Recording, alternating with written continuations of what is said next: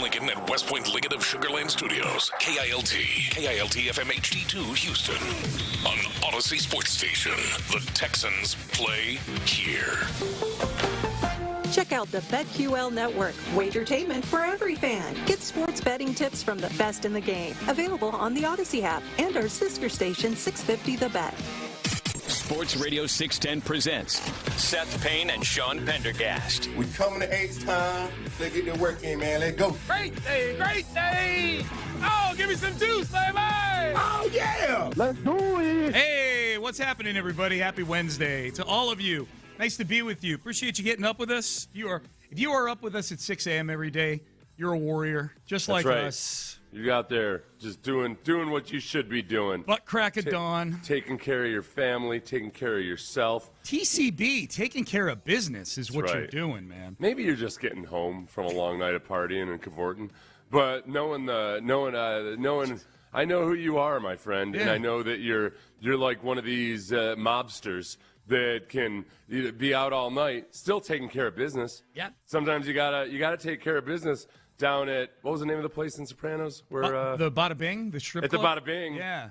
But that doesn't mean you don't meet with a county commissioner at 9 a.m. That's right. You know? Yeah. Because that is where a lot of that business takes place, too. Yeah. Yeah, at the county offices. So how you doing? Then you got a 10 o'clock over with the Daughters of the American Revolution, and then you got all these different things. Yeah, a little something at the VFW a little bit later. That's right. Absolutely.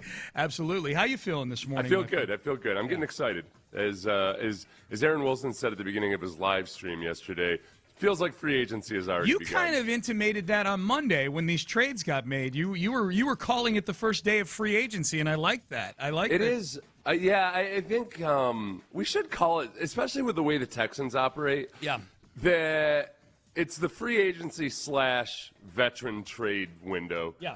Where between now and the draft, it's not just we talk about free agency, but the veteran trades, especially this year, might end up being really, really active, and the Texans are active in that market. That it's this whole pre-draft offseason period. Yep. That it renders mock drafts meaningless on a day-by-day basis. And yet, we will inject you with a mock draft at 7:45. Well, we should. Yeah, it's a moving target. You know, the one today is a good one. It's a good. The one today has some really relevant Texans type approach stuff. You know how wired I am into trades right now? This is what happened this morning. I meant to send this to you.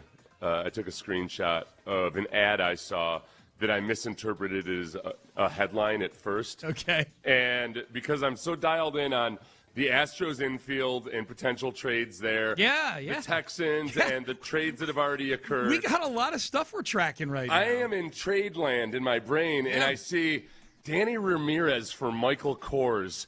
I'm like, oh, crap. I don't know either of these players. What is that? Danny Ramirez is an actor who's doing an ad for Michael Kors, the designer. I'm like, oh, man. I am dumb. Who the hell are these guys? I've been hearing about this kid, Danny Ramirez, that they signed from the Dominican. A player-for-player trade.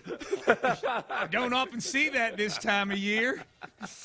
Oh, my God. What's the draft compensation? Danny Ramirez. Discover the spring 2026 campaign. So this wasn't a trade. This was basically a headline that was like you and me at the beginning of a live read. Danny Ramirez here for Michael speaking Kors. Of trades. Yeah. How about Danny Ramirez for Michael Kors? That's right. Seth Payne for Ownwell. I'd give up a future fourth for a Michael Kors jacket. That's funny. I was thinking about this last night as I was driving around. I was driving home from the rodeo. I was listening to Sean and Patrick on Area 45. Shout out to them again. They when you're out doing something at night, they are great. Just kind of drive home. I love listening to their show. I was thinking this though, Seth. Free agency officially starts. The tampering period begins on Monday at noon, and then the league year begins on Wednesday next week. So Legal that's when tampering on Monday, and then the league year begins on March the 11th on Wednesday. And I was thinking, okay. We've already seen some fireworks this week with the Texans. They traded Titus Howard. They traded for David Montgomery. What are some other things that we should be on the lookout for this week? And I'm just kind of making a checklist in my brain. I didn't write it down or anything. I'm just I'm freestyling right now. I think there's basically there's three big things. One, a trade like a Trent Williams type trade. Yeah. And that's still there were I think it was Steve Palazzolo who used to be with PFF yesterday. I saw him just tweet, and I haven't followed up to see if he actually did this, but he just simply tweeted, crafting a Trent Williams to the Texans take. That's all he tweeted. That's all he tweeted, and it's something that you and I have discussed already that would make a lot of sense, and it would be in line with a lot of the things the Texans have done in the past, where they're very willing to pay really good money for an awesome free agent or trade guy who's aging. Daniil Hunter would be the free agent. They spent big money on a short-term contract. Trent Williams is in his late 30s, but still very, very good. I think the Texans, if they found out that he was available for sure, would be totally into saying, hey, Trent Williams, how would you feel about a 2-year fully guaranteed contract? Yeah. And look at what we've done with Daniil. Right. As long as he keeps playing at a high level, we keep adding a year, guaranteeing that extra year. Yep. And you can decide to retire whenever you see fit. Now, the key here is he is under contract to the 49ers, unlike Daniil, who was a free agent at the time. So they'd have to give up something. They'd have to give up something to get him. And then, honestly, this would be probably a little more of a deluxe version of the Christian Kirk, Joe Mixon stuff, where they're not getting the Niners aren't taking a 7 for Trent Williams. It's going to take a little bit more draft capital, probably not a first or anything like that, but it'll probably take something more than that to get him. But they're in cap hell right now. The Niners are. They've got to do something with him, whether it's adjust his contract or move on from him. So I think that's number one. I think number two, we could see signings of guys that are still in that window where only the Texans can negotiate with them. The Texans, their own free agents. Like, we see a Sheldon Rankins signing between now and next week? That is honestly one of the biggest things that is it's one of my biggest checklist items for the Texans free agency is re-signing at least a couple of your defensive tackles that are free agents. Yeah. Sheldon Rankins first and foremost. Yep. And also, I think Tim Settle, in his second year with the Texans, really figured things out and was a real asset. I was watching the Ravens game versus the Texans yesterday just to looking at Tyler Linderbaum a little. And, man, Tim Settle was a huge force in that game. So that helps you get into that situation where, hey, in the draft, you don't feel like there's a need to draft a defensive tackle. If they've taken care of adding veterans on the offensive line, then you don't feel like there's a need to take a defensive or an offensive lineman, even if you don't really like it at that spot. Yeah. And you can be in more of a best player available type of mode. You can. It's funny, though. You bring back guys like Settle and especially Sheldon Rankins because Will Anderson in his 3 seasons here, going all the way back to his rookie year, would gush about Sheldon Rankins and what his leadership and his mentorship meant to his career. And if you bring back a couple guys like that who are known commodities when it comes to stuff like that, that almost excites me about finding a young guy in the first couple rounds of the draft and plunking him into that room like you did Will Anderson Jr. a couple of years ago. So that, bringing back guys like that almost makes me want them to go get a young guy to mix in and nurture like they've, you're not going to find Will Anderson with the 28th overall pick, probably. Chances are. But the same concept, I think. So I think a big trade, like a Trent Williams trade, a signing of your own guys like Sheldon Rankins, Tim Settle fits that as well. There's a few other guys, and Aaron Wilson did a live stream last night where he had a long list of guys that are interested in, have a mutual interest in coming back here and whatnot. We'll get to that at 7 o'clock today. And I think the other thing, too, would be restructures. We've not heard anything publicly yet about high-ticket Texans guys restructuring their contracts to help open up cap space. And you've pointed this out before, and pointing this out for the audience that for people that aren't intimately plugged in with how the cap works. When you hear of, let's say, Derek Stingley Jr., he's making $30 million next year. If you hear about him restructuring his contract, this is not a benevolent thing that he's doing. He's basically getting most of his salary for next year in a big cardboard Publishers Clearinghouse check up front, and then the Texans, because it's a bonus instead of salary, are able to spread that out over multiple years. So we're going to see, if I had to guess, we'll hear names like Derek Stingley Jr., Nico Collins, really any Texan who's got a salary of over like $15 million a year. They're going to be restructuring their deals because the Texans are not in a position to sign any free agents right now because they have no cap space. By Monday, I expect them to have a bunch of cap space. From a player's perspective, the dynamic you just talked about, when guys restructure their deals, it's nice for the players. But a lot of times, did you ever do it? Yeah, I did it a couple times. Yeah. But it's always it's nice financially, but then also because a lot of people in the fan base don't necessarily understand it, they do say things like, "Wow, what a guy! Right, helped out the team by restructuring his deal, and as if he took a pay cut or something for the good of the team." And you say, as a player, you say, "Yes, I care about the team." So my little mini tutorial I just did on how the cap works basically scred over all these guys. Yeah, well, why don't you let them enjoy the positive I'm PR, looking man? Good to the fan base. Well, on the flip side of that,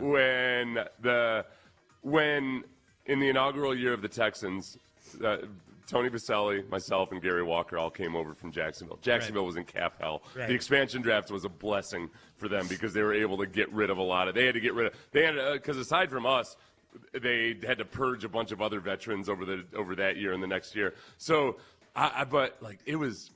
For Gary and myself, we kind of saw it coming. We knew on the team that year, we knew that a few guys were probably going to go off in the expansion draft. Yeah. Because we knew the situation the team was in. Yeah. Baselli, though, was royalty in that town. Oh, yeah. And still is. You're right. Still is. Yeah. I mean, he's president of the team or whatever he is right now. But that was one of the things that when he got put up in the expansion draft, he said some things like, "Oh, I helped the team out so much," or this, that, the other thing. Oh. Redoing my deal multiple times, and it's kind of like, come on, man. Oh, and he was so he was upset about being put up in the expansion draft. Oh, he was upset. So, he was upset. So Gary and I were like, cool. Gary and I knew we were going to play for Dom. We had already played for Dom for a couple of years. Yeah. And both loved him. Yep. And we knew the deal. Yeah. And we weren't royalty in Jacksonville the way Baselli was. So Baselli was almost listing that as like part of the resume. Like, look at these things I've done for the team. Well, and to be fair to Baselli, he had also, he could have tried to bend the Jaguars over a barrel at one point before his injuries had started catching up to him. Sure. And demanded more money, and he never did. But yeah. When did you, in that process, when did you start looking at, like real estate in Houston and stuff like that? I was a little bit naive, and I understood the deal and that it was almost a given. But just by by the way the Texans were treating me in the process, I should have known. Oh yeah, they're 100% taking me. But you had interaction with the Texans before I the came expansion in for a draft. Physical, and then before the expansion draft itself, I think there were 9 of us that they flew in for the expansion draft. Okay. And they made a big deal out of it. We were there in suits and everything. Yeah. Except I still the entire time didn't want to take anything for granted and didn't want to think it was concrete or anything. Wow. Because it's like when somebody, when a guy doesn't even realize that a woman is putting out all the signs. Yeah. And he's just kind of like keeps thinking like, I don't know, maybe she's tossing her hair, she's pursing her lips, she's thrusting her bosom towards you, and the guy is kind of like, oh boy, if I just take my time and be nice to her, maybe she'll like me. That was me with the Texans. So I was sitting right all the way up until the day of the expansion draft. I'm sitting there in my suit that I had bought for the occasion and everything, kind of wondering, as guys were getting drafted out of the green room we were sitting in, I was like, boy, this is going to be really embarrassing if they don't take me. Until they actually took me, I didn't know for sure. So that's really interesting. So essentially, the Texans had permission to bring a bunch of you guys in as a preemptive thing. Yeah. And okay. And they also, so the thing was, in that expansion draft, it is, I think, in most expansion drafts, the team can pull back guys. Right. Like the Texans had put up 3 of us for the expansion draft. And if they wanted to, the Jaguars had put 3 of us up. So if the Texans had taken Baselli, they could have pulled back Gary Walker and myself. Right. But again, me just being too naive and really realizing and understanding the situation, it was a done deal. The Jaguars had to purge salary. Yeah. And they also, I think, basically, the scuttlebutt was that the Jaguars and Texans hadn't, an understanding. Yeah. That, like, listen, we know Baselli's got injury issues, but as long as you take all three of these guys, we're not going to pull anybody back. Yeah. That you'll get Gary Walker and Seth Payne. Who are good players, right? They certainly were. Do you remember Seth Payne? Let me tell you a little bit player. about Seth Payne. Underrated player. Probably true.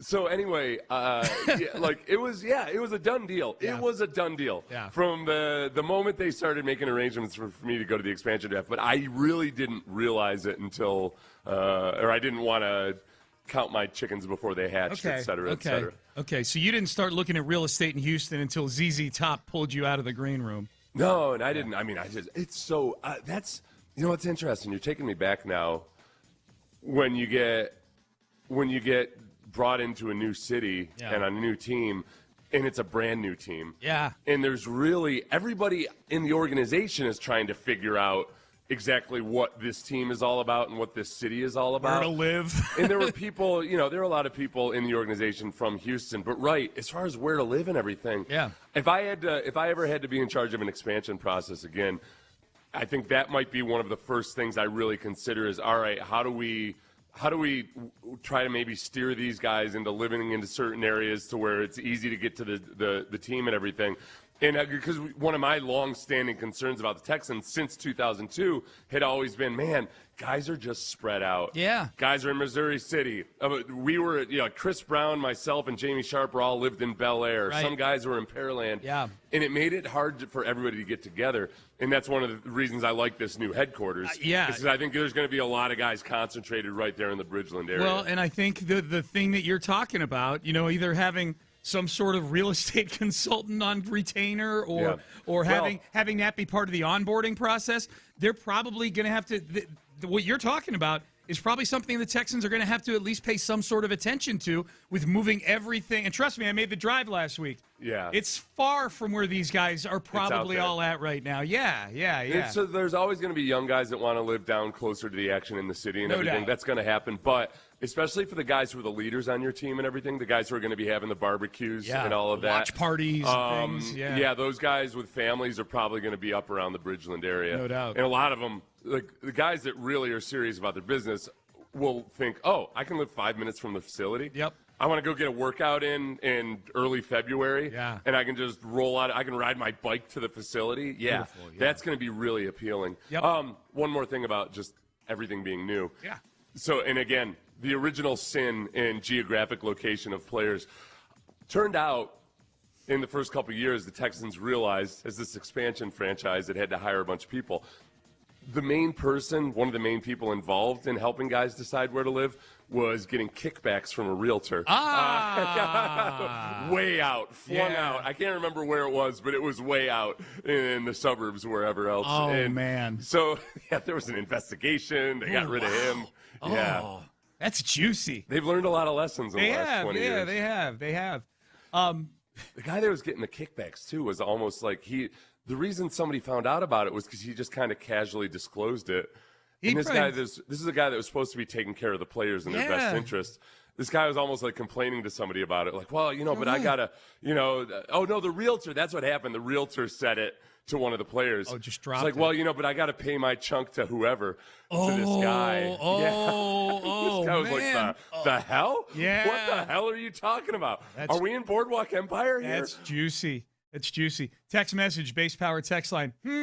Texans were tampering with expansion draft picks, eh? Wow. Love said spilling the beans. No, this isn't even. There's no spilling of the beans. It was it's long been discussed that it was legal tampering. The guys, like the Jaguars and the Texans had an understanding. Teams give permission to guys to talk. Right. The Texans gave permission to Deshaun Watson to talk to all those teams. Yeah, no. The Jaguar, and remember, Tom Coughlin and Dom Capers had a relationship. Capers had been our defensive coordinator for a couple of years, and those guys were very much respect and admired each other. So I'm pretty sure they had a few conversations. All right, stuff going on in the AFC South. Yesterday was a big day with the franchise tag, and it drops on the Texans' front lawn. We will tell you how coming up next. But first, Men's Tea Clinic. I go there every Friday. I'll be going there tomorrow.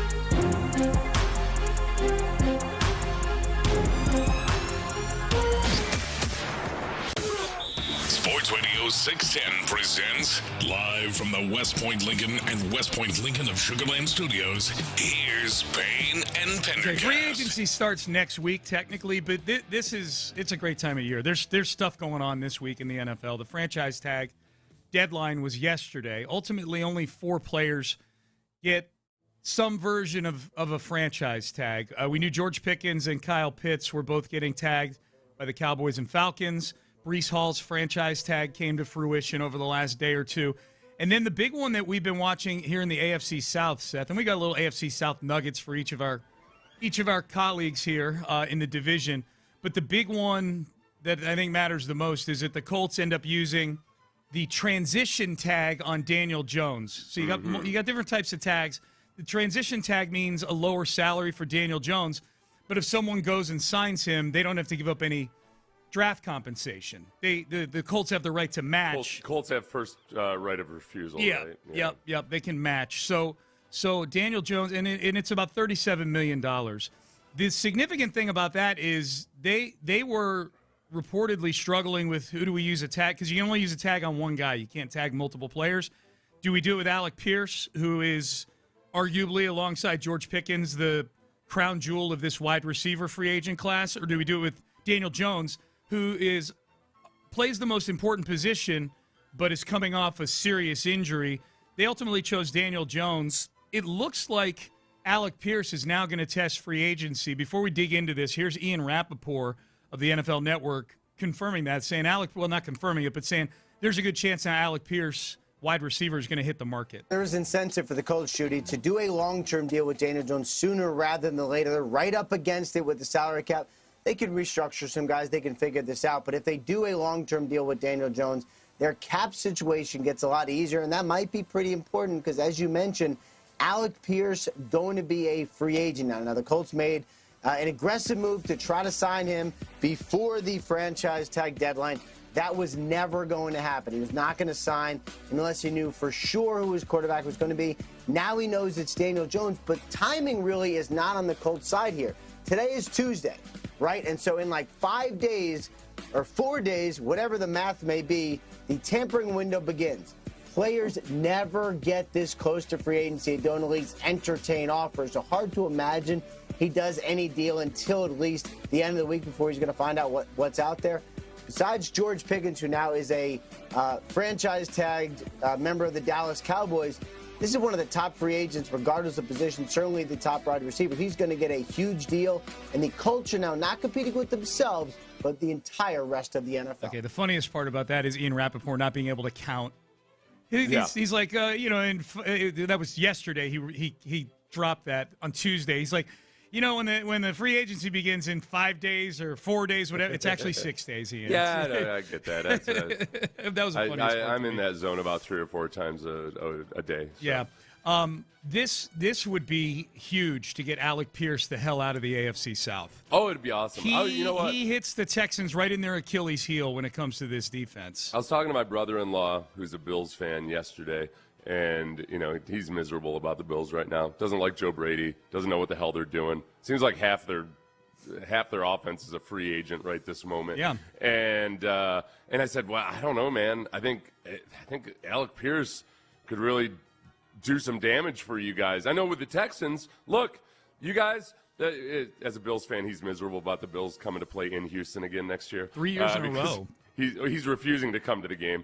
He's been to the last 3 Bills at Texans games, and he's like, I'm not doing that again. I'm not doing it again. I'm not going to subject myself to that. But I said, well, I mean, the big thing has been these last couple matchups is that the Bills don't have any receivers.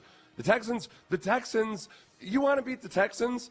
If you're the Bills and you want to beat the Texans in NRG, how about have a guy that continually, maddeningly gets behind the Texans' coverage and hits you for big plays? Yeah. That's exactly Alec Pierce to the Bills is not something I want to see. No. I think that would be awesome that would be awesome for Josh Allen. So as a Texan fan, would you rather he stay with the Colts or? I'd rather him go elsewhere. I'd rather him go somewhere in the NFC. Well, but the Bills, I'm still looking at the Bills as a team. Okay, those are one of the teams you're going to have to face. I think it's a totally valid question. The fact of the matter is that the Colts might not be able to take advantage of Alec Pierce's skills the way Josh Allen will. Okay, that's a good point. Yeah. I'm trying to think short-term versus long-term. Right. Short-term glory, I feel like Alec Pierce to the Bills hurts you more than Alec Pierce staying in the division. The Bills are definitely a bigger impediment to your ultimate goal than the Colts are right now, I feel. Right? Like the Texans. But long-term, I don't want Alec Pierce on the Colts. Yeah. It's a I don't know if it's Penderpoll worthy or not, but I think it's a more complicated question than it seems like on the surface, Get him out of the division, but if he goes to another contender, that's tough. Maybe with Alec Pierce, because Alec Pierce has become the new T.Y. Hilton, the guy that you're just like, oh, great, this guy. Every time you face the Colts, this guy, awesome. And every time the ball leaves it doesn't matter who the quarterback is. It can be Daniel Jones or Anthony Richardson. The ball leaves his hands, and if you see that it's number 14 downfield, you're like, oh, this is getting completed. So maybe Alec Pierce on the Bills shouldn't scare me as much because he doesn't, have 2 opportunities per year to figure out all the little wrinkles in your scheme. Yeah, that's the math. Staying in the AFC South, this was Bucky Brooks. He was on Texans All Access back at the Combine last week. Covers the Jags. He's their sideline reporter, Seth? The Jags? Yes. Yeah. For their games. Yeah, he was on with John Harris, and John Harris asked about Bucky, asked him about Travis Hunter. I think he just asked an open-ended question about Travis Hunter, who it's been announced, or at least was reported, that Travis Hunter is going to spend most of his time he's going to be a full-time defensive player this year with sprinklings of offense. You play DB, you know the position, you know it well, you study it. Travis Hunter, as a DB, what do you expect from him going forward? I think it's his best position. Yep. Looking into it, if you watch him in practice, he has some of the best instincts and ball skills of anyone that I've been around. And I would say that at a wide receiver, he catches the ball naturally. But on defense, man, he is a see-ball, get-ball player. And in a zone-based scheme where you're allowed to watch the quarterback and understand how to make breaks on throws and those things, it's going to play to his skill set. And then still being able to come in on occasion and play wide receiver. But to me, it's the best move for him, and it's the best move for the team to put him on defense. I think everything you said there I agree with, and just by evidence of when Travis Hunter played against the Texans this year. I mean, that one pass breakup he had on the right sideline for the offense, he had a penalty in that game too that was kind of maybe sketchy a little bit. Yep. I think him focusing on the defensive side of the ball it's going to be tough for the Texans. I mean, he's the kind of defender that kind of like Derek Stingley just shows up all of a sudden when it looks like a receiver is open. Yeah. That I think a lot of quarterbacks are going to get duped into thinking they can make a throw that they can't because Travis Hunter can just appear in the frame all of a sudden. Yep. And so it's a good move for them. The trade and how aggressively they traded up for him is probably never going to look like it makes sense. Because even if Travis Hunter is a really good defensive back, that was still too aggressive of a trade. But in terms of what the Texans have to worry about, he could be a potential headache a couple times. Well, a year. You brought up Stingley's name, and as I'm listening to Bucky Brooks lay that out, I'm going, oh, boy, it sure does sound like he's describing Derek Stingley Jr. with the style of play and everything. And that's what made me think Stingley was the 3rd overall pick. Travis Hunter, they moved up from 5 to 2 to draft. And we know why. The magnificent Gladstone laid it all out because he's going to revolutionize the sport. That's obviously not happening now. So we actually have a template for whether or not this trade would ever be worth it, because ask yourself, if the Texans had moved up a couple spots and given up a future first to get Derek Stingley Jr., how would we feel about that trade right now? And Stingley is arguably the best cornerback in all of football, and I don't know that it's worth trading a second and a first to move up 3 spots to get him. I think if this is how they're going to approach it with Travis Hunter, they're never, ever, ever going to recoup what they gave up in that trade. It's an aggressive price and an aggressive trade for a guy who's a really, really good player. Yeah. But corner now. You know what? If Travis Hunter ends up being an awesome defensive back, one of the best, I guess, zone corners in the league, then at least you can have a conversation about it. Yes. It doesn't look like a ridiculous look. There's a good chance whoever they picked with the first round the next year just is wouldn't be all that spectacular. No, player, and like the Texans with the Will Anderson trade, that first-round pick from the Jags ended up being much further down the draft board than probably Cleveland anticipated it being when they made the trade. So there. And here's the other thing: they went 13-4 last year. The year that they had as a team really kind of masks how bad that trade was. They went 13-4 without Travis Hunter on the team for half the season. Right. So I mean, that's the huge question: is with the Jaguars, the two big questions are, okay, how much does Travis Hunter staying healthy an entire year make a difference in how far they go in the playoffs? If he's able to. He was injured twice last year, missed a chunk of training camp, and then went on IR. So there's that. Yep. He's a small guy. But then also, all right, does Trevor Lawrence continue on this trajectory, or is this just yet another time in Trevor Lawrence's career where he plays a half season of impressive football, and then once teams figure out exactly how he's operating, because he's in an offense with Liam Cohen where Trevor Lawrence is not back there directing traffic and doing a bunch of ornate and complex things. He's given sure answers of where he needs to go with the football. When teams start to get a beat on that, is he able to continue elevating? Yep. And I'm skeptical. We'll see. I am too. All right, we are off and running here on a Wednesday. Payne and Pendergast, Sports Radio 610. Let's get to headlines. We have yet another Astros starting pitcher with his spring debut. How did it go for Christian Javier yesterday? And definitely news coming down yesterday in the NFL. Franchise tags, a retirement out of nowhere that might impact a market for the Houston Texans in free agency. We'll get to all that in headlines coming up next. But first, let's get you guys sleeping better. Man, I woke up this morning. I had a late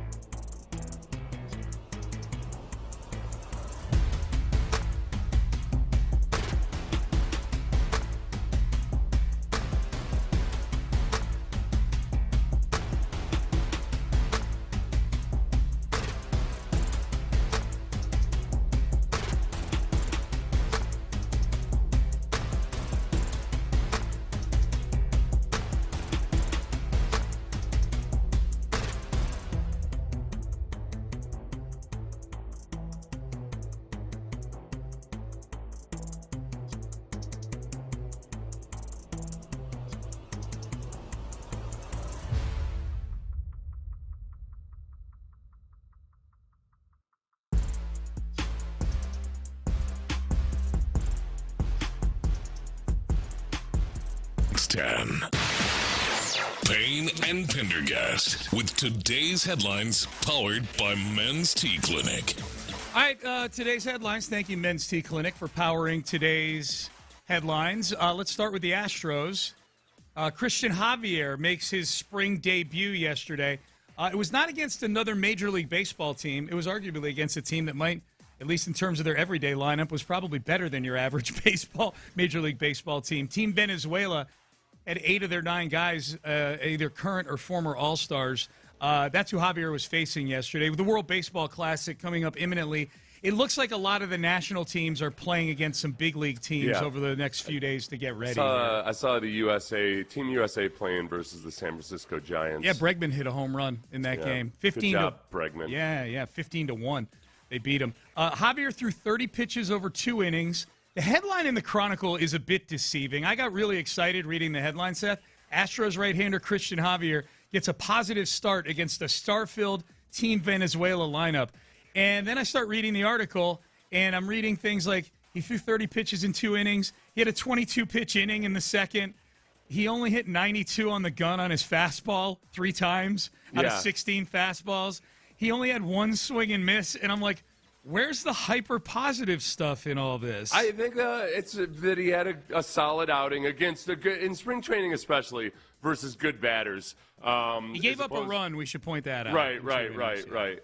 But it's just like he's in the middle of his build-up. Yeah. He's facing a better lineup than he would typically face in your first game when you're still building up. Yeah. That it's a positive result. Okay. Am I being a negative Nelly here? You're being a Debbie Downer? You're reading into like the actual box score and results and everything of a spring training game way too much. Well, no, it's way not too much. It's not the box score. It's the velocity. It's the, right. Yeah. He's on his build-up. Yeah. You know, like he's a mile. He was about a mile and a half per hour off of his normal 4-seam fastball velocity. The 1 swing and miss was the thing in the article. I'm like, ooh, Yeah. okay. I just wish more guys, I wish the invisible was actually invisible to some I would of these say, people. especially when you're facing these World Baseball Classic teams where batters. A lot of these batters have some familiarity with Javier. They can just at the very least, they're not sitting down there with the iPad for 4 hours before the game, doing deep dive research or anything. Yeah. But the batters in a situation like this, I feel like the batters have an advantage over pitchers who are still building up. I'll accept that. If Javier ends up stinking, we'll point back to this day and say, "I told you so. I told you, Seth, that day." All right, NFL news. Let's get to that. There were no Rockets last night. They play the Warriors tomorrow. The big news yesterday, Kyler Murray informed that he will be cut at the beginning of the league year by the Arizona Cardinals. And it's funny to now – the funny thing about that is the Cardinals, a bad football team, moves on from you as a quarterback. And now the talk is all these other teams that you could go sign with to be their – not their savior or anything like that. But I'm guessing Kyler Murray is going to get a starting job in the NFL somewhere next year. There's a lot, right? Yeah, I think it might be for the Jets. But some of these teams where it's either we take on an aging, we're a bad team. We take on an aging Kirk Cousins for however much somebody's going to be dumb enough to pay him, or do we take a guy like Kyler Murray and just see if we can get the absolute upside of him? Different setting, few years of maturity on him. Kyler Murray and working with Cliff Kingsbury as a young quarterback, I don't think really got a full indoctrination into running an NFL offense. Yeah. And that it might be it's a good flyer to take on somebody. Well, and it's going to be guys like Kyler Murray, Kirk Cousins to a lesser degree, just because he's old. I mean, he's almost 40. But it's going to be really interesting to see what Sam Darnold has done to the thinking of NFL front offices. And I guess maybe even more so, Seth, the thinking of NFL coaching staffs. The Sam Darnold going to the Seahawks and winning a Super Bowl with Clint Kubiak as his OC there. It's going to be I'm really intrigued to see if NFL teams are using Sam Darnold as some sort of North Star to rehabilitating high draft pick failed quarterbacks. Yeah. Are there NFL teams going, look, the Seahawks did it with Sam Darnold. Kyler, step right up. Come on down. Let's go. So he's getting cut. This is one that I think maybe slightly impacts the Texans in so much as The Texans are in the market for a center. We know that. Nick Caserio basically said it at the Combine that that's a position they'd like to upgrade. By the way, Nick Caserio, 7:15 tomorrow morning on this show. So join us then. Drew Dahlman, center for the Bears. We've just been talking about the Bears and the rehabilitation, the revamping, the retooling of their offensive line that they did with trading for Joe Thuney, trading for Jonah Jackson, and signing Drew Dahlman was a huge part of that. He was Caleb Williams' center last year. They gave him a big deal in free agency. He's 27 years old. He announces yesterday he's retiring from football. At the age of 27? At the age of 27. Now, he's a Stanford grad, so he's got a degree to lean on if he wants to jump out there in the workforce like the rest of us. I think as far as the Texans go, this is not a good development. This is now one more team that now needs a center and would presumably, not does it all of a sudden change everything for the Texans? No. But the fewer teams you've got bidding on centers, the better. And I don't know if the Bears are jumping into the Tyler Linderbaum market. I mean, they spent big last year in free agency, but it's one more team that needs a center, and that's a bad thing, not a good thing. It's weird news for a guy that he played all 17 games this year. Yeah. I don't think this is a concussion situation or anything. I haven't seen in the couple articles that I read about it any reasons that he gave. I haven't either. Or why this is happening or anything. No. But, yeah, I'm with you. For one, when you sign a 27-year-old to a nice contract and he plays well for you, you feel like you could write that in stone. Okay, we're set there for a while. Yeah. They're probably going to get some money back on the cap if he's retiring. They're not going. It's not like they're going to say, oh, "Okay, well, good, you keep all of that guaranteed money we promised you and everything." Yeah, he's on the team 1 year. This ain't a Megatron situation. Yeah, they're going to claw back some money. Oh yeah. So they might be just as aggressive in going out and trying to find a replacement for him this year. I mean, it worked for him last year, and they're not going to just want to all of a sudden go into a new season with their improving offense with a jackass at center. Yep. The other news yesterday, and I guess this is tangentially Texans related, only because I think most people here are fond of Jonathan Grenard. Signed a big deal in free agency 2 years ago. Almost functioned as a trade. Daniil Hunter came here in free agency, and Grenard went there to Minnesota in free agency on a nice big deal. Well, the Vikings are shopping Jonathan Grenard right now. Reportedly, he's available in a trade for a day 2 pick.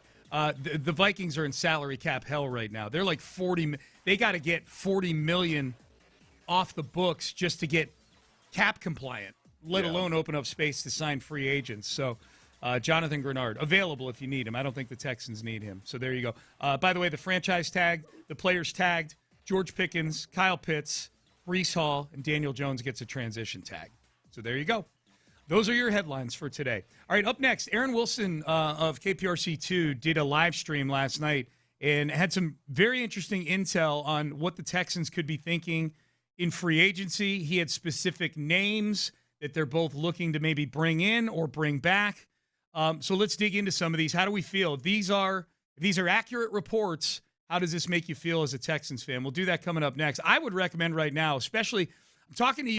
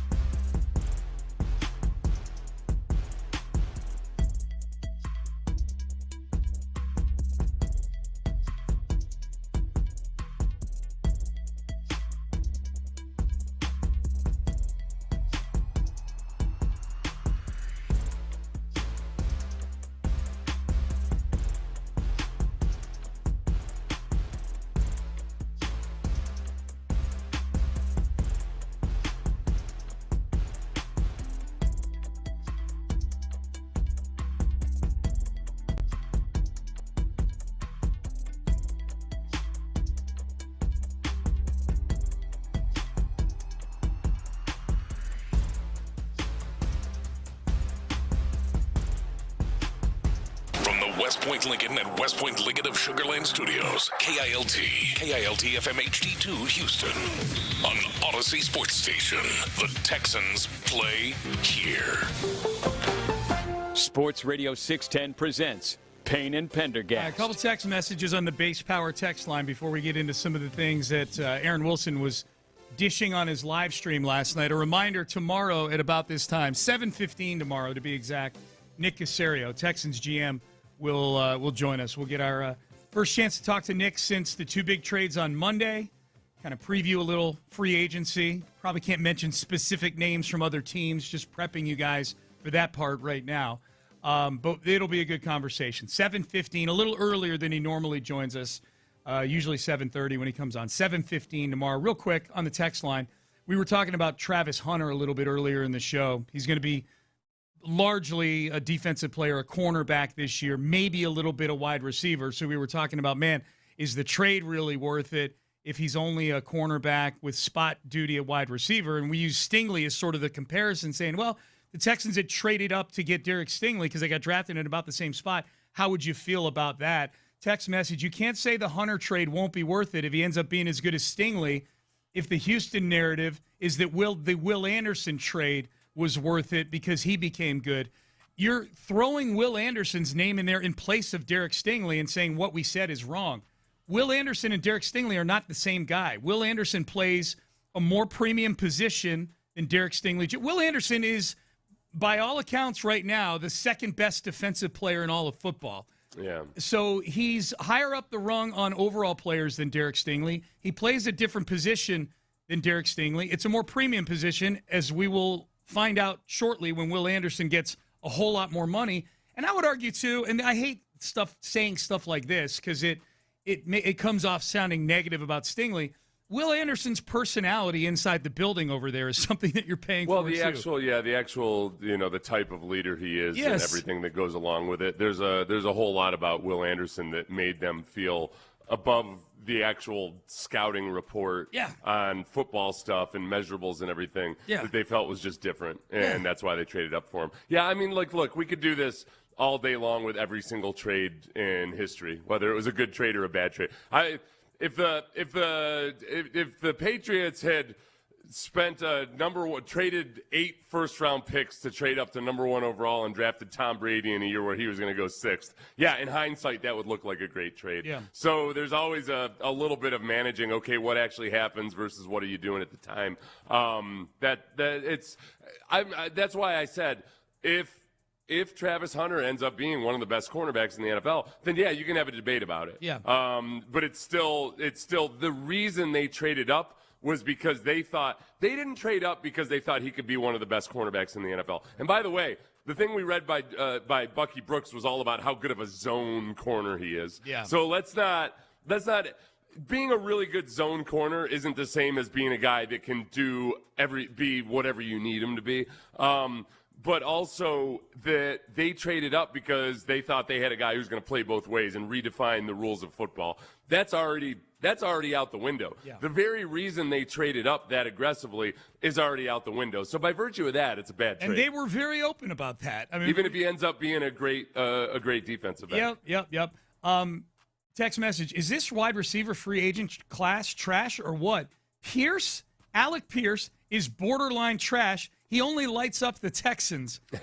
He's not right. Yeah, he's not one of the best receivers in the NFL. He ain't borderline trash. But he's a deep threat. Like he's a valuable receiver that brings a certain element to a team perhaps, and that can be greater than it can be greater than the sum of the parts when you have a guy like Alex Smith on the field. If you've got a guy that is a deep threat like that, right? I don't know if he's going to steadily start churning in 1,500-yard seasons or anything like that. No. But to say he's trash is that's a little bit wrong. aggressive. No, that's stupid. Look, think about that. Borderline trash. Come on. He led the league in yards per catch. Borderline trash. What are you talking about?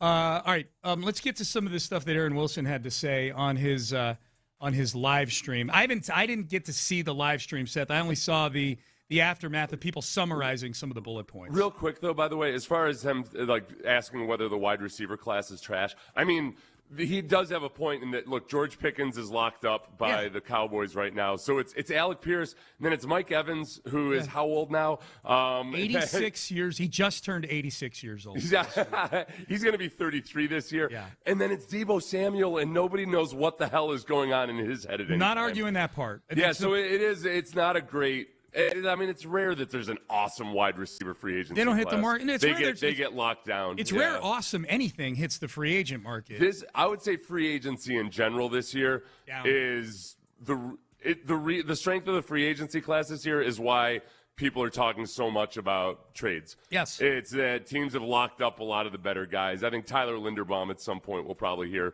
is going to be stuck with the Ravens. Maybe. I'm personally not expecting him to even hit free agency, but we'll see. Wow, so you think they sign him before Monday? You think they sign him this that's your that's my suspicion. Okay. Yeah, but we'll see. Yeah. It wouldn't shock me. I base that on nothing at all. No. Other than pessimism. Well, and the Ravens are a well-run football team, and well-run football teams retain players like Tyler Linderbaum. You know, that would make sense. All right, what was Aaron chit-chatting about last night? Aaron Wilson was on his live stream last night on YouTube. Yep. You can subscribe, and he does these long live streams, and a lot of times he has little tidbits just hidden in there that feel like it could be headline material. But most of these that we're going to play from Aaron Wilson was just when he was answering questions from viewers. So if it sounds like he's kind of bored or something, he's kind of like rapid fire going through and answering questions. This is Aaron Wilson on free agent interior offensive lineman Kevin Zeitler and Wyatt Teller. They didn't show any interest in Kevin Zeitler. I did hear that Wyatt Teller, there's a little bit of interest in him, and it's mutual. He's interested in them. We'll see. He's looking for a spot. Okay. Yeah, so, Kevin Zeitler was with the Titans last year, played well, but he's also entering his mid-30s. He's long in the tooth, yeah. Oh, he's actually I think he's 35. Yeah, he's been around a while. Wyatt Teller also getting old, but one of the members of the great diaspora on the offensive line up there in Cleveland. Still a viable football player. I get nervous about Wyatt Teller just because, like the Shaq Mason, the Laken Tomlinson, the solid veteran guards that the Texans have brought in seem to age rapidly when they get to Houston. Yeah. And that's my only reservation there is that Wyatt Teller hasn't been as good the last couple of years, and he's also been on a bad football team. Well, as you know, as I point out, as people probably get sick of me pointing out, I dip in on Cleveland radio every now and then. If I'm going to dip in out of market on my way into work in the morning, I like listening to the guys on 92.3 The Fan.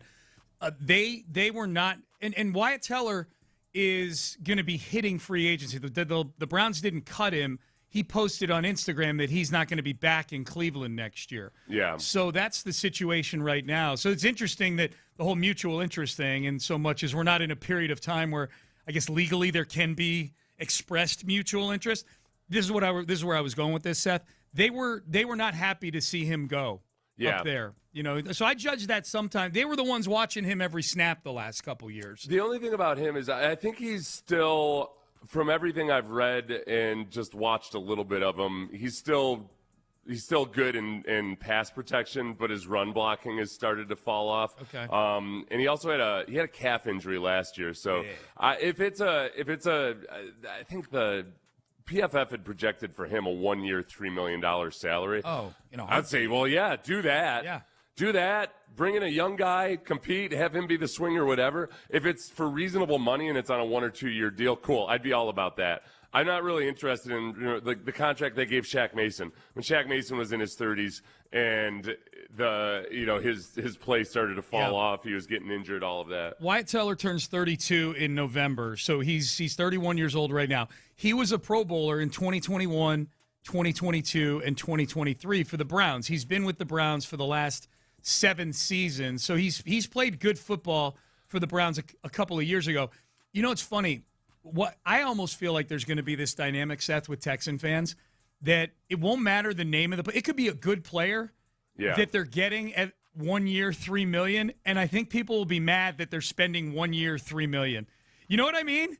Like that it could be a Pro Bowler that they get for 1 year, $6 million, and people be like, there they go, spending in the cheapo aisle again, and it could be an actual productive and good player. That's what I'll be anxious to see, because Wyatt Teller, 1 year, $3 million. I mean, that's a no. Any team should sign him for that. I think but the difference is the age part of it, and that's where the Texans have seen when you sign some of these guys from the bargain bin.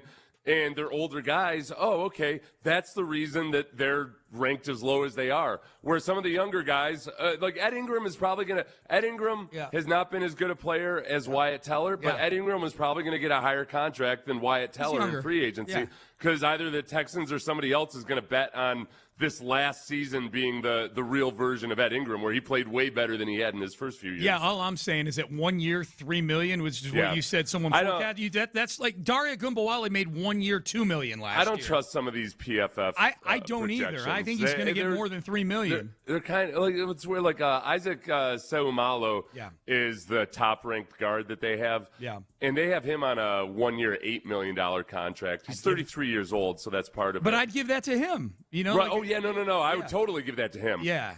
That's a different deal, especially for the older guys. Yeah, 1 year deal. The problem, like with Shaq Mason, they traded for him and he was on his deal, but they ended up extending it. Yeah. That was the part that ended up being it just didn't work out well. That was a painful part. All right, what else is Aaron dishing on here? All right, Aaron also, speak of the devil, talking about other offensive linemen, was just talking again about free agents that somebody had asked him about. This on Braden Smith, the offensive tackle from the Colts, and Cade Mays, the center. I think they're on Braden Smith. They're on Cade Mays. Have interest. We'll see how that goes. Yeah. Okay. Braden Smith is the one that a lot of people have brought up. I keep seeing him linked to the Texans. He's offensive tackle for the Colts. He's missed a bunch of football games in the last couple of years by offensive lineman standards, and that makes me nervous. I like the idea of it, but the fact that he's missed as many games as he has, I have a little bit of PTSD over just good players missing multiple games in a position where I want those guys to be 17 games a year plus the playoffs every year. You could set your watch by. Okay, so the league went to 17 games in 2021. So they've been doing this 5 years now. So that's a possible 85 games over those 5 seasons. In those 5 seasons from 2021 through 2025, Braden Smith has played in 62 of 85 possible games. Yeah. Played 13 last year, 12 the year before, 10. Played 16 in 2022, but 11 in 2021. So, yeah, So in 3 of those seasons, he's missed a good chunk of time. In 4 of those 5 seasons, he's missed at least 4 games. Yeah. And sometimes more. So you're right. That ain't good. I and honestly, okay, if I'm going to sign a guy that I don't think can play 17 games, I'd rather get Trent Brown for whatever he's going to get. Yeah. If I can only count on him for somewhere between 8 to 12 games, then give me a guy who's actually a swing tackle, not trying to be a named starter anymore. Yeah. Well, and without knowing what Braden Smith is going to get in free agency, give me somebody who's getting the league minimum and is giving me good football, not a guy who you're giving $12 million a year to. And he plays 11 games for you. So Braden's. And how about? Have you had a chance to dig in on Cade Mays at all? Because I've been seeing with him that he's in like that $8 to $10 million range, which is obviously I think that's much cheaper than Linderbaum. No, and I think that there could be a lot of guys that, when you let go of Titus Howard. And people say, well, how are you going to replace him, this, that, all the the problem with Titus Howard was that he wanted $22 million a year. And the only team willing to do that was the Cleveland Browns. Yeah, that's why the Texans got a 5th-round pick for him. It's funny the perception of Titus Howard here in Houston versus what obviously the perception of him around the league is, that most of the grades I saw for the Texans on the Titus Howard trade were A's and B's. Yeah. Most of the people in the media are looking at it and saying, all right, well, this is like an average to below average starter, maybe and you're getting a 5th-round pick for him. He wants $22 million a year. Yeah, that makes sense. We'll give that's a good deal by the Texans. Because why would you pay him that much money? Yeah, we'll hit those report cards at 8:00. I was looking it up yesterday during the show, Seth. Titus Howard is tied for the 11th highest average annual value in the sport at tackle. Yeah. And not just right tackle, at tackle. $22.5 million. So yeah, that's the whole thing about Cade Mays has been that where the Texans want to go with it is that he's a much better pass protector than he is a run blocker. And I don't think the Texans have an appetite right now for offensive linemen who aren't good at run blocking. Yeah. I mean, that's one of the reasons Titus Howard was probably gone. When they're trying to talk about smash mouth football and everything, Titus Howard he's a much better pass blocker than he is a run blocker. Yep. And for everything that they want in their offense, where they love to talk about smash mouth football and everything, just Titus isn't that guy. And so I don't know,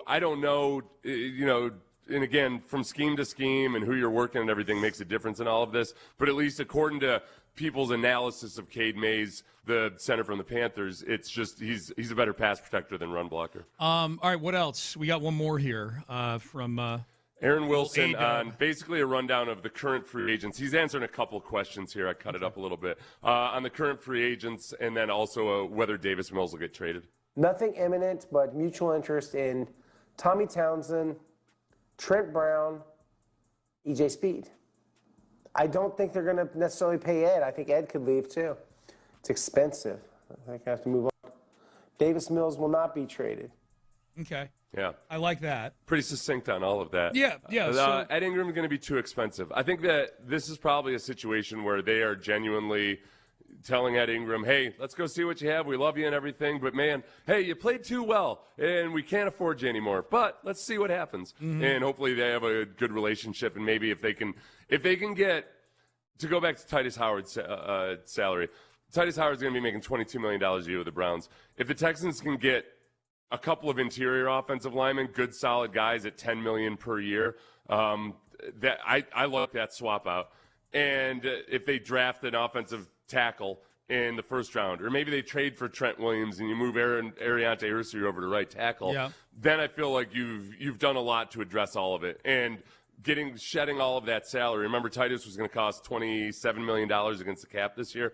Then you've made good use of all of that. Mm-hmm. The names he was throwing out there as far as guys they'd like to bring back, Tommy Townsend, that's fine. If they draft a punter and they don't pay a punter $3 million a year, that's fine too. I don't have a strong feeling on Tommy Townsend either. Tommy Townsend's been fine. He's a little inconsistent, but it's a punter. Trent Brown, if you want to bring him back on a one-year deal that looks a lot like last year's one-year deal, seemed like a good guy to have in the building. You've made this point several times.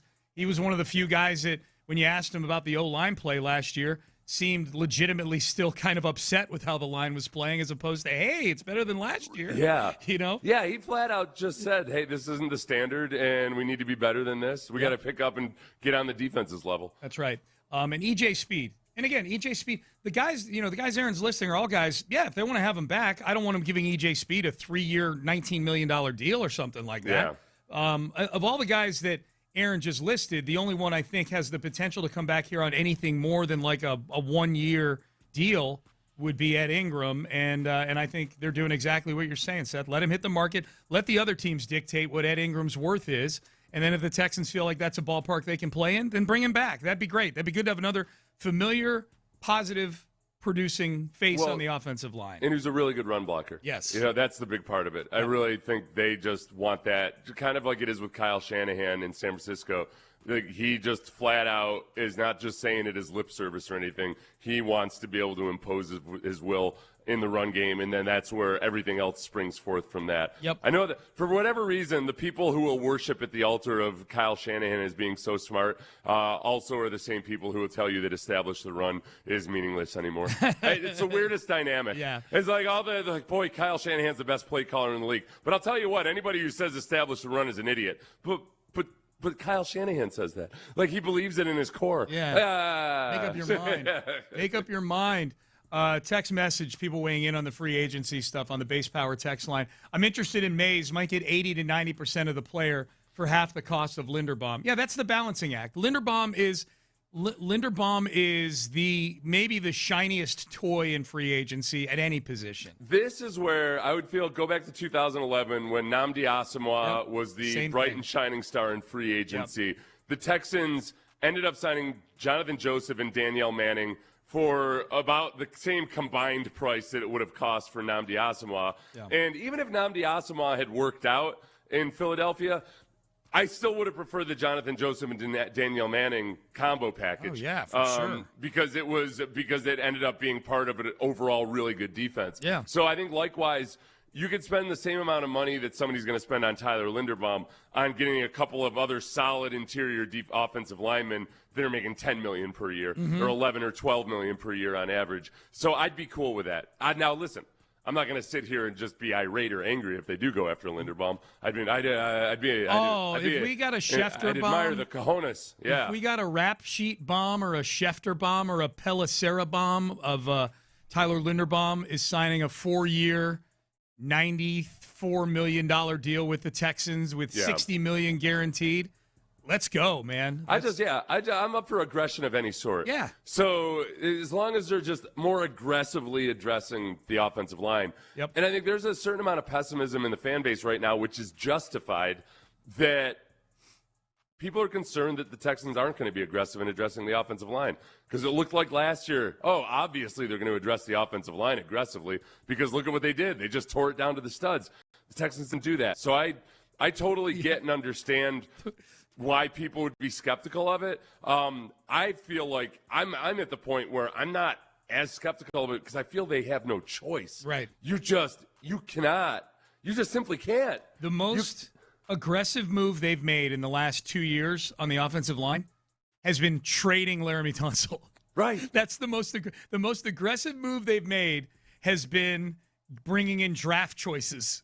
Yeah. For what at the time was your best offensive lineman. I would similarly submit. You could argue the Titus Howard trade is the second most aggressive move they've made on the offensive line. You know what last year was? Last year was their Ozempic face. That was when they lost a bunch of weight rapidly, and they looked gaunt, and they didn't even necessarily look healthy. Yeah. This year, they've had time to grow into their new body. And start eating some cookies again and whatnot. Well, not cookies, protein. Usually with Ozempic, people don't eat enough protein. So they've realized, they've upped their protein, and they've started working out and everything. Protein cookies. It looks like a healthy weight. Yeah. I saw a guy at Radio Row this year, and I was like, oh, wow, did you lose more weight, man? You look good. And he's kind of like, nah, I grew into the weight that I had turned into. He did. He looked a couple years ago. He looked kind of gaunt and sickly. Okay. Last year, he looked like he was. That's a healthy weight for you. Yeah. Okay, so that's where the Texans are. They're coming out of the gaunt phase now. They're coming out of a Ozempic phase. I hope. Okay. Yes. Okay. Let's hope. We need somebody that's going to. This is a text message. We need somebody that's going to reset the mindset of the O-line room. I think that I've not watched a bunch of Tyler Linderbaum press conferences or anything like that, but that feels like somebody who would be. What do you say? Reset the what? Reset the text page is humming here. We need somebody. I found it. We need somebody that's going to reset the mindset of the O-line room. I think they've done a good job of that already. Just with Cole Popovich being the O-line coach. And with some of the guys that they've gotten rid of, combined with some of the veterans that they've brought in who aren't they're not necessarily the final answer. Yeah. But Ed Ingram was more of the right kind of guy. Ed Ingram got after it in the run game. Ed Ingram liked to smash people into the ground. Yeah. So I like that part of it. I think Trent Brown was more of the right blue collar mindset.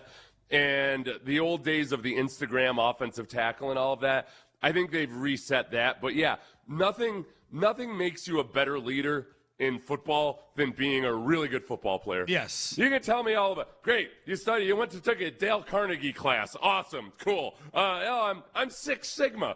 Whatever. First, let me ask you, are you a really good football player?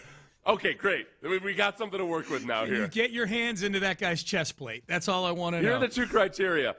First, A, are you a really good football player? B, are you not a jerk? Or are you not a bum? Yep. Do you not have a bad attitude? Right. Right there, we've got the makings of a really good and effective leader right there. You can be a really good leader when you're not a great football player. It helps if you were at one point a great football player and then now you've still got the glow off of that. Yep. But don't get me wrong. It's just that none of the, you could have 5 awesome leaders on your offensive line, but if they're not good football players, that leadership ain't doing squat for you. That's exactly right. That's exactly right. All right, Payne and Pendergast with you. All right, shifting gears here for a minute, sticking with football. Kyler Murray is going to be getting cut when the league year begins. So the whole sequence a few years ago where his agent went out there and in an unreadable post on Twitter because it was in all caps, made the case for Kyler Murray being the future of the Cardinals. The future is now, and he will no longer be part of the Cardinals moving forward. So the question now becomes with Kyler Murray is where does he end up? Ryan Clark on ESPN said one of the most ridiculous things that I think I've ever heard yesterday, where he made a case that the Ravens would be better off with Kyler Murray as their quarterback than Lamar Jackson. And I know that sounds crazy to say. I had to double-check multiple times to see if this was one of those AI accounts that's really good at making people say stupid things. No, he actually said this, apparently. If Kyler Murray right now was the quarterback of the Baltimore Ravens, we'd have much more confidence in them to win the Super Bowl, period. We would. It wouldn't be a discussion. We wouldn't be sitting here talking like, you know what, yeah, they can because the quarterback's really good, because the team's really good, and everybody loves the color purple. It looks good on uniforms. He wouldn't have said all that. He would have been like, if Kyler Murray's the quarterback of this team, I see them in the AFC Championship going toe-to-toe, head-to-head with the Kansas City Chiefs because he does add that extra dimension. And this is not knocking Lamar Jackson at all. Sometimes you got to choose between Kobe and Shaq or Penny and Shaq. Sometimes you got to choose on whether you're going to sign Weezy or Lil Turk. You got to make these decisions. And in making this decision, if you were starting your team, Kyler Murray would be your guy. It's not that I wouldn't take Lamar. It's just that with what I've seen from them, even with Lamar winning an MVP, if I had to put one at quarterback and say this guy takes X team to the championship, I'd always pick Kyler Murray first. What the hell is he talking about? Oh, my gosh, that's even worse than I thought it was going to be. Yeah, me too. I read about it. Yep. Like, just from you had sent it to me, and I didn't listen to it or anything. That's your first time you heard it. What the hell is he talking about? Right. Honestly, that's one of the weirdest things I've ever heard. Right. What on earth is he talking about? He's talking like there's evidence out there that Kyler Murray can lead a team to a Super Bowl. Has Kyler Murray won a playoff game? I just don't know. That's honestly, even if you don't like Lamar Jackson, like you have to concede. He's a two-time MVP. He's been what? Was there any more support? Was it anything about how like maybe he just doesn't think that Lamar Jackson has lost it somehow I or don't something? know. Like the historical evidence of what Lamar Jackson has done, and you can bring up his bad playoff performances. Fine. You can also bring up his playoff performances where his team lost because a tight end dropped the ball in the end zone, or because Zay Flowers dropped the ball in the red zone, whatever it might be. Yep. But I'm just trying to figure out, if he had used various other quarterbacks, I could have gone along with him, obviously. But I'm trying to figure out what Kyler Murray has done since his rookie year that would make me feel like, oh, yeah, just slap him on the Ravens and it's off to the races. Kyler Murray's been over 500 once in his career. In 2021, he went 9-5 as a starter. For his career, he's 38, 48, and 1. So he is a losing quarterback right now. Well, by the way, if he was the guy Ryan Clark is describing, he wouldn't have been cut. He's not getting cut by the Cardinals if he's that guy. The Cardinals aren't cutting the guy that Ryan Clark is describing in that cut right there. That might be all-time take-a-mania right there. That's bad. A really, really weird one. That's a bad. Is it so bad? Is it so weird that it doesn't even qualify as bad? It's just weird. Yeah, it's just weird. It's really weird. I wonder all these various Steelers fans that have said that they needed to hire Ryan Clark as a coach or as a GM. Oh, no. That was Stephen A. Smith was stumping for him. I think he wanted Ryan Clark as their GM, didn't he? Or was it coach? Whatever it was. I think it was coach. It was GM. It was coach also, because it was when Arthur Smith was getting interviews. It was coach. Yeah. I think that we'll see what the market says about that. Okay. Because apparently Kyler Murray should be getting. Okay. He'll have deals rolling in for like $50-60 million a year. Okay. Hang on. Someone saying on the text page that comment was from a few years ago. Oh, okay. It was from 2020. It's still stupid. Yeah. Lamar Jackson still had an MVP award under his belt at that point. Yeah. I still think it's a bad take, but I feel better about it now. Okay, it won't be on Take-A-Mania. Okay, all right. I feel better. What? I hate the internet. Where'd you find it? Why was it somebody popped just up. recently posted it? Yeah, they posted it. Yeah, because Kyler Murray got cut yesterday. Yeah. So someone posted it as if they it had were. the video. It wasn't like an old tweet or anything that you're retweeting. I saw it last night. I wasn't drinking or anything yesterday. I had to do the calf scramble at the rodeo last night. If they had done it, like after his Rookie of the Year performance or something, that would have made a lot of sense. It's funny you say that about the Rookie of the Year with Kyler yesterday, because Kyler Murray, if you're just jumping in your car, we're talking about Kyler Murray because the Cardinals are going to cut him. But they posted one of the either Schefter or Rappaport or one of those guys, Pelissero, posted his resume. This is the guy who's getting cut. And one of the very first bullet points was 2019 Offensive Rookie of the Year. And it made me think about CJ, and how the Cardinals were feeling, obviously felt strongly enough about Kyler at one point to give him a big contract after year 3. I did not like seeing that yesterday. I did not like seeing here's Kyler Murray's resume, and sure looks similar to what C.J. Stroud's resume, other than the winning. C.J.'s been on winning football teams. That's something Kyler Murray largely can't say. He went 5-10 his first year, 8-8, and then 9-5. So they weren't horrible, but they weren't good. Let's go back to Offensive Rookie of the Year years who have been quarterbacks. Okay. This century. Yeah. Because I think depending on when who the most recent quarterback Rookie of the Year was, people feel like, oh boy, this is a bad sign. Yep. By and large, I think it's been pretty good. Let's go through this. 2004. Yep. It was Ben Roethlisberger. That worked out. Yeah, worked out pretty well. Multiple Super Bowls. Yep. 2006, a Vincent Young. That did not work out. No. 2008, Matt Ryan worked out. Okay. If C.J. Stroud has Matt Ryan's career, are we happy? Yeah. He was a top 10 NFL. And I get Well, I'm just thinking in terms of he didn't win a Super Bowl. Yeah. But if Matt Ryan if C.J. Stroud has if C.J. Stroud has Matt Ryan's career on a team with a good defense, he's winning Super Bowls. Right. He didn't turn into a bad quarterback. That's fine. Yep. As opposed to 2010 Sam Bradford. Sam Bradford, I would not take his career. I would take his bank account. Sam Bradford got paid a bunch of times. Okay, here's an interesting one. Very good quarterback. What would you take his career? 2011 Cam Newton. Oh boy, if C.J. Stroud. Okay, Cam was an MVP. He got to a Super Bowl, but he faded. Boy, he like a dying star. He didn't have the longevity of sometimes we've gotten greedy and you think, oh, franchise quarterback. I'm going to have for 17 years, right? Would you rather have Cam? Would you rather C.J. have Cam Newton's career or Matt Ryan's carear? I think Cam Newton. Cam Newton. They both won MVPs, but Cam Newton's MVP, peak Cam Newton was a meteor. Cam Newton at his peak is a driving force. Yes. Maybe you don't like his style of play or whatever, his personality. I don't care. This is fun. That was a good one. He's a driving force. Yeah. I will take the driving force when he's at his peak. I will too. 2012, driving force, Rookie of the Year quarterback, Robert Griffin III. Moving on. I would not take Robert Griffin III's career. Either. No. This is another interesting one, though. 2016 Rookie of the Year as a quarterback, Dak Prescott.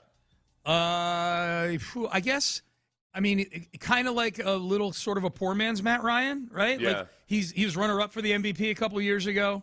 He's only won 2 playoff games. But Dak's a good quarterback. He's a really good quarterback. He's a good quarterback. He's stuck in a weird franchise. Right. I think if you're asking would I take this guy's career in terms of what the accomplishments that normally get attached to quarterbacks are, the answer is obviously no, because you want to win a Super Bowl. If the answer is I would take this guy's individual, how he performed career and trust that the Texans are going to put better stuff around him, I would. If C.J. Stroud is Dak Prescott, I would accept that. I would say no, and honestly, I would just say with all of these guys, okay, if you put Dak Prescott on the Texans this year, do they win a Super Bowl? Yes. I'd say yes. Yes. Yeah. Yes, they do. They win the Super Bowl with Dak Prescott. Yes. The next quarterback who would be Rookie of the Year was the 2019 Kyler Murray. So, no, I would not take his career as of yet. I would not take – and the hope is that C.J. Stroud's career is not veering into Kyler Murray territory. Next Rookie of the Year is Justin Herbert in 2020. Complicated. You don't like Justin Well, Herbert. I just don't – I think he's overrated. That's all. I like him fine. He's a good player. I'm not going to sit here – I'm not going to be like that texter and say he's borderline trash. Yeah. I just don't think – he routinely gets put in top 5 of every quarterback power ranking, and he doesn't deserve to be honestly, there. the conversation about C.J. Stroud right now is not strictly identical to Justin Herbert or anything, but there's a similarity to it. Yes. Where Justin Herbert, after his Rookie of the Year performance, there was still a lot of people. I'll talk about like people who actually watch film, and some of the people in the media really pay attention, and the former quarterbacks and everything. People were just kind of always in wait-and-see mode on Justin Herbert. They've said, all right, we know there's more here. We know that his offensive line is bad. He still put up some really impressive numbers, but it just always felt like, okay, there's more here. CJ's numbers haven't been as impressive as Justin Herbert. No. At all. No. But there's still amongst the film watchers and everything and the real quarterback knowers, you can feel their hesitation to be over the top critical of CJ Stroud. Yeah. Because they just feel like there's more to it. There's something in there still. Yeah. There's something in there. And then the next one, another big question mark, especially because of his health, was Jaden Daniels. Well, CJ Stroud would be the next quarterback and then Rookie of the Year. Yep. And then Jaden Daniels. Yep. Text message. Trust me, I posted that Ryan Clark clip to X last night and found out the hard way that it was old. Still a stupid take. That is true. That's the saving grace. That might have been a bad take back in I kind of 2021. feel bad for Ryan Clark that's out there being presented as something that he just said. Yeah, we were part of the problem. Yeah. We were? I was. My trust in you has been dashed against the rocks. I don't blame you. All right, Matt, mock draft injection time. You checked to be sure it wasn't AI and everything. I know. I didn't know I had to check and see what the timestamp was on it. Well, people were posting it last night. That's the thing. Yeah. And the other thing, too, is the other face on the screen was Dominic Foxworth, who's still on ESPN. You know, like it was... It's a freezing cold take. It's a really good freezing cold take. There you go. It's not going to be in Take-A-Mania this week. No, it will not. Maybe it will, just as an honorable mention or something. An homage, yeah, a little retro action. Mock draft injection time. This is one that this is one that I kind of predicted last year they would do, and it ended up happening. This is one I could see Nick Caserio doing. Mock draft injection time is next. You know what you don't want to be a freezing cold take someday? Your retirement.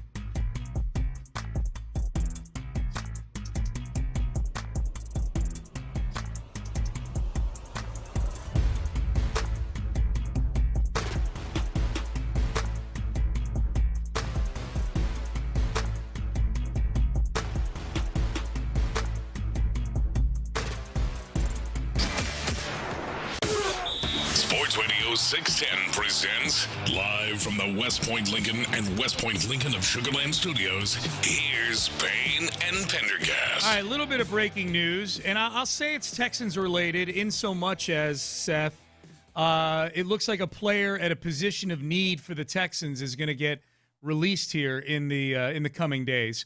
The Chargers plan to release guard Mekhi Becton, saving them almost $10 million against the cap. Should the Texans be in the Mekhi Becton business? Should the Texans be in the bargain rate? Wow, I wouldn't have expected Mekhi Becton to spend for this to sign this type of contract 2 years ago. Right. I feel like they should be in that business. Okay.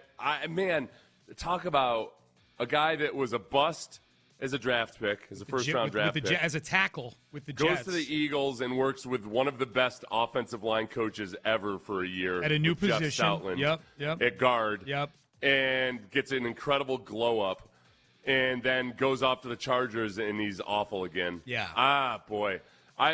It'd be cool. I wouldn't say no to it if the Texans signed him and they wanted to see. But if they put him in ink as the starter on day one, right? No, I would be upset with that. I would be really upset. I with want that. no part of this. And it goes back to the toss yesterday within the loop. You remember what their question was? Red flags. Oh yeah. A red flag for me is if an offensive lineman had his only good season playing for Jeff Stoutland. Yeah. I don't want any part of him. No disrespect to Cole Popovich. But he's not Jeff Stoutland. That year in Philadelphia was Mekhi Becton using filters aggressively on his dating app.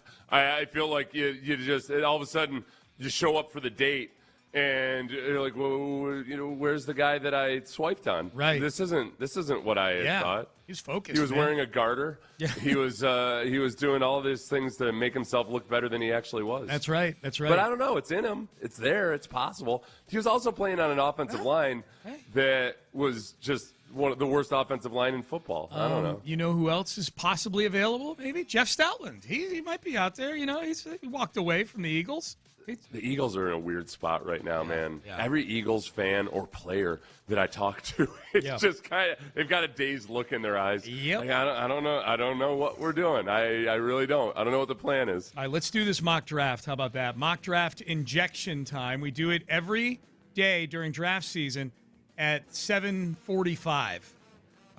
So let's do this here. This is Jordan Reed. Mock draft injection. He is one of several ESPN draft experts. And this is something I could see happening because the Texans did this exact thing last year. There has been a trade with the 28th pick. The Texans are trading back to 34 with the Arizona Cardinals. The Cardinals move up with the 28th pick to select Ty Simpson, quarterback, Alabama. So the trade, and I think this feels a little light because of last year's trade. If you recall, last year, the Giants moved up from 34 to 25 and gave the Texans 2 third-round picks to move up 9 spots. The Cardinals are only moving up 6 spots. The Texans are only netting a 4th-round pick in return for those 6 spots. Texans move back from 28 to 34, and in the process pick up the Cardinals' 4th-round pick. That feels a little light just compared to last year's trade for the Giants to move up for Jackson Dart. Nevertheless, I could see this happening. I could see if Ty Simpson is a guy that teams are starting to look at in the back end of the first round because you want a quarterback, you want to get that 5th-year option for him, which you get when he's a first-round pick. I could see, like last year, and I said that before the draft last year, too. I could definitely see Nick Caserio being open for business to do something like this. Yeah, and I think you ended up with what was ultimately going to be a really good draft pick in Jaden Higgins. You're taking him at 25. So you got extra draft capital, and you end up getting a guy that, if you had taken him at the back end of the first round, I don't think people would have batted an eye. If this was the rookie year he had, he feels like he had a better rookie year than Nico Collins did a few years ago. Right. Yeah. So I think there's a very good chance that this happens. The part that makes me nervous is you haven't announced the pick, right? Okay. No, I'm not. Let's announce the pick. The 34th overall pick. The Houston Texans select Blake Miller, offensive tackle, Clemson. This is the part that makes me nervous. is that the Texans could be sitting there at 28, and they might feel like, wow, you know what? There's still, I don't know, maybe Proctor's still on the board and Blake Miller's still there. There's still a few guys that we like on the offensive line, so we're just going to trade back, and hopefully one of those guys is there. And then I'm they're not. cool with that if they're not planning on, oh, this guy's definitely going to start at right tackle. Because I'd be really nervous about Blake Miller starting his rookie year. And he has a lot of the same issues that a lot of tall, athletic guys have, which is, man, he moves really well. He's got long arms, awesome. He's got length, all of that. But he plays with a really high pad level, and he can get bullied around a little bit by more physical guys. Mm-hmm. And that's in college, remember? Yep. That those guys, more times than not, seem to really get bullied around in their rookie year. Yeah. So if their plan is, yep, we're going to draft him, we're going to start him at right tackle right off the bat, you're flipping a coin on with your fate that year. So that part would make me nervous. Do you want to hear who they take with the 38th pick? Sure. With the 38th pick. If I said no. In the Jordan Reed ESPN.com mock draft, the Houston Texans select Emmanuel Pregnon, guard, Oregon. So they do go tackle guard. I think just positionally, I think Texan fans would be thrilled. The only thing the Texan fans would be angry about with this draft so far would be the fact that they traded out of the first round for the second year in a row and that Nick ruined the draft party. Yeah. There was no pick at the draft party for the Texans. But if they go tackle guard, I think fans are going to be pretty happy with that. It would be interesting because Blake Miller has a lot of the movement ability and everything that you want out of an offensive tackle, and that actually makes me a little bit nervous. If they want to be a smash-mouth football team, Blake Miller isn't really a smash-mouth guy. Pregnon is the opposite. He might lack a little bit of the speed and fluidity and everything, but he is a big, strong, physical dude. Yeah. You know, like as far as big in terms of just he's muscular. Yep. And he's got an appetite for downhill blocking and all of that. He feels like a Cole Popovich type of dude. There you go. I like guys that Cole Popovich would want to have a beer with. Yep. If Cole Popovich had to choose between having a beer with Blake Miller or Emmanuel Pregnon, I feel like just based off of the tape and everything, he would want to have a beer with Emmanuel Pregnon. With Preggers? Yeah. Do we call him Preggers? Can that be his nickname? I'm not sure about that. I don't think I'm going to have to think about that. I think people use it for pregnant. Preggers is too. Yeah, that's she's Preggers. Yep. Yeah. You want to hear who they take with the 59th overall pick?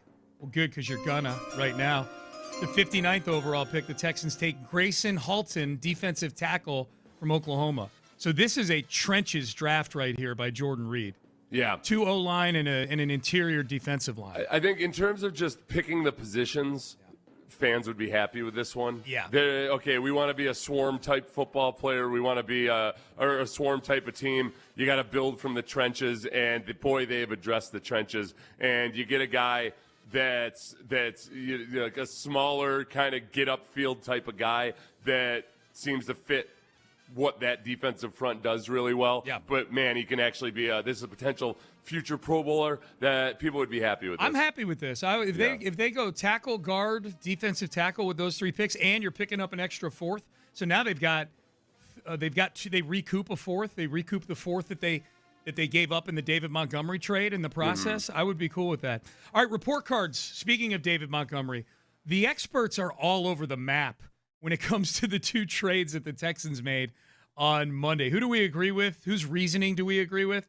We'll run through the grades for Nick Caserio, who, by the way, joins us at 7:15 on the show tomorrow. Stay there. It's that time of year again. The Houston.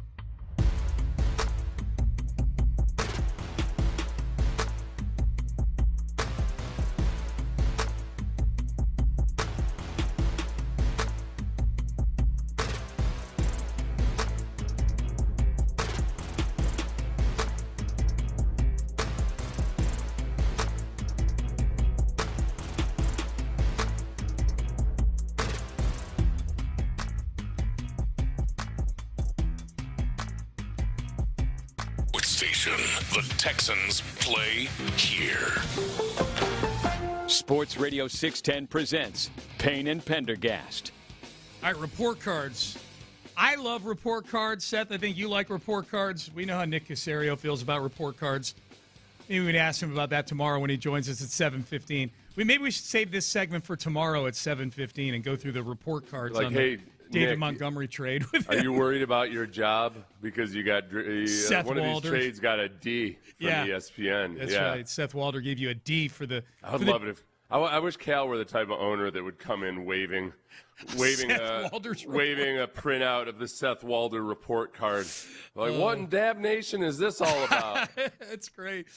So let's go through this. The Texans made 2 trades earlier this week, as we know. Titus Howard to the Browns for a 5th-round pick. The Browns promptly give Titus Howard in the range of top-of-market extension. He's the 11th highest-paid tackle based on average annual value now in the sport, thanks to the Browns. And the Texans traded a 4th and a 7th and Juice Scruggs for David Montgomery. So this is what the experts, so-called experts, are saying about these trades. We mentioned Seth Walder of ESPN. This is the first one.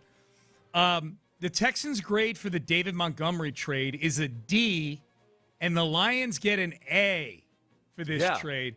And it's a long write-up, but the crux of it seems to be that Montgomery is going to a team that does not block very well in the run game, and he himself is an aging running back. This is a common theme with a lot of the grades. Even the people that gave the Montgomery trade a pretty good grade, they all act like they're the smartest guy in the room by saying, well, they trade for a running back, but the problem in the run game was the offensive line. Like, as if only one of those things can be true. Right. As if the Texans can't possibly need a running back. They can't improve when obviously the offensive line wasn't good. It's impossible to have a better running back room than Woody Marks, Nick Chubb, Daria Gumbawale, and Dennis Brooks. Yeah, and Nick Chubb, who's not currently on the roster either. Yes. Yes. So, but really for me, the one with Walder that really bothered me is that multiple times in his long write-up, he says that, why would you trade for David Montgomery when it would be so easy to find similar production for less? It's the disrespect for David Montgomery. That's not even true. Right. This is the quote. An aging early down back whose prior team had been phasing him out is not worth spending real resources on. It surprises me that Detroit was able to lure a 4-7 swap here, since the Texans could have found comparable expected production for far less. And at another point, it talks about when he's on the Lions side of things, he says that the Lions will be able to go out and use these draft picks to draft a replacement for David Montgomery. In what world were we in? I'm trying to figure out. I've watched a fair amount of David Montgomery. He's a top 20 running back in the NFL. I've watched him, right. Yeah. At what point are you saying that, with a late 4th-round pick, you can go out and draft the next David Montgomery? Right. Like, what? How are you saying that so flippantly? Like, so easily. It is possible to get. I mean, Woody Marks was a 4th-round pick. You know, it is possible to find a guy, but David Montgomery that's disrespect. Yeah, this time of year, people act like, well, yeah, you just replace that guy with a 4th or a 5th-round pick. What crazy. The hell are you talking about? Okay. If any GM were to ever say, well, listen, we lost David Montgomery, but I'm rock solid certain that this 5th-round running back is going to be everything that David Montgomery was. Let me show you this kid from Bowling Green. Yeah, and also acting like because it's true. His age, yes, his age would be a concern. It's allayed a little bit. The concern is allayed a little bit because David Montgomery, because he's been working with Jahmyr Gibbs alongside him, he doesn't have as much wear and tear as a typical 29-year-old guy. No. But it's disrespectful to David Montgomery in that they're acting like they were phasing David Montgomery out just because he's no good anymore. No. And as opposed to, like Jahmyr Gibbs, sure, is a younger and better running back. Yep. And so, yes. Would I rather have Jahmyr Gibbs or David Montgomery? I'd rather have Jahmyr Gibbs, but Jahmyr Gibbs is awesome. Yeah. It's not like Jahmyr Gibbs is going to make $20 million a year when he gets extended. And you can't have both these guys. Yeah. That part of it, and then the other part too, which I'll give him the benefit of the doubt, is that he says he's surprised that Detroit was able to lure this trade compensation. Right. The reason they were able to lure it is because there was at least one other team that wanted to come in and trade a 5th round or more plus for David Montgomery. Yep. It was going to be a 5th-round pick, and then the Texans had to sweeten the pot. Turned into a bidding situation. Yeah, I was more like, regardless of what his grade is on the trade itself, I was astounded that he was this disrespectful towards what David Montgomery actually is as a running back. Okay, let's get You to can say that the compensation was too high, but don't sit there and tell me that it's easy to go out and replace a David Montgomery. Let's get to the grade for the Titus Howard trade. Maybe you'll like Seth Walder a little bit more after this one, Seth. Yeah. Texans grade A-, Browns grade D+. So the Browns are getting killed for the Titus Howard trade, according to this very same Seth Walder. Yeah. Whereas the Texans are getting a big grade. Yeah. Because at first I saw the David Montgomery trade, and I thought, oh, he's just got it in for the Texans. Yeah. This is the opposite. If someone had told me, I almost feel the sentiment out there amongst the universe is almost the polar opposite of what Seth Walder is saying here. Yeah. Like that the Texans, people generally, I don't know if people are giving it an A, but people generally really like the David Montgomery acquisition that I've seen. I've seen very few dissenting opinions on that. Whereas I think there's a lot of people here in Houston and around the country that are a little dubious about the contract that Cleveland gave him, but that's not the Texans' problem. In fact, that's probably the cause of why the Texans could only get a 5th for him. But the Texans, I've seen more criticism of the Texans over the Titus Howard trade than I have over the David Montgomery trade, is my overall point. And yet with this one particular expert, the Montgomery trade is getting destroyed, and he really likes the Titus Howard trade. It's strange. It's almost the opposite. Howard ranked in the 24th percentile in pass block win rate at tackle and 31st percentile in run block win rate at tackle last season. Yeah. But he was also below average in both in 2024. That hasn't always been the case, yada, yada, yada. Does that match the eye test with Titus to you? He's a bottom quartile running back? Offensive lineman? The pass block win rate, I'm actually a little bit surprised by that. And again, a lot of these advanced stats for offensive linemen, they're all over the place. Yeah. I don't trust some of those stats in general. Yep. I think that the big point is that he was a lot better a couple of years ago than he's been these last 2 years. And I would agree with that. But I think he is a passable or acceptable starter in the NFL. Mm-hmm. Give or take, is he a starter plus or a starter minus, whatever. You can plug him in and feel confident. I've always felt like Titus Howard is cool. I don't want him to be the bell cow on my offensive line, but I also don't mind having him on my offensive line. I think he is a capable starter.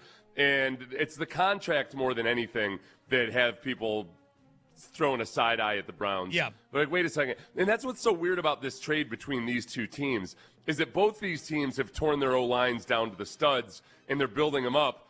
But you've got one team, the Texans, saying, yeah, we want to build it back up, but we don't want to do it by paying this guy $22 million a year. The Browns are saying, hell yeah, we'll pay him $22 million a year. My take on that is that I think the Browns realize it's going to be tough sledding in free agency for them to lure guys to come to Cleveland and play there. That's a bad football team. It's a bad franchise.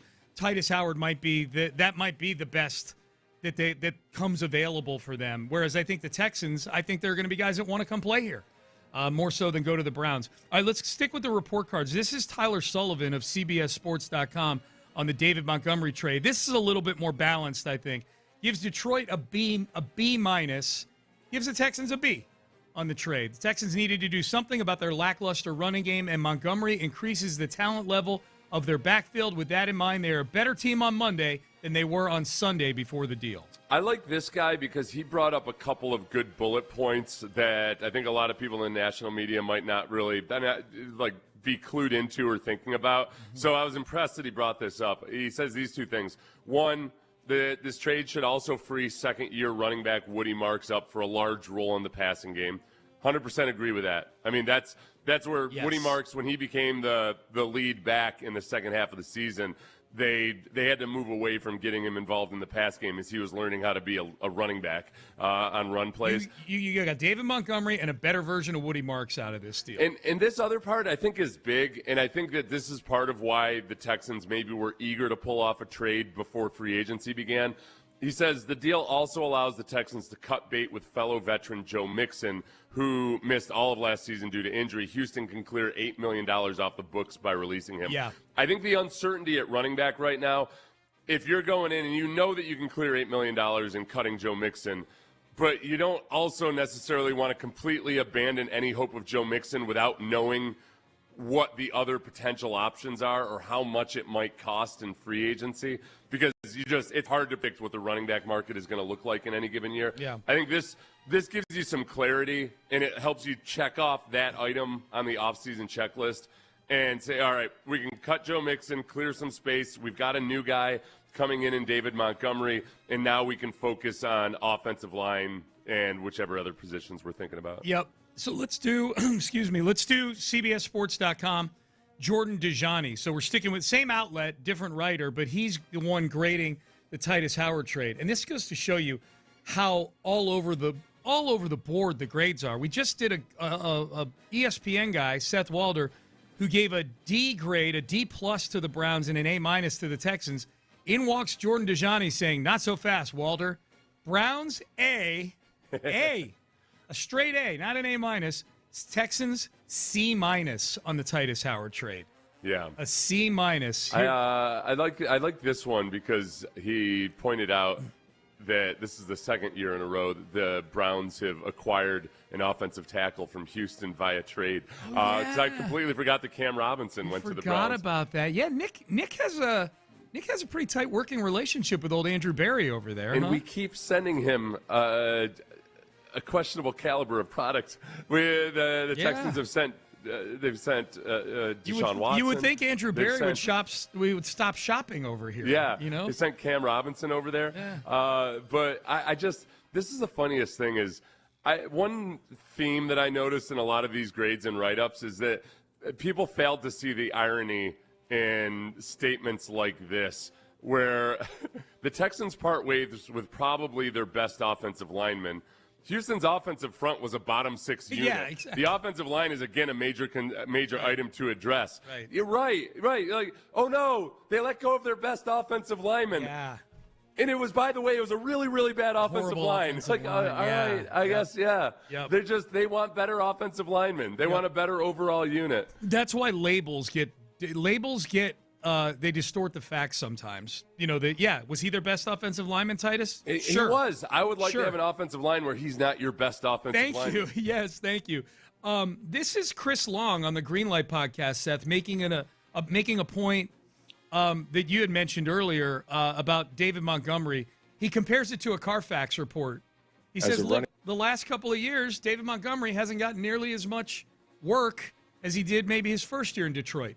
As a running back, like, he saw his touches go way down the last couple years, right? Especially last year. That's worth noting because Houston's getting a guy that's 29 years old, but in dog years, what is he? When you take into account the workload or lack thereof that this running back has had over the past couple years, I don't think of him as a guy nearing 30. I think he's got some juice left in the tank. You know, you're buying a car, you know, if I'm looking at an F-250 from 1996, well, yeah, it's a 96, but if it's got 45,000 miles on it, like, what are we really talking about here? Like, show me the Carfax. It's not a big accident report on David Montgomery. I don't think he's had a lot of injuries throughout his career. You know, the mileage lately is not that high.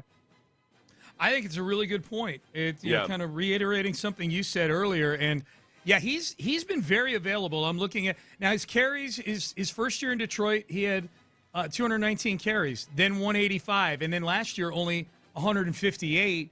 And yet his yards per carry were consistent. He's still – 4.6, 4.2, 4.5.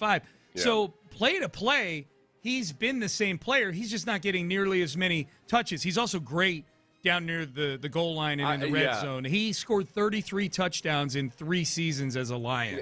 And that's the two big items that I would say really scratch the Texans where they itch is, A, he's really good in the red zone and on the goal line. And I put together a reel and put it on my YouTube channel yesterday of about 2 minutes of him converting first downs in short yardage, running for touchdowns in the red zone, on the goal line, all of those things. And then the other big thing is just his overall running style is it's swarm. Yeah. It's special work ethic, relentless mindset. Yeah. He breaks a lot of tackles at the end of every run. He runs the way a Texans defensive player might run if you were a running back. Yep. And I think they just need more swarmy players on offense, and I think he's that kind of guy. The more I do agree with, and I've said it myself, yes, he he hasn't had as heavy a workload, which can be a positive. I always get a little nervous getting too comfortable with assessments like that just because there's certain things about the human aging process that continue whether or not you're getting a lot of touches. You know, like tendons and ligaments don't age the same way steel does in an F-250. Sure. So that's that part of it. It's whether he's had a lot of wear and tear off his tires as a running back or what his mileage is and everything. Yeah, that's valid, but also you do have to acknowledge he's a little bit older and everything gets a little bit more brittle with each successive year. In 7 years, he's missed 12 games. Yeah. He's 117 games possible. He's played in 105 games. So he's generally been very available for especially for a guy with that running style. By running back Sanders, and then also with I'd like to, if you went back and looked individually, for one, the Lions have played some meaningless games at the end of the season, and also he's been part of a running back tandem where the nice part of that is the luxury of, oh, you got a little bit of an ankle tweak, let's not mess around with this, just take the week off. Yep. So that was good. I like going through those report cards. All right, Payne and Pendergast with you. On a Wednesday, 713-572-4610. Some questions on in the aftermath of those report cards about Montgomery. We'll hit your text when we come back. Also, law passed yesterday, legislation passed, not in Texas, but in the SEC footprint. Would Lane Kiffin have left Ole Miss if this law had been passed before LSU came a-calling?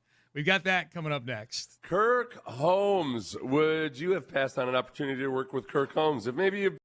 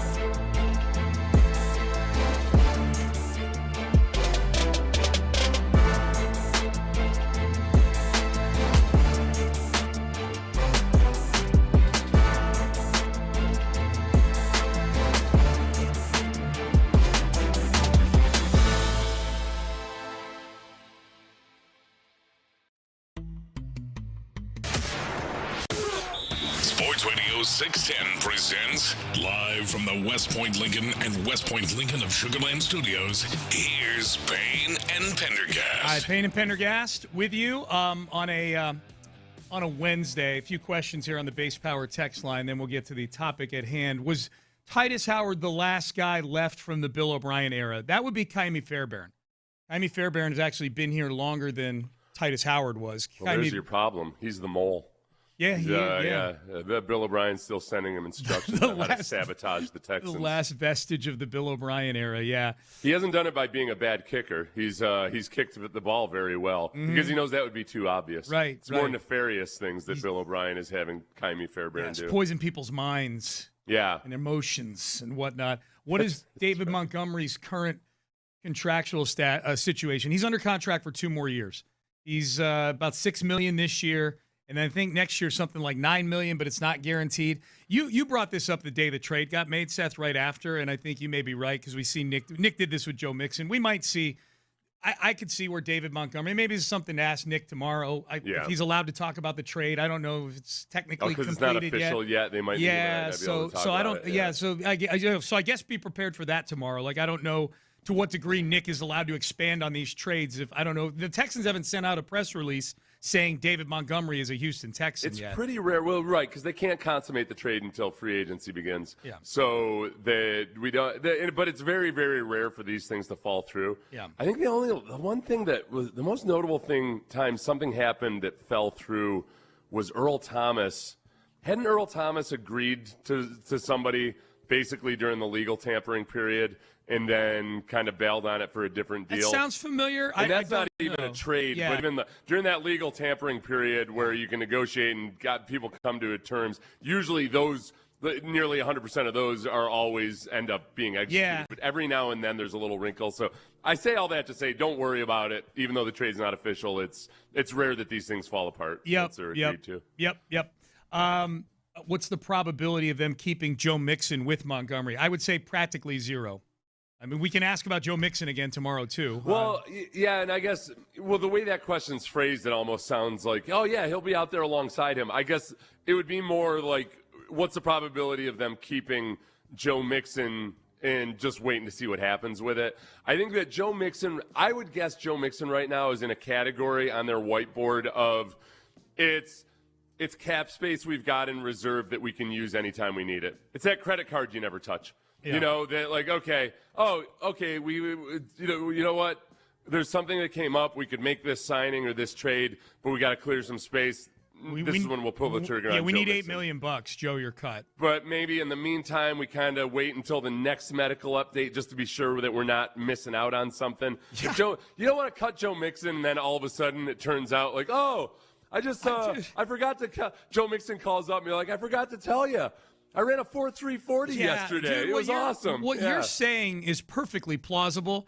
I've reached the point with anything Joe Mixon related where we can give any answer and it could happen. You're like, we have no idea. We have no idea on any of this stuff. It's the weirdest thing. For a team that's had a lot of weird things over the last 5 or 6 years, Mixon is certainly up there on the list for sure. I don't know if this is equally weird, but it certainly caught my attention yesterday. You go, state of Mississippi. How about this? The state of Mississippi, which we know is big into their football. Ole Miss. We just had, when it comes to football and public funds, they had some drama over the last few years. That's true, too. Because of one Brett Favre. That is true as well, yeah. So this is the news from yesterday. Student athletes inking multi-million-dollar name, image, likeness deals in Mississippi could see their income become tax-exempt as early as next year. So exempt from state income tax in Mississippi. The Mississippi House passed a bill yesterday to exclude NIL earnings from the state's income tax, which will be eliminated for all Mississippians in about a decade. So Mississippi is on a track where they're slowly tapering off of having a state income tax. But if you're a college athlete with an NIL deal, you get a jump on the deal. It's almost like, Seth, where we know tickets are going on sale for this concert on April the 14th. But if you got that special code, you can go get those tickets on April the 2nd. This is the athletes. They're going to get the special code to get the no state income tax presumably imminently, I would guess here. Yeah. Okay. That part of it makes more sense. When I first heard of it, I was like, wow, this doesn't. I don't know. It depends on the appetite for college football versus the electorate. That it could either be really politically popular or really politically unpopular. Yep. The fact that it's going to happen anyway makes more sense. That okay, hey, everybody, don't worry about it. It's just a little bit of a little boost. I think this is the first thing I thought of. This is that okay, cool. The headline makes it look like wow, what an advantage Ole Miss would have. And, a state like Texas doesn't have to worry about it because they don't have state income tax anyway. Florida, likewise, and I think Tennessee is the other state. Tennessee also, yeah. Arkansas is the only state I saw that it did it specifically for NIL. They did it a year ago. Yeah. I think there's three things about this, and it's all that the lack of state income tax very rarely seems to affect free agency and pro leagues nearly as much as the fan bases want it to. Mm-hmm. We hear that all the time during free agency. People saying, hey, but the Texas doesn't have state income tax. I think this is the problem. There's three things. One is just simply ego. I think a lot of athletes are they're worried about the top line number, and they want to be either the highest paid or they want to be sure they rank above this guy. And when people start saying, well, yeah, but you got to remember that you'll actually be making more than that money than the guy who signed with the Giants because of the bottom line, it doesn't get that deep. Mm-hmm. I think it's just there's ego. There's simple, especially if you're talking about 18 and 19-year-old kids, sometimes it's just a matter of flat-out ignorance. And worrying about the top line number, where I'll confess to not looking at the deductions from my paycheck as thoroughly as I should. Right. Sean does that for me. That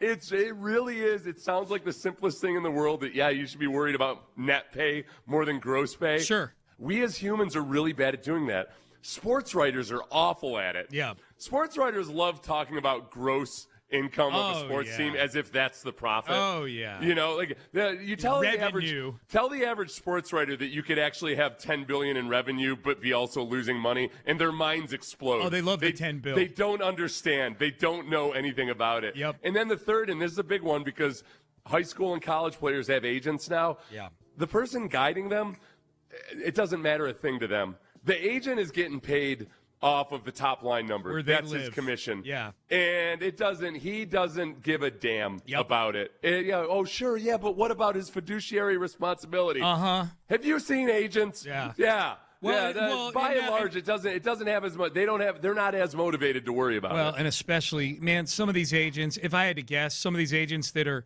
dipping into the pool of college kids as their first clients. I mean, if I had to guess, I'm sure there's plenty of really good agents that are handling the upper tier kids. I'm sure there are. But think about the sheer number of student athletes out there think of the net that gets cast over the agent community there, and some of those agents that are negotiating these deals. There's a lot of shady stuff going on. And it's one of those things too where it's just so the agent's going to pay the tax rate of whatever state he's in, whether he's doing it consciously or unconsciously. It's just the motivation isn't the same for the agent. To worry as much about whether this team or this state has state income tax. Someone needs to ask Lane Kiffin, because I think he'll give an answer. If they're interviewing him, if they had passed this law while you were still at Ole Miss, they passed it a year ago, would you still be the coach at Ole Miss? Is this a big enough game changer that you feel like it gives you that extra advantage in recruiting? Because let's face it, Ole Miss was in the semifinals of the college football playoff this year. It's not like they were that far off from winning a national championship, and they were in the semifinals with Lane Kiffin, the guy who got them into the playoff, not even coaching the team anymore. So the program's in a really good place. I wonder if this is enough of a tipping point. Lane could just say, fellas, we're in Louisiana, all right? You think this income doesn't all have to be reported, my friends. That is true. And give a wink, everybody in Louisiana would be like, yes! That would be on brand. That would be on brand for Lane Kiffin, and that would be on brand for the state of Louisiana. Yeah. Yes. Trinidad Chambliss is their quarterback at Ole Miss. He's set to make $5 million in NIL. That dude, what? I don't know what the state income tax rate is in Mississippi. Probably a few percent or something like that. Yeah, I don't know. You're doing more of an exercise in this than most athletes are going to do. State income tax in Mississippi, it's a flat tax of 4% on anything over $10,000. Yeah. So Trinidad Chambliss basically just made like a few $100,000. Yeah. Did you say off of $5 million? Off of $5 million. So yeah, a couple $100,000, man. That's nice dough if you can get it. But for whatever reason, it just doesn't seem to resonate as much. I think a little bit of it is just. I think there's a irrationally optimistic outlook on, I'm going to figure out a way to write that off anyway and everything. At the end of the day, it doesn't really matter. Yeah. The other reaction I saw yesterday about this too, Seth, and I'm curious if you want to react to it on the Base Power text line if you got thoughts on it. The other reaction I saw was teachers paying income tax, firemen paying state income tax. Yeah. Policemen paying state income tax. I agree. Running backs, no state income tax. Well, yeah, in a perfect world, in a perfect world, all those people would be the highest paid people because they have the. Well, yeah, but that's a difference because one is okay. Because on the one side, you're talking about free market and just simple capitalism. Sure. Okay, there's a demand for football players, so they're going to make football players making more money than a teacher is one thing. But then when it comes to the governmental side of thing and actually giving a specific tax break to that employee, that's different. Because now we're not in the free market. Now we're in the actual government side of things. I get it. I get what you're saying. Here's what I would say, and I'm saying this as someone who's married to a teacher. So I'm sympathetic. Supremely sympathetic to that angle. I do wonder if, because we weren't privy to any of the discussions as to why this makes sense. Yeah. I wonder if there is some sort of cost justification they tried to sell that, like, hey, this is the amount. A good football program means X amount to the economy in our state. It drives revenue. It drives revenue. Oh, of course they do that. But they do it with things like Bridgeland or the Toro District, and I wonder if there was some sort, the same cost justification, the same reason why these athletes get paid so much. Yeah, because people watch them on TV. Nobody's sitting down on their couch to watch you teach calculus or fight crime.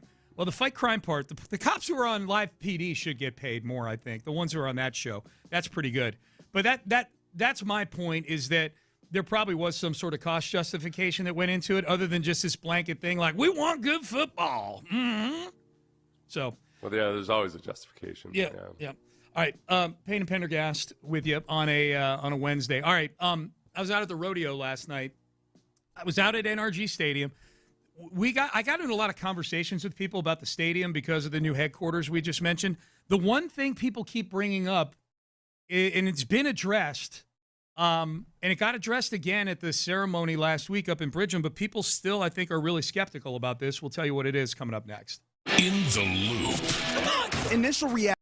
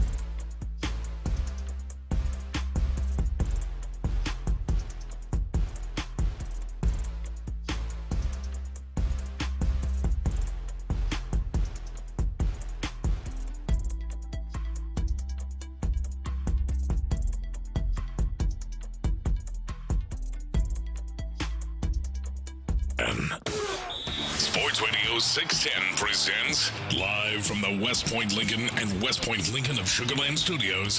Here's Payne and Pendergast. We deserve the very best. I grew up in East Texas, and we need something that I would call bodacious. And this is the first step in what I would think bodacious should look like. So anybody that wants to do half-baked duct tape and baling wire, I'm not interested. That was Commissioner Tom Ramsey, 3rd Precinct of Harris County, out at the Texans ceremony about a week ago to unveil the location for the new Toro district in the Bridgeland community. I just like listening to Tom Ramsey talk.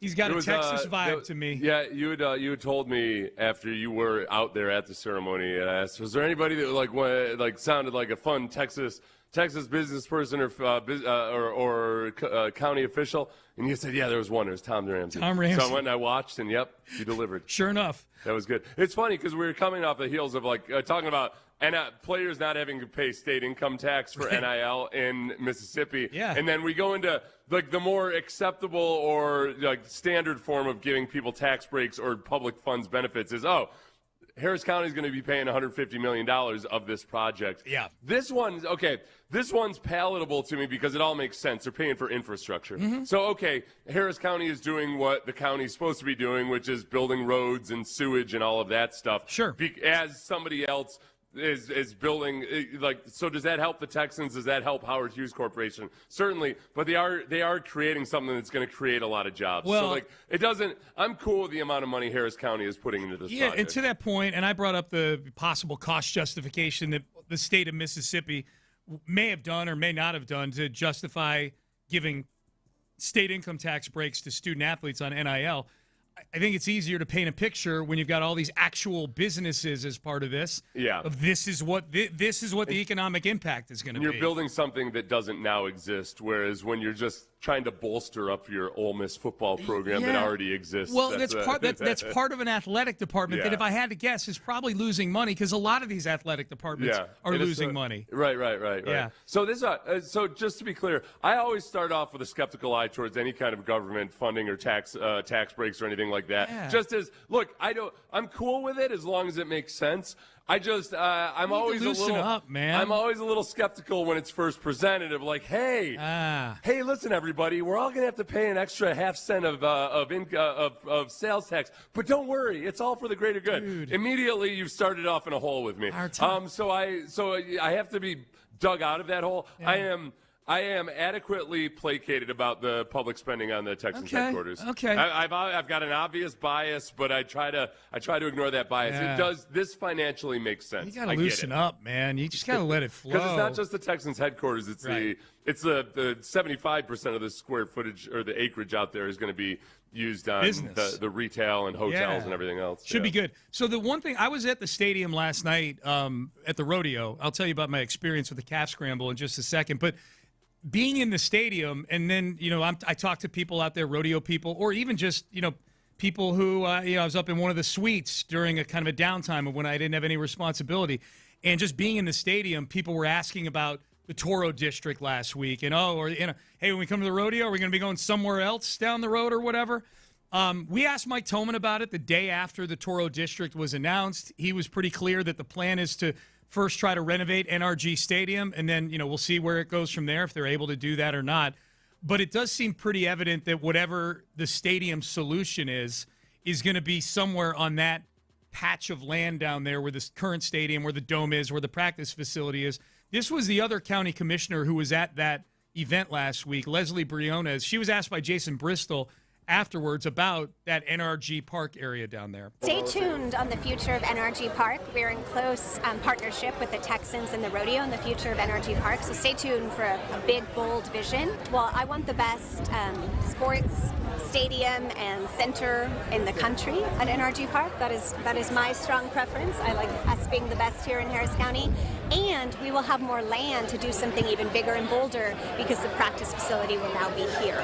So it actually highly complements the deal we're working on for NRG, and it actually gives us even more runway to be extra bold and creative. Okay, so that means what she's intimating there is, we can knock the bubble over there. We've got all that space on the other side where the bubble. Where we currently go to training camp every year and cover training camp. That gets really interesting because you've got the dome still sitting there, too. We know that is a big point of contention with a lot of people. But it is a dead building right now that's just sitting there. And you've got potentially all this other space once the team moves out of NRG Stadium and moves away from the Methodist Training Center.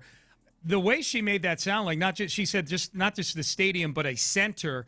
Is this like a second area that they could be looking to do around the stadium where they're looking to do another Toro district potentially? A new stadium plus all the commerce that could go there. Because that's the one complaint a lot of people have about NRG Stadium, especially when they come in from out of town, is what I've noticed when I've had people come in from out of town, is like there's not a lot to do around the stadium. Yeah, you go to a lot of other cities and you can be hanging out in a bar or a restaurant and then go to the game and afterwards. Your options are limited after a game at NRG, as everybody knows. No doubt. But that cut there made it sound Not to mention your chance of getting hit by a vehicle or something trying to cross over the road to one of the few restaurants that are open after a game. Yes, that's true. That's true. So last night, Seth, I was the honorary committeeman for the calf scramble at the rodeo.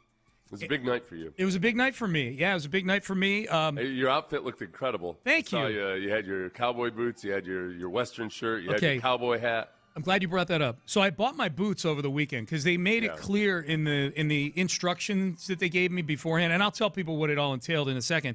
But they said you've got to have boots because you're going to be down on the dirt during the calf scramble. So I went and bought boots this weekend.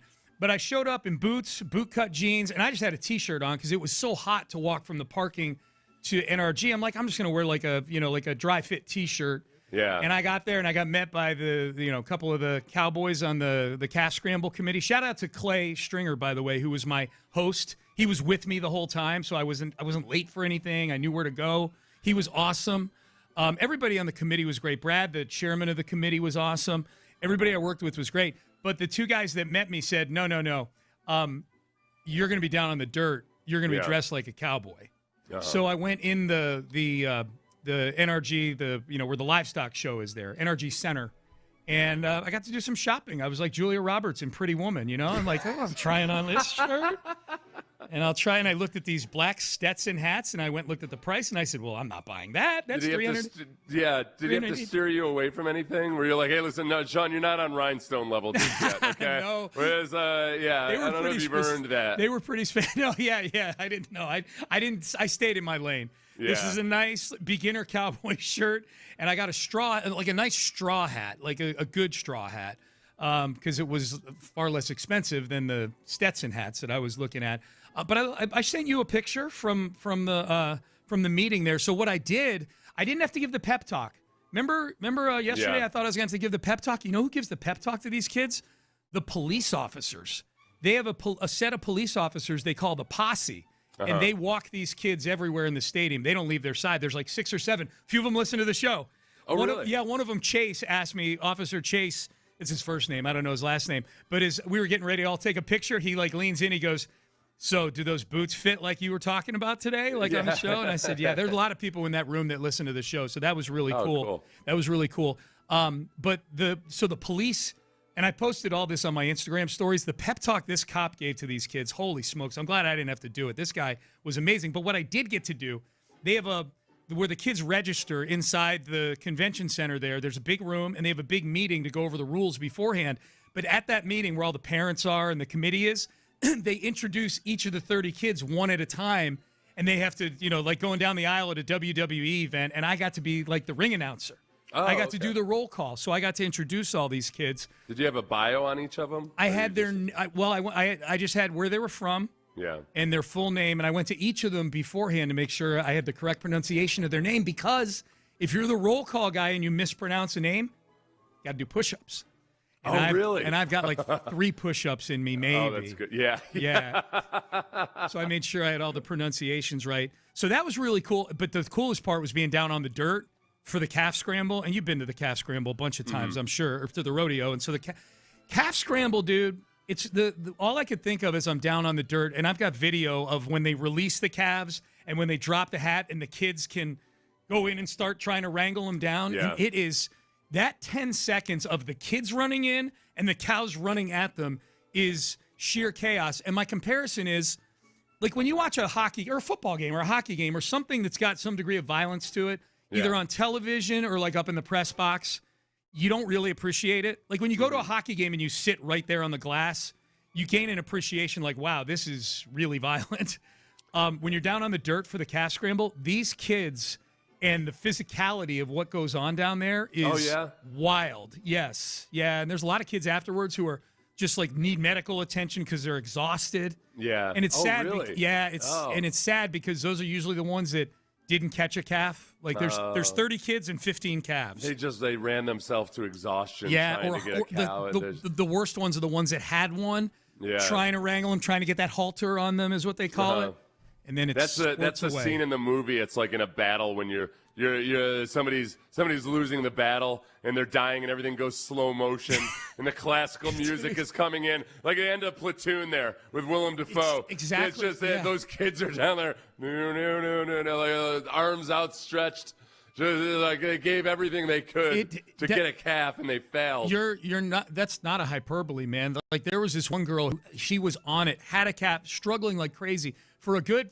The whole thing's like 12 minutes. She's struggling for a good 5 minutes with this thing, trying to get the halter on. This calf is, and you can see the exhaustion in her face, and then the thing just squirts out and runs away. Well, good for the calf, though.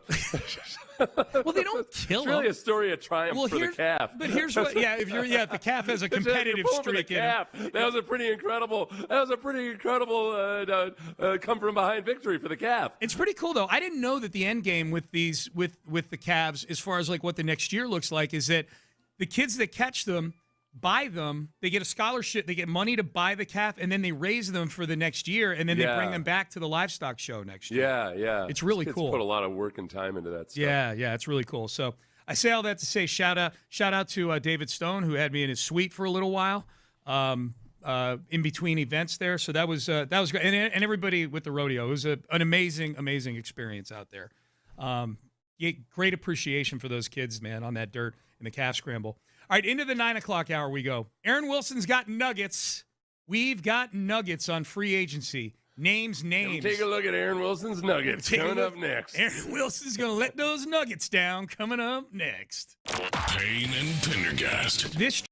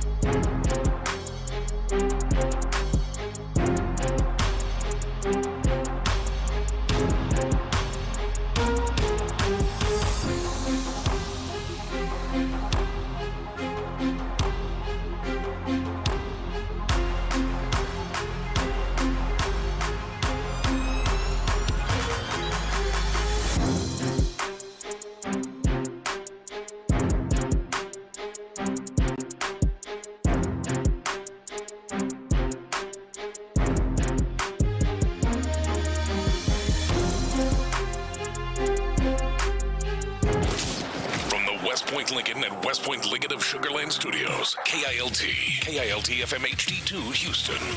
On Odyssey Sports Station. The Texans play here. Sports Radio 610 presents Payne and Pendergast. All right, let's head into the 9 o'clock hour here. Aaron Wilson Nuggets, Seth. Let's take a look at the Nuggets. Get me some of these Rocky Mountain Wilson Nuggets. What? That's too far. All right. Let's drop these nuggets on the folks. Let's do it. There's Aaron Wilson Nuggets from Aaron Wilson's live stream on YouTube. Yep.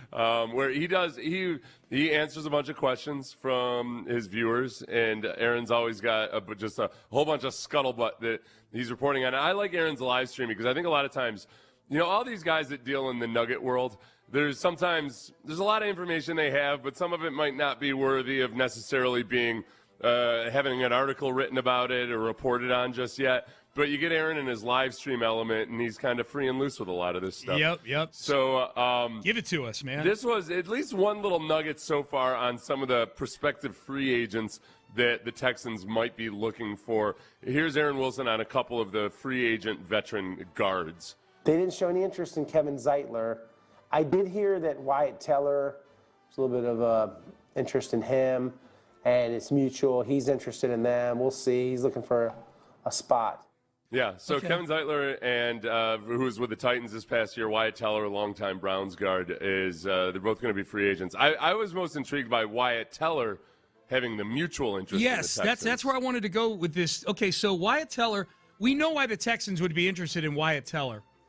If there's mutual interest, what would interest Wyatt Teller in becoming a Houston Texan? I think the biggest thing, and this is where there was a report that David Montgomery's desired destination when he asked for a trade was the Houston Texans. And that's with an it worked offensive out. line that is right. Because I think it is torn to the studs right now. The Texans have very good PR right now in terms of what the guys on the team are like, what D'Amico Ryans is like, what the organization is like. Yeah. Far different than it was 3 or 4 years ago, obviously. No doubt. I think that people do look at it as a team that's going to be competitive every year because of the defense. There's one thing, whether people are high or low on the Texans, a lot of people will still say, if they're low on the Texans, that they're going to be competitive every year because it's a D'Amico Ryans-led team and the defense is the calling card. They've got good young defensive players. So I think if what you want to do is go to a competitive team, but where they need offensive players, it's enticing to think of, okay, I can actually – this is achievable being part of the rebuild or being a part of taking them to the next level. Yeah. It's not the same as, wow, the Jets, boy, hey, come to the Jets and you'll be part of this generation of players that's going to take us to new levels. That's a tough sell right there. Big time. I think and I do think other players around the league are still very bullish on C.J. Stroud. And I think it's easy for offensive linemen or running backs or anybody else to say, okay, yeah, I could see how I could be a part of really getting C.J. Stroud up to his full potential. I think that's enticing. Like, the money's always going to be the biggest factor, by and large, give or take a few $1 million. But when it comes to guys like Wyatt Teller, who, remember, he's been on a bad team his entire career. He's like a more muted version of Joe Thomas. Yeah. Where you're playing great football, you got nothing to show for it. Let me go to a place where I can be a veteran, part of getting the offense on track, and then also have and be on a respectable, good football team. It's probably enticing to him. Yep. All right, who else we got? Okay, we have Aaron Wilson talking about another couple potential free agents. One, Braden Smith, an offensive tackle, and one, a center, Cade Mays. I think they're on Braden Smith. They're on Cade Mays. Have interest. We'll see how that goes. Yeah. I know now that's not a huge revelation or anything. I think they would be interested in both of those guys. Braden Smith is the most intriguing in terms of potential upgrade in playing caliber, or just, yeah, he's a good offensive tackle. He's much more in the chat now since the Titus Howard trade than he was, and I know they could have signed him and bumped Titus to guard, blah, blah, blah. Titus ain't here anymore. Right tackle is wide open right now for this team. Yeah. Cade Mays is a center. I'm intrigued by him. I don't think he's one of the premier free agents, but I think he's a solid starting center in the league. Yeah. I don't think he's probably not as much of a physical run blocker as maybe where the Texans really want to go. Remember, we had we had all training camp long in the first part of the season where Nick Caley would talk about being tough and physical, smash mouth football, all those types of things. And the entire time I could see through his play calling, that's what he wanted to be as an offensive coordinator and as an offense.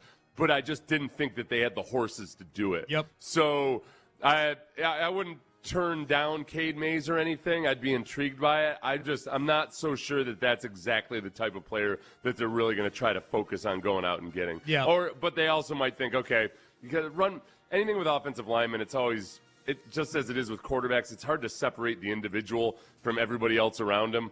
And just they might be able to see, okay, you know what, we think Cade Mays actually in our system and the way we run things is going to be a more physical run blocker. Maybe.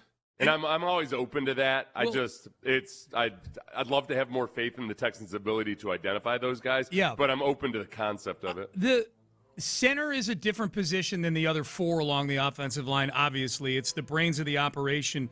If you and you just outlined with Cade Mays, what at least on film it looks like he's good at in terms of the physical part of it, not the mental part, but the physical part. If you were prioritizing traits in a center for the Houston Texans in this offense with Cole Popovich as the O-line coach and with Caley as the OC, what would you be prioritizing more the mental part and the part that connects with C.J. Stroud, or the physicality in the run game specifically for center? The mental part of it is it's essential. You got to have that. I don't need some dummy meathead out there. That's the cover charge. That's a cover charge. That's a good way to put it. Yep.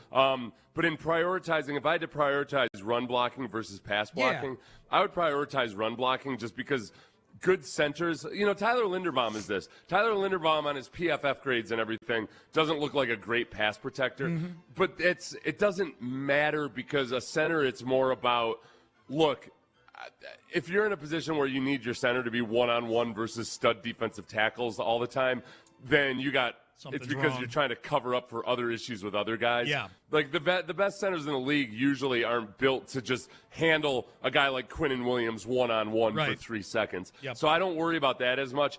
It's how do those guys work in conjunction with their guards when it comes to pass protection. Tyler Linderbaum might not be awesome one-on-one pass blocking, but he's really good at picking up games, knowing when to help out a guard, when to go off of his assignment because he reads everything really well. Yep. So the sum total of it is he might not be a great individual pass protector, but he helps out both guards to the side of him and knows how to distribute things. So that's the run blocking is the thing that makes Tyler Linderbaum special, and because of that, it allows them to run more play action more effectively. They can do things in the run game because Tyler Linderbaum can pull and do all these other things that other centers simply can't do. Okay, that's a great layout right there, man. That last part there, that last 15 seconds, I'm like, that's why you pay $20 million for the guy. Yeah. If that's a linchpin to you getting the play action game and the run game moving for this team, then I almost think you got to overpay for a guy like that if you can. You know? The Ravens can run plays that a lot of other teams simply can't run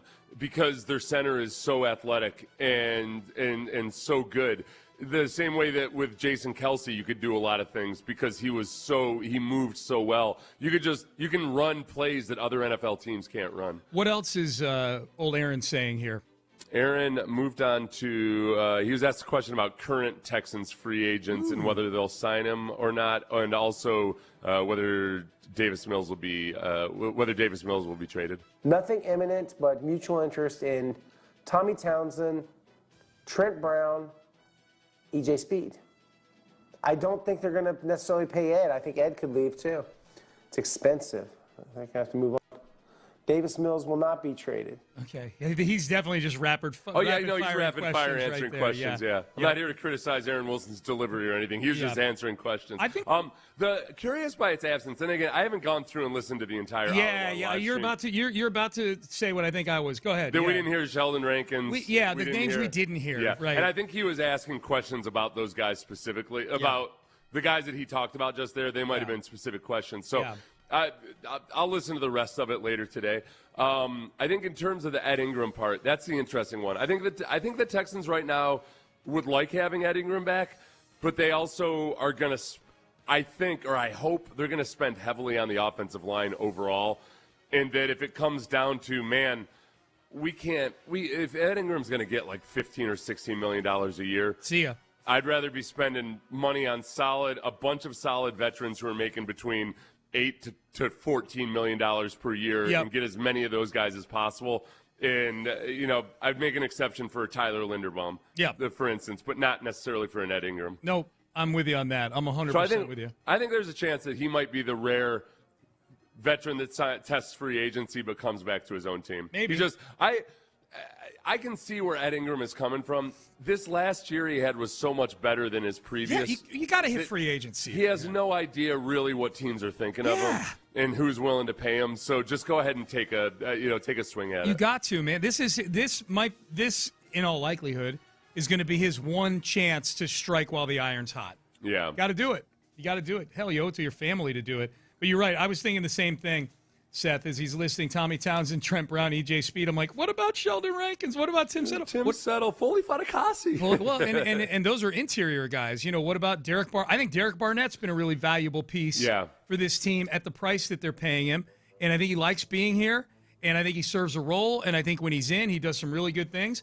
He's been playing on 1 year, $4 or $5 million contracts the last couple of years.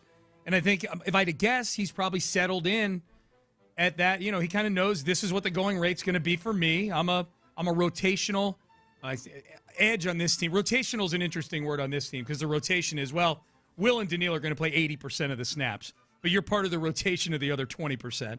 It'd be an interesting one. So we talk about Derek Barnett and Danico Autry leaving. Yeah. And I think that, Danico Autry, unfortunately, because of injuries and suspensions, I don't think they got the full value out of the contract they gave him. No. But he was a valuable part of that guy that he's a physical defensive end. Yeah. They were able to do some things with him and their 5 defensive line package and everything. That he made some plays for this team. Yeah. But with the news that the Vikings are looking to potentially either trade or move on from Jonathan Grenard, I wondered if maybe there's a chance that the Texans bring a little reunion? Yeah, reunion, but also with the guy they had swapped. Basically, that offseason, the Vikings and the Texans just swapped free agents in Daniil Hunter and Jonathan Grenard. Yeah. And the thought was, man, Jonathan Grenard ended up playing really well for the Vikings, and he's a younger guy, and it made sense. For the Texans, it certainly worked out really well. Sure. It's just ironic that now the Vikings are going to move on from that young defensive end whose youth was his value. Yeah, I think it's I'm sure, and I know you know this. Like they're $40 million. They're $40 million away from just being compliant with the cap, let alone have space to go get guys. So I don't think they're moving on from Jonathan Grenard because they don't like him. Right. He's probably a little pricey for what the Texans already have at that position. The one I thought you were going to say, and I'm curious what you think about this, because the Vikings are doing the Vikings had put the smoke out there on several guys that they're probably going to move on from because of cap reasons, with the hope that someone like Nick Caserio comes in and says, here's a sixth. Javon Hargrave. Oh, yeah. Javon Hargrave has 1 year, $14 million left on his deal. Now, he's an interior guy. Yeah. But that's a better fit, and certainly a better fit in terms of balancing the cost across the defensive line. Would that interest you? Yes, that would interest me. Yeah. That would very much interest me. Yeah. How old is he now? Good question. He got his second contract after that Super Bowl a couple years ago. I would guess he's like in his late 20s, if I had to guess. 33 years old, Sean. 33? Yes.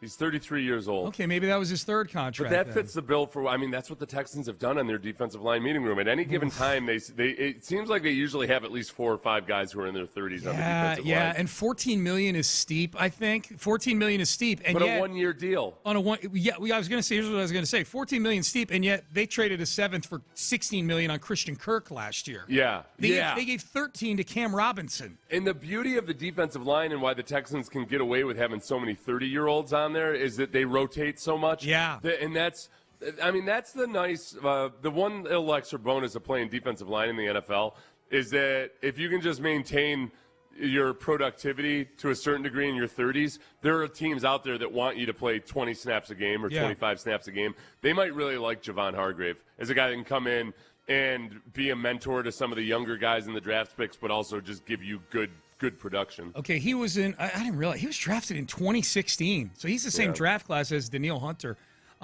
First 4 years in Pittsburgh, then in Philly, made a Pro Bowl in 2021 in Philly, and then he played for that Philly team that lost the Super Bowl to the Chiefs, and he was great for that team. and then he left and got a big contract with San Francisco, was a Pro Bowler. Okay, so he and D'Amico passed each other on the freeway.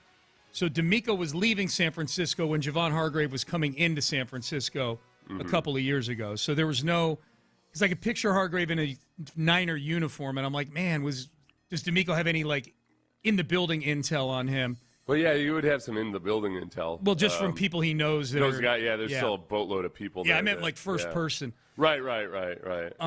So Javon Hargrave. The other one that Vikings are reportedly putting out there is running back Aaron Jones, who's got a year left on his deal. I think the David Montgomery deal probably eliminates, and I like David Montgomery better than Aaron Jones anyways. So there's that. Hey, speaking of the Niners, Trent Williams was on the Pivot podcast, and I thought this was interesting. Trent Williams, who's gone to a couple Super Bowls, right, with the 49ers.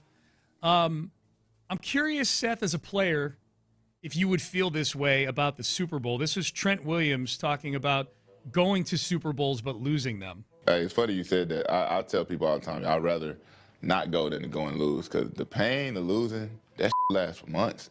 That lasts for months. I was under a rock for 3-4 months, like literally.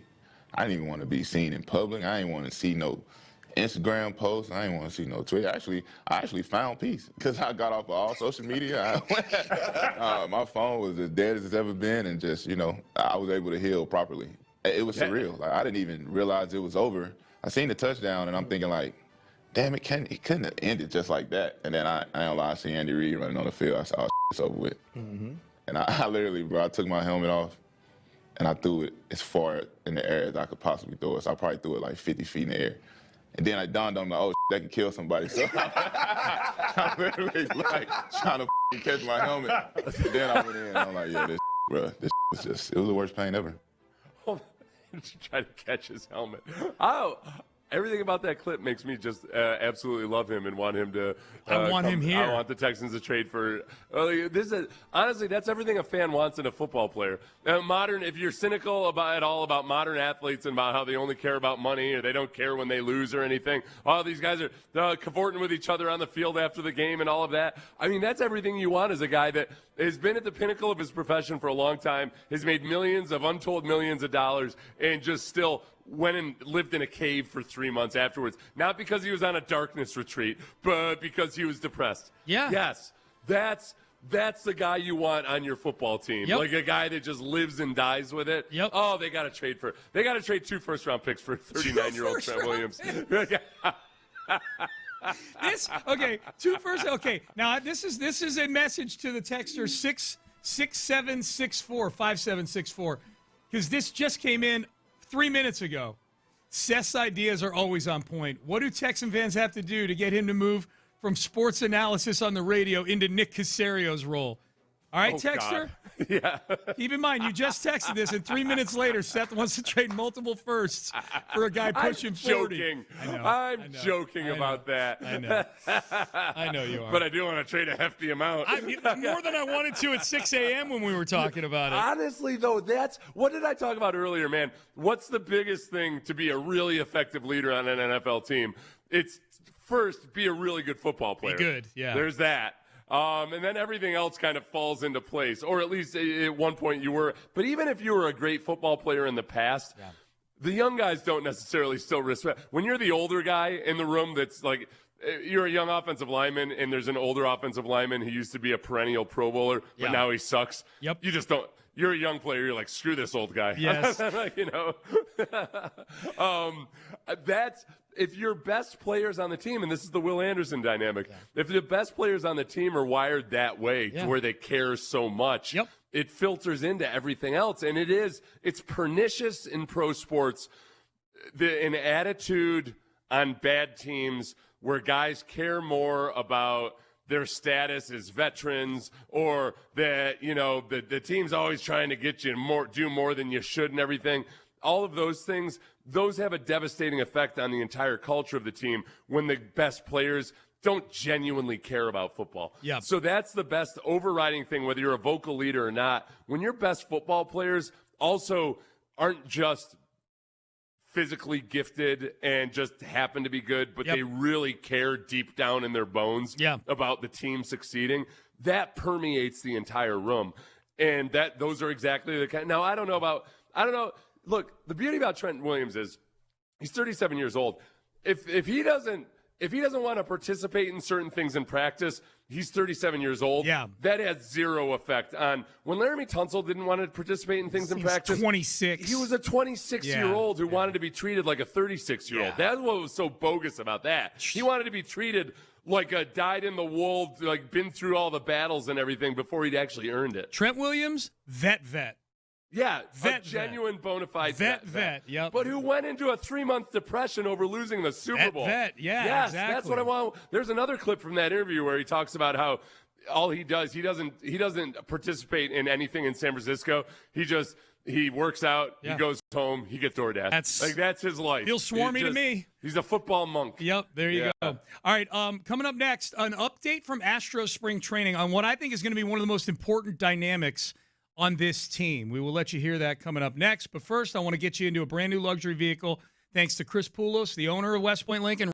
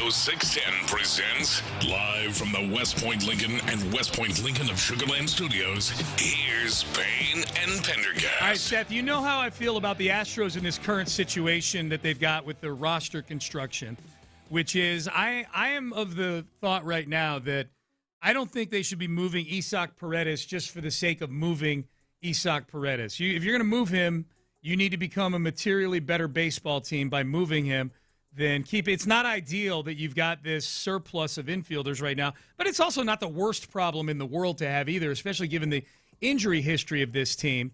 But as long as this is what the roster looks like, and as long as everybody is healthy, my feeling has been that something is going to have to give. I'm not supremely confident that an outfield of Zach Cole or Joey Loperfido in left and Jake Myers in right, or I'm saying in center, and Cam Smith in right, I'm not confident that that is going to get the job done offensively for the Astros. Maybe it does, and their faith is rewarded, and that would be great. I think there is a better chance that Yordan Alvarez is going to have to play more left field than the Astros were planning on having him play coming into spring training this year. Yeah, I think it's a distinct possibility. Which jives with what Yordan Alvarez himself wants to do, which is play more left field. Yes. We're in this situation where it's awkward. Obviously, you've got too many good. Well, I keep saying I keep wanting to say you've got too many good infielders. The problem is that Jose Altuve is not an actual good infielder. No, but he's not going anywhere. Right, he's not going anywhere. Yeah. That's the part that makes everything more awkward. Is that the better hitter and the better fielder is the guy you're talking about trading away. Yeah. But it's also not impossible to see how it might all end up working out. Yeah. With just, my rule. I never want to get any more than 2 ifs down the road because everybody is 6 ifs away from winning a World Series. Yeah. 2 ifs are a parlay. 2 ifs are a parlay, but I can play that parlay. 6 ifs is way too much. Bill O'Brien operated in a world of 6 ifs. Oh, dude, yeah. So 2 ifs. Just one is, okay, if there's a notable injury or at least multiple injuries on the infield, then... And you need him. Yeah, you're going to need those guys. It might work out really well that you have those guys.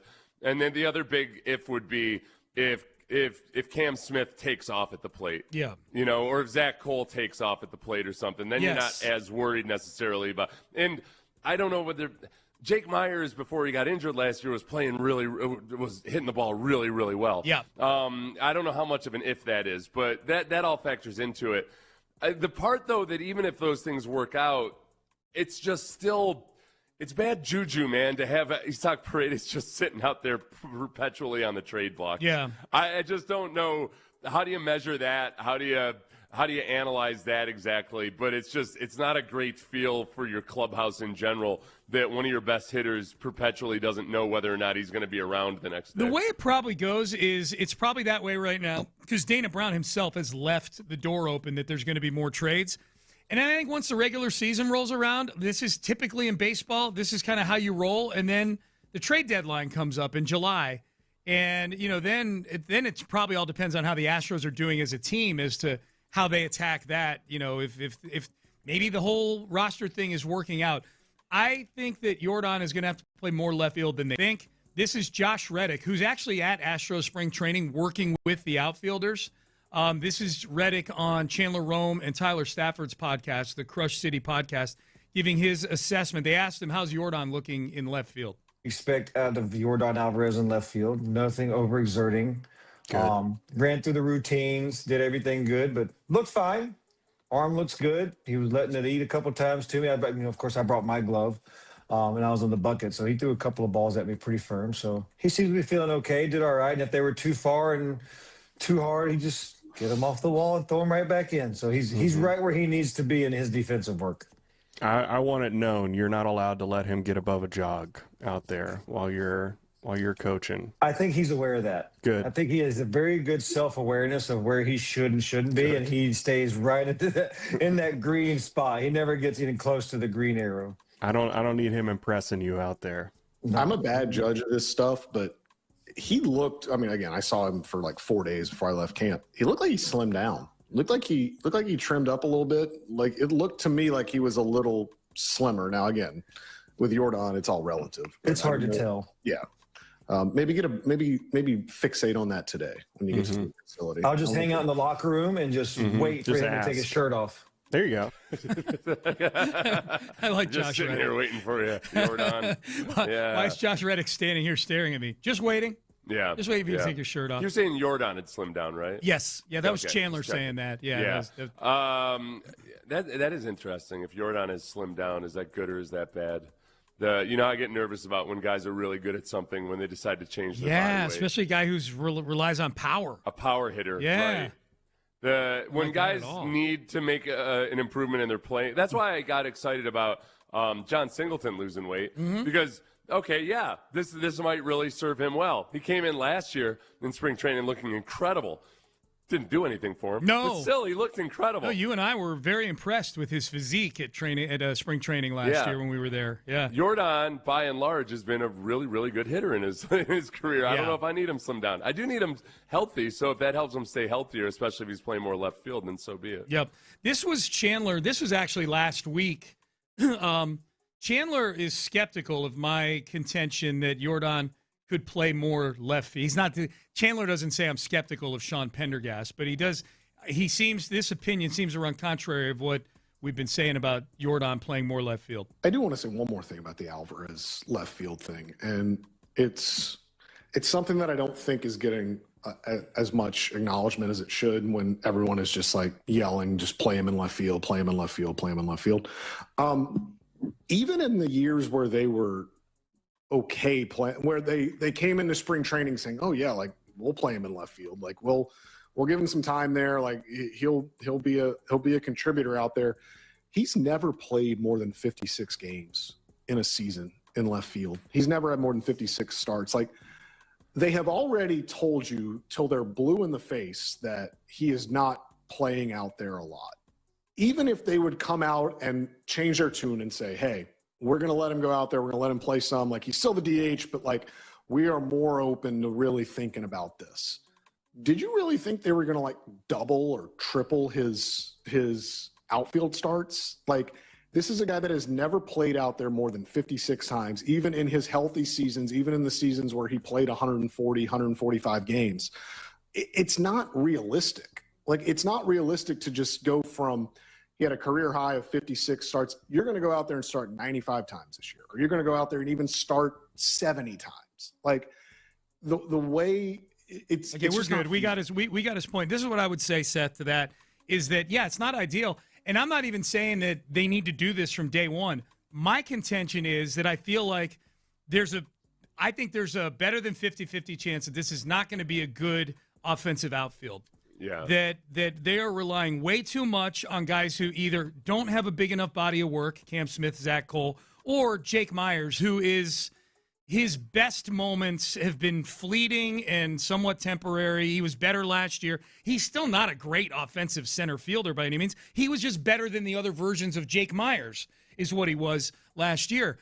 So my feeling is I think that we're going to wind up at a point that if they're not winning games and it's because they've got these dead spots in the lineup, you're going to have to eliminate the dead spots in the lineup. I'm only saying – nobody's saying that's the ideal solution to play Jordan 110 games in left field. What I'm saying is that the current construct of the everyday lineup is probably not an optimal solution either. Right, yeah, and that's I think to back up, I guess, what Chandler is saying, even regardless of whether Jordan does end up playing that much more or not, yeah, I think that maybe what Chandler is also saying is I think people are minimizing the difference there is in a guy playing 50 games in left field versus 110 or 120 games in left field, especially for a guy that I know I feel like sometimes people overstate how many games Jordan has missed due to injury, but he does always feel like a guy who's on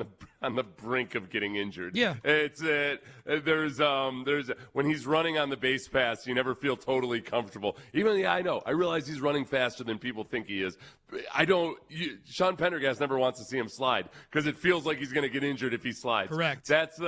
That's the part that I agree with Chandler in that let's not just act like it's as simple as, oh, well, he's played well And he actually improves as a batter when he's playing left field. Yep. So just give him twice or three times the workload, and that's all you have to do. My overall point is not an admonishment of the Astros that you need to do this. It's more of a prediction where I think something's got to give. Just by necessity. And I think that's what's going to – my prediction is that's what's going to give. They're going to have to find a way to get these bats to put the best offensive team out there. Yeah, and that's where, I don't know, the way the first part of the season goes might end up telling a lot of that story. Sure.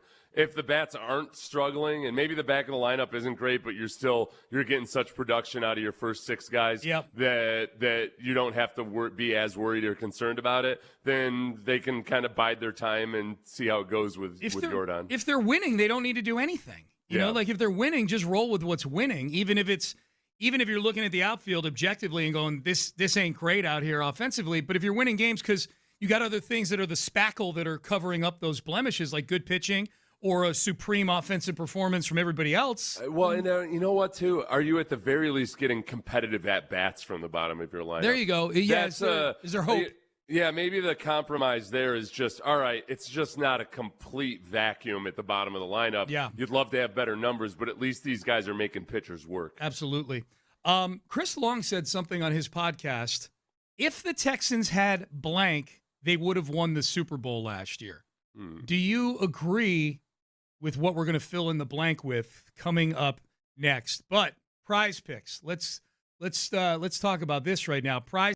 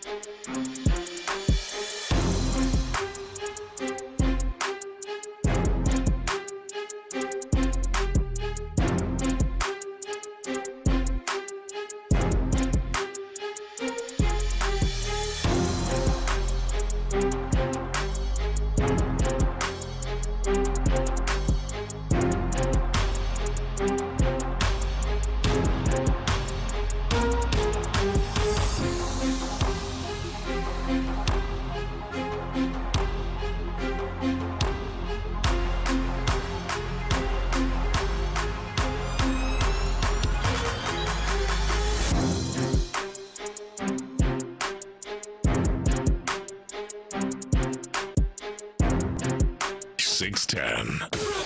Sports Radio 610 presents live from the West Point Lincoln and West Point Lincoln of Sugar Land Studios. Here's Payne and Pendergast. Chris Long, former defensive lineman, now current host of the Green Light podcast. Chris Long's one of my favorites as far as athletes that have gone into their own thing. I think he's excellent. He actually thinks about stuff and actually watches football, which is puts him ahead of a lot of guys. Yes, and kids, you'd be surprised athletes in sports if media. you just watch the games, how much that'll put you ahead of people. Yeah, he really likes the David Montgomery trade. We'll get to that in a second, but I thought this was interesting.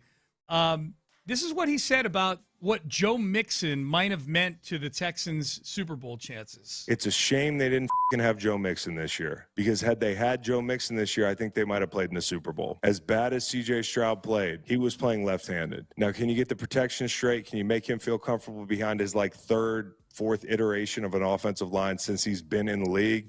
And my heart goes out to him. We wish him well. But the running back can help. Okay.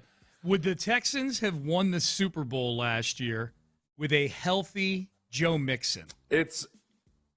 My knee-jerk wants to say yes, but it's hard for me to not remember that they did have Joe Mixon the year before. Yeah.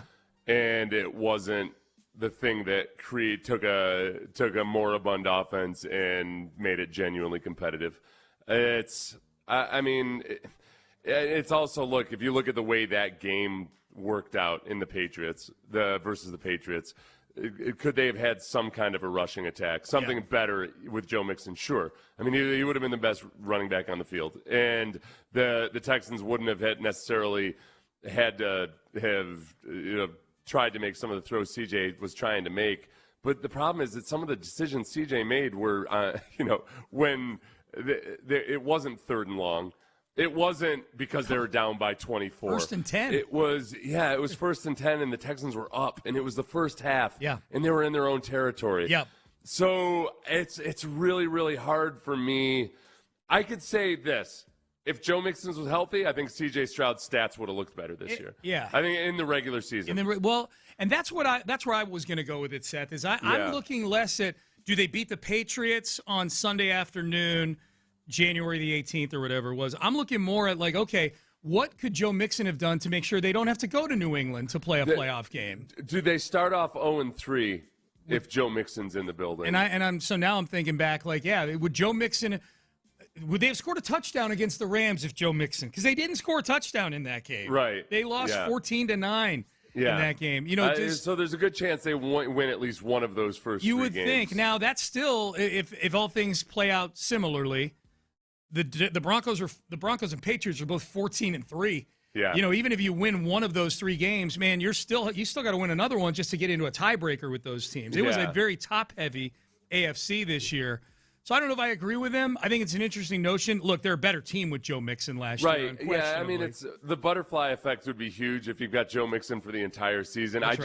Given that they already did have Joe Mixon for an entire season, and I think that this year it would have been different in that the offensive line did a much better job of not hurting the offense actively. They weren't as good as I wanted to be, but the offensive line wasn't out there actively hurting the offense. Right. And when I'm talking about tackles for a loss, quick sacks, all of those things, they got better as the season went along, and they still need to be better, but you end up having, with more of a rushing threat, better play action, all of that.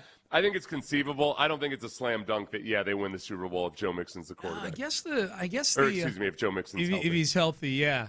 I guess if I'm thinking specifically about the regular season and their 5 losses, is Joe Mixon, and again, it is a silly thing because the Denver game, CJ gets concussed and everything gets thrown out of whack.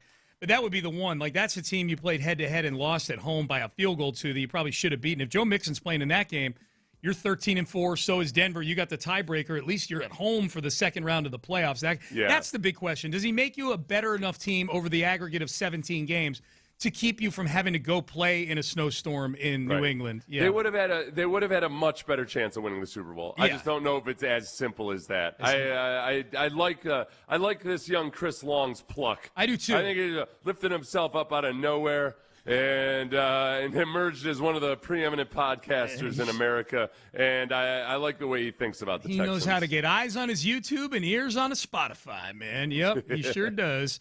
Here's one more from Chris Long. He likes the David Montgomery trade, but I think his reason is very, very interesting here. As a running back, like he saw his touches go way down the last couple years, right? Especially last year. That's worth noting because Houston's getting a guy that's 29 years old, but in dog years, what is he? When you take into account the workload or lack thereof that this running back has had over the past couple years, I don't think of him as a guy nearing 30. I think he's got some juice left in the tank. You know, you're buying a car, you know, if I'm looking at an F-250 from 1996, well, yeah, it's a 96, but if it's got 45,000 miles on it, like what are we really talking about here? Like, show me the Carfax. It's not a big accident report on David Montgomery. I don't think he's had a lot of injuries throughout his career. You know, the mileage lately is not that high. Is this an oversimplification of the wear and tear on David Montgomery? No, I don't think so. I think it's all valid. It's that part is true. It's not a guy that's been getting, I don't know, Arian Foster early in his career, or Arian Foster in the first 7 years of his career. He had a lot of touches, and he was the bell cow back and everything. And he ended up kind of falling off the way a lot of running backs do when they get that kind of heavy usage. He hasn't been used like that. I mean, there is just father time and the natural things that happen, the aging that happens when you're a running back. You could play zero football for 3 years, but by the time you're 29 years old, you're going to be less resilient to some of that brutality than you were at the age of 24. Absolutely. And it just seems that it affects. I think it affects running backs more simply because they take so much more physical abuse. Yep. So it shows up a lot earlier. Yep. But I do think it's something that you factor in when you talk about the compensation they gave up to get him. Yeah, okay, do you look at him more like actually he's a 27-year-old, not a 29-year-old? I don't know. It just makes me feel a little bit better. Yeah. That he hasn't. Oh, yeah. He doesn't look like somebody that's showing up haggard at your doorstep, smoking a cigarette with his eyes all bloodshot. No, and this is your defense attorney. Well, and the dialing back of carries wasn't because they took a look. At least I don't think it has. They took a look at David Montgomery physically and said, well, he just can't take this abuse anymore. They did it because Jahmyr Gibbs is one of the 3 best running backs in the sport. Right. And it makes more sense to give him as many touches as you can while he's a young player. So Montgomery, I feel good about what Chris Long said. I'm with you. It's an imperfect thing. I mean, look, there's 117 games that he's been on an NFL roster for, and he's played in 105 of them. Yeah, that's pretty damn good. No, I think the age stuff, you know, you could argue about how much that matters or doesn't matter. The thing that I don't like from the way some people are framing this is that they keep saying, well, he was being phased out in Detroit. He was being phased. You got to put things in context. Yeah, Jahmyr Gibbs is a better running back than him, and he's a younger running back than him, and he's going to get a big contract. It's not because David Montgomery had a huge cataclysmic drop-off that they had to phase him out. No. It's what made sense. Yeah. If you're a Lions fan and they were sitting there and this year they were doing everything they could to give David Montgomery and Jahmyr Gibbs equal carries, that would be dumb. Yeah. You got to play your hot hand. But it wasn't because David Montgomery just didn't have his fastball anymore. He wasn't the same guy he used to be. It was just that Jahmyr Gibbs is a really, really good young back. Yeah, phased to me, and this is where we start debating the semantics of phrases. Like phased out means like, okay, there's an expiration date on this guy, and we're tamping down the use of him. Like he was still like if Jahmyr Gibbs got hurt, David Montgomery could easily go in there and carry the ball 20 times effectively for the Lions. No. If they were like phasing out, I think the way people use that almost is if they were phasing him out in a situation like with Woody Marks, for instance. If all of a sudden there were no Jahmyr Gibbs on the Lions and it looked like, wow, Woody Marks is getting a lot more carries than David Montgomery, and it just really seems like they're trying to without Woody Marks playing, all that incredibly or anything. Yeah. That looks like you're trying to be phased out. Right. It's an oversimplification of the entire dynamic up there. Yeah, I'm excited to have him, man, for sure. Excited to see these fellas, too. John Lopez, Reggie Atatula. You're just saying that. What's going on? Not true. I love seeing you guys. I love coming to work every day and seeing your smiling faces. Well, thank you. What's happening? All kinds of stuff's happening. We got some stuff happening. Did you know that I'm officially like a real cowboy now? I saw your down there shirt. for By the way, calf scramble. that wasn't too much. You had just enough cowboy. Yeah. Now you weren't like a. I didn't show up on the property a cowboy, but I left a cowboy. Yeah. I had boots. I had the boot cut jeans, but I wore just a dry fit T-shirt because it was too hot outside to walk around. They said that ain't gonna work. There's a dress code. That's down right. On that dirt. I went shopping. You suffered to look like what you need to look like in that moment. And got some good deals. You look like you could have starred in the Disney feature-length film Holes. Thank you. That also had Sigourney Weaver. And, Thank you. I'll take that as a compliment. But you also weren't drugstore cowboy, with the tassels and. No, but although Seth was asking me if I was maybe looking at getting some little rhinestone things and whatnot, I kept it dialed back. I kept it pretty dialed back. You could have added a bolo to it. That would have been nice. That would have been cool. Yeah, that would have been. Missed opportunity. I mean, rodeo's still going. Go ahead. Well, we're going twice. Amy put it on, brother. Amy and I are going next Tuesday, and we're going the following Thursday. So we got 2 more rodeos, and I'm gonna get decked out in my gear, man, for sure. You should. Yes, absolutely. So it was fun. What is the question of the day? The question of the day. I know what it is. I just want to get to it because I like it. There are all kinds of ways you can go on this one. Yeah. You saw NBA on NBC last night. Yeah. Spectacular. Throwback Tuesday, baby. I actually, set a notification on my phone so I could see the intro. Right. I didn't want to just hop in on the game. Yeah, it was wild. The highlights were running on SportsCenter this morning, and they've got the NBC logo. I'm like, this is crystal clear for a game in 1993. Yeah. That was the only thing that was off-putting about it was I like them trying to get the older graphics, but the older graphics in really high definition looked a little odd to me. Yeah. It was disconcerting. Yeah. But anyway, what is something TV related? Okay. Could be a show, could be a person, could be a song you wish would make a comeback. Okay. Battle of the Network Stars. That's 100%. That's a great one. I needed whoever the modern equivalent of Telly Savalas in a leisure suit coaching from the sideline with a cigarette in his hand. Yes. That's what I need. Ed Asner on the tug of war. I need who's the guy from Welcome Back, Kotter? Gabe Kaplan. Gabe Kaplan. He was picking him up and putting him down. I know some of these. He was running. That's what I said to Seth. I'm like, man, he was running. Yeah. He was running. Yeah. I need Catherine Bach for sure doing the hurdles. Yes. All that stuff. Oh, Wonder Woman there. Linda Carter? Linda Carter. Yeah. And I need her to do all the events in her Wonder Woman outfit. Well, she did it in those little white shorts, and that wasn't bad. That wasn't bad at all, man. Wasn't bad at all. I feel like in order to upgrade this, instead of having a cigarette, you got to have a vape on the sideline. Yeah, it'll get modernized for sure. Yeah, But Seth, when I was coming up with my answers for this, something TV related you wish would make a comeback, I took myself back to 10 and 11 and 12-year-old John Lopez in San Antonio with my laying on my stomach watching TV every Sunday about 6 p.m. Roller derby. Oh, yeah. Network TV. Oh, my God. Yeah. The WWE version of roller derby. It was the so one that's good. scripted. Yeah. Well, you scripted, and it was just it wasn't real. Like now, roller derby's made a comeback, but it's an actual sport. You don't get necessarily the people going over the wall and everything. How do you win? You lap people. It's like basically you got a jammer. Like Brandy was a jammer. Yeah, I told John. Yeah, Brandy did roller derby. She was awesome at it. I was just going to ask you, Seth, ask Brandy if she knows the name Earlene Brown. Okay. Earlene Brown was a superstar. Oh, okay. In roller derby. She wore number 747 because she was real big. That's the roller derby I love. She was an Olympic. She won a bronze medal in the Olympics. Oh, wow. Yeah. And then got into the roller derby. Okay. Just ask if she knows Earlene Brown. It is roller derby. It's cool because it's kind of like football in that you've got the blockers who are the bigger women that like try to blast people and everything, and then you got the jammers that are like the running backs. Mm-hmm. So like Brandy was a jammer, and she's they dart in and around and everything. And you try to lap the pack, you get points every time you lap them. Was she a they're star? Trying to keep you from getting through. Was she really good at it? She was really good at it. Yeah, she was really, really good at it. Yeah. But then she got concussed twice in 7 days, and that was the end of her roller derby career. Yeah. Oh, that sucks. That sucks. All right, so I've got mine. Mm-hmm. Got 5. Good. Got 5. Oh, wow. This week in baseball with an AI Mel Allen narrating. Yeah.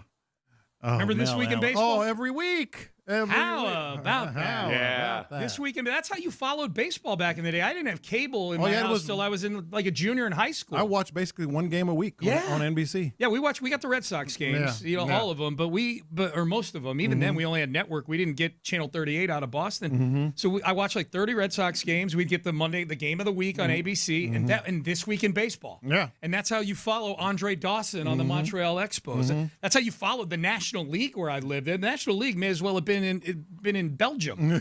With Red Sox. It was it. So This Week in Baseball, but with an AI, it's got to be narrated by Mel Allen. Oh, with yeah. his voice. Oh, yeah. Number 2, Championship Wrestling on Saturday mornings. Just the 1 hour where all it is like 5 matches where the stars are squashing these complete like accountants and encyclopedia salesmen, and then they're doing interviews outside the ring afterwards. I miss the old school Championship Wrestling. Yeah. All right, that's number 2. I'm loving this. Number 3, the show Blind Date. You remember Blind Date, hosted by Roger Lodge back in the early 2000s? Yeah. Oh, yeah. Tremendous show. And they had all the funny graphics. Yeah. Like the little bubbles that would pop up. Or like sarcastic Sam says. That's right. That's when guys like, I'm doing quite well in my construction industry and in my construction business, and like a little bubble would pop up and be mocking like, him. He works demo sometimes. Yeah. That's exactly right. So I would love for Blind Date, and even if Roger Lodge wants to do that show. The last couple are a little. I would like the show The Love Boat to make a comeback, but on cable, so that we would get the actual sex scenes in there, as opposed to just assuming they happened. Have you adopted the modern dating shows then at all? Like Love Is Blind? Yeah. Well, through osmosis, Amy watches them all. So I'm in the room for a lot lot of them. But they're not scratching the itch, apparently. No, I need like full on. No, probably Cinemax actually is what I need. Like a little more hardcore than just HBO Max. Yeah. Which brings me to my last one. Kind of in the spirit of the retro, you don't do this like every night, but in the spirit of the one night only kind of thing on NBC. I wouldn't mind if one of those apps like HBO or Cinemax had the old movies, but we have to watch them through the black squiggly lines. Oh, yeah. Like back in the day where we didn't, my parents didn't buy those channels. Yeah. But if I just put the knob at 100%. The right angle here, I'm talking about the knob on the cable box, kids. That's oh, wow. Okay. But if you adjust it to just the right setting, you can kind of get a little bit of it. Lines, and they look like they look like mimes because the faces are like super white and so just one night only, just a little nostalgia. I'd like to watch through the squiggly lines again. There was a little bit of the nostalgia that crept in when Sean, you were talking about how this not the only way that you even knew anything about the National League was because of that one time period. I do miss not having interleague play. I do I miss that there was a separation of that you just didn't know that it was a big mystery of just boy. That's good, At some point, these two a team from this league is going to face a team from this league. Well, and Reds that's and it. Red Sox. That's like right. Reds and Red Sox or Yankees, Dodgers, Reds back and in the A's. day. Reds, man. Yeah. That's what makes for a good main event. You keep the two guys apart for as long as possible, and then bam, they meet at WrestleMania. That was my latest instance of stupid Yankees fans. Was I saw some Yankees fan on social media was like, the Yankees dominated the Astros for decades, but now because of the last few years, the Astros are like, what the hell? They played each other for the first time in like 2003. You idiots. Yeah. The other one for me that is very nostalgic, and for the life of me, I cannot figure out why they went away because they were such a hit and they're still resilient today, and that's sitcom theme songs. Oh, yeah. Like the actual opening credits. It was a good minute. It was a good minute of the song and little B-roll of them laughing in a with park. all those today. That should be the bump-in music. I think it might. I think it might. Show me that smile. Yeah. Yeah. I like that. That has given rise, though, the fact they don't do those anymore. I like the ones where they take like ESPN dramas, not ESPN, sorry, HBO dramas, and they apply 80s opening credits. Like Tony Soprano with the Growing Pains theme underneath is very funny. Like hearing like the lyric, "Show me that smile," and it's Tony smiling while he's punching a guy in the face.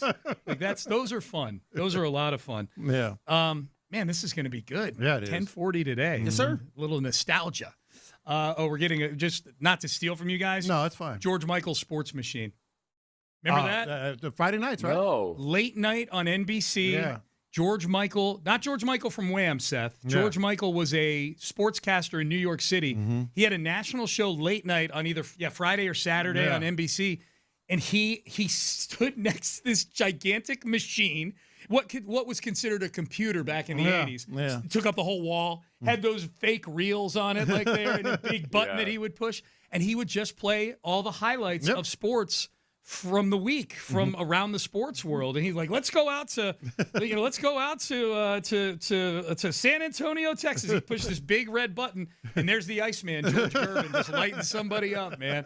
And John Lopez sitting there with his notepad and his fedora with the press in it right there. Yeah, George Michael.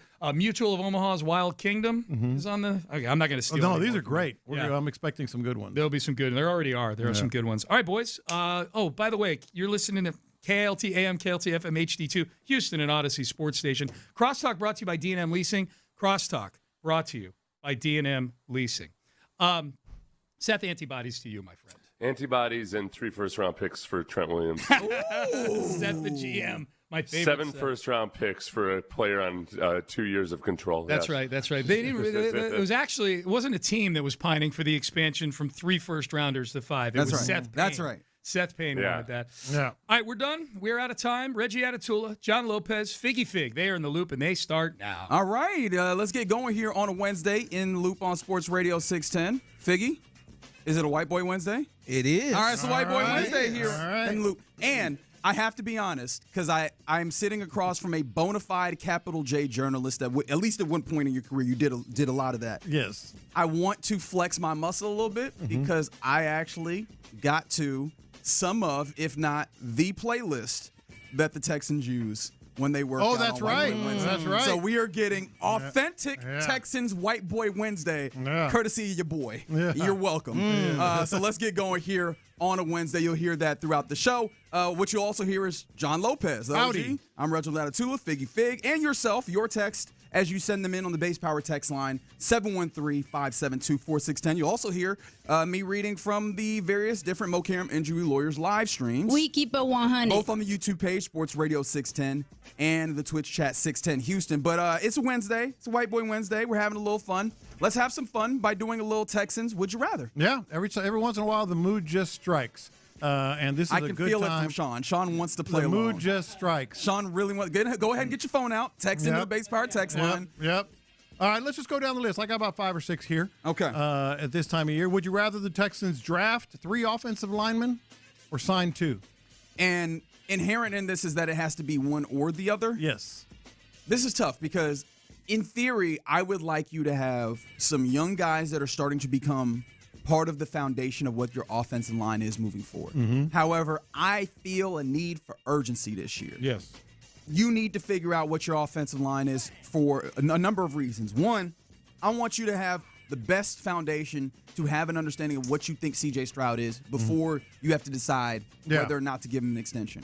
Also, I feel like you done pushed yourself and risen to a level in the AFC and the NFL in general where now is the time to strike while the iron is hot. Yeah. And I don't know that you drafting 3 offensive linemen set your offensive line up well enough to be good early enough in the season to be good enough. So I actually am going to go with the sign 2. Now there's more here, Figgy. I want to get your answer. This is, in addition to this is sign as in from the outside or draft from the outside, not your own players, because that's coming. Yeah, I was going to say sign 2. I think right now it's urgency, and I think it's not the end of the world if you don't draft 3 of them this year. You can always look into next year or something like that. But right now, I think you got to get this offensive line together because people going to be looking to get paid and all that stuff. You got to get it together now. That window is open. Like, got to go for it now. From 832, they said, White Boy Wednesday, get them white boys on the old line. Get them big boys moving people. It all comes together on this show. It really does. Here's the thing. I'm with you both. I would rather sign 2 big-time free agents, but that means Jake Andrews is probably back, I've actually we talked about this a little bit at the end of the show yesterday.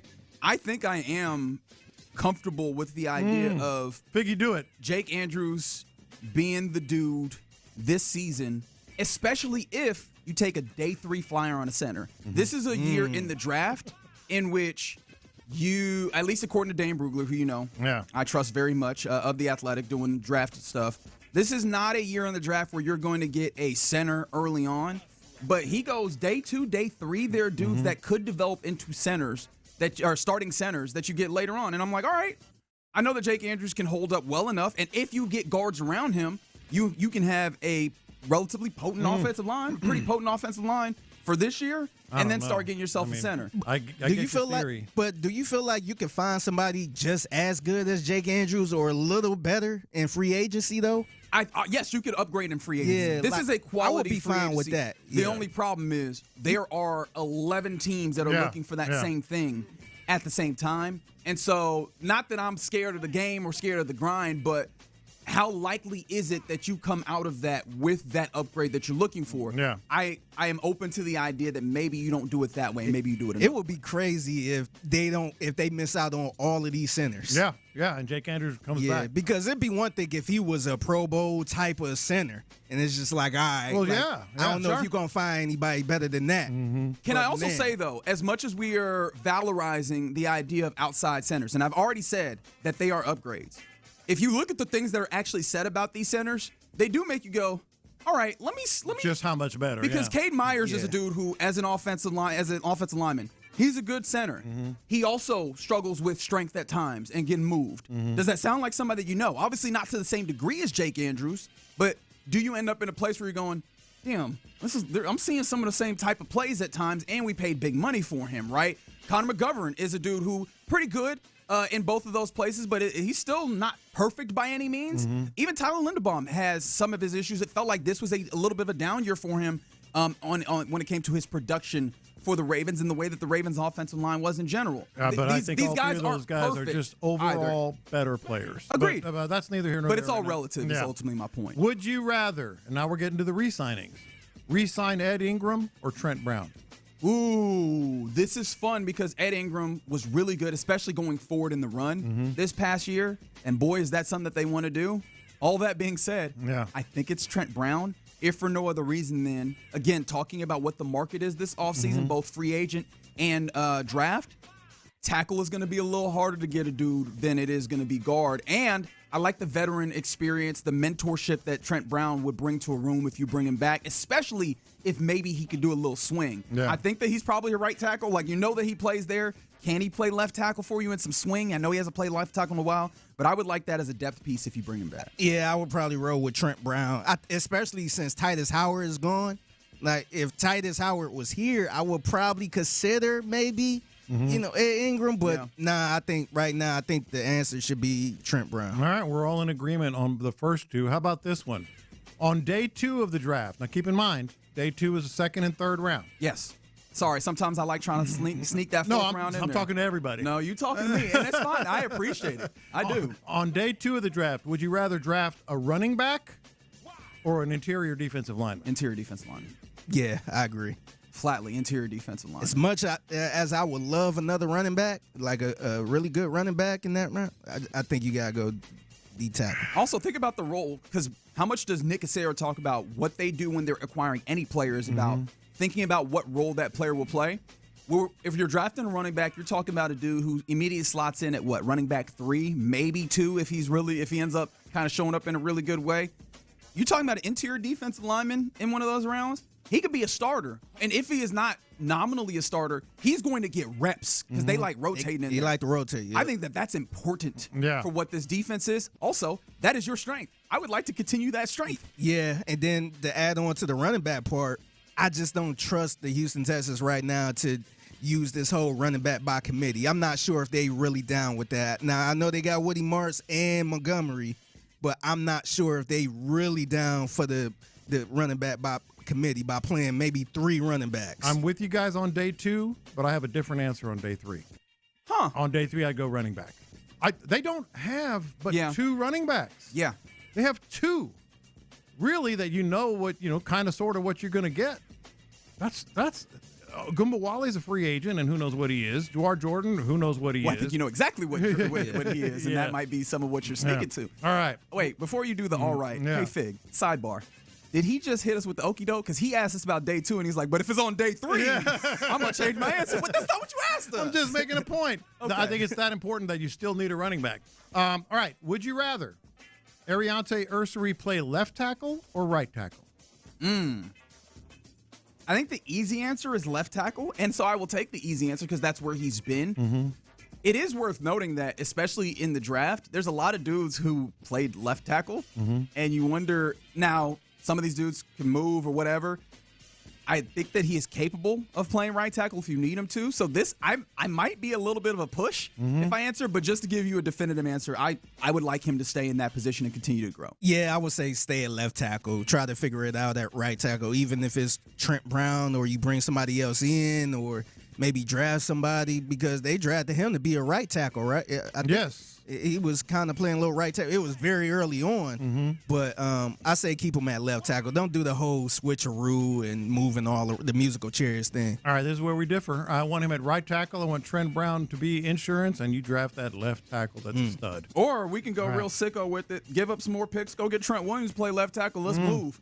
You know what I mean? Like, let's move, baby. That's the only case I would be like, all right. You wouldn't even have to tell Ursula. Yeah. He just line up at right tackle. Ariante's like, hey, big fella, I kept the spot warm for you. You ready? Yeah. Yep. All right, would you rather run it back with Jalen Reed at safety or draft/acquire another? Ooh, this one is a really good question.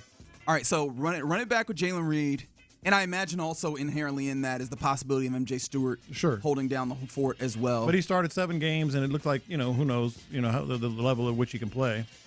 This is an interesting safety draft. I think I run it.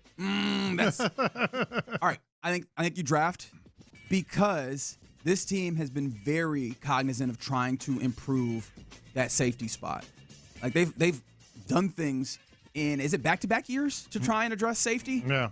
And so I think that why not continue that path if that's the way that they want to go? Although I do feel comfortable, as comfortable as it seems like they do, with the idea of Jalen Reed stepping into that role or growing into it or MJ Stewart holding it down. But it's evident that they like trying to address that role, even to the point of adding a C.J. Gardner-Johnson. So I think you draft and try and add to that. Yeah, I'm with it, man. I like as much as I think Jalen Reed is fine.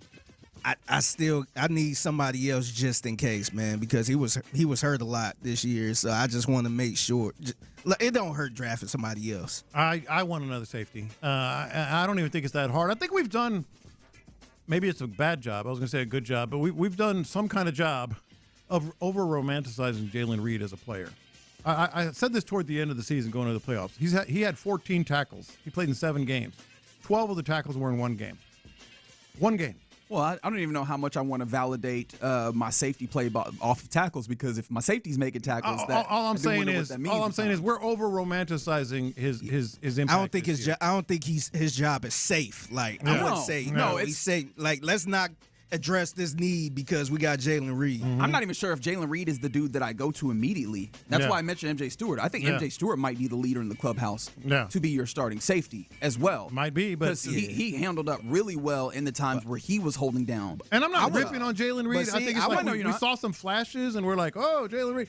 It was really a small sample. It was some flashes, but I would still feel more comfortable getting somebody there that can at least push him. No, I hear you. The only thing that I go to is, are we doing the thing where in the offseason we are just operating with digital money that does not exist, or in this instance, digital draft capital, because we're talking about we want offensive line help. Yeah. Hey, I would like you to add to the tight end. Maybe if you find a running back and add a safety, with how many picks, right? Like I think that is the thing that gave me a little bit of pause as you asked that question, especially when you have a couple of options that I think I'd be comfortable with rolling out there. Do y'all feel more comfortable? I mean, do y'all really think the Texans going to really add 3 offensive linemen in the draft alone? No, in the draft alone. No, I don't think. I don't think so. I think maybe max 2. Yeah, I agree. Yeah. So that's a little would you rather. Texas would you rather as we continue to look at this team on a Wednesday in the Loop on Sports Radio 610. Appreciate y'all playing along on the YouTube page, on the Pace Power text line. Keep those texts or keep your input coming in as we keep rolling on this Wednesday. Coming up next, actually, Aaron Wilson, KPRC2, had a couple of insights into kind of free agency and some things with the Texans. Let's keep the Texans talk rolling on next. All right, let's talk about Driftwood Shores this coming Saturday. It's hump day. You need to get on the phone and set that appointment. You've been dreaming about it. You've been wanting it, and maybe you're in a good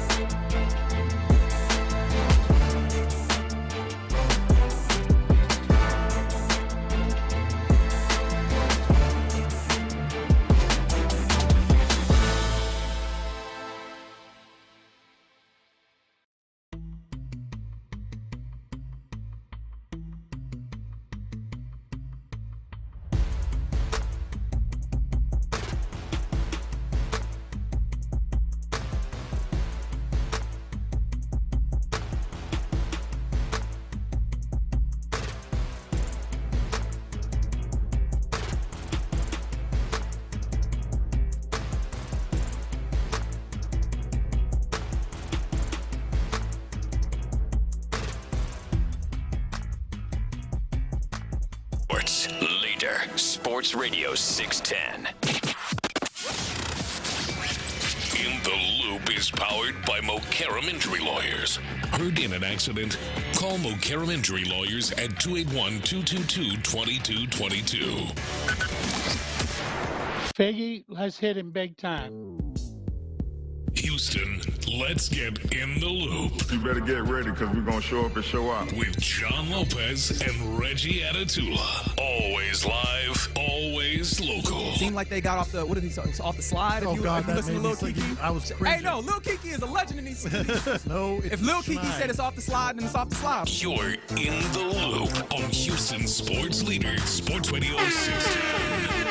Yeah, you're in the loop here on Sports Radio 610. Happy Wednesday to you. Hope your Wednesday is going pretty well to this point. John Lopez, Reginald Atatula, Figgy Fig, hanging out with you.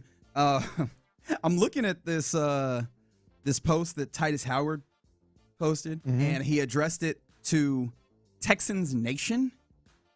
How many times you heard Texans Nation, Figgy? Not very often. Yeah. That's Do they say it on Texans radio? No. Mark don't be a Texans Nation. No, He don't do that, do he? You don't really hear that very often. Not really. Which got me thinking, what is there Is it a name something that we or- use? Like the Texans group of fans? Texans fans. Yeah, my brain does not default We to just anything. say Texans fans. Yeah. I found that to be interesting. I don't know why, but he did post They said got to come up with a name or something then, right? Yeah. No, we don't. Hey, them about days to are do over. this all over again. Hey, hey, y'all figure it out. And Y'all that's damn me saying selves. that.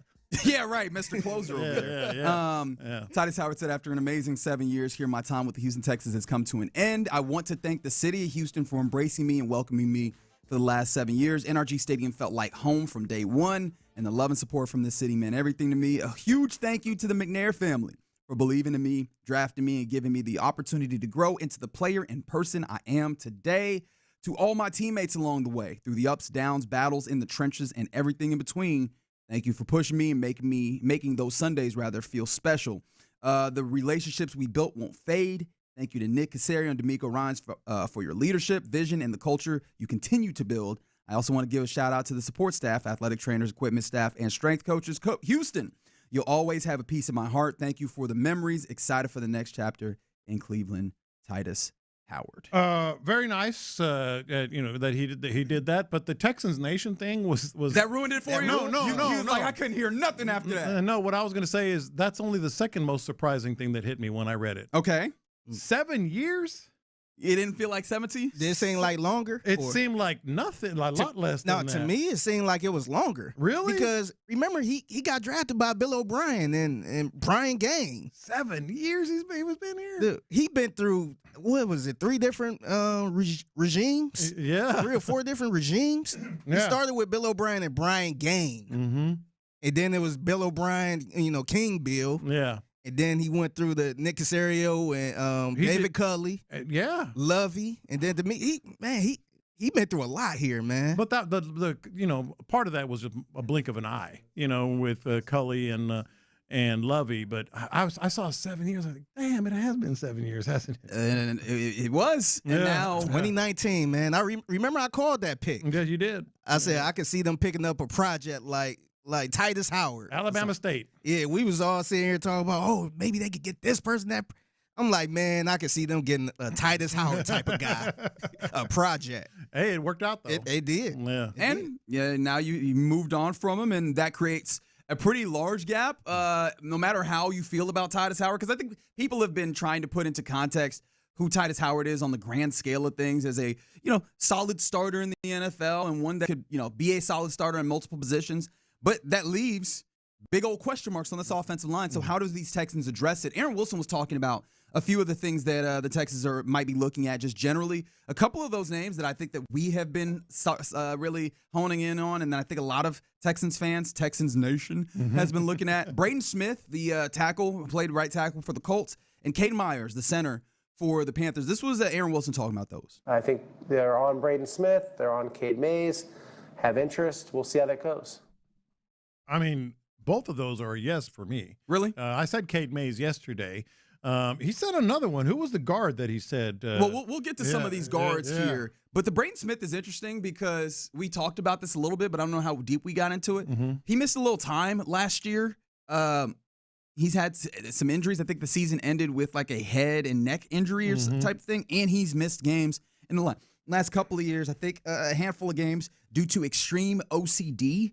Does that at all slow you down in your evaluation of a dude who, at least when he's on the field, plays a really good right tackle? Well, not really. Not to minimize it, because obviously we all have a touch of, not all of us, but a lot of us have a touch of OCD in terms of. But this is like a clinically diagnosed. Have you heard of somebody missing games because of that? Yeah, well, not missing games, but I never heard. I've seen where I was going. I've seen some people with extreme obsessive compulsive disorder, and they can't live a life. Debilitating. They really can't live a normal life a lot of times. So I'm not minimizing it, but it's not a deal breaker for me. I mean, obviously he's surrounded by a lot of people, and he knows, that he has it, et cetera. Yeah, and he's played football after that, so it was something that definitely was something that happened there. And I don't know, far be it from me to purport myself to be any level of like clinical therapist, so on and so forth, psychologist, what have you. But it feels like that's something that at least he's had some level of capability of overcoming.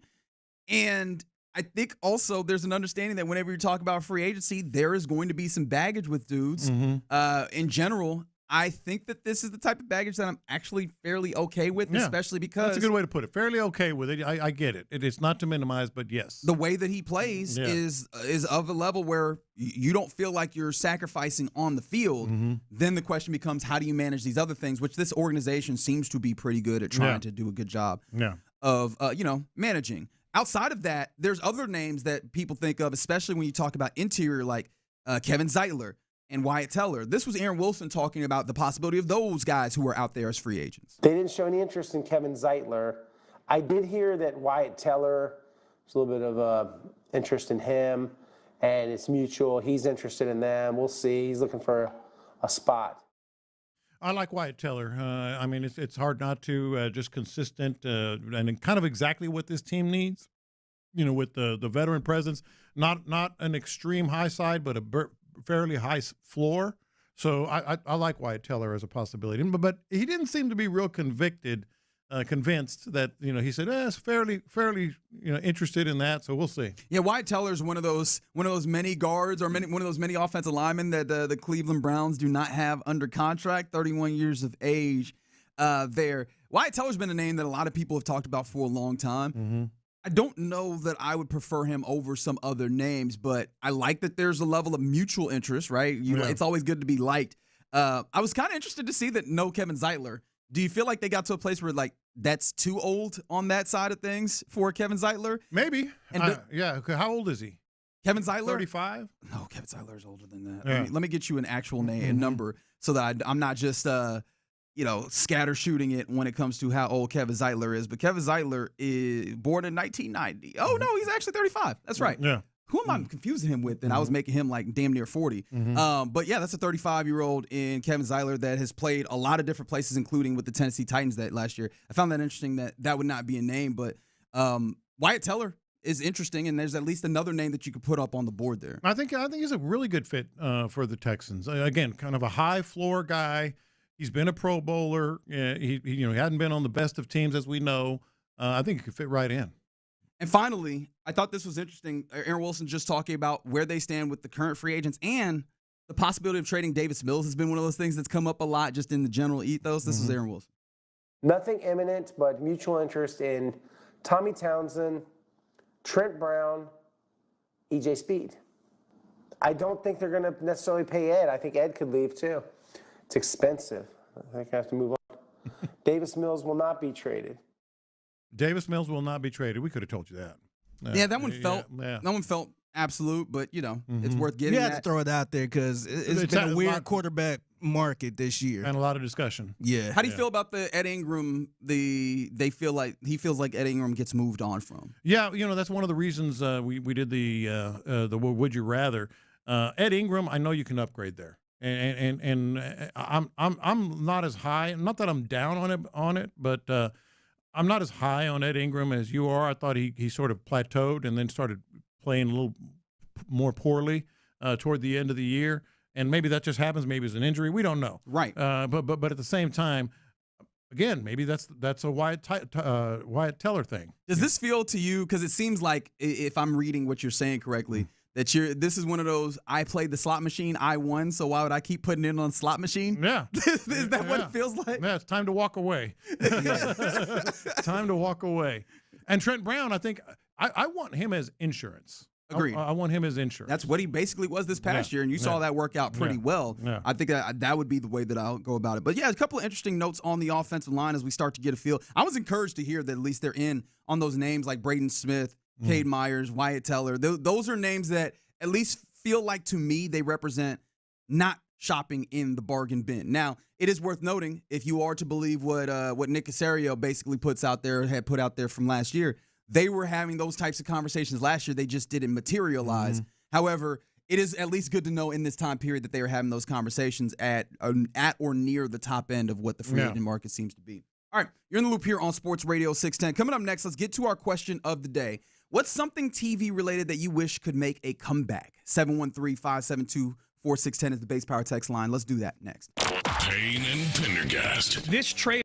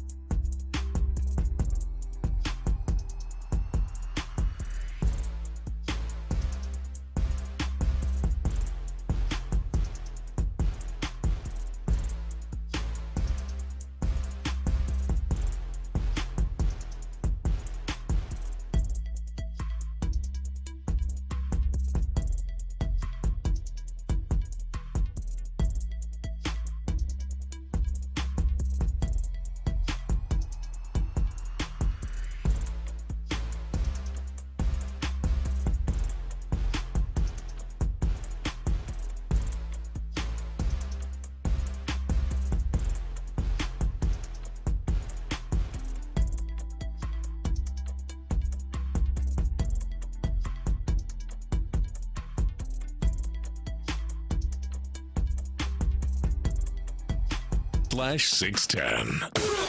Sports Radio 610 presents live from the West Point Lincoln and West Point Lincoln of Sugar Land Studios. Here's In the Loop with John Lopez and Reggie Atatula.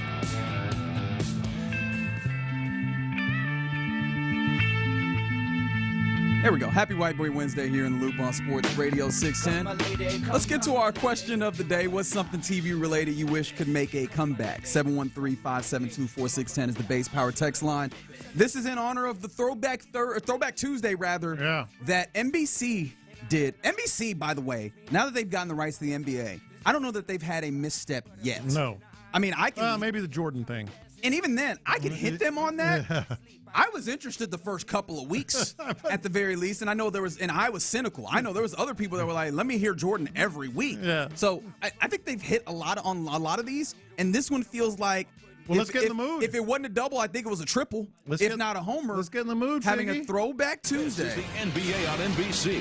Tonight, the San Antonio Spurs visit the Philadelphia 76ers. It's Coast to Coast Tuesday, presented by Kia. Yeah, that's what the intro sounded like. A cold, rainy night in the city of brotherly This love, is not old, by the way. The city where American democracy was born 250 years ago. So good at that stuff. The name of this city's NBA team, the 76ers, who tonight play host to the San Antonio Spurs. It's game one of NBC's Coast to Coast Tuesday, which tonight is also Throwback Tuesday, as we welcome you to Xfinity Mobile Arena. Hi, everybody. I'm Bob Costas with Coach Doug Collins, four-time All-Star with the 76ers, former NBA Coach of the Year, the guy that Marv dubbed the Czar of the telestrator, the Czar. Mike Fratello. So it's Throwback Tuesday. We put the old band back together. Yeah, back together at least for one night. Yeah, that's what it sounded like last night. NBA on NBC had the Throwback Tuesday, and it really did. They did it up well. Obviously, they brought back most of those folks. Marv Albert wasn't able to be there, but they said, maybe next time. And I was like, sign me up. Exactly. I'll be there. Right? They were able to bring that back. The graphics looked really interesting. I thought they were pretty good. The only thing was it was a little uncanny having these graphics. They tried to make look old, but also looked very HD. I didn't even notice that. Yeah, it was cool. I was actually fine with it. I seen a couple people say they need to keep these graphics. Yeah. I wouldn't go even that the clock, like the old school clock yeah. on there. Yeah, no, I thought it was cool, man. Yeah. It was good. They were like Marv Albert and then also no Ahmad Rashad, and I was like, yeah, that's a good point. I would like to see Ahmad Rashad out here. No, that would have been fun. That would have been fun, although I don't know that they absolutely need Ahmad NBA Rashad. Showtime. Ahmad Rashad was there in my mind, and of course I could be wrong. He was there to just be like, can you talk to Mike? Because he don't want to talk to none of us. That's what it felt like to me. But that got us feeling like, what are the TV-related things you wish would make a comeback, like the NBA on NBC Throwback? Some of these predate you both, not just you, Reggie, but I still believe that the wide world of sports kind of transcended all sports. It was spectacular. It was every Saturday afternoon. Just kind of scatter shooting with everything from skiing to boxing to football to all kinds of stuff. Wide world of sports, I wish they could bring back, because I actually think it would work on a Saturday as a standalone, even in today's world where you see all these highlights and reports and all that. I'm with you. I think that we are missing. We're missing these places that bring everything together. Yeah. Everything, you can get anything and everything nowadays with the proliferation of more internet and more, social media, and you can find all sorts of different things. But we kind of lose the notion of monoculture, the place where you can come and get all of it at once. And I kind of miss that as well. Like I was going to say, to some degree, bringing back a sense of Sports Center being kind of like that, and getting back to having that pot where you go, I can watch this thing and have a decent understanding of a number of things, like being up with boxing. Americans as sports fans used to be more holistic than I think we are now. It's become a lot more individualized. The focus on the personalities of shows like that, it's not just the highlights. Like that's why talk shows haven't gone away. In fact, somebody texted earlier, Johnny Carson is one that they wish would make a show like that. But like Wide World of Sports or even Sports Center, it was personality driven. So you already knew the score. You know who won and lost. A lot of times, Sports Center was after the very game that they were talking about. Yeah. But you had just certain personalities and perspective. And Scott Van Pelt, the Stuart Scotts. That's the closest thing we have right now. Is yeah, Scott, someone else went Scott, Stuart Scott and Steve Levy on Sports Center together. Another one for me is like way deep down in the old Wayback Machine, as I like to say. That's roller derby. Roller derby on Sunday evenings, I believe. Sunday evenings. Earlene Brown, number 747 in your program for the LA Thunderbirds. That was awesome. This man said the LA Thunderbirds. Like he was going to know what that LA Thunderbirds. She was a medal winner, bronze medal winner in the shot put, and then became a superstar in roller derby. And then there's this. Figgy, you got to hit me with at least one of these.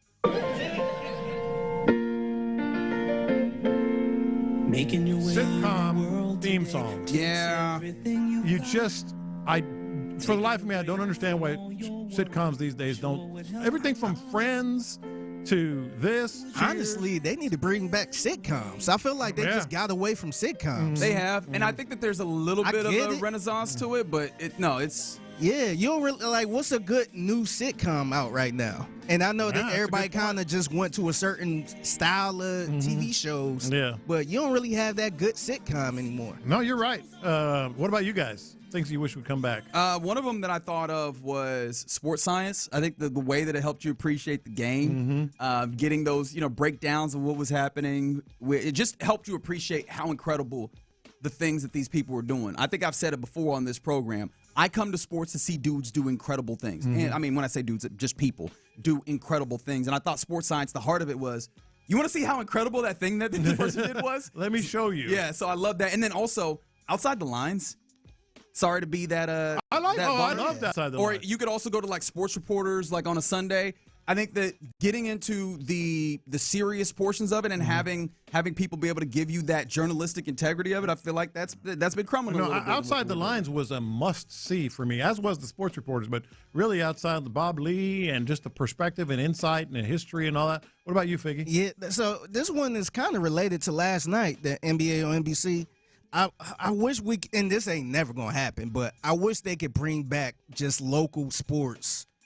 Or sports on local channels, not just the cable channels or the apps and all that stuff, because that's what I loved about this NBC one, where it was just you could just turn on NBC and the game was there. And I remember back in the day when I was younger, the Cavaliers used to play on a local channel to the point I'm like, they used to kick off SmackDown. WWL SmackDown because Cavs game was on. And I just miss being that time where you could just turn on a local channel instead of me trying to explain to my dad how to watch this game. Yeah, exactly. On the app. Every game you have to text with him or call him or whatever. Yeah.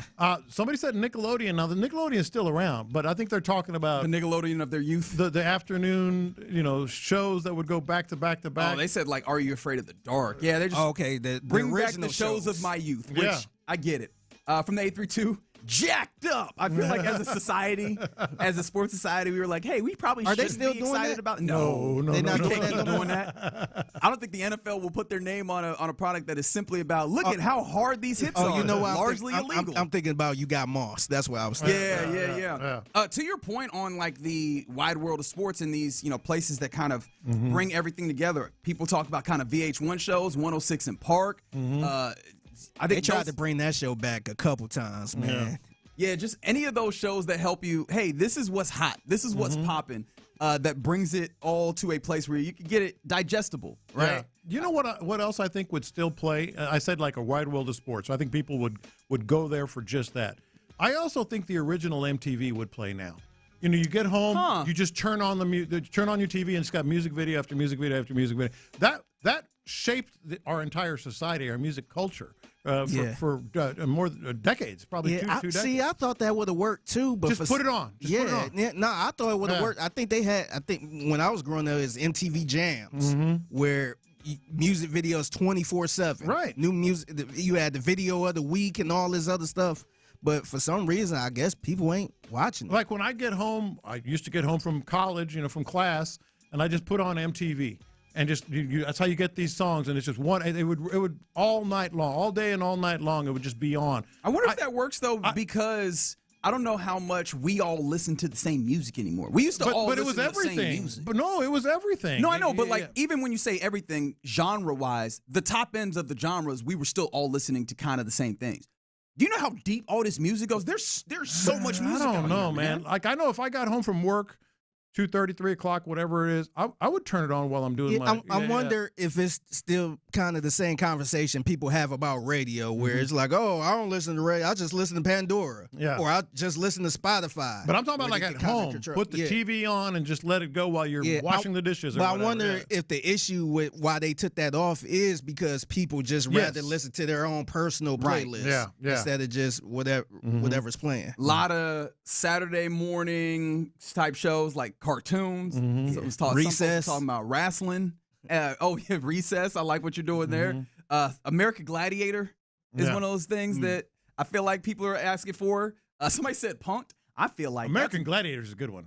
There's plenty of people doing Punk'd, and they just post it on TikTok. Hey, that's called ridiculousness. Yeah, well, no, ridiculousness is less of like a Punk'd. It's more of, hey, let's take these ridiculousness is more of a edgy America's Funniest Home Videos than it is Punk'd, I think. America's Funniest Home Videos has gone by the wayside. I mean, it is actually still on. I know, but it's gone by the wayside in terms of it used to be. Remember Candid Camera? Oh, yeah. I haven't thought about Candid Camera in forever. Yeah. That was a PG version. That was a PG version. And before we get out of here, I got to hear one more sitcom music theme song. There we go. There we go. There we go.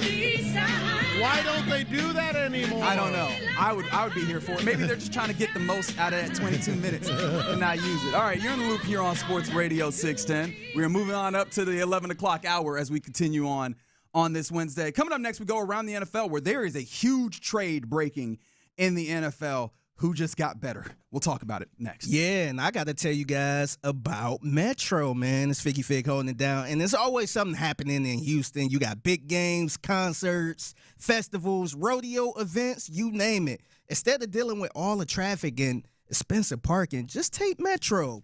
With the Ride Metro fare system, getting there is so much simple. All you got to do is just tap your Ride Metro card, or you can scan the mobile app before you board. It works on Metro Rail, buses, park and ride routes across the city. And shout out to all my cashless people. You can pay with Apple Pay, Google Pay, credit and debit. It all works. All you got to do is just download the free app and learn more at ridemetro.org/fare system. That's ridemetro.org/fare system. Ride smart, ride Metro. It's that time of year again.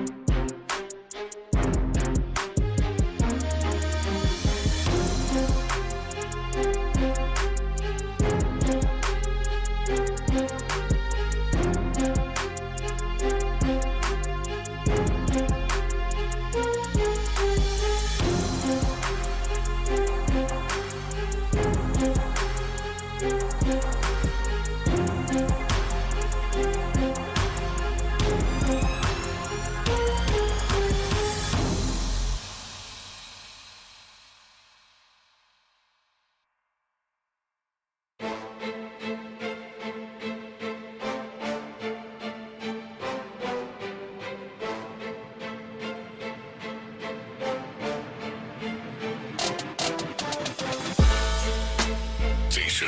The Texans play here. Let's go around the NFL in the loop style. Why are you smiling? Because I love football.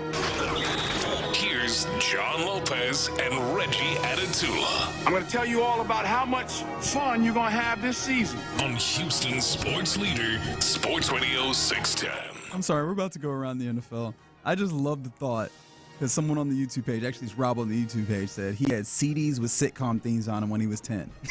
Oh, that was a thing. Was it? Yeah. Nah, you lying. No, they used to sell the theme songs.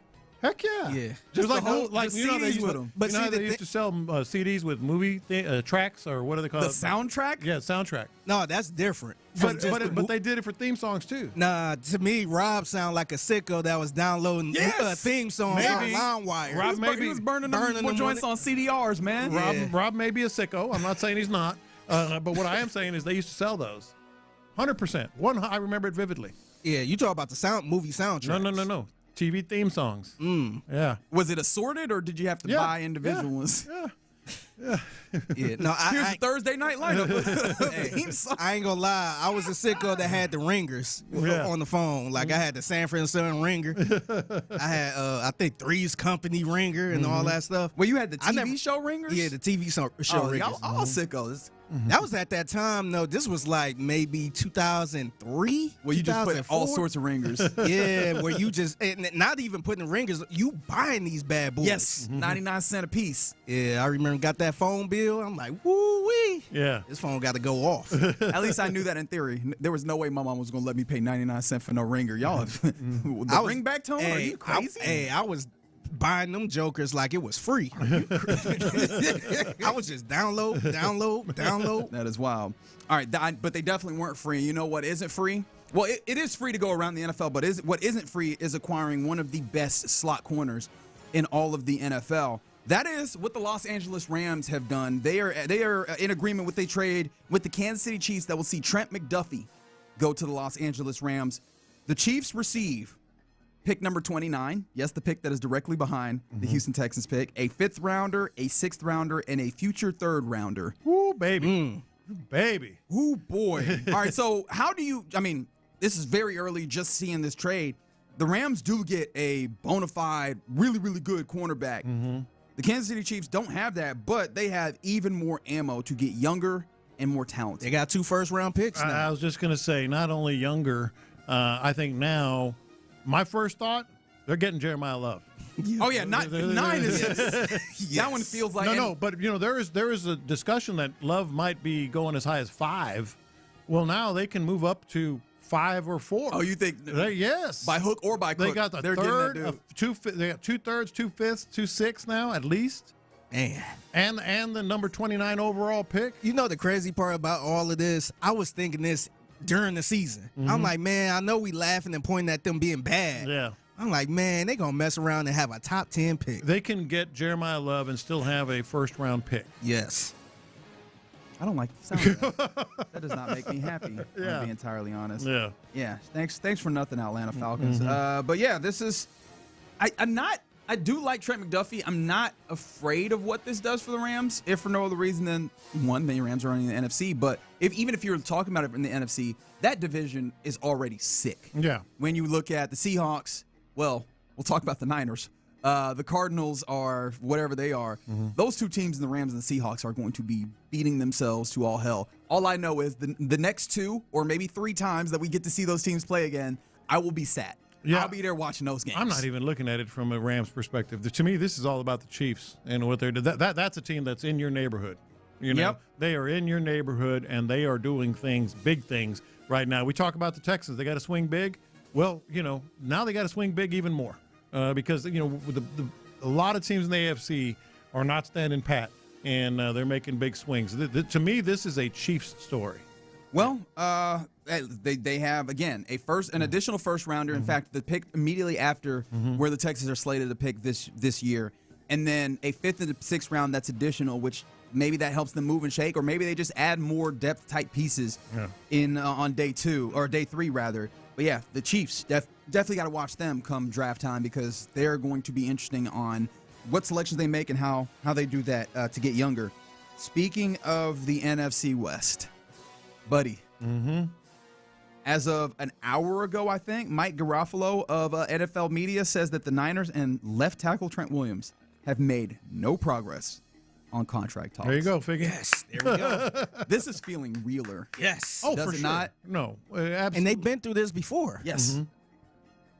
Hey, are you like I am starting to put together, hey, how much would it cost? to do the Trent Yesterday. Williams. Yeah, yesterday. You're talking about a game. Yeah, this talk in 2019. Yeah, what did I say even today? Ursary would just go, here, I'm going to move over now. You don't even have to tell You got him. it, big dog. Yeah, that's right. It's your world we living in. That's right. Trent Williams on the left, Ursary on the right. There you go. Especially with looking at there's not great ways of getting tackles right now. But this is the dreaded double pay though. You're paying premium draft capital, and the whole reason that he's not getting a deal done there is because they don't know how much they want to give him. You would have to give him a whole hell of a lot of money in a offseason where you're trying to get Will Anderson Jr. paid, and you probably want to do some more free agent type work. All of that sounds worth it to you, right? All of it is worth it. You know, the double pay is is part of the game that you're playing now to make that next leap. How many times do we have to, talk about that the only thing that kept them from a Super Bowl in a lot of people's minds, including mine, is the offense and protecting C.J. Stroud. And you just let go of Titus Howard. We always talk about the Texans having, Nick Caserio having 3 moves ahead that he's thinking about. I don't know if this was it particularly, but it had to have been part of the equation. Now, again, I like this because how do you not like Trent Williams? Yeah. The only thing, as I mentioned, as I'm throwing up things to consider, clearly the cost is a big part of it, right? Big number on when you talk about the actual money that you will need to pay him and sign him to, because I imagine that anywhere that he goes, you're going to need to appease him on that level, and then you're going to have to pay off the Niners with that draft capital. I think also, do you have any at all thought when it comes to this is a dude who hasn't played in the system that you have here? He's played more in that Shanahan-Kubiak type style. No, because Trent Williams is a system. Okay. Yeah, that's how I would describe it. Yes, it's been more of a Shanahan outside zone, all that stuff, but he's good enough that he can just plug and play anywhere. Are you worried about what you'll have to give up, like assets-wise? Or draft pick-wise? I don't know if it's going to be players or none, but are you worried about what they will have to give up to get him? I mean, I guess the answer would be yes. I'm not so sure how much it would actually be. How much the actual draft capital? I was kind of thinking the same thing too. How much would because it he this is his final year of his deal. Yeah. Currently, the cap hit that he's existing under is a $38 million draft hit, or capped hit rather. Actually, yes. So this is his age 38 season. Yeah. That's coming up here. But yes, that is big money. How much would it really be? The draft capital? I'm not sure the Texans, if it would be that much. Right. Like the that. Texans and any team that is considering trading for him knows the Niners don't have much of an option either. Yeah. If they're not making any progress, what are their possibilities? Release him? Yeah, I mean there's a little bit of leverage here. Yeah. Is it too little to say maybe a 5th round pick? Yeah. Kind of like a Titus Howard type deal? Yes, I think so. I think it would be more than that. Because he is 38, man. I think it would be more than that, but I know he's good. He immediately jumps in as the best. I know he's good, but what else? I mean, I don't think it would be a anybody lot. going to give up more than that for I don't him? think yes. For possibly a year or two? Yes, but I don't think it would be a lot more. I really don't. I hear you on the comparison to Titus Howard, because Titus Howard also wanted the extension on the other side of it. But I think that relatively is okay, but what kind of player are you getting in Titus Howard? And I don't think anybody is going to say that Trent Williams in the style of play or the capability of play is similar to Titus Howard. Yeah. I think 38 though, man. I think that to me, if I'm the GM, I'm looking like, he's 38 years old. He could retire tomorrow if he wanted to. He's 38, and you kind of got him by the you-know-whats. Yeah. I don't think it would be that much. Or any team, not just Texans, any team would. If I'm trying to hustle them out of Trent Williams, I'm like, he can retire the next year. Yeah. Why would I give you a third, second or a third for? Yeah. We'll see. We'll see because it seems like more and more that he might be making his way to free agency, or not free agency rather, but the market. To the market. Yeah. And I would be interested to see how this starts drumming up. I know for certain we are probably like a day or two away from one of these insiders start giving the. I think that this might be the cost if you want to go get him. So maybe then we could juxtapose. Now it could be a bidding war where multiple teams Without where question. they could drive the price up. Because if we're talking about an have to give up experienced a player third. to go and acquire, what are the tackles that we're talking about here? Well, it's Walker out of Green Bay, Braden Smith, who we've talked about. Like who are we talking about tackle wise? It's not that deep of a tackle, especially of experienced tackles. And then you're looking at the draft where a lot of the tackles here are dudes that you're not certain how immediately pro-ready they are. But that still doesn't erase 38. No. And, it doesn't erase the leverage you have in terms of, seriously, what are the Niners going to do if they can't find the number they want on a draft pick? Yeah, so that is definitely a space to watch, as Garofalo says that the Trent Williams and the Niners have not made any progress on the possibility of an additional contract. Some other things around the NFL, we found out yesterday officially that the Cardinals plan on releasing Kyler Murray. Do you think Kyler Murray still has franchise quarterback possibility?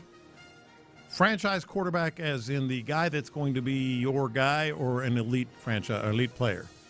Probably more the former than the latter. Well, then yes. Yes, I think he can lead a team. What do you think about the latter then?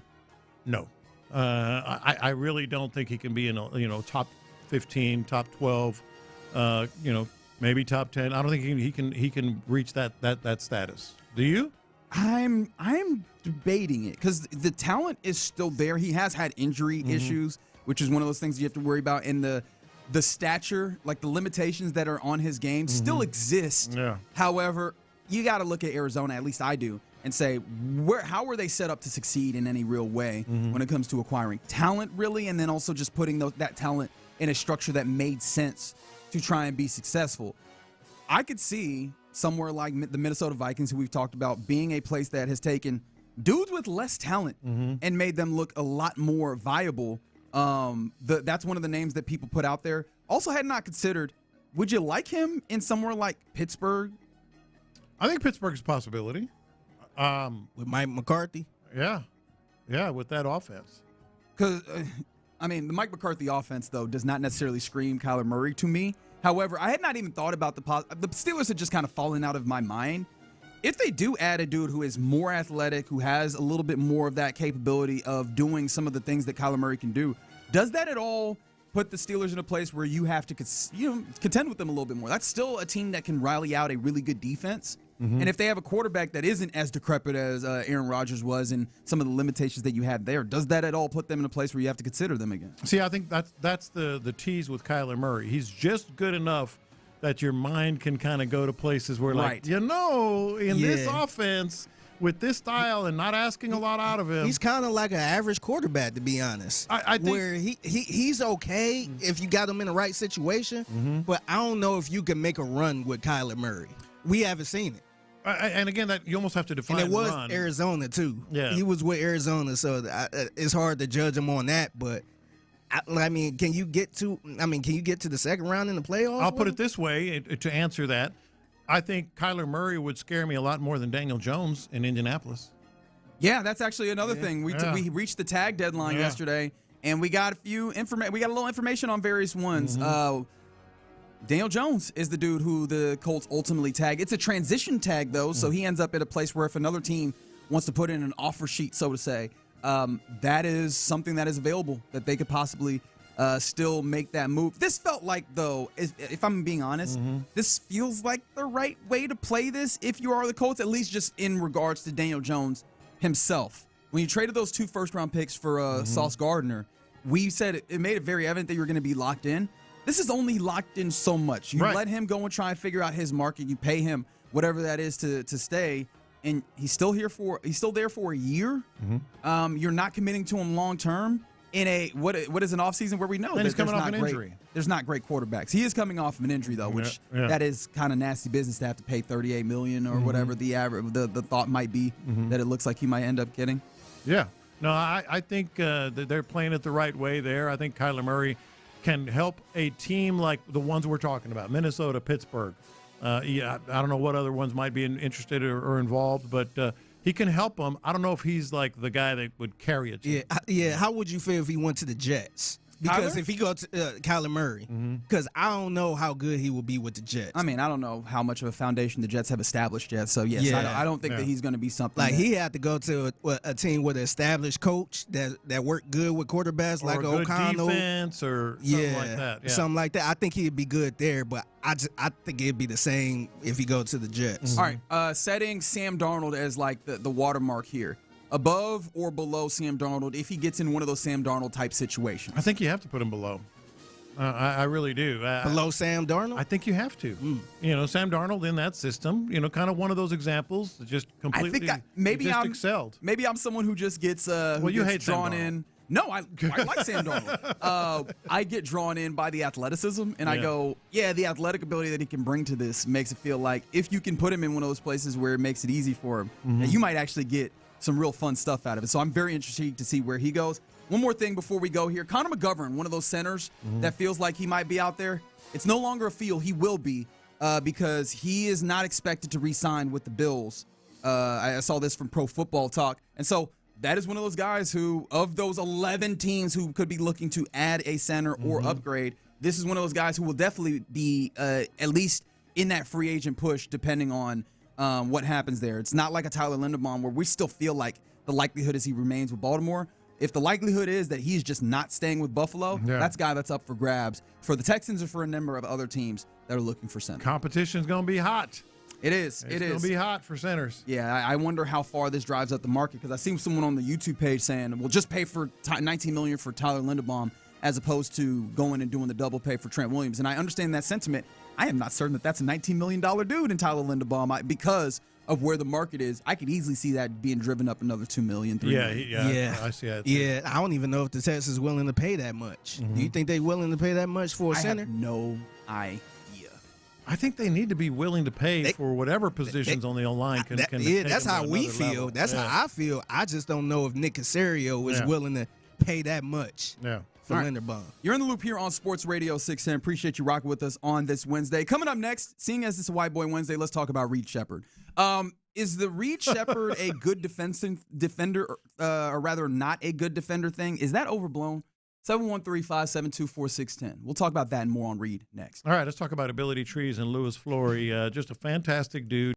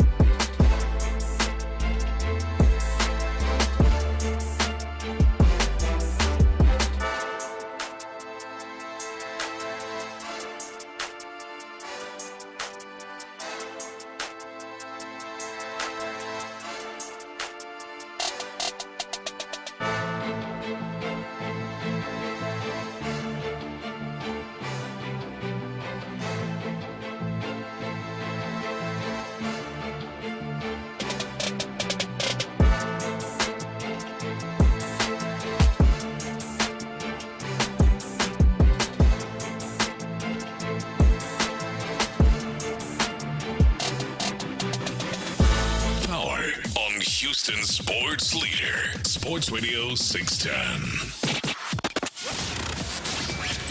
In the Loop is powered by Mokaram Injury Lawyers. Heard in an accident? Call Mokaram Injury Lawyers at 281-222-2222. Yeah, you're in the Loop here on Sports Radio 610. The White Boy Wednesday vibes continue to come through here on Hanya, hi. Isn't that this? Put your arms around me, babe. Put your arms around me, babe. Writing the lyrics must have been fun. Right here, I'm going to put Hanya, hi. Yes, brilliant. You're assuming that got written down, huh? I'm about to say, you think he actually wrote that down? Yes. Or he probably was high or drunk or something, just messing around. At one point, he wrote it down. It may have been on the back of a napkin, but he did write it down. All right, from one white boy to another. Reed Sheppard coming off of a 19-10-7 game with 6 steals on top of it, admittedly against the Wizards, who were kind of unserious. But Reed Sheppard, in the time that he has had an opportunity to start, has been really damn good. And the conversation has been about the possibility of Reed starting. One of the big holdups that it feels like is there, not to say that we don't know. Well, I don't know if we know for certain because I don't know how you get particularly into Ime's mind. But the likelihood is it's that defense that is holding back Ime Udoka in particular from putting him into that place as a starter, right? I think Ime Udoka, when he talks about, I should say thinks about defense, he's looking at a skinny mirror. In the department store, you put on the clothes and, hey, it looks good on me. And then you go home and you're like, it's not the way I really saw it in the store. He looks at his defense and says, yeah, man, we're really good. We're a defensive team. But we're not seeing that. They're an okay defensive team. They have some issues. So The whole point. Oh, you mean like the entirety of the defense? Yeah. Yeah, no, his identity is, man, we're going to play great defense. Are they playing great defense? That's an interesting question because this has been something. Great. The word is great. I wouldn't say great. The word is great. Well, I mean, and I want to pull this up just so. And yes, I'm going to use statistics here, but like they're about top 10 in the last month, just talking defensively, and then they're top 5 just over the season when it comes to these. There's a lot of times where it doesn't feel great, where I also have to recognize that this is just kind of where the league is in general, where the offense it leans towards offense at times. Yeah.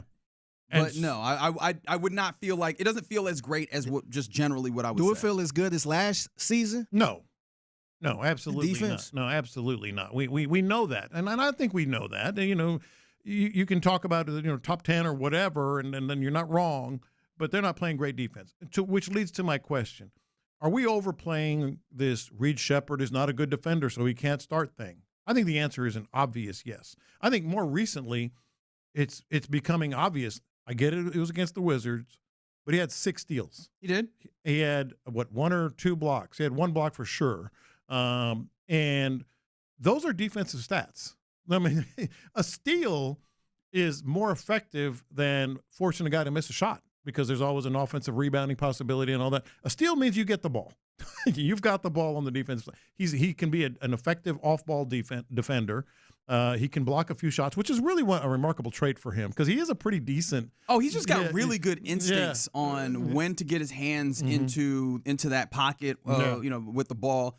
That I will never begrudge him. He's been really good about it. And I think Ime himself said this on the post-game Monday night, was that when it comes to it, it's not just the steals, it's the gambling that happens, which he's actually been better about here recently. So I think that even Ime acknowledges some of these things about the defense.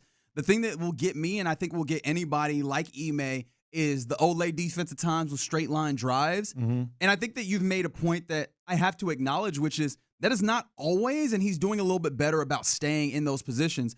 As long as you are putting up a valiant effort, and especially when you add something defensively like these turnovers, especially when you're not just gambling for steals, but you're actually getting those in the context of pretty good defense.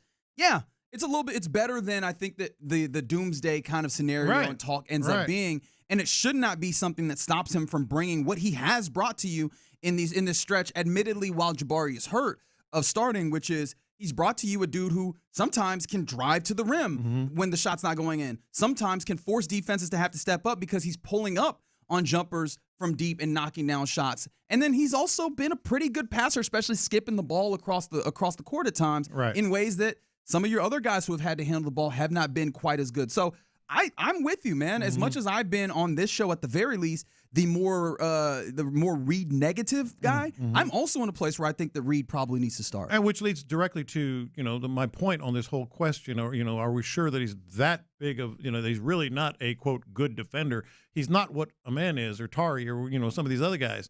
But I think this is the point. What he gives you offensively, given his occasionally more than adequate defense. What he gives you offensively is a lot more than he gives up defensively.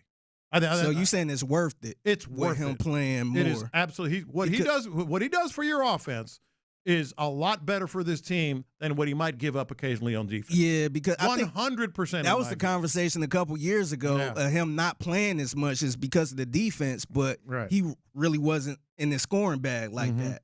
And so that's why he probably didn't get as much time. But now I feel like he is playing at a higher offensive level where you could keep him on the floor way longer. And just to kind of illustrate it with some very basic numbers here, in his starts this year, what has he had? How many starts? 11? Something like that? Somewhere in there. But in his starts this year, 16 points, 4.2 rebounds, okay.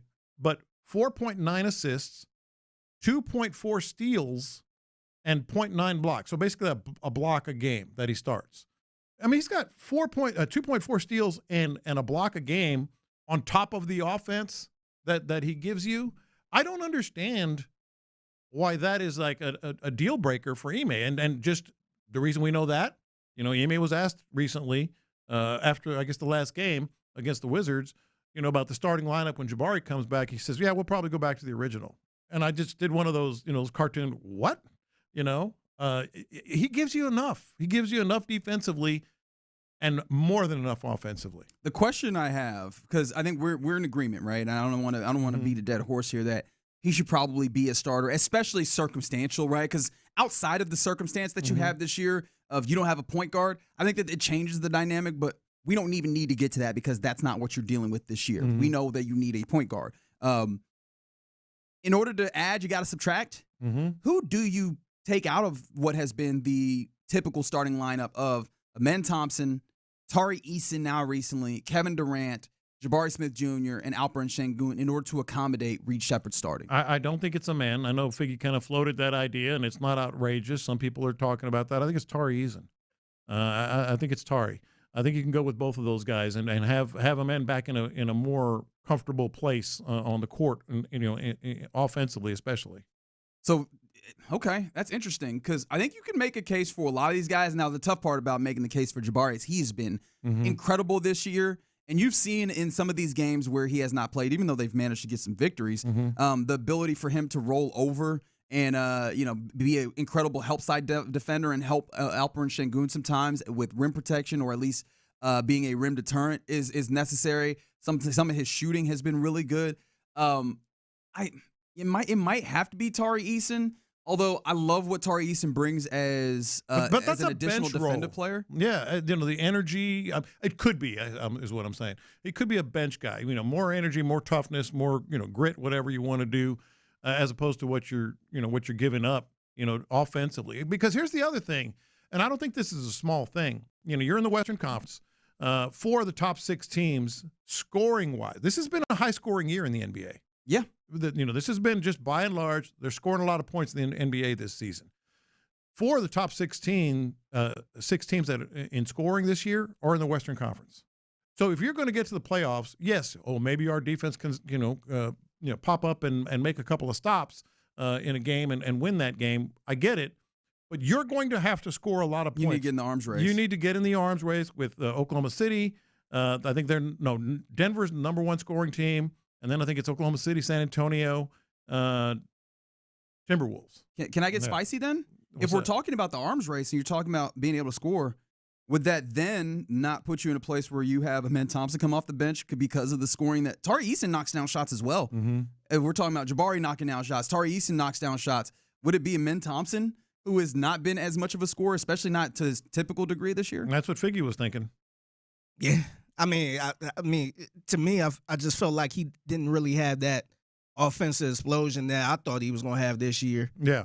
And you got to keep Reed Sheppard on the court. And I think y'all mentioned a couple weeks ago how they kind of, I guess when they both on the court, they kind of, what you call, I think you call Amen Thompson a man without an island or whatever. A man without a country. A man without a country, yeah. So I'm wondering if that's the smart decision, but I think somebody brought it up in the press conference, and Ime shot it down. Well, I mean that's the thing. The whole conversation is outside of the realm of what Ime feels like in this moment. But it's not so foreign because he came off the bench before. It's not like it's Kevin Durant coming off the bench or anything. I'm surprised that you didn't slot this down immediately for what he brings as a defender and some of the other off-ball type things that he can do. You're talking about Tari? No, the idea of maybe Amen possibly coming off the bench. No, I don't think it's crazy. I think the right answer is Tari because then Amen can be in a better offensive role offensively. Yeah. I think you're going to have to score points. Hey, but we'll shut him down. We'll hold him to 86. No, you won't. You absolutely will not. This is a year where teams are scoring. And look at the teams in the Western Conference. I mean, they are scoring. 4 of the top 6. I mean, isn't Denver averaging 126 or something like that? I mean, it's ridiculous. So you're saying you're going to shut down Denver if you play them in the postseason with this regular lineup and Reed Sheppard on the bench? You said fight fire with fire, huh? Yeah, you got to score. It's kind of the name of the game. Put the ball in the basket. Is it? I thought about that. Yeah, the great Bill Russell said the game is, and always will be about getting buckets. And I think that is probably something that the Rockets need to heed a little bit. All right, you're in the loop here on Sports Radio 610. Coming up next, let's get into what's popping where, hey, man, PD suspensions are popping up. Man. Is this a bigger deal than sometimes we give it credit for? Let's talk about that and more next and what's popping. All right, let's get your news.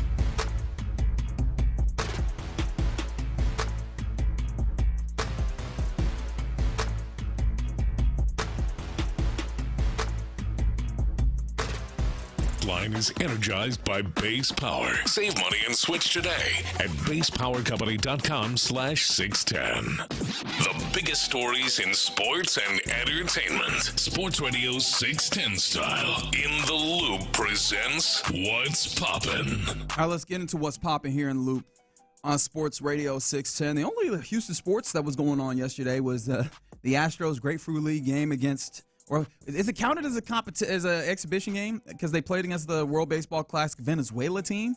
It's a good question. Either way, Jose Altuve did not play, but he helped hand in the lineups. Obviously, he's not going to play against Venezuela. It highlighted again. Well, he should have been playing for Venezuela if not for insurance circumstances. Yeah. We never talked about it. Did you see what Carlos Correa talked about when it came to the insurance circumstances with some of the Puerto Rican? Bad Bunny. Yeah, Bad Bunny had apparently offered to self-insure all them Puerto Rican fellas to make sure that they played. And they did not take him up on this offer? Man, did you see the downloads or the views on Bad Bunny's halftime? 4.1 billion. The most ever. He's on tour right now. That's not even surprising, it's man. Just a side note, but the most there's ever been. That is a side note to a side note right now. Yeah. Good gravy. But ultimately in the game itself, I thought it looked pretty good. A reminder, though, that this Astros team has not really been hitting in spring training. Not that means a ton. They haven't been really winning very much. Not that it matters. Again, but it ties in with the hitting that you're talking about.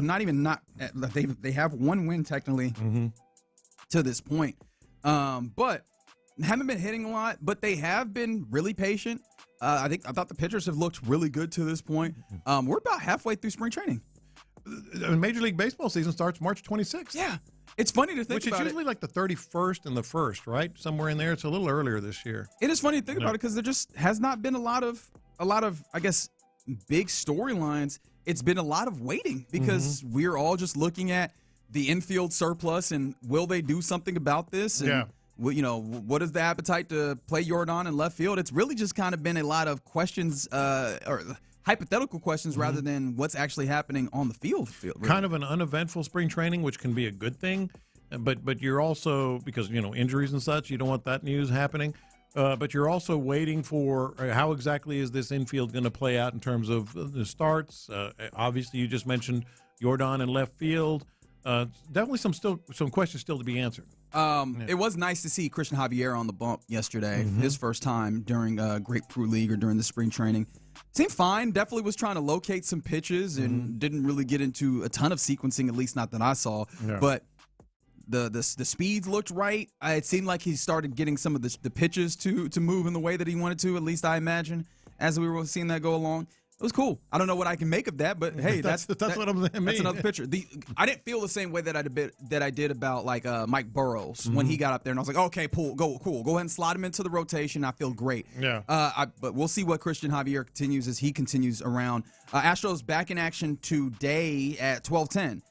This is also going to be broadcast on Space City Home Network. Colton Gordon starts off on the mound in this one. All right. Well, that's going to be worth keeping tabs on, if nothing else, because again, those pitching spots are like gold right now, and we'll have to find out about the depth. From the 832, what's Cam Smith up to? He was the talk of last year. He's out there. I mean, he hit a double the other day. Yeah, he had a pretty monster home run as well. Yeah. But other than that, like, it hasn't been. Nobody's really been doing things that make, at least me personally, from what I've seen as being a sicko watching a decent amount of this, made me go, oh, this is incredibly notable. Yeah. But also, I don't feel like there's been many people that have just been atrocious either. It's just kind of been spring training. And World Baseball Classic is stealing a lot of the headlines in the baseball world anyway. Yeah. So I'm actually kind of looking forward to that. First game is today, I believe. USA plays on Friday. I thought USA played on Saturday. And I say that because I got a friend coming into town. Yeah. So now my Saturday is like triple booked. Yeah. Because I'm making sure that Your mom too, right? Mom wants to come to town, go to rodeo. I got to make sure I help Figgy Fig pack some Easter baskets for the babies. All right. So this I'm like I might miss what was supposed to be the start of or at least USA at Dyken Park. But I might see if I can make it work.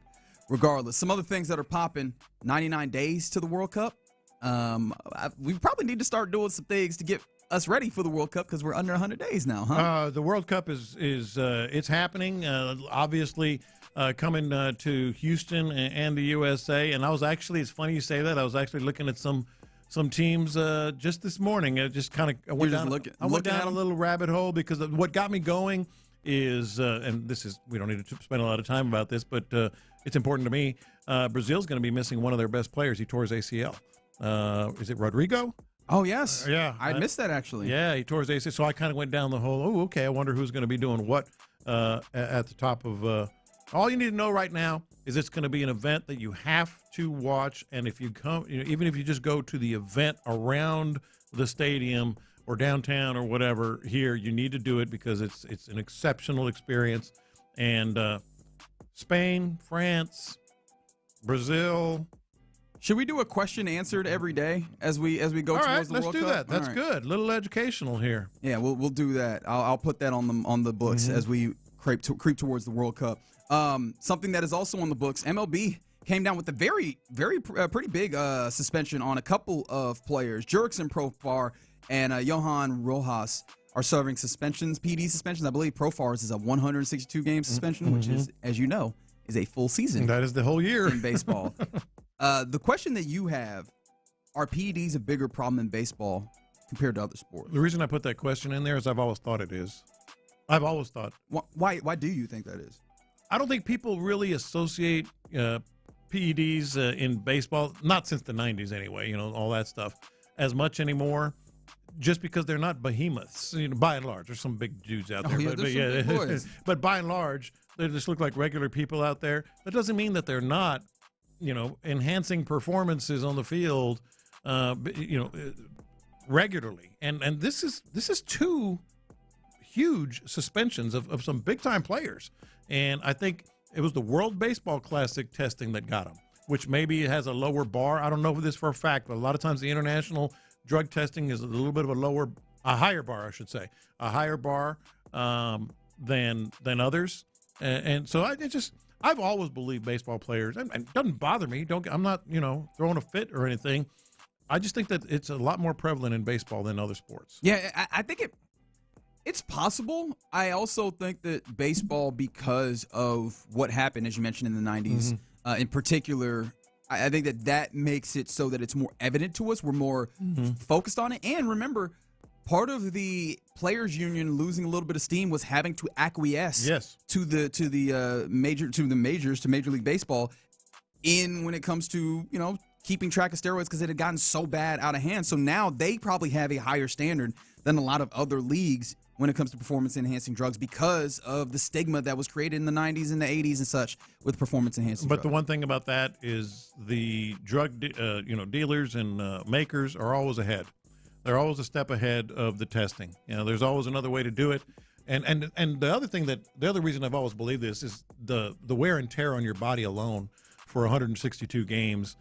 It just kind of begs for some sort of enhancement, and some sort of way to be able to stay on the field. Also, and I don't know how to do this cleanly, so apologies if this ends up being some level offensive. Hey, man, this is a bigger golden ticket for, I think, some of the international players that are trying to make it happen than some of the other sports that we're talking about here. Yeah. This ends up being hey, this is life-changing, or I go back to where I had come from, and I can't afford to go back. Right. So what do I need to do to make it? Take this? All right, bet. I think that ends up being a factor in some of this as well. But that was the thing that popped up.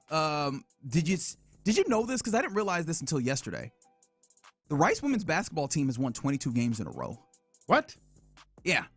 I have 27 victories thus far this season, and they have won 22 games in a row. That's darn impressive. And I'm going to be completely honest. I did not know that. Did not know it either. I don't even know what to do with it beyond that. But I was just like, yo, that's cool. I did know that Miami of Ohio got to 30-0 last night. Yes, that is 30-0. Take that, Bruce Pearl. How are you feeling about them at this point? Like, if you did have to get to that place where they are damn near undefeated, but they do not win their tournament, you put them in? If they get to the championship game and lose, they should be in. That would be like, 32, 33-1, something like that, given the tournament.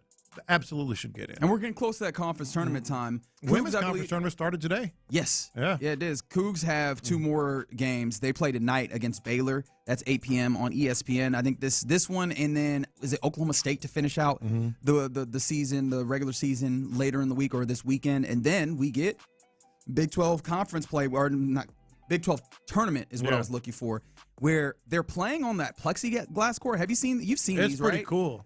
Yeah. I don't know why it still makes me uncomfortable. Really? I know that they've done a lot of testing. I legitimately was watching a video just this morning about the way the steel frame and how they make it so that it has give similar to a regular wood basketball court. They could obviously project a screen and they project the images that look like a regular court at times. And some of the players actually like having the darker courts that they can change it to. Yeah. And even still, something in my brain goes, this is unnatural. This is different. I hope that everybody's good. That's not where I went. I love the court by itself. This is where I went. Some really smart college student is going to hack into that thing. Oh. And they're going to project an image of like their girlfriend or something or like whatever. I feel like it'd be hardwired. It's similar to the way that they do the there is somebody pushing buttons to change stuff.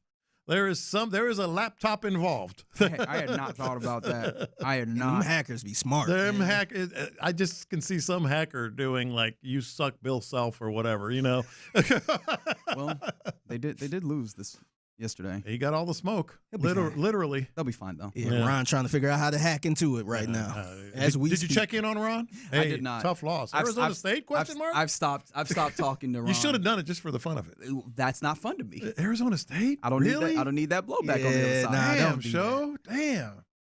They'll be all right. That's a team that is good enough, even though they lost to Arizona State in a way that I did not anticipate. All right, you're in the loop here on Sports Radio 610. Coming up next, let's talk Arizona State. He's gonna be on your ass now. No, he's not. Because don't say nothing, man. Don't say nothing unless he bring it up. Don't say nothing. Oh, he'll bring it up. David Montgomery, the new Texans running back, the acquisition of him harkens back to another that you and a former NFL player thought was interesting. I want to talk about that next. Payne and Pendergast. This.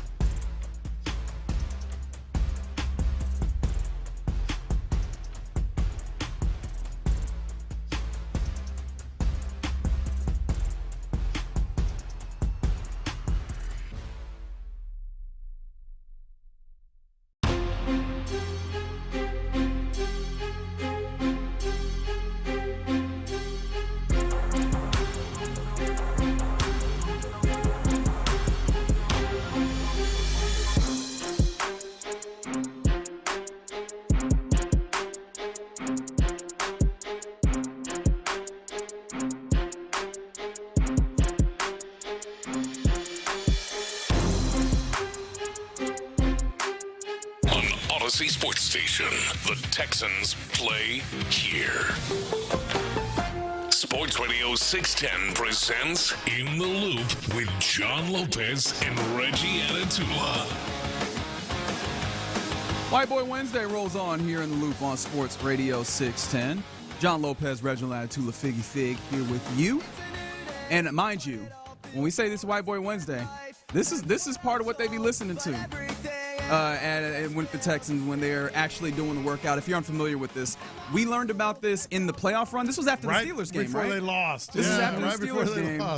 Aziz Al-Shaair on the post game or one of those post game interviews said that they do a thing called White Boy Wednesday when they're lifting in the locker room, and I was like, huh, that's interesting. I wonder what they're what they listen to. Did a little bit of asking around. These are some songs that are on at least a playlist that is used during White Boy Wednesday. This song always remind me of early Madden because this was one of the songs that was on Madden. Especially in the mini camps where you would be doing the little mini camp drills over and over. You sitting there with the control. It's a new day. It's 12 hours of this, too. Yes, you just on loop. It's a new day also in the Texans running back room as this year it'll be led by a new face. It's David Montgomery. Demo sometimes is referred to as 28 in this season is what we're looking at, right? He'll be 29. 29 years old. There we go. Age 29 season coming in. Very good red zone runner, swarmy runner, good dude, man of God, all those types of things. But this was reminiscent of another acquisition that has been made in NFL history.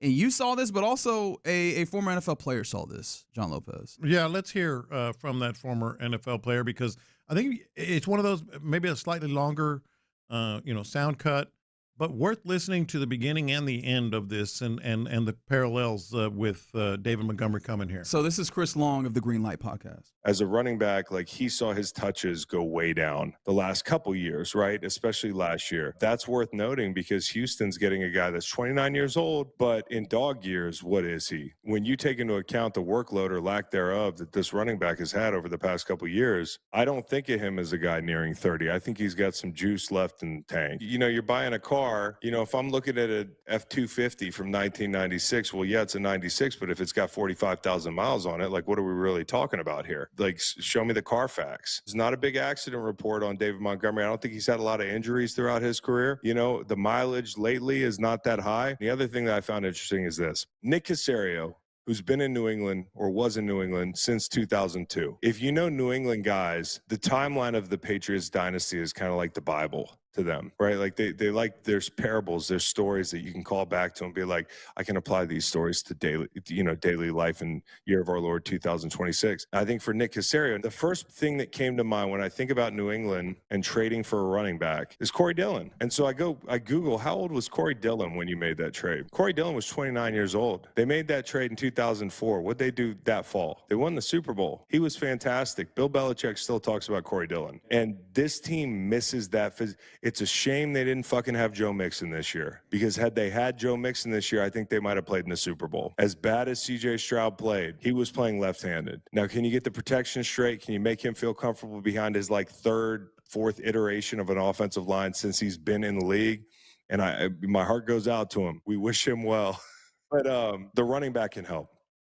The reason I wanted to hear the whole thing, because when you start listening to you think, okay, he's 29. Is he going to say, he had a lot of carries and all that, usage going down, maybe he's fading? No. He's saying the exact opposite. He's saying that this is the book of Caserio. This is where he's going to harken back to the glory days, 2004, Corey Dillon coming in. And I think book of Caserio? The book of Caserio, 20:26 is the actual verse. Why are you like this? What made you this way? I don't know. This is the book of Caserio, 20:26, where he says, aha, to the Lord. We used Corey Dillon, and Corey Dillon, by the way, had even more carries early in his career. With Cincinnati. That was an old school running back days, too. Even more carries than David Montgomery did, and then kind of tempered back. Just very slightly. But when he got to New England at the age of 29, he had 1,635 yards. He was rushing. Real good, man. 1,635 yards rushing. And so I could see where, according to the book of Casario, to keep it going here, that this is actually just literally tearing a page out of that book and saying, we can do that right here. Those Patriots needed a big-time running back that they could rely on. By the way, those Patriots in 2004, this is the other part of it that we need to know. The combination of I was going to say Corey Dillon, the combination of David Montgomery and Woody Marks, it's just more confirmation that they're going to run the ball even more than you thought. That 2004 team, only 4 teams ran the ball more times than that backfield. They ran the ball 524 times in 2004. I could absolutely see it happening here. I don't know that you go that far. Well, not to the number, I'm saying, but being among the leaders in rushing attempts. Oh, this is something that they absolutely have talked about, right? Like, this is absolutely something that they have made very clear. They talked about this damn near all last year of wanting to be a team that imposes their will and runs the football, controls the clock, so on and so forth. This is in some ways, at least what you're lining up does feel like it falls in line with what they've talked about.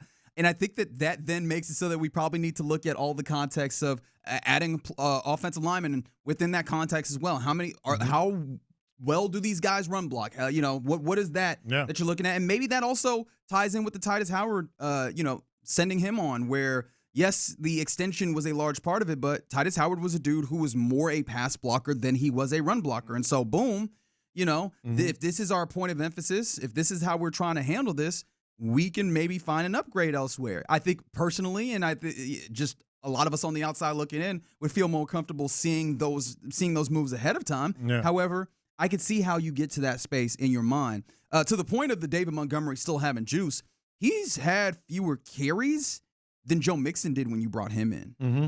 And especially fewer recently. But he's had fewer carries than when you brought Joe Mixon in. No, and that's confirmation. The Titus Howard thing you mentioned is confirmation.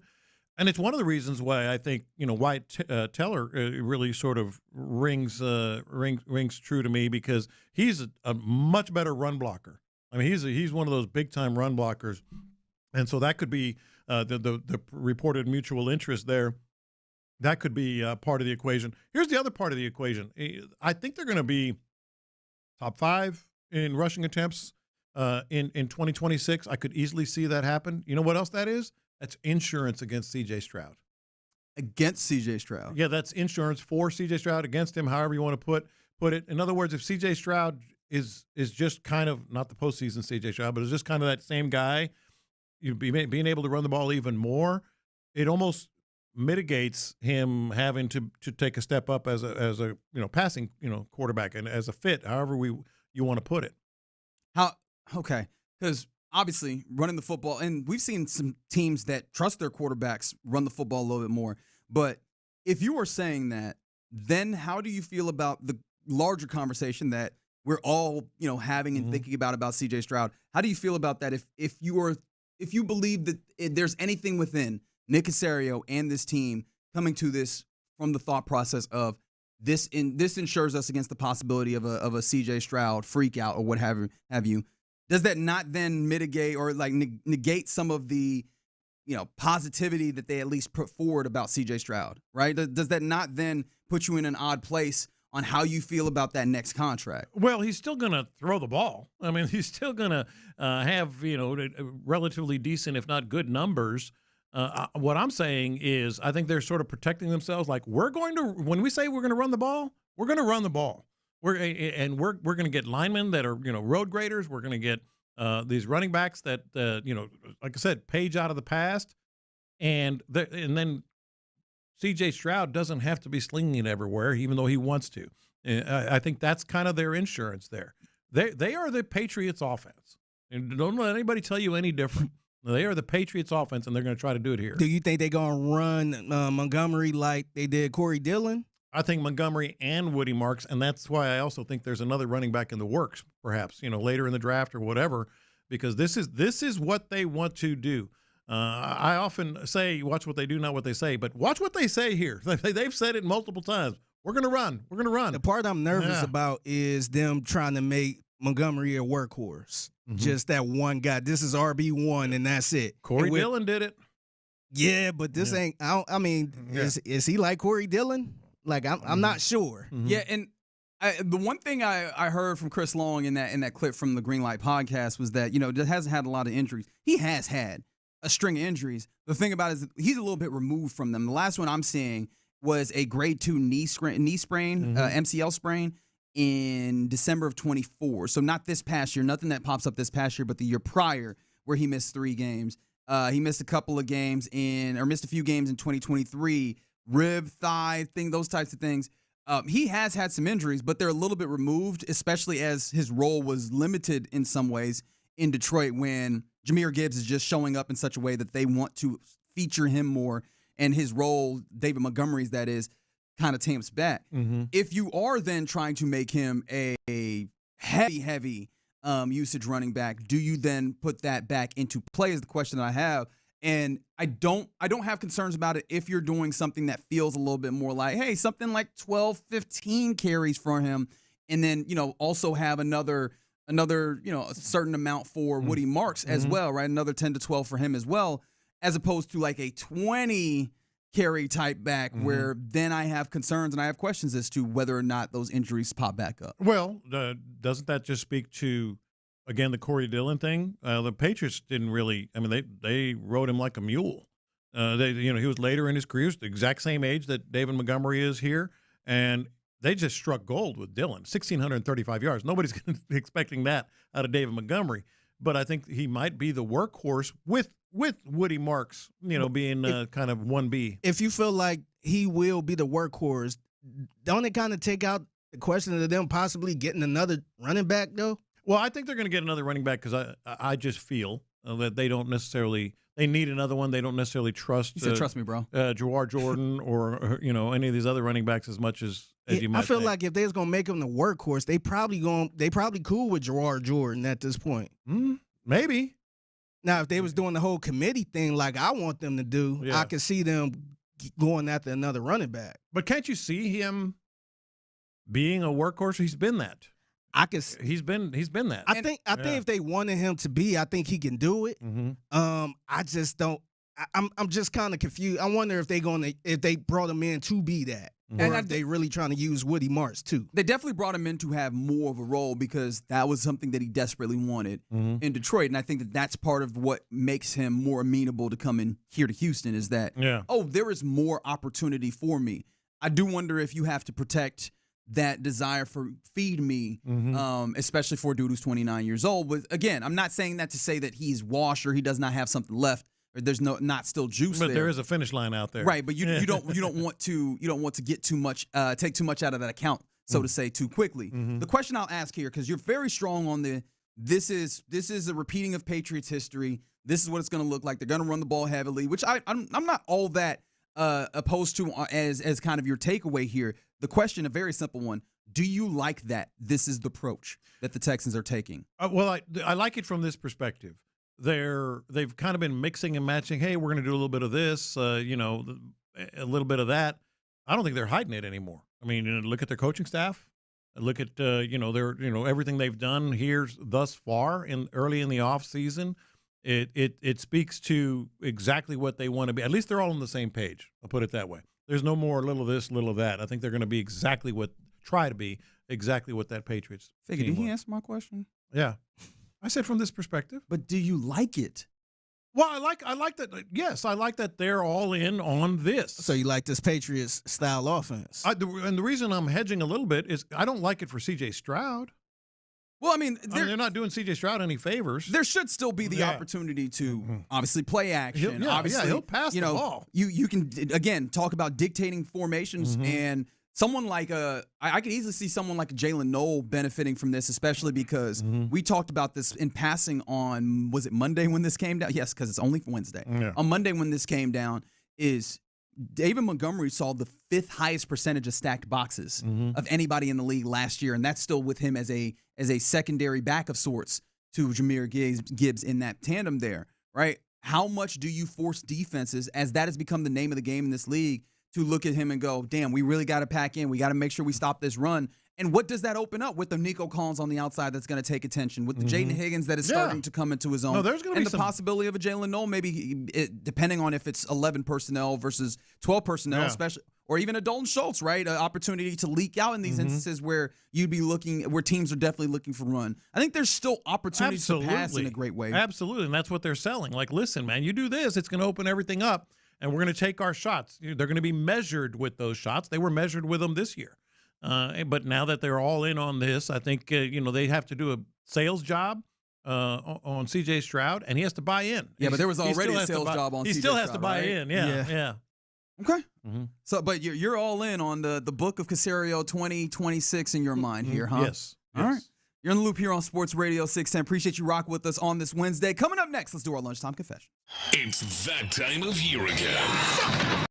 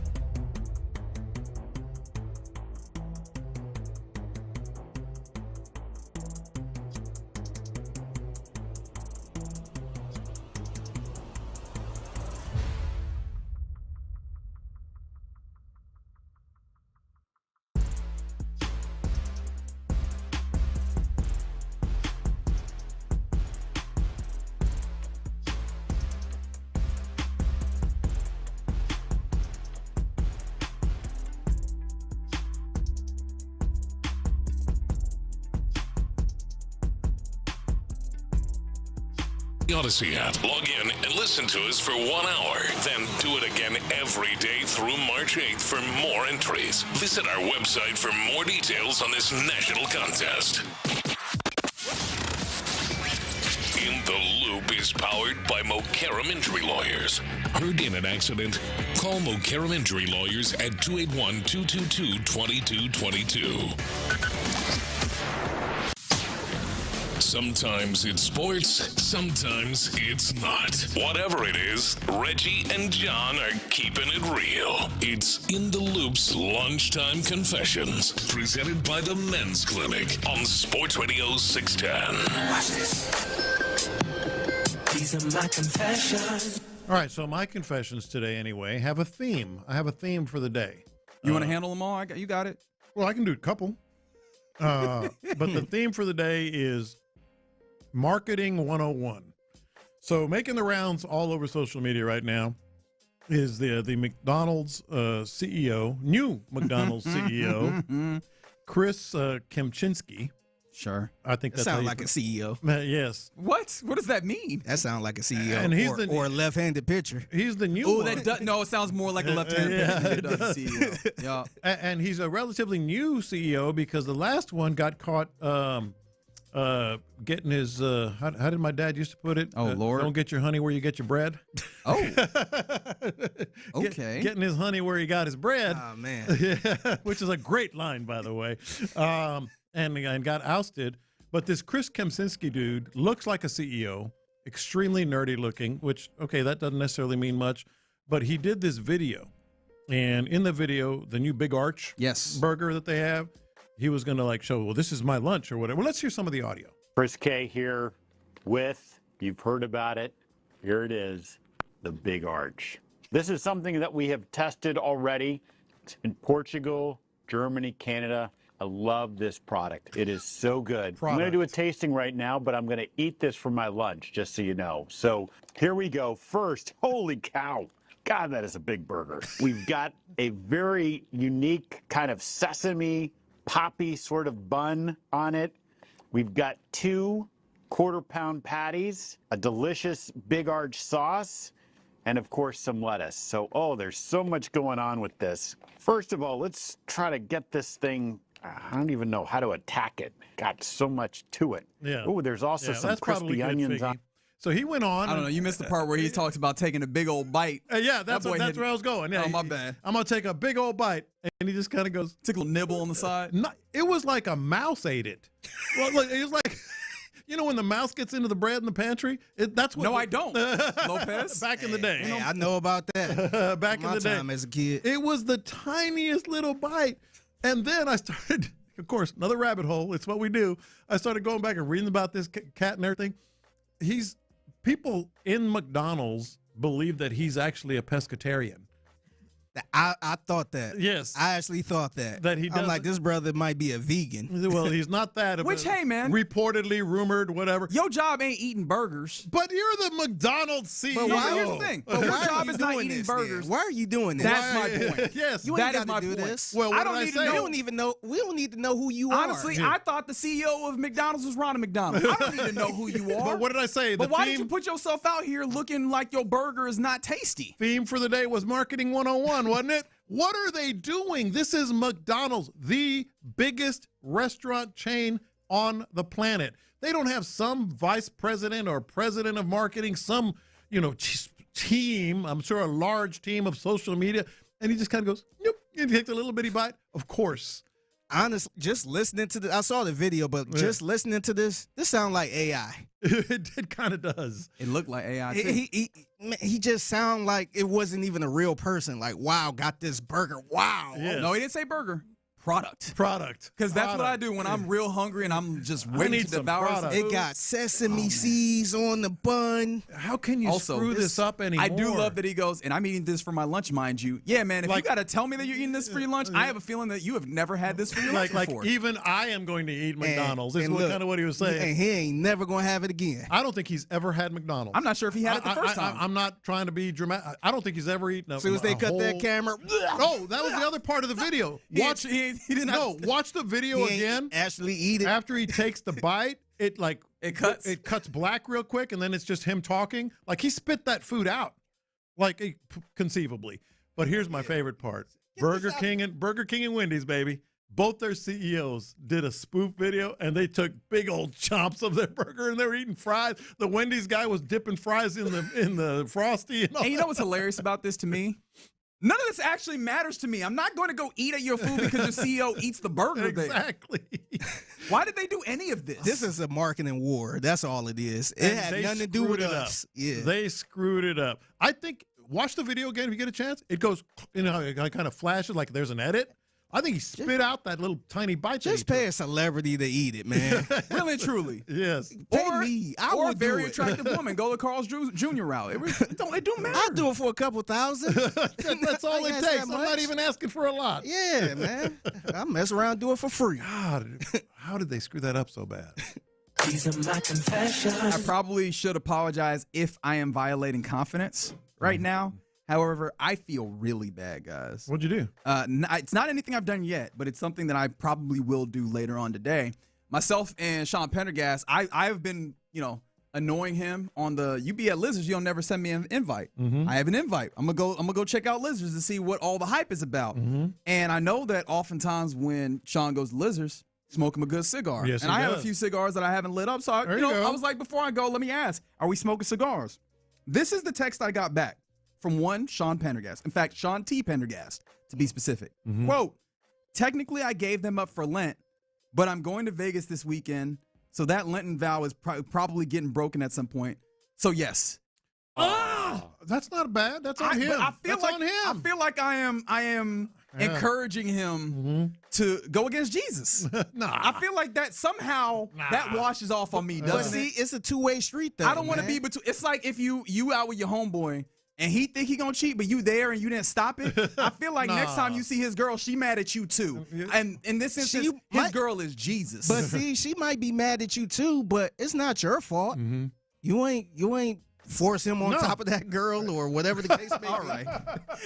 That's my bad for setting that up as the thing. Yep, Hey, by the way, just dropped A&W CEO just did another spoof video, and he says this product, which most people call a burger. Oh well. So I'm absolved. I should just go smoke the cigar and not feel like Jesus is looking at us crazy. But see, to me, I think that's the challenging thing about Lent, because you're gonna go through places where it's like, hey, you want to try this? It's like, no, I gave it up. You got to be strong enough. That's what I'm saying. I feel like a good friend helps you keep up your promises, your vows. It's on him. But you didn't know it until he said it. Mm-hmm. But now I know, right? Like if I had just gotten there and started smoking a cigar and he was like, I actually gave this up, I wouldn't feel bad. Now, did you pressure him more? Like, no. Hey, come on, man. Don't worry about Lent. Yeah. Smoke this doobie right here. Reefer Madness is what you got going here. These are my confessions. So we talked about it a little earlier, actually in the question of the day, the NBA on NBC, the Throwback Tuesday.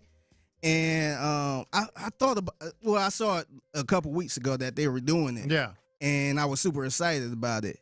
This is my confession. So back when we found out NBC was, or the NBA was going back to NBC, I was super amped about it with the theme song and all that stuff. I think I realized that I really wasn't into it this year. I do like the NBA on NBC as far as how it looks and all that.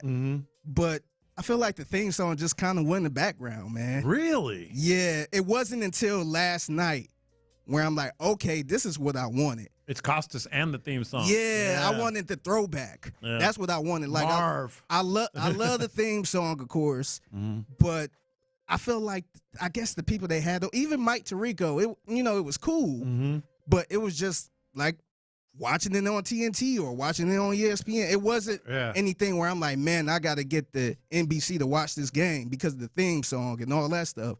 But I really enjoyed it last night because it really felt like I was watching basketball in the 90s, especially with Philly putting up 60 points. Maybe you just enjoyed in the third it more. quarter. That's a good confession. I would have watched that wire to wire if Wemby wasn't out there killing them boys. He had 5 blocks in the first half.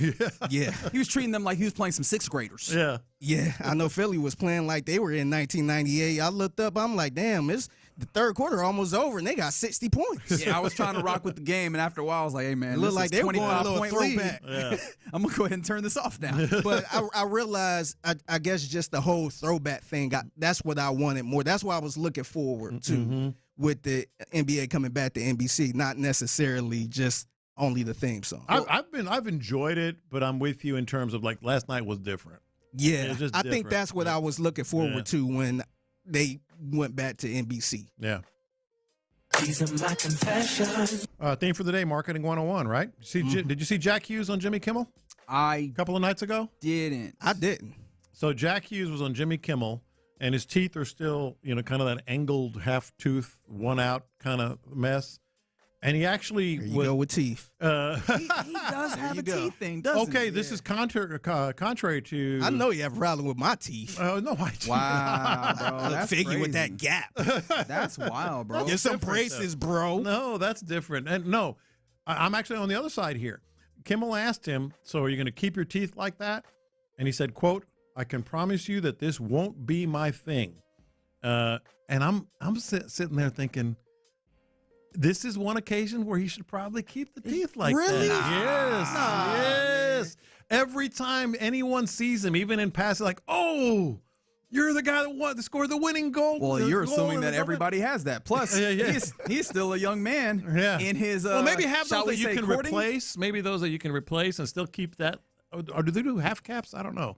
But either way, like that is a signature. That's his Yeah, signature but I look. feel like a signature is one that you can make work still, like the Michael Strahan gap or the Anthony Davis, the unibrow. Hey, man, that's just broken teeth. But that's something that also is going to be a menace for him as he tries to continue through his life. And I imagine that There that's is something that. that could could they be more infected? Could that harm the health of his teeth as he keeps going? Outside of that part, do the ladies find that attractive? I wonder. There's always a type. For your teeth. Oh, you're a broken hockey across? player? Let's go. Yeah, you could be a hockey player with good teeth. Now, I wonder would the ladies really find that attractive? Ooh, that's a guy with no tooth right there. What I'm saying, though, is that's Jack Hughes that scored the winning goal, and I know it Yeah. because look at his teeth. No, This is one of the things that I like to bring up, and I will use personal experience here where I don't always have the opportunity to. It's cool to be someone, I will never call myself famous in this context because I don't think that we are, but we have a little notoriety, just a little bit. Sometimes I can lament the fact that we are notable amongst a whole bunch of dudes that like sports, right? And that does not do much for me in some of the ways that we were talking about, right? Jack Hughes is notable in a lot of ways amongst a whole bunch of dudes that like hockey. Yeah. I don't know if that's really getting the motion that you think it is where you're like, oh, that's Jack Hughes. I don't know how many ladies are doing the, oh, that's Jack Hughes, my boy. No, but what I'm saying is just, there are a lot of hockey players out there, but there's only one guy that has that smile. The jagged look, the jagged teeth. That particular thing, because There's a millions couple of winos people out there with that same smile too. Somebody on the text board said that he's going to get confused for a meth head, but no. But I'm saying because there were millions and millions and millions of people that don't watch hockey that know him because of that. Are you sure there are? Because I don't Yes. know that there's actually millions of people in that way. What? No, you saw I the got ratings? You. Look, no, I got you, but it's gonna be a couple chicks that's like, ugh, I ain't talking to him. He missing the tooth. Not gonna realize they missing their blessing. Yeah, because that's a legend right there. I think that sometimes, even though sports is probably like the last bastion of monoculture that we have, we be forgetting because we are inside the sports world. There's a lot of people that do not know jack about what we're talking about here. But this was the Quite literally, this no was pun the intended. this was higher.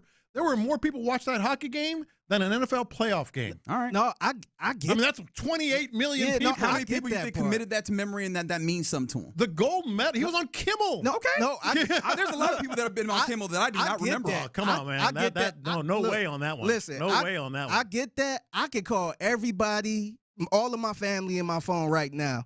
I guarantee you not one person would know who he is. Right. But if they see him with the teeth, that's kind of my point. Hey, do you know who Jack Hughes is? No idea.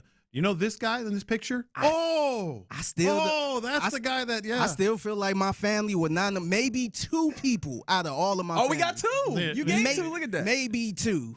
And these are probably sports people. No. That is an indelible image. There's people that don't even know who an NBA player is. Well, that's of course. There's people who don't know who the president is. I mean, all I'm saying is that. My boy, his Q rating is not as big as you think it is for him to be walking out here with jacked up teeth. That's all I'm saying. 28 million people on all every show you ever watched for the next 2, 3, 4 days. Hell, they're still talking about it on McAfee's show. They were doing it today. Again, we're talking. Look, I'm not going to convince you in this. No, you're not, because I think you're wrong. I know this is a guy that transcended. You wouldn't fight this if you thought you were wrong, but you are. It's fine. It's your God-given right as an American. So you don't think anybody could see that picture and go, "Oh, that guy"? No, I think it is some people that will recognize him, especially if they was tapped in. But I think it's a lot of people that won't recognize. Like, it's a lot of people that won't recognize Bad Bunny. They might know his music, but they won't recognize his face. Again, that's kind of my example. He had 4 billion people watching. Now they would. That's kind of my point. Because it was so big and watched by so many people, people will recognize the image more than the name. I'm not going to lie. This conversation has made me a little scary, because coming up next, we have Judge John Lopez. Judge, you should keep your teeth looking crazy for the ladies to decide on these various different cases in the world of sports. We'll do that next. All right, let's talk about that Bayfront property that you have been.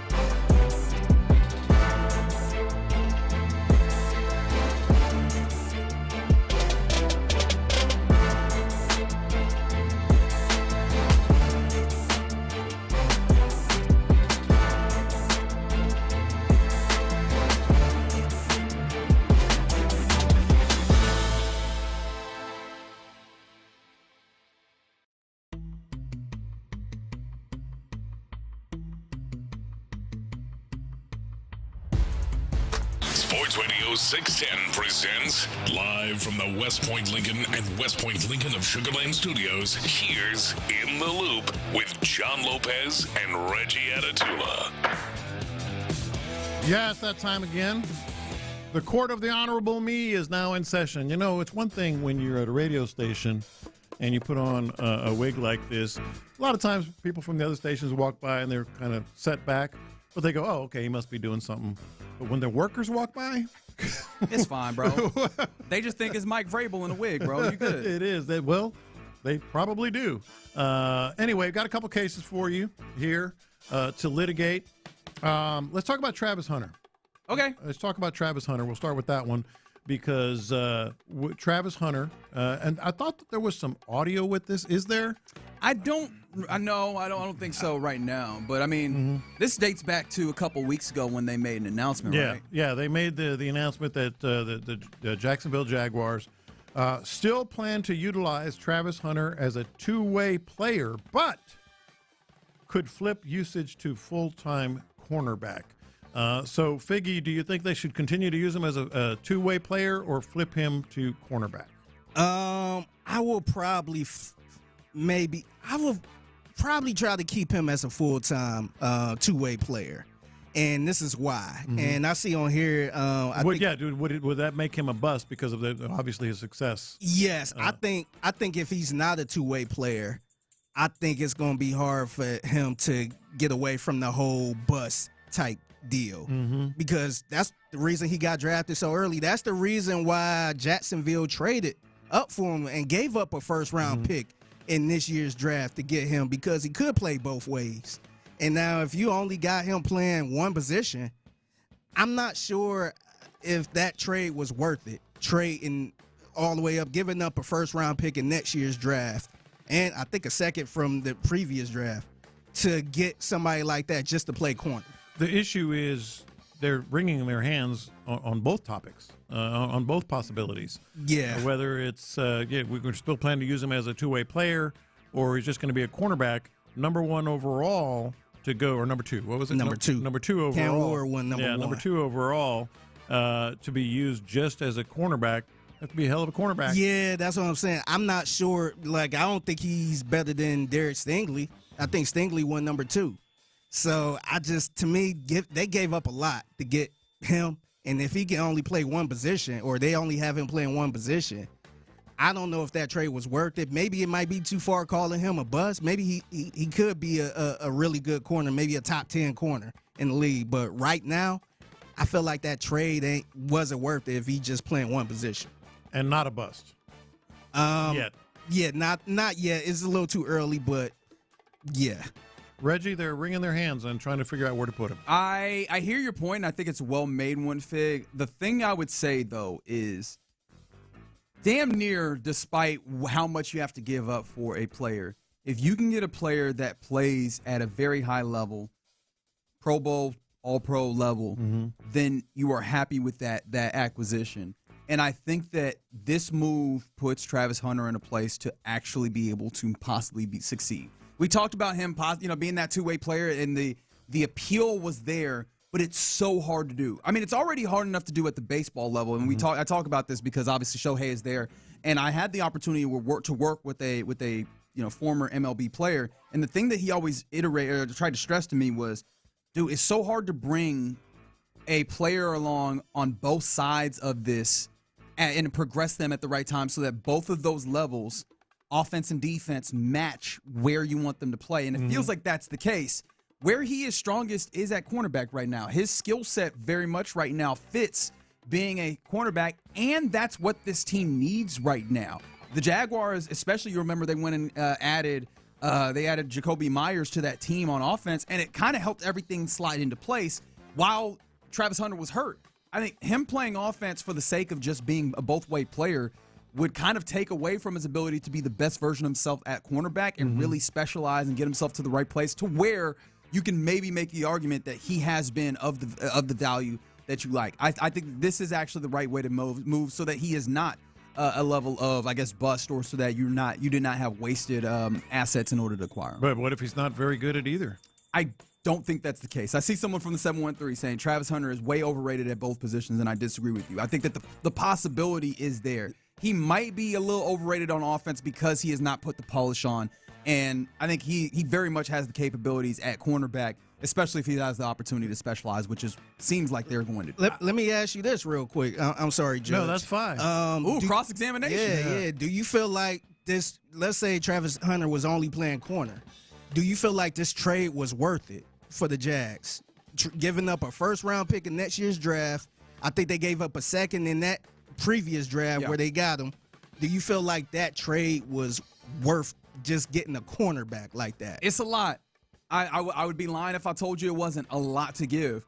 But if you end up with a dude who is a all-pro at least once, which I think that there's still a possibility for, I think that you go, hey, man, what's done is done, and ultimately we got an all-pro player.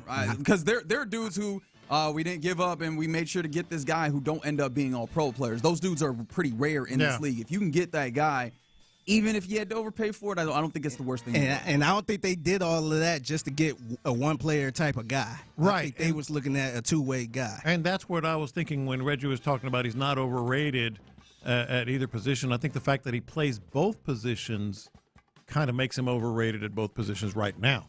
Because you know what you said about sort of cannibalizing, the amount of time that you can focus on each particular one and the development. I'm and again, so early in the process, but I'm not going to sit here and say he's a bust. It's far too early for that. But you both make good points. Like he needs to focus on one, but they're saying that he's not going to do both. I mean, he's not going to do just one, not just yet anyway. I think I'm going to have to side with Reggie on this one, just because it is so early. We'll see how it plays out, and we'll see if he can focus on one eventually. Not gonna lie, I did not think I was gonna win that one, Fig. I'm gonna be honest. Did not think I was gonna get that one. Yeah, it's just tough, man. But I think he is. I think you can't say he's overrated right now. I think just because you can't really rate him accurately at either position. To me, if I had the choice, I'd rather you be elite at one thing than average at both. Just playing two-way, because playing two-way, I don't want you to do it for the hell of it to say you could do it. I want you to be good at both. Yeah. If you're not good at both, I'd rather you focus on one position and be elite at it. Yes. We had some fun with the Hawks promotion last week. Was it last week? Yeah. I didn't know if it was Monday or last week. So the Hawks are doing the Magic City Monday promotion, which basically is going to be, I guess, paying tribute to an adult establishment. Yeah, I think that they're going to have the lemon pepper Lou wings. They'll have all sorts of different things that they have planned on that game where they play the Orlando Magic. So we had some fun with it, but a couple of players, and I saw the Luke Cornett stuff yesterday, and I almost brought it to the show, so I'm glad it's here on Judge John Lopez. This is what Luke Cornett said regarding all this. He said, regardless of how a woman finds her way into the adult entertainment industry, many in this space experience abuse, harassment, and violence to which they should never be subjected. We desire, as the league he's talking about now, we desire to provide an environment where fans of all ages can safely come and enjoy the game of basketball, and where we can celebrate the history and culture of communities in good conscience. The celebration of a strip club is not conduct aligned with that vision. So the case here, Figgy, you're up first, as usual. The Hawks actually should not be doing this. We had some fun with it. We talked about it, but they should not be doing this. Luke Cornett, and by the way, the other one was Al Horford. They should not be doing this. Yeah, Your Honor, I was on board with the Hawks not doing this at first because I thought it was a little bit of a kind of a touchy topic a little bit. Just knowing knowing what Magic City is and seeing the NBA with it. I just feel I'm trying to stay focused because you're all over there giggling. I'm behind the screen. You can't see my face. Yeah. So I think it's a little. It sounds a little crazy because the NBA. We know what the NBA is, and they try to keep it at least kid friendly. But at the end of the day, we know what the NBA is. They in bed with the gambling people and all that stuff. And if they paid the right, if the Atlanta Hawks and Magic, if they all paid the right price to do this promotion, I don't see the issue with it, man. And I understand, oh boy, if he feels some type of way. And I feel like a lot of people probably feel that type of way too. Mm-hmm. But also, it's a lot of people that feel that type of way about gambling. Mm-hmm. And I don't see a lot of people crying and boycotting sports over gambling and all that type of stuff. So I think, to me, I have no issue with it. I think as long as it's all a money game. If the money is right, I think it's fine, as long as they ain't got no strippers all on the court and all that. Well, we don't know. I think at that point it might be a little tricky, but I'm not saying they're going to be stripping, but we don't know what they have planned. So Reggie, you think there might be something to what Cornette and Horford said? I will say, as much as I personally enjoy the notion of this, it is a fair point to bring up that the NBA tries to play in the waters of family friendly, and at the very least, things that are not taboo. The booty club is taboo. As much as I mean, I might like it. It might be a part of culture here in Houston, there in Atlanta. There is a little bit of taboo to it, and I think that it is worth considering that maybe, just maybe, you don't necessarily live fully in that taboo, right? Like you don't lean all the way into it in the way that they have, where the Hawks have embraced this and they've made it like a prominent promotion on a Monday night where, kids, families might want to get out there and maybe go to a on Hawks spring game. break. Kids are out there at the arena. Yeah. So I think that is a fair point to make for a Hawks team that, again, they want to be a part of that family. They want to be a part of that culture, or rather that family culture. Doing the booty club might not be the way to do that. Another good sides. Good discussion on both sides. One thing about when you make decisions in a court, even a playful one like this, a lot of people talk about precedent. I don't think it's a good precedent. We can laugh about it. Hell, I just made a joke about it a minute and a half ago. But that's just us playing around on the radio. When you talk about an enterprise, an NBA enterprise that does have, families in mind oftentimes and as a focus. Sorry to say, Figgy, I think I'm going to have to side with Reg again on this one.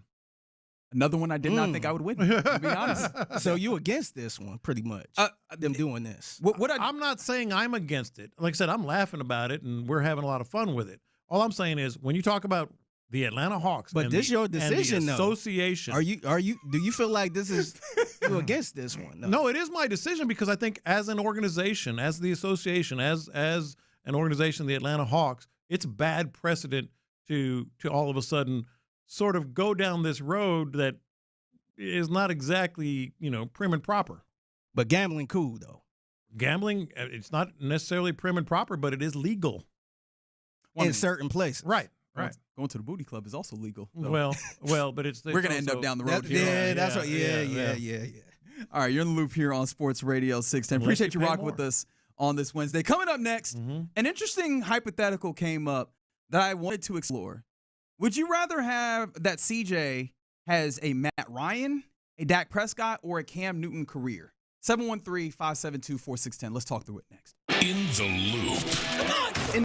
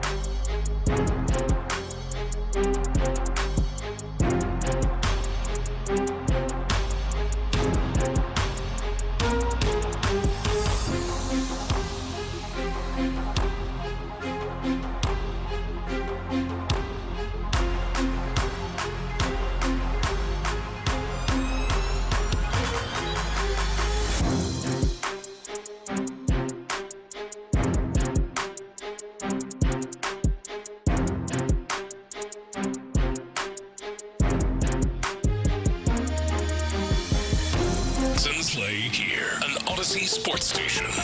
Sports Radio 610 presents In the Loop with John Lopez and Reggie Atatula. Oh, yeah, still a White Boy Wednesday. Kind of forgot here in the loop on Sports Radio 610. Appreciate you rocking with us. 713-572-4610 is the base power text line. Appreciate you guys getting involved. This just came across, at least I just saw it. It came across about an hour plus ago. Apparently, John Harbaugh has made it clear that his first Giants training camp will be entirely out of state. So it won't be in that New York, New Jersey area. Mm-hmm. Where will it be? West Virginia. Junction?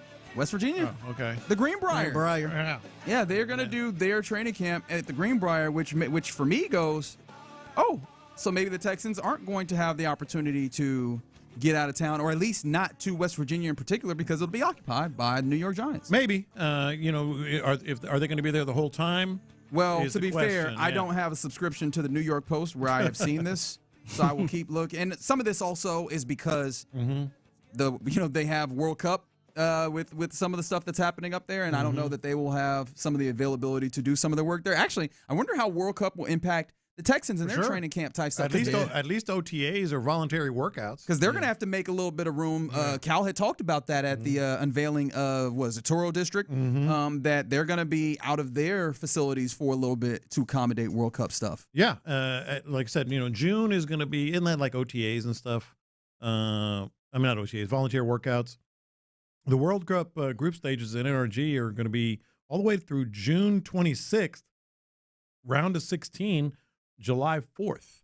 So you're taking a pretty good bite out of their summer there, their prep. Yeah, so I also wonder, but because I did like them going to the Greenbrier, if for no other reason than I like the road trip, man. We've gotten the feeling of doing the work trip where you get a little bit closer to your coworkers just off the strength of there's no other distractions. It is you, it is your work, it is your bonding time, and I feel like that impacts this team, man. I think it helped this team, but again, the Giants may be only going for a week, just like the Texans did. Maybe so. So maybe if that's the case, then you stagger it somehow. Right. Yeah. But if they don't, I wonder if they find somewhere else to get that same appeal, because D'Amico Ryans raved about what they were capable of doing, getting away from one, the heat of Houston, but just two, like the familiar confines, But anyways, I found that to be interesting. Felt like I should bring that to air. Would you rather that C.J. Stroud, over the remainder of his career, have a Matt Ryan, a Dak Prescott, or a Cam Newton career? 713-572-4610. I asked this. I was listening to Payne and Pendergast, as you should as well. It's 6 to 10 a.m. here on Sports Radio 610. And in passing, they kind of came talking about the rookie quarterback, or rookie of the year quarterbacks over the last few years, the last couple of decades, and kind of asked the question: Would you rather that CJ have the career of some of these guys? And I was like, I kind of want to talk about that if you don't mind. So these are the ones that I picked out. Obviously, there's more rookie of the year guys. Some of them a little bit more recent, like a Justin Herbert or a Jaden Daniels. But I felt like these are probably the three that are at least close enough to that they feel relevant, but also they feel like they have some distinctions within them on how they have been, whether it's Matt Ryan, Dak Prescott, or Cam Newton. And so if you had to choose one of those guys to say that C.J. Stroud's career operates like theirs, or at least he looks like that kind of player over the course of their career, who would you select? So we're assuming that C.J. Stroud spends his entire career as a Houston Texan. I am not making that assumption, but you could. Also, I am not making the assumption that he would have to play in the similar setups. Like, because the thing about me is, I love me some Cam Newton. I think Cam Newton was very much failed by the Carolina Panthers by not supporting him with the right amount of talent at various different points. And there's something in my brain that goes, what happens if he has more support in the way that he should? That I think that should be open for this discussion as well. Well, but we're also just saying what their careers were or have been in the case of Dak Prescott. Which would I rather have of those? The thing about Cam Newton is playing at such an incredibly high level, but I mentioned it earlier, he was kind of a comet. I mean, it was very brief, very bright, very awesome, and then it was done. I don't know if that would be great to see. That would be absolutely great to see here from C.J. Stroud. But and the reason I ask this is, about Houston, if he, under the Texans and the direction and philosophy that the Texans have, kind of leaning Matt Ryan. You're not alone in that. 281, Matt Ryan, to be honest. 713, a Matty Ice career with the D'Amico Ryans defense is a Super Bowl win. And the run game, and the run game that they hope to have, and just not a lot of mistakes, just managing the team. I know that's not what CJ wants to hear either. CJ wants to be Cam Newton. He wants to have that kind of a spectacular presence on the football field. But for this team and their philosophy and what they do, might sound crazy to you, but I'm kind of leaning Matt Ryan. It's not crazy. The only thing that, and of course my priors are going to show here, the only thing that's going to hit me is Matt Ryan had the 1 year where he was an MVP, and other than that, he was a solid quarterback, right? He obviously put up numbers, but there was a lot of times where it felt like Matt Ryan was not going to change games in a way that Cam Newton did. But does C.J. Stroud need to change games? Right, and that's the thing that it's honestly kind of interesting that you set this up as who does C.J. want to be versus who do they want him to be, because that might be the dichotomy that we're talking about. C.J. might actually want to be more Cam Newton, where he is the I think he does. He's the straw that put the team on my back. Right? Yeah, I think he whereas it feels like the way that they're wanting this to be is more of a Matt Ryan of you get the ball to where it needs to go in a fantastic manner, and we are going to put the things around you to make sure that you can go win football games, and it does not have to be shouldered upon you. And so I guess if we're talking about in Houston and the thing that I guess would bring success, especially under the context of what D'Amico Ryans and Nick Caserio rather want, the answer is probably Matt Ryan, right? Mm-hmm. That is for me. Man, he had a 10-year stretch that was just. They would sign up for that today. They would sign up for 100%. I would sign up for that today. They would sign up for that. I mean, over 4,000 yards for that's 11 years in a row. Good gracious. The only thing, though, is that... And not a lot of interceptions, which is, again, another... Right, take care of the football. Yeah. How many times has Nick Caserio talked about taking care of the football? Yeah. It's to the point where it's become cliche. There's a lot of things that Nick Caserio says that have become cliche just off of the strength of, the amount of times that we have heard from him of late. But, yeah, taking care of the football is one of those things that absolutely he does very well in Matt Ryan. It feels like Matt Ryan would be the answer for this.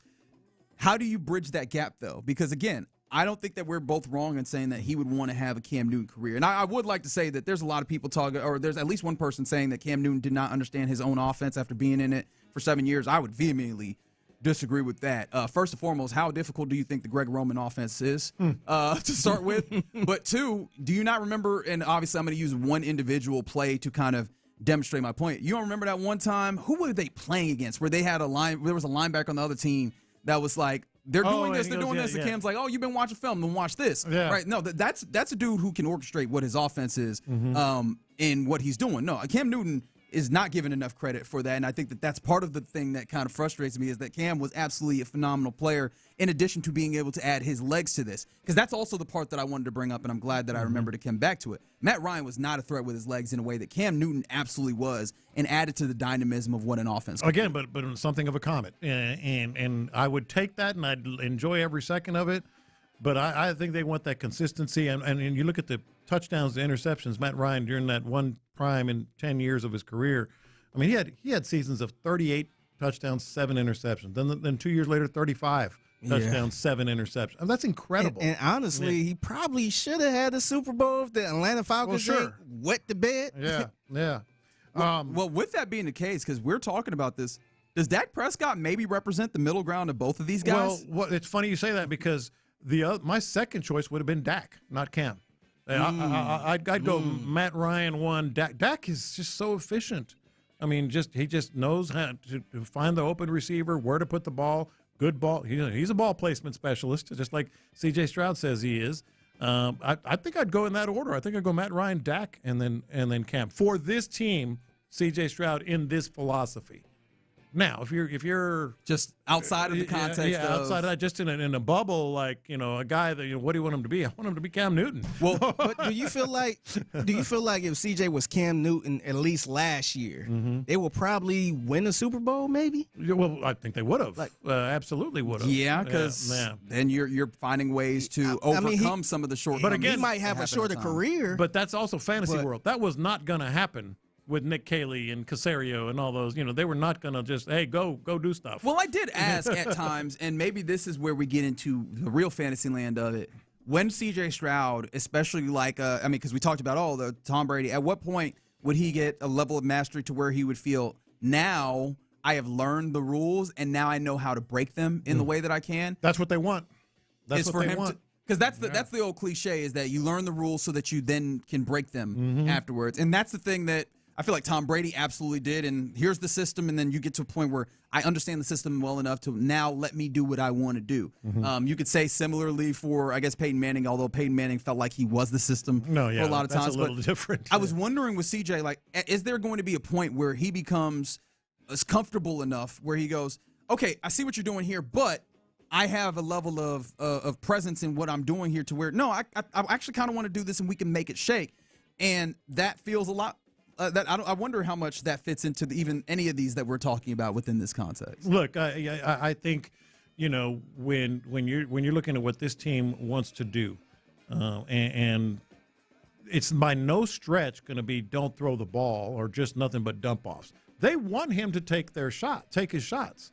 They just want him to do it not willy-nilly. If the defense calls for it, if the situation calls for it, and you have mastery of the offense, then take your shot.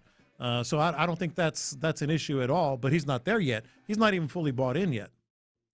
All right, so if you take away the context of with this team just generally, the question I ask is, does it make you feel bad if he goes on and it is like a comet of a career, like the high end of it shows up elsewhere?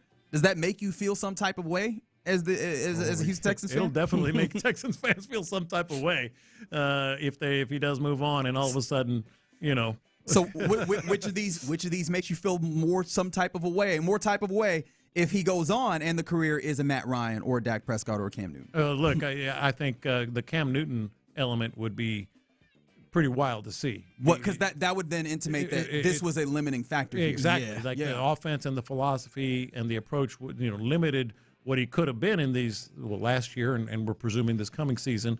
But the Matt Ryan and Dak Prescott have had really, really good careers. I don't think anybody would put their apex at the same level as Cam Newton. All right, so one final question when it comes to this hypothetical that we've talked around. You're taking any and all of these if I can guarantee him, right? Oh, in a heartbeat. For this team? Yeah. Yeah, in a heartbeat. Because the great a supreme level of play from kind of controlling everything, running everything, putting the offense on his back, that'll still win you a Super Bowl. That'll still win you a Super Bowl. Yeah, at least get you there for sure. You might not have the staying power, but it'll still win you a Super Bowl. Yeah. A very interesting conversation, which, again, salute to Sean and Seth for kind of talking their way into it and making it interesting. But I was like, that is interesting on whether you would want it to. And stylistically, that is one of the conversations that, whether they're having it explicitly, it feels like is an implicit conversation is how do you get C.J. Stroud to play in this certain type of way? And sometimes it very much feels like he does not want that. And yes. I wonder if that is part of what all of the conversation, again, implicit and even if not explicit, is happening within this organization and this offseason as they head into the 2026 season. Yeah. All right. You're in the loop here on Sports Radio 610. Appreciate you rocking with us on this White Boy Wednesday. Coming up next, we hand it over to Figgy Fig for the mixtape. What you got, man? Yeah, I got a word that's added to the dictionary, and Lopez might be a fan of this one. Plus, Stephen A. Smith is crazy, man. What did he do this time? All right, let's find out what Stephen A. Smith did together next. Payne and Pendergast. This trade.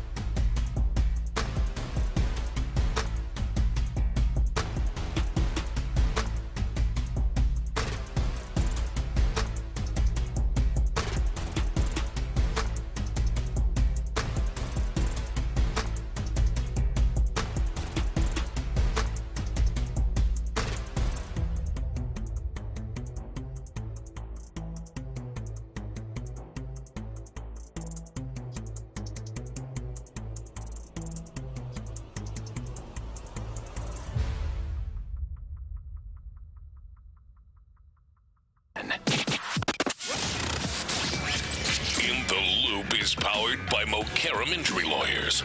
Heard in an accident? Call Mokaram Injury Lawyers at 281-222-2222.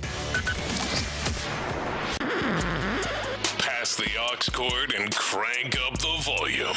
Figgy Figs in the driver's seat. Sit back, relax, and enjoy the ride. It's time for Figgy's Mixtape on Sports Radio 610. Yes, it is the Mixtape in the Loop, Sports Radio 610. It's your man, Figgy Fig, holding it down on a Wednesday. Happy Wednesday to everyone out there. Lopez, you giggling a little bit. I think you might be super excited. Oh, yeah. I'm actually watching a second baseman that's going to play in Corpus Christi for the Astros. Corpus? Damn. He just overshot a throw from simple grounder to second base by about 3 feet. Oh, man. Enjoy. You're not going to put his name on it? Enjoy Bill Miller's. Who is it? That's Bryce Matthews. That wasn't Bryce Matthews, was that it? not? I think Maybe it was. Bryce is playing second today. Is he? No. Well, yes, it's a lot of dudes with number 90s on their jerseys, and yes, that's Bryce Matthews the second, baby. I didn't know he was still in. Man. Yeah. Man. Yep. But I think you might be excited about this. Okay. So a new word was added to dictionary.com. Oh yeah. Mm-hmm. Oh yeah. Let's annoy Lopez. The odds are very strong that it's actually not a word. Let's see if you keep that same energy, man. Swifty. Not a word. Added. Actually, that's probably closer to a word than most of the ones that they put in there. Is it? Oh, now it is. No, I didn't say that. I said it's closer. This is probably closer to a word. Doesn't make it a word. Yep. So the dictionary now defines Swiftie as a fan of the music of Taylor Swift. Mm-hmm. And I guess editor said a word is only added after meeting certain criteria, including being widely used, consistently understood, likely to last, and useful to a broad audience. That widely used. 3 out of 4 counts. Widely used, likely. Which one don't count? Likely cast. What'd you say? That likely to last one. That's why I was wondering. I think. Do you think we're gonna be saying Swiftie, let's say 25 years from now? I don't know. She is of the magnitude where she will be relevant to some degree in 25 years, right? Like there's going to be some level of. But I do wonder if that. I was about to say a word that was gonna make y'all mad because it's a big word unnecessarily. But I wonder if that as a word, as a specific identifier, is going to be necessary in a little while. I think she's going to have staying power for decades and decades and decades. At that level. She is for sure, but it's the word Swiftie. But I'm saying because of that, I think the Swifties is always going to kind of be around. But of all the things that you said to describe why it's in the dictionary, you never said word. It's in the dictionary because it's a word. No, it's a dictionary because it's widely used, widely this, whatever, staying power. But no, it's closer because of that, but it's not a word. My man is arguing with the actual ways that the dictionary decides whether something's a word. Be like, nice try, but no. Nice try, but no. If it was up to Lopez, we'd still be having 150 words. No. No new words allowed. No, that ain't a word. My bigger point is dictionary.com or Webster's or whomever. I really feel like they do this a lot of times so people can talk about it. So people can marketing 101. There you go. Yeah. So I feel like Lopez just wants a dead language. He doesn't want a living language that actually grows and progresses. No, absolutely. It has to grow and progress with words. So Swiftie joined other fandom names that had made it to the dictionary, Lopez, including Beehive. Beehive's in the dictionary. Beehive's in the dictionary. Okay. BEYHIVE, not the actual beehive. Yeah. And I didn't even know they had a name, but Star Trek. Trekkies. Oh, Trekkies been around a long time. Yeah, I didn't know that. I didn't know that's what they call themselves. So, yep. And that's it. Okay. All right. So, congratulations to the Swifties. Congratulations, Lopez. That's right. I forgot you in there. I like her, but okay. You're a Swiftie, man. You might as well lean into it. I wouldn't call myself a Swiftie. All right. Have you at any point been given a friendship bracelet? No. Damn it! I was sure. No. I was sure that his daughter would have given him. He don't even wear jewelry like that, so I know he ain't going to do that. Exactly. I thought I had him. Yeah, it's the Mixtape in the Loop, Sports Radio 610. Stephen A. Smith is crazy, man. We know this. Yeah. Which reason? Yeah. Which reason? Yeah, I'm going to get into it right now. So, Zion Williamson and the New Orleans Pelicans. They've been going back and forth with Stephen A. Smith. Yes. Yeah, it's a lot going on here. I'm going to try to go through the what happened in order. So this is what I saw. This is Zion Williamson. He was sitting down with Malika Andrews, and she asked him about the most difficult thing during his NBA career. I would say the most difficult point was when I missed my third year with a broken foot. And, you know, there was a lot of criticism on my weight, my care for the game, etc. But the whole time I'm looking at a doctor, and the doctor's telling me, yeah, we're going to perform this surgery, but if this surgery doesn't work, we really don't know the next step. Yeah. So our people are saying what they're saying, and everybody's entitled to their own opinion. It is what it is. That's right. I'm in Portland rehabbing, not knowing if my foot's going to heal. Yeah, so that kind of got the streets talking. I don't even understand his point there, if I'm being honest. Maybe I just missed it. But So pretty much the streets are saying he's not taking care of his body. He's can't stay away from the food. So I think all the stuff we've heard. Yeah. So he finally speaking up on that a little bit. And he's saying, "Hold on, I was really injured, and we didn't even know if I was going to be able to play." I didn't think you were not injured. I thought that at least some of the people thought that the injuries were because, you know, the food. That foot was carrying a lot of weight. Yeah. So here's Stephen A. Smith. I don't even know how I got to that. Maybe they heard that comment and then they kind of start going in on him. But here's Stephen A. Smith on First Take. Pretty much talk about Zion Williamson and the rumors he's been hearing behind the scenes. And Stephen A. got to chill out, man. The reality of the situation is, I say this respectfully to Zion Williamson, we're very happy for you. But I want to piggyback off of what Perk added because it's incredibly important. Nothing was made up. The information that emanated about Zion Williamson, it came from inside the organization. It came from people even closer than that to Zion Williamson. I'm going to leave it at that. What? People that called up and encouraged us to get his ass because of some of the things that he was doing. You got people that are alcoholics. You got people that are drug addicts and stuff like that. What was Zion's problem? Food addict. The joke was everybody in New Orleans that cooked. It could be everybody from a restaurant, a chef, to your grandmama. All right? Anybody that cooked knew about Zion Williamson, and he knew them. They were on a first-name basis because that brother ate a lot, okay? You even had rumors, and literally, I'm here thinking it was a joke, and somebody told me to go on the air and point out how he got busted hiding food under his bed. This is the kind of stuff that was happening. Come on, Stephen A., man. My boy got gossipy. He got gotta real messy. He said, "You ain't hearing from me." However, people was telling me. Food addict. Closer calling somebody a food addict is insane, man. Food addict. Why did he say it like that? Food. By the way, save that drop because I need it. I need to hear that more than just today. Honestly, I might be a food addict. If we're being honest, yeah. That's the new big back sound. You know, we don't got to play the big, but just food addict.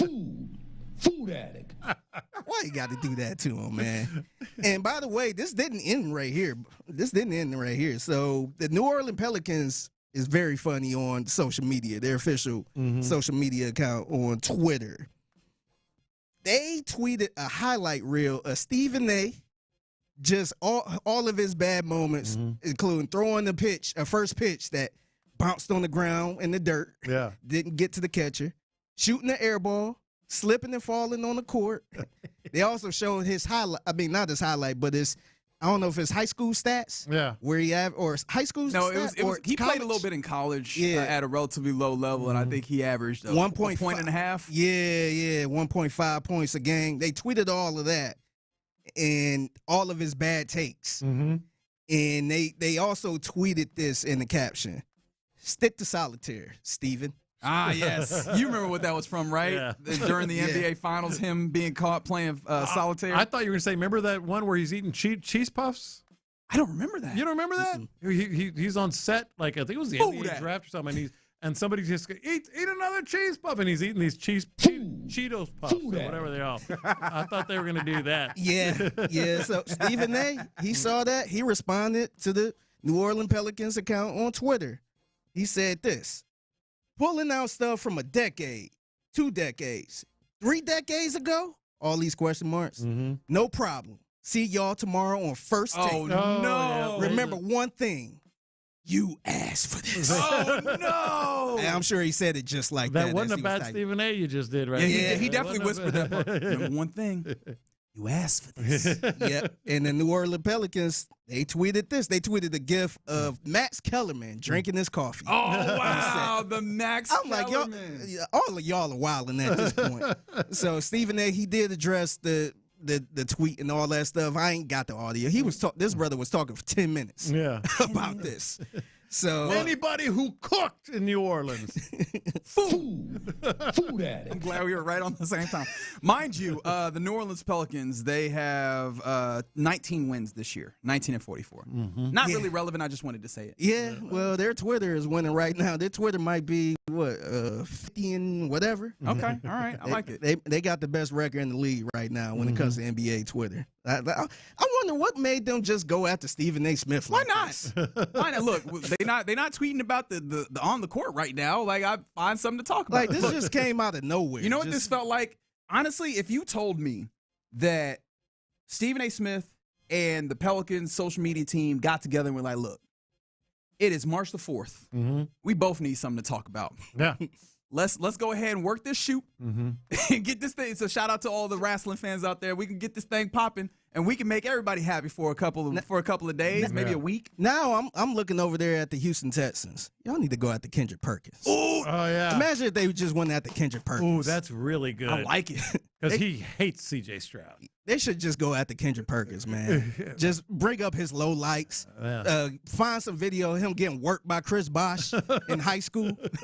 Was it was championship? State championship, yeah. Yeah, just find some video of him getting worked by Chris Bosh, and just have some fun with it if we gonna do this. I like what you got going here. I like what you got going here, even though he is indeed the pride of Beaumont, Texas. Yeah. All right, speaking of being food addicts, this is more of a wine addict or alcohol. You could consider this an alcoholic, maybe a food addict too. It's foodstuffs. Yeah, so it's a new trend going on at bars. I want to see if y'all down with this. Bone broth cocktails. Ooh, bone broth. Ooh.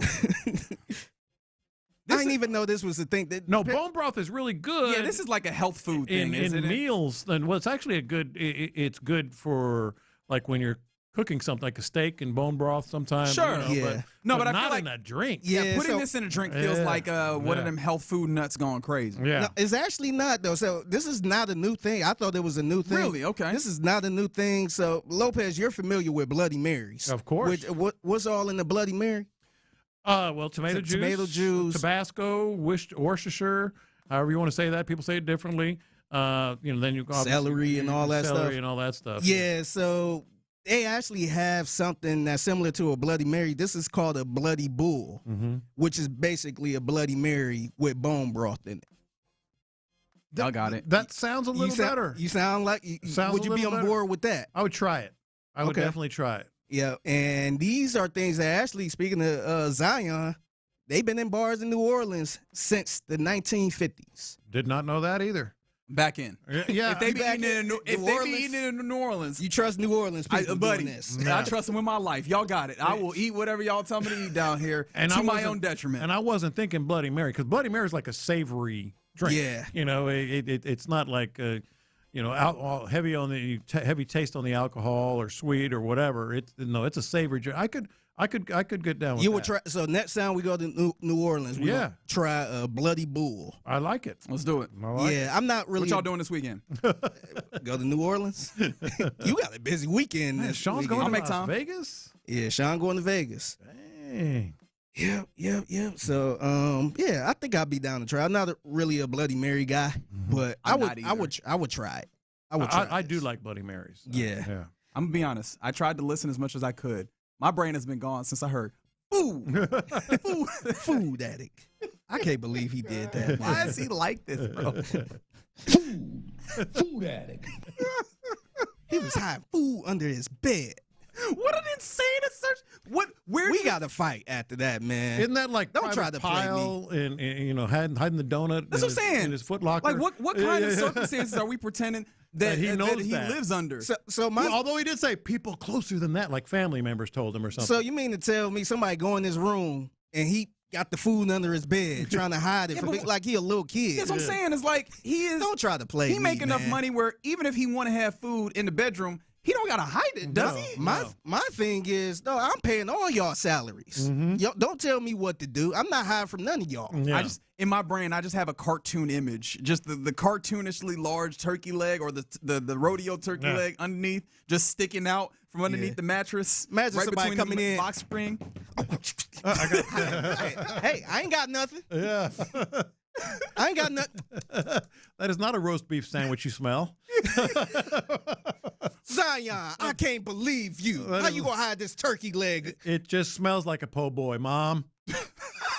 I'm sorry, I couldn't help myself.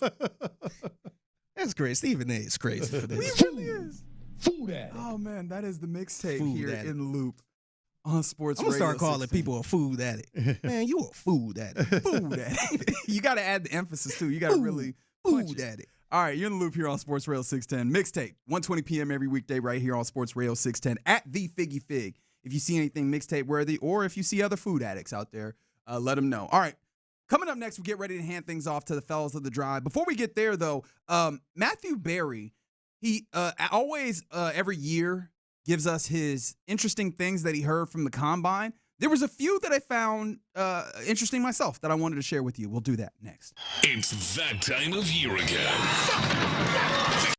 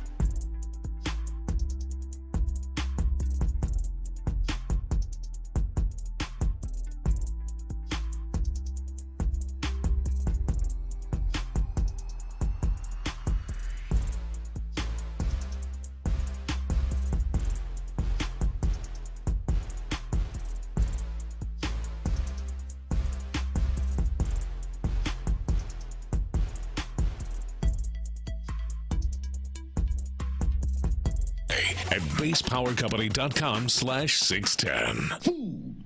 Food addict. Sports Radio 610 presents live from the West Point Lincoln and West Point Lincoln of Sugar Land Studios. Here's In the Loop with John Lopez and Reggie Atatula. Ah, yes, still a Wide Boy Wednesday here in the Loop on Sports Radio 610. Hope you've enjoyed your time with us. I've enjoyed this time today, if for no other reason than I have yet another Stephen A-ism that I can put in my back pocket to be used at various times to just enjoy it and make myself happy. You know, just to make myself chuckle, because that food is absolutely going to stick with me. That's going to be, do you have those references that you use and you're like, people don't understand this, but I'm still using it because it makes me happy? A bunch of Seinfeld references. No. Not long ago, and I may have brought one onto the air. I was talking with, I think, my oldest son about references in movies that are very innocuous and not well known, but were just funny to me. Yeah. Whether it's movies or just a saying. Yeah, like I'll say something that really does not even have anything to do with what the main quotes are that people quote from the movie or whatever. Yeah. And they're just funny to me. I'm like that with Coming to America. Yeah. Everybody know it. Yeah. I need you to wash all the windows. All the windows. Yeah, so that food stuff, the food addict is going to be with me for a very long time. We talked about the Indianapolis Colts. They are in a place where they have transition tagged quarterback Daniel Jones, who they hope to return back from injury in this upcoming year and to possibly be their quarterback for the remainder of the year. What makes interesting is that means that Alec Pierce is now out there on the market. He's on the market for real, free agent for real, and he said on Kay Adams' show today that he will not be just re-signing with the Colts before free agency. So he wants to really test the market. Evan Sidery is saying the early indications are Alec Pierce is set to make well over $25 million annually. Some are talking 27. Yeah, which those numbers would be somewhere in the range of Jameson Williams, George Pickens, DJ Moore, maybe even Jalen Waddle. That's a little over Nico Collins. It is definitely over Nico Collins. Right over where Nico Collins is on average annual value, which I find to be very interesting because I don't think that's wildly very far away from Alec Pierce is. However, it's definitely above what Alec Pierce is. It's a reminder of what free agency truly does, especially when there's a scarcity at a position. Well, yes, but also, I mean, the market just always goes up. It's always moving up. Alec Pierce is probably going to get what the market. I mean, he is going to get what the market says, that he's worth, and it's just always going up. He doesn't seem to look. He's really good, and the Texans know that about it as well as anybody. But 27 potentially a year?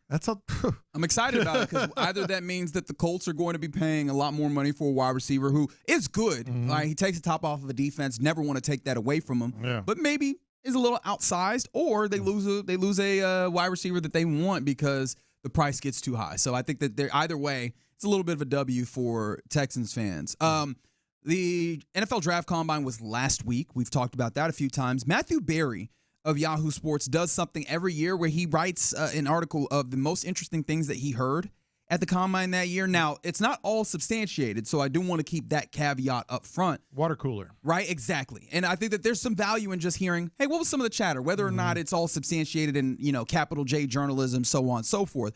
And I picked out a few of them. Thankfully, you'll be happy to know none of them directly relate to the Houston Texans, okay? So we're not having anything that speaks specifically to the Texans. However, I start here.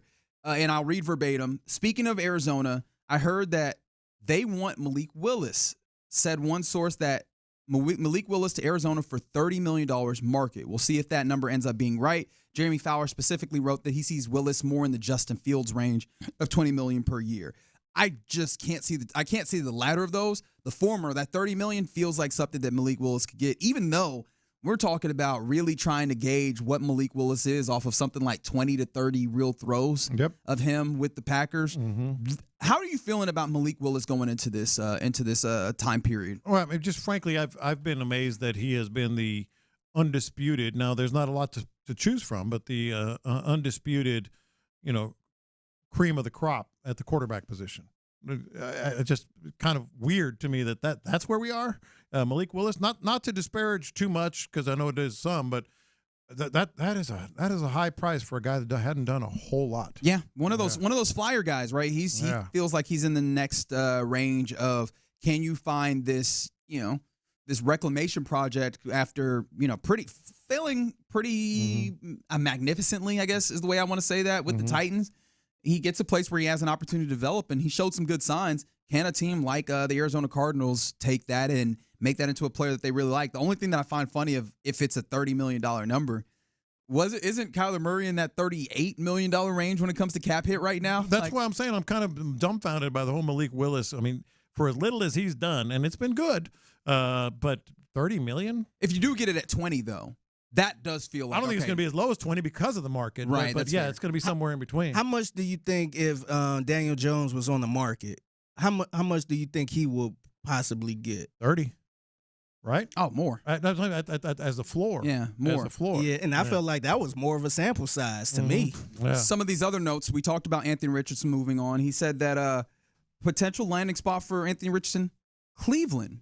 More quarterbacks. Todd Monken spent the last few years coaching Lamar Jackson to try to develop Anthony Richardson with his considerable athletic talents. I hadn't considered that. That does kind of scratch a little bit of an itch in my brain, especially because I don't care if Cleveland is any good. So I think that would be a perfect place for me, someone who is not invested in it, to want to see, can you take somebody who has worked in that instance of making, helping Lamar Jackson find even more of that potential at the NFL level, do something with the Anthony Richardson. So in the last 24 hours, we've talked about Shadur Sanders, Deshaun Watson, and Anthony Richardson being the Browns quarterback. Look at that. The Browns just all sorts of options for them. That's a nasty quarterback. Look at all the options man. they have available to them. They're just rich with quarterback options. Ain't that? Look at that. Look at blessings happening there. The Cleveland people have been on this for a while. I've heard them talk about Anthony Richardson being like I've heard it worded as a top target for them this offseason and trading for Anthony Richardson. So I'm like, man, Cleveland is just such an F up. Nasty, man. Up in there with Anthony Richardson, Deshaun Watson, Shadur Sanders. That's the best upside look that they have, though. And make it go, Todd Monken. Yeah. Man, to be a Browns fan, goodness gracious. A couple more here before we fully lean into the crosstalk of this all. Matthew Berry in this, he says that he put a bunch of social videos out from the Combine, and perhaps the most surprising running back rumor he heard was Kenneth Walker to the Giants. That interest you at all? We talked a little bit about this. I mentioned it yesterday that it surprised me. I don't understand the fit. Yeah, well, obviously Kenneth Walker's really, really good, so he can fit anywhere. But I'm saying that the Giants would be there with Scatterbo and everything else happening. I don't know. Another one, he said that with Jeremiah Love, obviously mocked to the Saints. We've talked about the possibility of maybe the Chiefs wanting to move up from even 9 to get him, which I'm sure I don't even want to look at Ron Hughley right now to see what his thought is on that. But he's heard that the Titans have a lot of love for, no pun intended, for Jeremiah Love. I think everybody has a lot of love for him, and I think the Chiefs got in a lot better position to go get him, even moving up if they have to with today's news. Would you be sick to find out that the Titans end up making their way to go get Jeremiah Love to pair with Cam Ward? Yes, but to me, and I mentioned this stupid written all over. But what I said earlier, Ron, is I think today's story in the NFL is a Chiefs story. It is the Chiefs. What they did. Yeah, I've been waiting for that move. Yeah. I've been waiting for them to make that move on that decision. They generally, that's the position that they don't usually re-sign over the years. Yeah, they've had a few of those. But they've got Snead. They've got possibilities now, man. They got options. Yeah, that's what they needed to do, and they have made that work. Yes, but that $90 million, they just haven't paid corners. Spags, that's just not a huge thing, and they drafted a kid last year that they really like. But yeah, man, we'll see. We'll see what they do coming up here in free agency. Will tell a lot, because you can't just say, because I do think running back is a big thing for them. But you can't sit there and just say, like, Jeremiah Love's going to fall to us. And then, No, that's what I said earlier. I think they could easily move up. They hear these things on the Titans, hear these things on the Saints. Okay, we'll move up to 4 and get his ass. And we still have a first-round draft pick. It's the perfect ammunition. And to essentially trade McDuffie for an opportunity to go get Love. See, I don't think that Andy and Brett Veach would move to get him.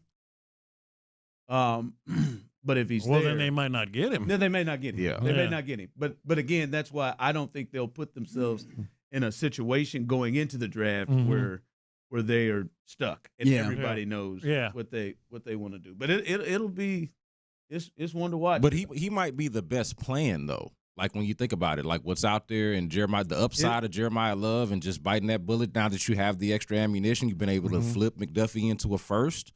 And some and like a third and a fifth.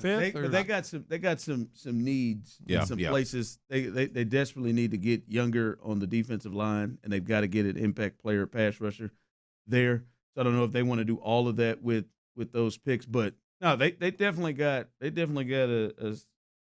some ammunition. For sure. Appreciate D&M Auto Leasing for the opportunity to cross talk with these fine fellas. You've heard their voices. That's Ron the Show Hughley. That's B. Scott in for Clint Stoerner. How y'all living? Good. I had been completely against the Jeremiah Love thing. Yeah, I've watched him flip. I watched him flip. Heard him doing a podcast a month ago. He's like, man, I'm nervous that they're going to do this. Now he's like all for it. I avoided it. And to some shock of you all, I was on the incline treadmill a couple weeks ago. Why would that be shocking? I don't know, just to some. And I made the mistake to watch this 28-minute. You watched the cut up. You didn't even watch a game straight up. You just watched the cut up. But it pure showed, unadulterated, It showed all his runs. It wasn't just highlights. Yeah. Yeah. Well, he's good, man. Real men. Yeah. I said, oh, to hell with it. Yeah, man. I said, to hell with it. Yeah. Different kind of specimen, man. Yeah. Hey, man, I didn't created Reuben Baines. His arms got shorter. Yeah. I said, man, you can't draft nobody with no 28-inch arms. And I saw this joker. That dude, he's all forearm. He just got forearms and then hands. It's just shoulder, forearm, hands, nothing else. Bro, he did a spin move.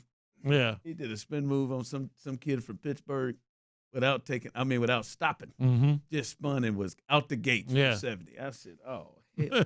Who was the last player that made you feel like that? Like that you were just like, oh, yeah, forget everything else? That's a great question. Because I'm trying to think, like, I know that feeling. I know I've had that feeling where I'm like, forget whatever I was talking about. I'm 2 in. I'm 2 or 3 in. So somebody that you had to change on? Yeah. You just said, screw it. He's the best player. That's it. Yeah. Because I felt this way about Bijani Robinson, but I didn't need to be convinced. Oh, yeah. You were already there. You were a Texas fan, too. Yeah, exactly. Yeah. That's like me back in the day with Myles Garrett. I'm like, come on. Like I've seen this uniquely. I'll give you a good one. For me, basketball, Kyrie Irving. Because if you remember his freshman year at Duke, he didn't play very many. He didn't play very much because he had the ankle injury, and he went first overall, and it was this big deal. I was like, man, what's the big deal about this Kyrie Irving kid? Like, oh, my bad. And I was like, oh, he's one of the greatest ball handlers to ever exist, if not the greatest. And then he added in, I'm also going to be the best difficult shot maker that you have seen at least in a generation. Oh, yeah. At least. His layup cut up is regal. Mm-hmm. Yeah. So I definitely was wrong about that one. Way wrong. Fellas, one of the things that we talked about, and I heard Sean and Seth talking about it, so we brought it to our show.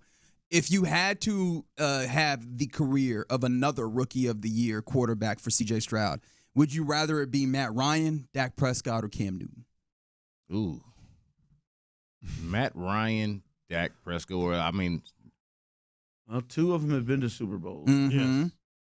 One of them should have won the Super Bowl. Dak Prescott, Cam Newton. So definitely not Cam Newton. Interesting. Okay, so you're in the exact same place that I loved Cam, But the way I put it, he was a comet, and in this system, I'm thinking this system, this team. It feels like Dak. I went Matt Ryan. I went Matt Ryan. It feels just because I think I'd go Dak. Good touchdown to interception ratio, very good. In fact, safe, smart, throws for 4,000, kind of 10 years in a row. By the way, nobody would imagine that, but sort of like.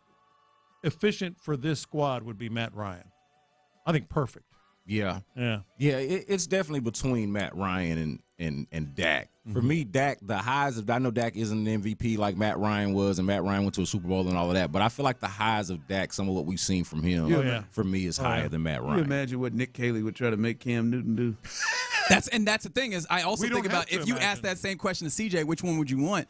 Obviously, the comment nature of it kind of scares. I do wonder if he would want to be some level of Cam Newton. Well, of course he does. Yeah. Yeah. Well, I mean, the whole superhero thing, man. Yeah. Who doesn't want to be that big and strong? Mm-hmm.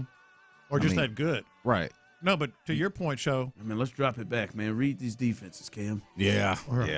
No, man, read them. Fair enough. Fair enough. Yeah. Point Think about taken. that. Yeah. All right. I just want to throw that to you guys before you get off on a fantastic 4 hours of radio. Wait, but are we not going to give them trouble for the Trent Brown thing? Oh, we're going to. You should have let me know y'all wanted to get after me. Man, I didn't know if we were going to let them get out of here before we address this. Yeah, we'll have to You're address listening the to Trent Brown KLT AM, KLT FM, HD2 Houston, and Odyssey Sports Station. I'm listening to y'all, and I'm saying in the car, I've got to be crazy then. There's no way in hell. Like, Trent Brown cannot be the plan as a starter. Like, at any point. That would be wild to me. Well, I said I want him to be a insurance. Okay, because I thought I heard you say Ed Ingram or Trent Brown. No. We were doing would you rather? And I was still like, I want him back as a swing tackle. No, I said, would you rather re-sign of the Texans free agents, Ed Ingram or Trent Brown? I said Trent Brown, but I want him as insurance. But even still, y'all would prefer out of the two, like one in the context as a starter, the other in the context as a backup. Yes. You would prefer to sign the backup than the starter. Yes. Yeah. Me personally, yes. Interesting. Because of the experience, the tutelage, all that stuff. But I want him as. And we insurance. might be galaxy brand. In fact, we probably are galaxy branding this. You might be right in that, but I feel confident. Or I feel comfortable with that one. Yeah, I think I'd still prefer. I could see that in preferring we got to work on these starters first. Yeah, upgrading on those starters. Yeah. And so if it's not Ed Ingram, you would be hoping to go better than that. So like Ed Ingram would be like a bare minimum to me in addressing that position. So, and I think that's why in a class or an off-season class where there's guards to be had, there's centers in various different ways. There's not that many tackles to be had. I was like, at least let me get that depth guy in there, and I feel more comfortable about having some of that. But it's a fair point to be made for you guys. I think so. We thought y'all were trying to make him RT1. He ain't played 16 games in 4 years. He played 11. Yeah. He played 11 3 years ago. And credit to him. Credit to him, but he be out there laboring, boy. That's a big man. But there are people, including my co-host Clint, like that want to see like that they would be good with that option. They would for 6 or 7 games. That can't be the plan. Yeah, I agree. Strong agree. I'm with you. But I wouldn't mind him on this squad though. Yeah. In context. Yeah, in context. In a very specific context. The context that you have right now is that we're done for the day. We'll be back from Thursday. We'll be back on a Thursday live from Rodeo tomorrow. That should be fun. On the road, huh? Yeah, we are on the road. Get a loop on the road. Yeah. We're going to give that a try. The people. I like that. Yeah, hopefully that should be really fun. What I guarantee you is fun is that coming up with these fine fellas, you're going to have a good time for the next 4 hours. Appreciation to D&M Auto Leasing for the crosstalk once again. But right now, the drive is live. That's right. The drive is live. You hear B. Scott in the building as Clint is out today. Should be back tomorrow. And if you are on the base power text line, 713-572-4610, we appreciate you joining us. If you are on YouTube and Twitch, hello, you can see us, hear us. There's T-Mill on the mic, and T-Mill was on the mic to end the show last night, apparently. T-Mill on the mic. He rapped about Jesus, bro. He did. Yeah, he did. Yep, he did. He was ready for that one. There is bars. I'm telling you, many of them. By the way, we've got to have some sort of a conversation. I don't know when, but Tyler has decided to make the decision that he's going to grow his beard out, and we're trying to figure out when. So, how long are we talking, Tyler?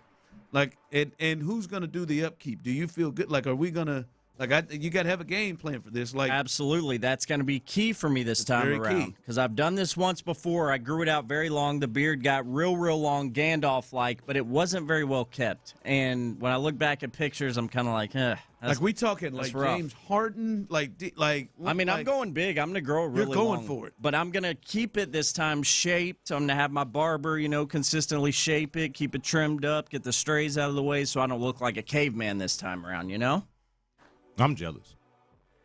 I'm excited. I for one, I'm nervous. How does Meg feel about this? I'm just curious. She doesn't know yet, and she is not going to like it. I just think this is really becoming a bad idea. Well, once she sees it and it's this time, she'll be love it. I love it. The only way that I can get with I can't do it. So there are some things that you feel like as the man in the relationship that you're just gonna do, that you know they don't like, but you're just gonna do just because you can, just got to keep it in. Now I ain't gonna just do everything you want. Don't learn today. Got to put your foot down. You got to, know who's the man in the now house. you might get in some trouble for it, right? Like I was told, don't just shave and just keep a mustache. Well, I want to let you know that I will do it. I would like to see you with a mustache. Not a good response to that. Yeah, I'd imagine so. But I like it, so she's not going to like it. I don't think she is. On the front end, she's going to be pissed because she's always said that she never wanted me to grow my beard long like I did that one time. But once she sees I got a game plan this time and it's going to be much different and look way better, she'll be fine.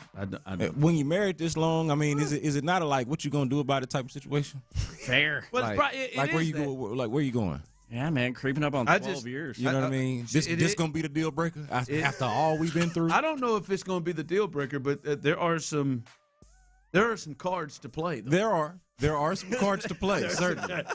Cannot deny that. There's some cards to play. Cannot deny that. That is true. Hawk to and spit on that name. Yeah, I'm just jealous. I wish I could do it. Boy, I would if I could. Hey, I ain't gonna lie to you. I'm looking up here watching this Astros spring training game against the Orioles. You saw a brother you ain't never seen before? Not just I saw a brother, dark skin, and a 4 on the back of a jersey, looking like they are emptied the clip and how hard they were running. Yeah. And I said, that better not be Yordan Alvarez running this hard in spring training. I got real nervous till I looked up and I saw it was the 8th, and I thought, okay, well, Yordan's not in the 8th. Makes us all nervous. I was like, woo! Hold on, slow down, big fella. Hey, if they won't play him in left field, no way he's allowed to run the bases during spring training. Because this person, whoever it's just a glimpse. I just looked up there, I saw a 4 on the back. Now, it was 94. Yeah, but I trying saw a not to 4 go on back the home. back.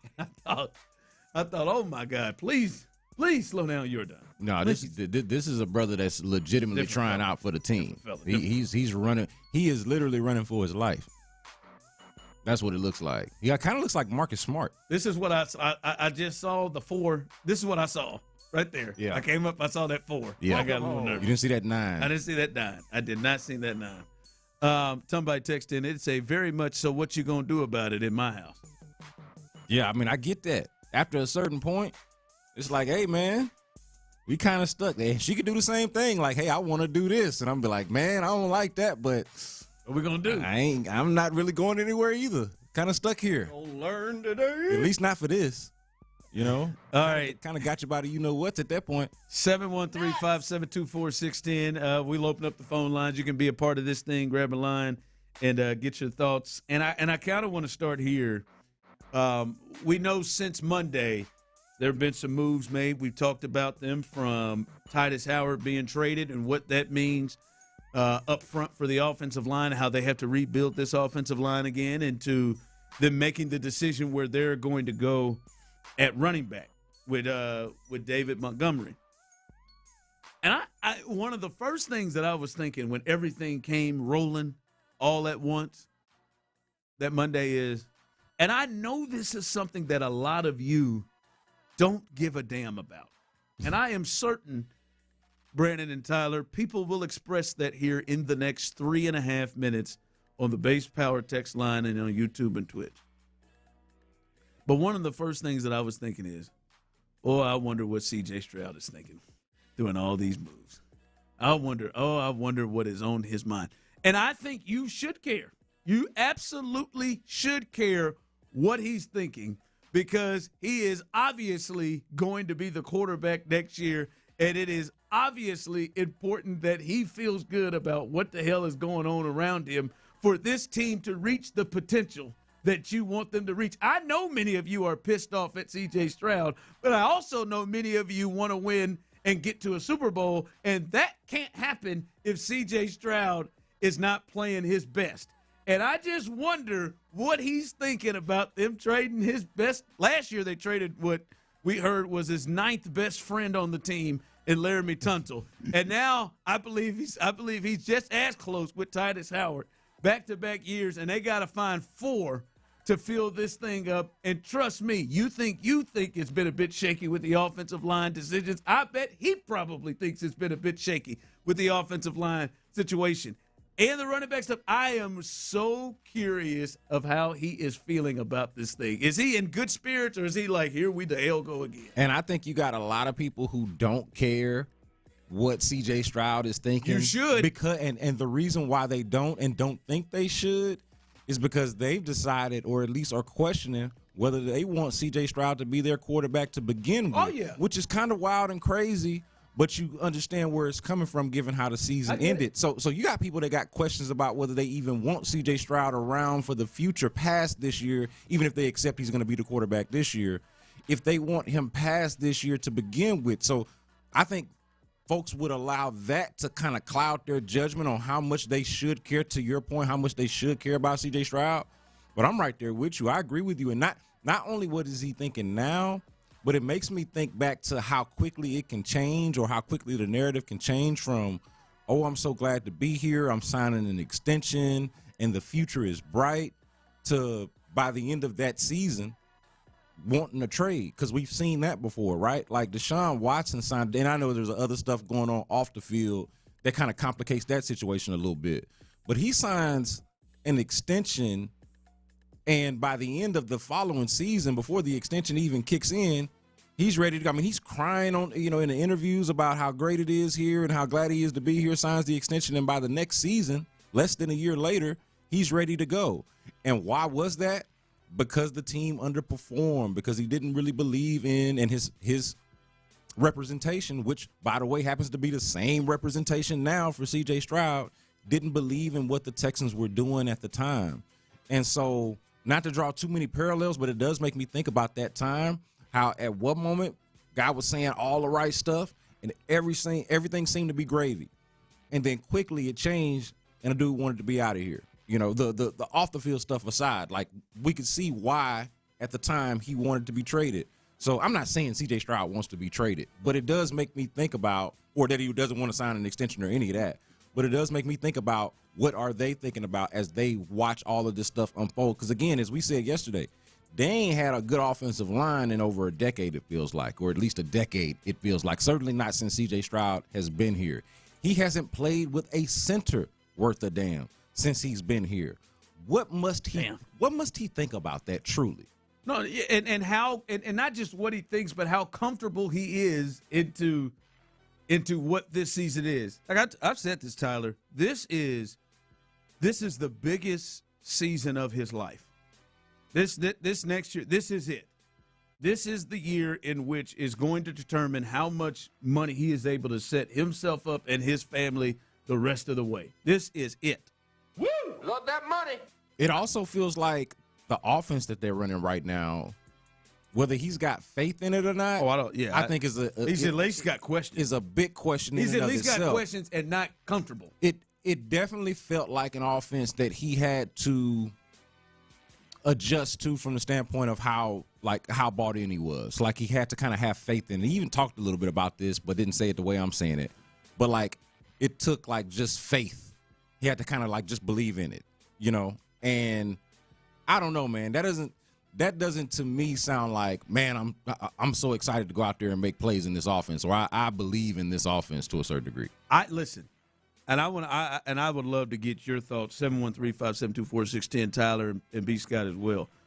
I think one of the most important things for this important season for the franchise and him is, and I know some of you don't want to hear this and don't agree with this because for whatever reasons, I would say right at the top, you're pissed and you keep seeing those 4 interceptions in your head.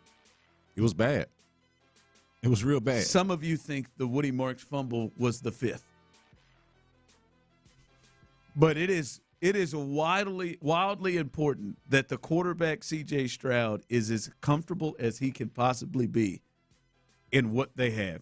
And that is offense. That is trust in the line in front of him.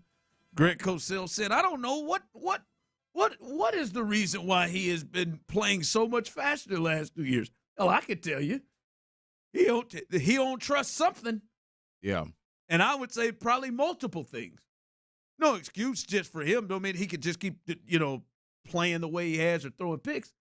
But He doesn't trust something. Yeah. I think it is extremely important for this team to reach the levels that you all want them to reach for their quarterback to be comfortable. Yeah, and I think Nick Caserio can talk all he wants about how it's not built around one player and we're trying to put together a great team. There's a reason why the quarterback's going to make $60 million. Okay. It's not just like a coincidence or some kind of, happenstance. There's a reason why he makes that amount of money. 713-572-4610. Do you think it is extremely important for the Texans to make moves to make their quarterback comfortable? We'll discuss that coming up next right here live on The Drive. Let the wheeling and dealing begin. Nick Caserio signaled the start of a busy offseason with 2 big trades. First, Titus Howard was sent to Cleveland for a 5th-rounder. Then, the Texans sent a collection of picks to Detroit for David Montgomery. Talk about hitting the ground running. Let's get this show going, man. Insider access. Exclusive content. Sports Radio 610.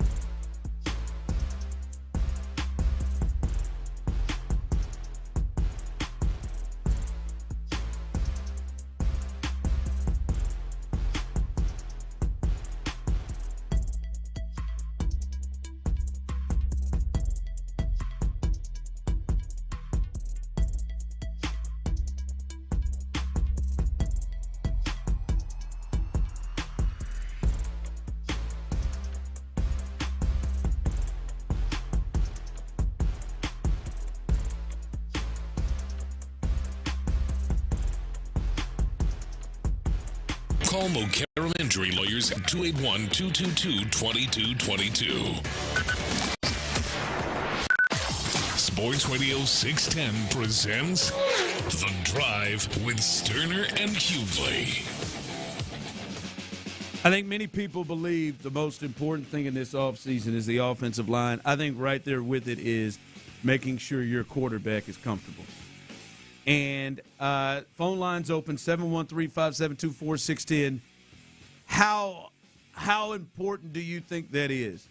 Do you think it is vastly important that C.J. Stroud feels as comfortable as he can possibly be? Because I see some people texting in that think differently. I see some people texting in that says he's the reason why everybody else is uncomfortable. I see some people having some thoughts about C.J. Stroud shouldn't be worried about nothing with him. He needs to just not blow the game so the defense can win. I see a lot of people with that thought. Someone texted in as well, yes, it is vastly important for him to be comfortable because if he is not comfortable, he is not going to play at his best and we're not going to win games. There is something to that, though, of, hey, CJ needs to be focused on his game. Sure. Like this idea that he's not replicated that rookie year and there's been sort of a downslide, not just everything around him, but with his accuracy and his play.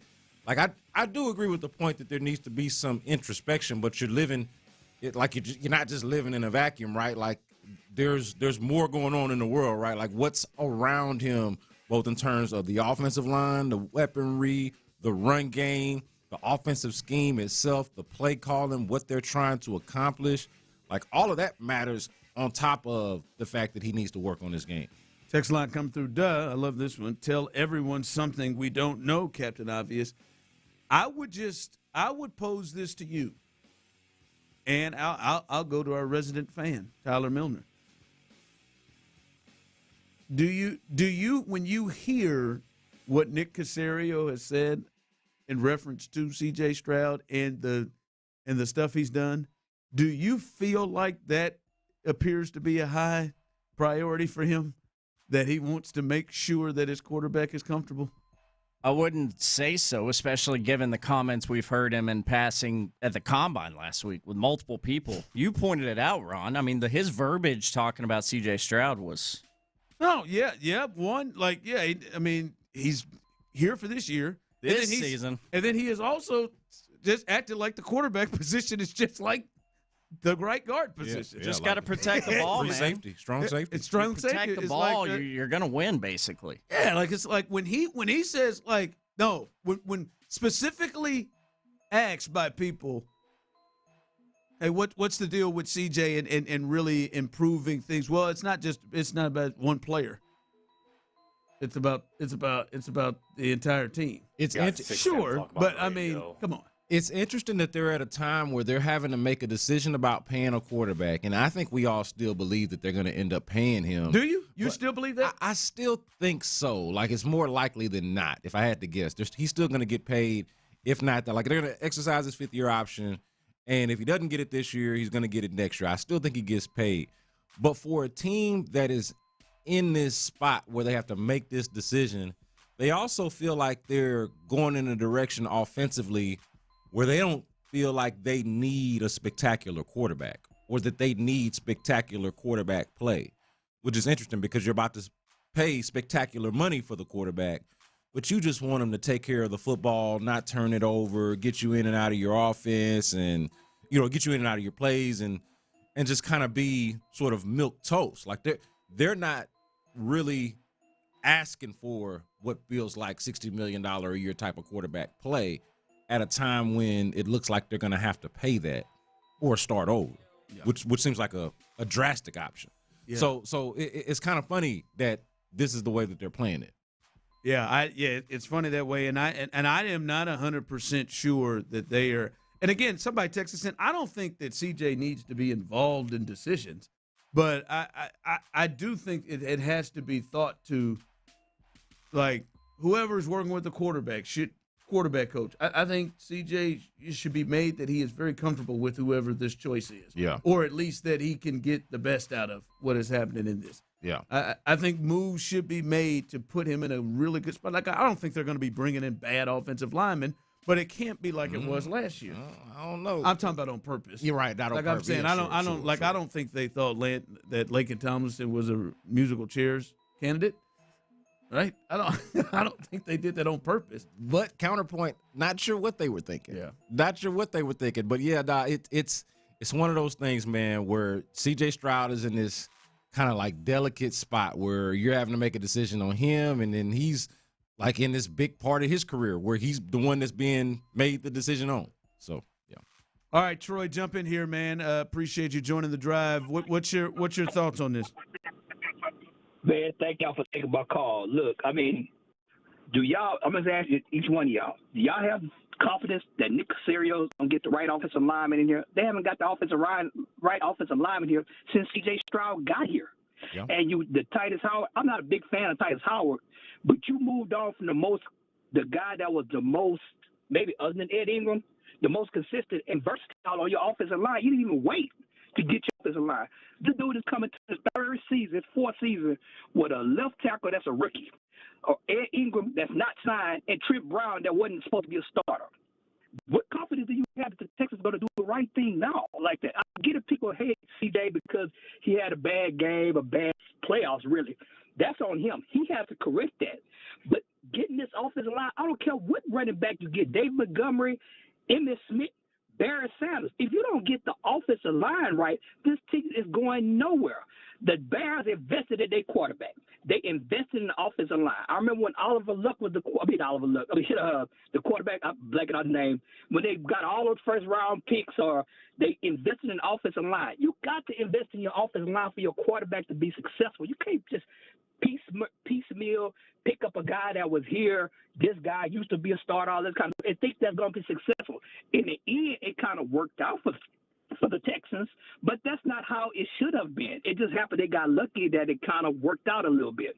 I just hope that they do the right thing and bring in some talent to protect that guy. Now, it's on C.J. Stroud now. If he wants to get paid, if he wants to be a Super Bowl caliber quarterback, he's got to improve his game. But the Texans also have to invest in that offensive line. It's going to make a difference what kind of skill players you have. You can't run the football. You can't throw the football. You can't move the football. I don't care what kind of defense you have. And I just want to get you guys' opinion on that. Appreciate the call. And I like the terminology you use as invest. Like, invest into him with what you put around him. I don't know that I love the first investment of the entire offense and who they're running it, but you have to invest in what you put around him, and they have got to do that this time around. Yeah, it has not been an issue though of trying. I talk about this with my daughter all the time when she struggled with. You talk about the Texans offensive line situation. She'll say stuff like, "Dad, I'm trying," but like she's still not. I'm like, look, it doesn't. You're not gonna just get credit for trying. You got to actually perform. You got to actually go make the grade. You got to actually go make the trade or the signing. And that is the issue. Is like they've thrown money at it, but it hasn't looked good. That's what's so cool about this whole Titus Howard discussion is because any front office that has shown an ability to put together an offensive line, they would be given the benefit of the doubt in a situation like this where you say, oh, we're saving money by trading Titus Howard, but we're going to invest in a proper offensive line. Here's one that is subtracting, but also does not have a proven track record of knowing how to put together an offensive line to begin with. So it's like if anybody else was doing this, you might have more faith in it. And then taking you back to the C.J. Stroud point, he's got to be watching and observing all of this even more intimately. Like he's got an even better understanding of it than even we do. And I don't see how he wouldn't be at least a little bit worried about it. Yeah, at least because I am intrigued what he is thinking these last since Monday. Yeah, here we go again. Or all right, here we go. Yeah. Let Nick cook. Yeah. What do you think he's thinking? Here we go again. The two best offensive linemen that we've had since I've been here, we've traded away in back-to-back off seasons, and we haven't been able to put together a good one, an entire good one since I've been here. Even if I like the guys. All right, coming up, there is some news coming around the NFL. A new player is on the market, and the Texans shouldn't even think about it. We'll discuss that coming up next. In the Loop. Initial reactions.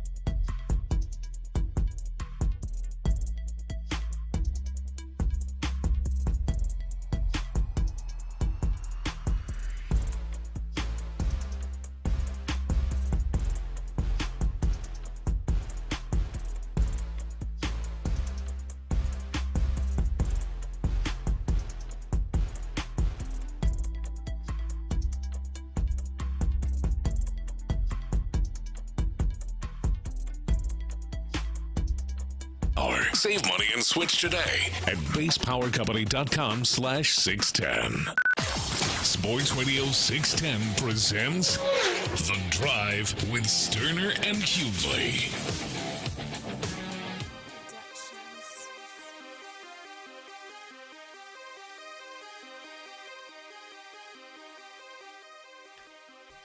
All right, welcome back into The Drive. Clint is out today. He'll be back tomorrow as we continue to ride through. We're in good hands with Brandon Scott. Brandon Scott's in the building. A little bit later on, B. Scott will join us to do his Rockets report. So stay tuned for that a little bit later on. That's around 4:40. I'm really looking forward to that. I'm a big fan of that segment. I listen to it every week. So when he comes in the studio, this is the first time you've done it with him. Nah, so I've never had a chance to do that segment with him. So I'm really looking forward to that. Yeah, B. Scott will join us, and as we said, Clint's out today, and Brandon will hold it down big time here today. Just wanted to pass this along. I want to get your genuine first reaction when everybody's going to do what they do with this. 32-year-old Stephon Marshawn Diggs has been released by the New England Patriots. Stephon Diggs has he been released by Cardi B as well? But he's been released very, very publicly recently. Apparently, she's going on rants at her shows, and she's going to be here tonight. By the way, I thought she was in Toyota. Yeah, she's at Toyota tonight. But tough couple of weeks. She was in San Francisco, side of the Super Bowl, coincidentally. But she was in San Francisco the other night, ripping him a new one apparently on stage. So yeah, definitely tough couple of days. Yeah. Tough couple of weeks, couple of months. Lose the Super Bowl badly, lose Cardi B, and now you're a free agent. But he's a free agent. He'll be out there. And just your first reaction, Brandon, Stephon Diggs, should the Texans pursue him? Your thoughts? I would say no. Yeah. I would say no because, and look, I think there's a better argument for having brought him back last year as opposed to bringing him back this year. Off the ACL. Like, I think you could have justified that. And clearly he had a good season for the Patriots. They went to the Super Bowl. He was a big part of it, scored that touchdown against the Texans. So, like, he can still play, but what the Texans need at this point, and they could use him, don't get me wrong, but what they really need above all else and what they should be focused on is explosion. They need burners. They need guys that can take the top off of a defense. Big plays, yeah. We were talking before the show about chunk plays, big plays, explosives. They don't have enough of that. Now, the thing that bothers me, and I think this bothers a lot of us about the offense, is that it doesn't feel like they're trying to get a lot of those anyway. Like they're just trying to play keep away, hold on to the ball, protect it, run it, throw it short. Maybe they take some shots here or there, but it's not a very explosive offense by design. But you would still like to have more explosive players. When I think about the Texans personnel and what I want them to focus on, Stephon Diggs at this age, while still valuable, is not fitting that profile for me. So I would say no. And that's aside from all of the off the field stuff. Text line come weird. through. I would bring back Steph. Text line. I'm good. Yeah, I am too. I'm out. I don't. Stephon Diggs is. I mean, he's cool. I'll be honest with you. I was surprised of the season that he had, and I'm a bit surprised that the Patriots are moving on. We'll see what else they do. Yeah, he can definitely still play. He can still play, but No like this would just, and I don't know.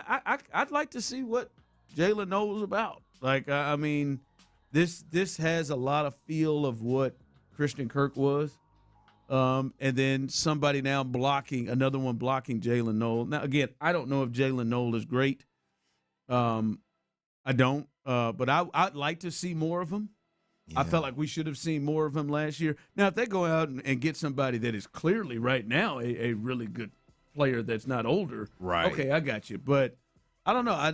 I would just say Stephon Diggs is not the one that I look at and say, yeah, let's throw him in the slot to block this young dude. And they say no. And even with the Jalen Noel point, like, it's funny because I think that if, like, next season, wherever Stephon Diggs lands, I think he'll be a more productive wide receiver than Jalen Noel is going to be. In year 2 of Jalen Noel and whatever year it is now for Stephon Diggs, I still think that he's better than Jalen Noel, but I'm still trying to do better than that, if it makes sense. Like, I'm good with whatever development you get from Jalen Noel because he already provides you some value in special teams in the return game. So I'm good with that. I'm hoping he progresses as a receiver and as a route runner and as somebody that's more reliable for C.J. Stroud, somebody that he trusts more, right? I want that. But in terms of what I'm trying to acquire, what I'm trying to bring in, I'm measuring it, above the Jalen Noel standard, and I want it to be more explosive and hopefully younger than, say, Stephon Diggs or going to Christian Kirk, like you said, the Christian Kirk type of route. Yeah. Let's level up just a little bit more than that if we can. Yeah, we'll see. I'm sure he'll find a market, but yeah, I think the Texans can either shoot bigger than that or, go in a different direction. I'm intrigued in-house. I'm intrigued with the Patriots though. Like, what? I mean, he was good for them. I mean, what did they sign him to, a 3-year deal? I thought, and then they're just releasing them after one, or maybe it was they a must 2-year. be going big fish hunting somewhere. Could be. Somewhere big fish hunting. AJ Brown was connected, so they may be doing Vrabel and something there. Yeah, makes sense. All right. As we are here live on the drive, it's March. It's my favorite time, Tyler. It's the time of the year that makes me just really get myself fired up. It's the time when I start using printers. When I generally don't use printers because I like to print out my bracket and keep it in my wallet. Still use the printers? Yeah. I print out my bracket too, and I use highlighters and stuff. I print out my bracket, right, and I put it in my wallet.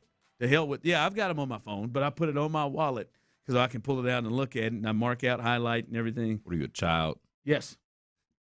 Sure am, damn it, and I feel good about it. I'm wondering because this feels like ratings are up too.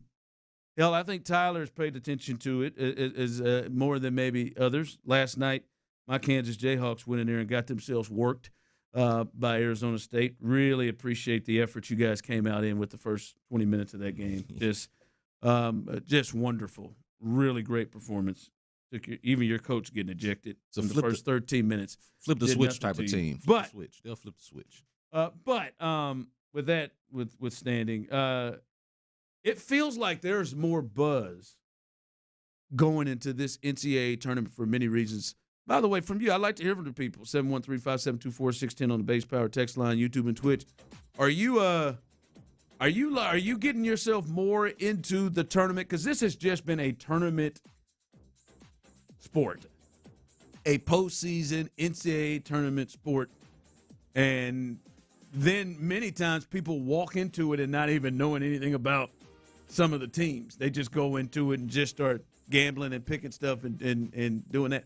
It feels like there's more buzz, and I think I'm much more excited about this NCAA tournament for multiple reasons. One, obviously there's a lot of dudes that we know that got a chance to be really, really good at the next level that are playing, and it feels like college basketball, this is the best, quality of basketball that I've seen in college basketball in a long, long time. Yeah, when you're in an era where conference action is sort of diminished by conference realignment and the transfer portal and NIL. 68 teams getting in the tournament. 68 teams getting in the tournament. It's hard to really still get a feel for the teams year in and year out because there's so much crossover or so much turnover, I should say. This is a year where you got depth within conferences, you got really good teams, and you've got star power on top of that. So no matter what it is you're into really good teams, okay, pick your conference. Big 12, SEC, ACC, pick your conference, and there's something there for you. You like star power. You need names to draw you into the tournament.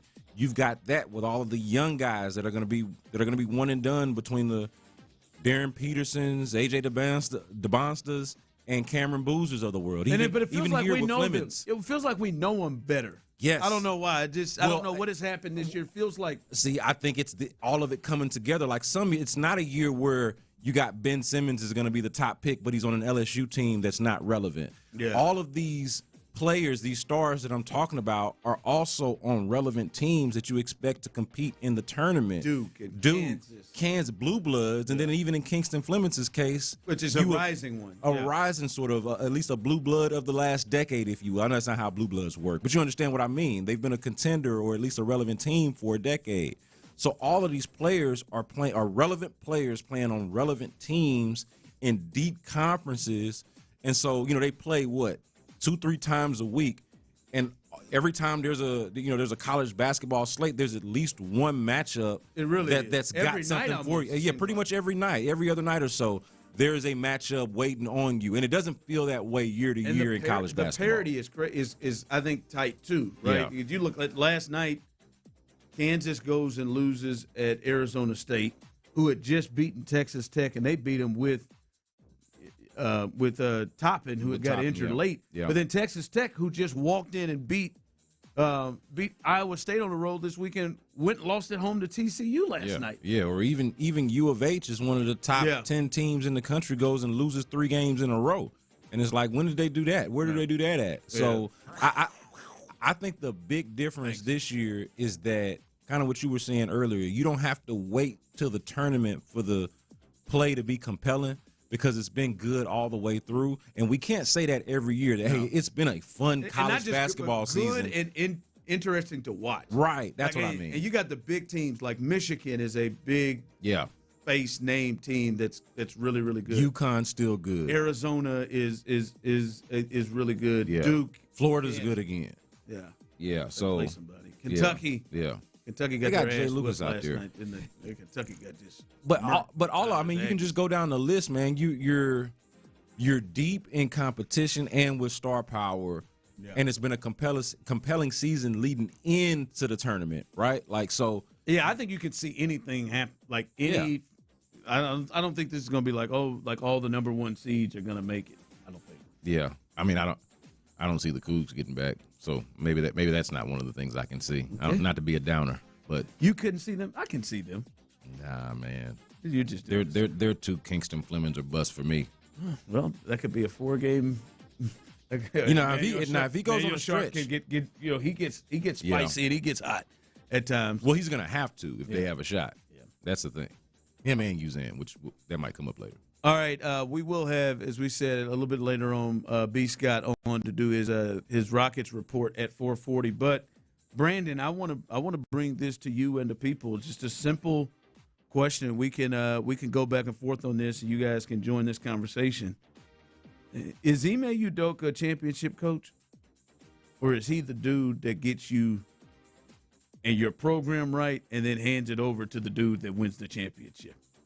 Is he Stan Van Gundy? What is Ime Udoka? We'll discuss that coming up next. Yeah, so I got in the face, Craig. Payne and Pendergast. This trade of Titus Howard to me.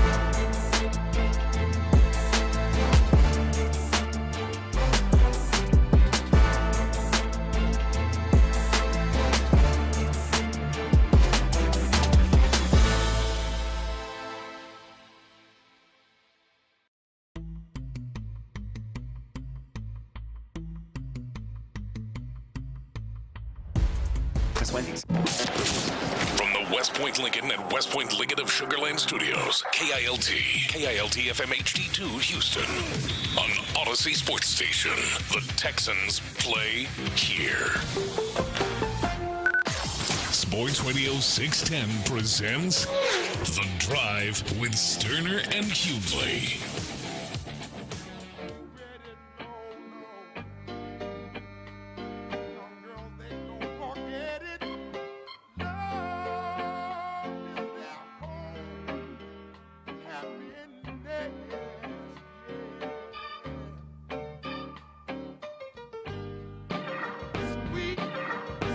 Welcome back in as The Drive is live. 1 hour down.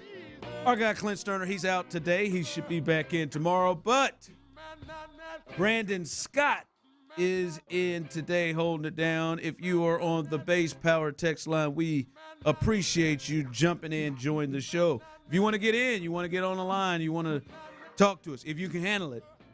If you can handle it. Now, now we may go back with you a little bit. You can't handle it, don't dial that number. But if you're ready to step in, 713-572-4610, you can jump in and hang out and we can go at it a little bit or discuss whatever it is on your mind. But it's a good time today. As I said on the other side, think through this one. Is Ime Udoka a championship coach? Is he a championship coach? Because not everybody is. When you look at that, because obviously he changed this entire culture, program, all of that.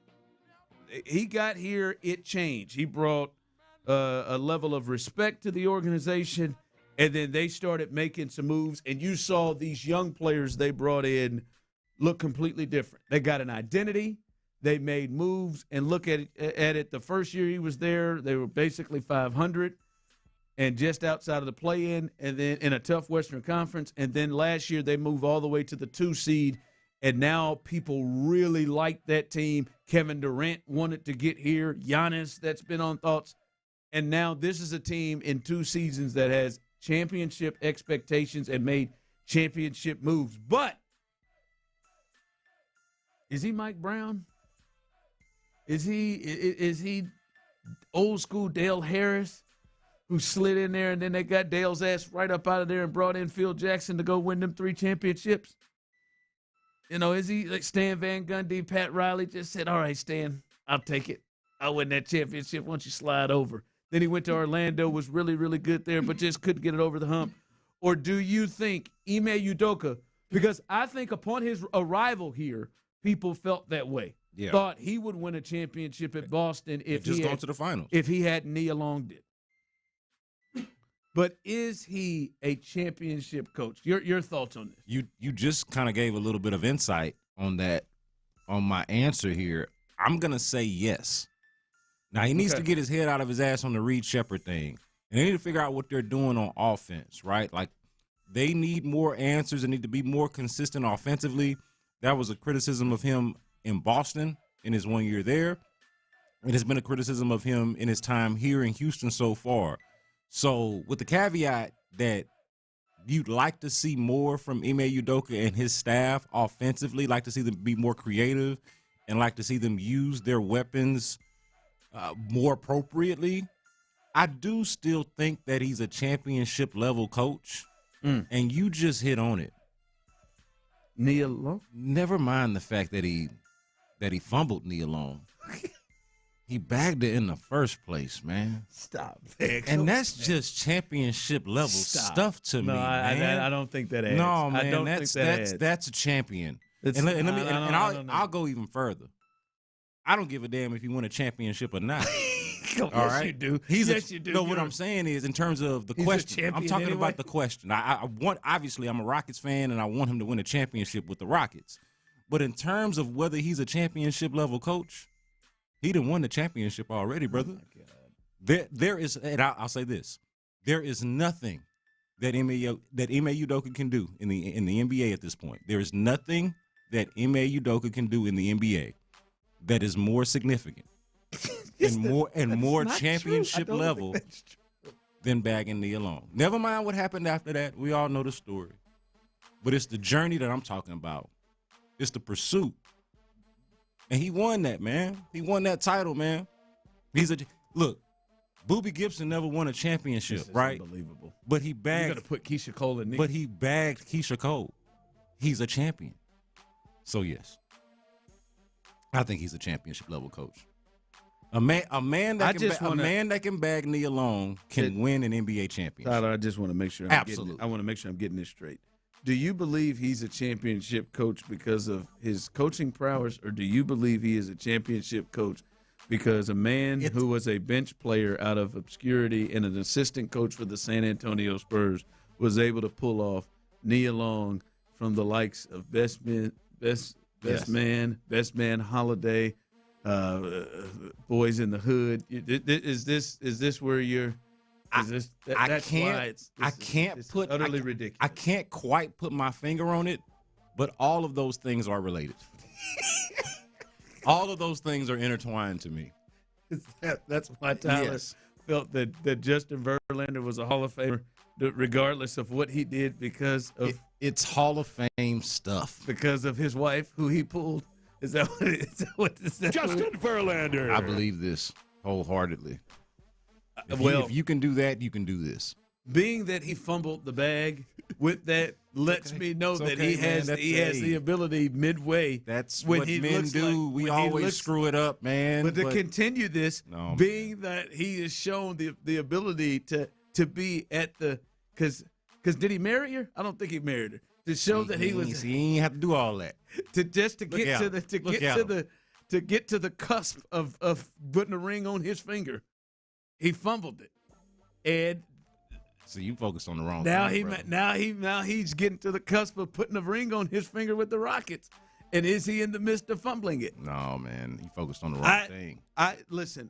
The championship was already won. I think it's in there, but there is real concern that he does not appear to be able to adjust. Yeah, and adjust quick enough, and like. The biggest thing to me is this team struggled last year at times late in games trying to figure out what they were going to do, where they were going to go. And in the playoffs, 7-game series, these teams play each other. They've played you a lot during the regular season, and now they are focused to just watch film and try to stop you. Late in games, like that Knicks game, that was a tough watch. Yeah. That was like last year, but you got Kevin Durant now. And it still seemed like they had troubles. And that, don't tell me it's Fred, because Fred was on the team last year, and they had troubles at the end of games. But you got Kevin Durant, and they still sometimes – now, it looked better against the Magic at the end of the game because Reed Shepherd may have been involved in things. But it's still like at the end of games. Like when I think of championship-level coach, when I think, hey, man, you're down 3. You got 2.5 seconds left. You keep the guy that's 5 for 10 from 3 in the game on the bench that may be your best pure shooter outside of Kevin Durant. Right. Like he just makes some decisions, and he seems like he is so at times hard-headed on what it is that he wants to do that I question it. I wonder if he is that. Yeah, no, on a serious note, his in-game strategy and decision-making from his rotations to – like literally how they play basketball is concerning. And I mentioned Boston earlier. Like Celtics fans were already going through this in the 1 year that they had Udoka. And I know they went to the finals, but and that's a basketball savvy fan base, right? Celtics fans. Yeah. And they were not always impressed by him even then. And then we see it here where, look, he's a good tone setter, culture setter, attitude, that sort of thing. And you like what he's brought from a cultural standpoint. But when we're talking about in-game and when the culture's already established and now you are, let's say, in the finals or in the conference finals and you need to draw up a play or you need the right rotation out there, like some of the combinations that we see of guys out there make you wonder, like, who's giving him advice, and even more so, like, why would he think that this is a good idea? There are way too many puzzling things that Ime Udoka does or that the Rockets do sort of in general to not at the very least question if if he's not a championship, It's the first time I've questioned it. Whether he's a championship coach or not, even more so, could his decision making be the thing that prevents you from winning a championship or from winning a series? Like, could he have a series killing or a game killing or a series shifting type of poor decision, tactical decision? I think most people think that that's possible right now. Text line coming in. Ime isn't a championship coach. Text line. Yeah, it's tough. Yeah, I was obviously being facetious earlier about this. It's tough because Frank Vogel is a championship coach. Yeah. And is he as good as Frank Vogel? He can be. Mike Budenholzer is a championship coach. Could he be as good as Mike Budenholzer? More defensive minded, but yeah, sure. So, and that's another thing about this whole championship coach thing. You got a lot of non-championship coaches that have won championships, or guys that weren't championship coaches until they actually won one. And then even then, you didn't feel like or don't feel like that's a championship coach. A lot of people didn't think much of Nick Nurse until they won a championship. But you look at it, he doesn't have the best player. Like, I'm just talking about in this, like, he doesn't have the best player, and it feels like he may not have the best player. But that doesn't mean that guy always wins the championship, right? Yeah. There are coaches like Ime Udoka is going to have to be a coach that is a difference. Like Frank Vogel, he could be the coach. Yeah, that is the difference. You know what I mean? Like he had LeBron and AD. You know, Budenholzer could be. He had Giannis kind of in his prime there a little bit, and they had some things. So I think he's going to have to be more of a factor than other coaches. The coaches that were in the finals last year, not just because they've both now actually won the finals, but like Mark Daigneault and Rick Carlisle. Like Rick Carlisle. Rick Carlisle is well respected. Obviously, he's won a championship, but even before and since, he's felt like a championship coach. Yes. Mark Daigneault, I know they actually won the championship last year. He felt like it. That feels like, at least to me, and I know even they've had some complaints last year, Thunder fans, but that feels like a championship level coach. Ime Udoka, I think is still an open question. I'm going to lean toward yes. I mean, he got a team to the finals. I don't think he's a bad coach. But I do think he needs to get his head out of his tail. No, he's not a bad coach. He's a really good coach. Like, to do what you did at Houston, to turn that around from what they were doing before this, you're a good coach. It's just, I think before he got here, they thought he was a great coach. Let me get to Mike. Mike, is Ime Udoka in your mind, Michael? Is he a championship level coach to you? Yeah. So Ime Udoka, yes, he is a championship coach to me. Like everything y'all said, y'all took all that out of my mouth. But here's the real question. I didn't take nothing out your mouth, Michael. Go ahead. You're right. I may misuse words, but all the points you made are great. But here's the real question: is C.J. Stroud a championship quarterback? What else do we got to do? He's going into year 4. Is it the offense coordinator? Right. We all know C.J. Stroud got the physical tools, but does he got it mentally? I guess a question, you know. And how do we quantify that? Right? Is it Kaylee? Like, C.J. Stroud missed that throw, or he didn't read cover 2. Nick Kaylee, them guys were open, but C.J. Stroud didn't make that throw. How are we going to quantify if it's between the ears, he just don't get it, or we're going to go through another year of, you know, him underperforming past the sophomore jinx? You know, we get him a running back 2 years in a row. Yeah, the offensive line has some troubles, but when is C.J. Stroud going to put this offense on his back and be that championship quarterback that we thought he was in year 1? I just don't know if it's mental and he ain't going to figure it out. Because, you know, when he was going up to the line of scrimmage against the Patriots and you saw that shot, like his face, it looked like he was looking at ghosts. Like he's coming up to the line of scrimmage and like, oh, shit, man, there's a lot going on here. Oh, damn. Man, Mike, first off, Michael, you did doing so good there. You did it. Well, he wasn't. First off, Michael did a hell of a job of just hijacking the hell out of that. Mm-hmm. All right? Started off with Ime Udoka and then moved over to get to what his real point was. Damn it, Michael. Like, this is the question y'all need to be asking. This is what I Never mind that y'all talked about this already. Listen, listen, your points about C.J. Stroud, does he need to get better? Absolutely. He needs to get better. Clearly. First off, though, Mike, let's not. When you say they've got him a running back 2 years in a row, who's he talking about? You talking about? I got you on Joe Mixon. Who's the running back that got him last year? Is he talking about Marks, or is he talking about Nick Chubb? Like I don't like. Like I think we can acknowledge that CJ did this. Yes, he looked spooked. He looked unprepared. He looked like he didn't have it at all against the Patriots. He looked the same way that Patrick Mahomes looked against the Philadelphia Eagles in the Super Bowl. The same looks that Mahomes had on his face on the sidelines and in the game as he was throwing picks and pick sixes in the Super Bowl is a similar look that he had. But I would also say you can't just tell the story of, oh, CJ looks this way. How did we arrive to CJ looking this way? Is a part of it on CJ? Absolutely. But what else? Do you honestly sit here and think, all right, 2 coordinators, 3 years, seemed like they hired a worse one than they had before.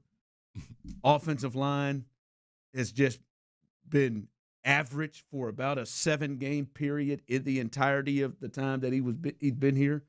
They were playing musical chairs in game, in quarters at left guard this year. And he's had injuries galore around him. They've had issues. Like Tank Dell has never played past week 14 in a season. They've been here 3 seasons. Nico's missed another playoff game. Like, it's just, I think you can't just tell part of the story at CJ because you're mad at him and think that he's been put in the best position possible. It's not like Ben Johnson's walked in here and they've hired and they've brought in 3 of the best offensive linemen that free agency had to offer or trade had to offer, and they've gone out and done a whole bunch of things. He's been given a great defense. Outside of that, there's probably been a lot of things that they have let him down on. Stroud's got to be better than he was against the Steelers and the Patriots in the playoffs. I think that part goes without saying. But as far as talent goes, and I think he's got to do better with his body language and some of the mental aspects of the game. I think he could work on that. But as far as talent, to answer the caller's question, I do think that C.J. Stroud is a championship-level quarterback. From a talent From a talent standpoint. The question that everybody is asking is that exact one, is it all there between the ears? And not from an intelligence standpoint, but from maybe an emotional intelligence standpoint and just kind of being able to meet the moment. He's got to be better than he was this year, no doubt about it. No doubt about but don't tell half the story. All right, it's Wednesday. Let's do a little stock up, stock down. Houston sports figures, stock up, stock down. You can participate. We'll do that coming up next. Cocaine and hookers, my friend. It's that time of year again. The Houston Livestock Show and Rodeo is around the corner, and we've got your tickets here on Sports Radio 610. 6 chances to win. All you have to do is listen. Tomorrow in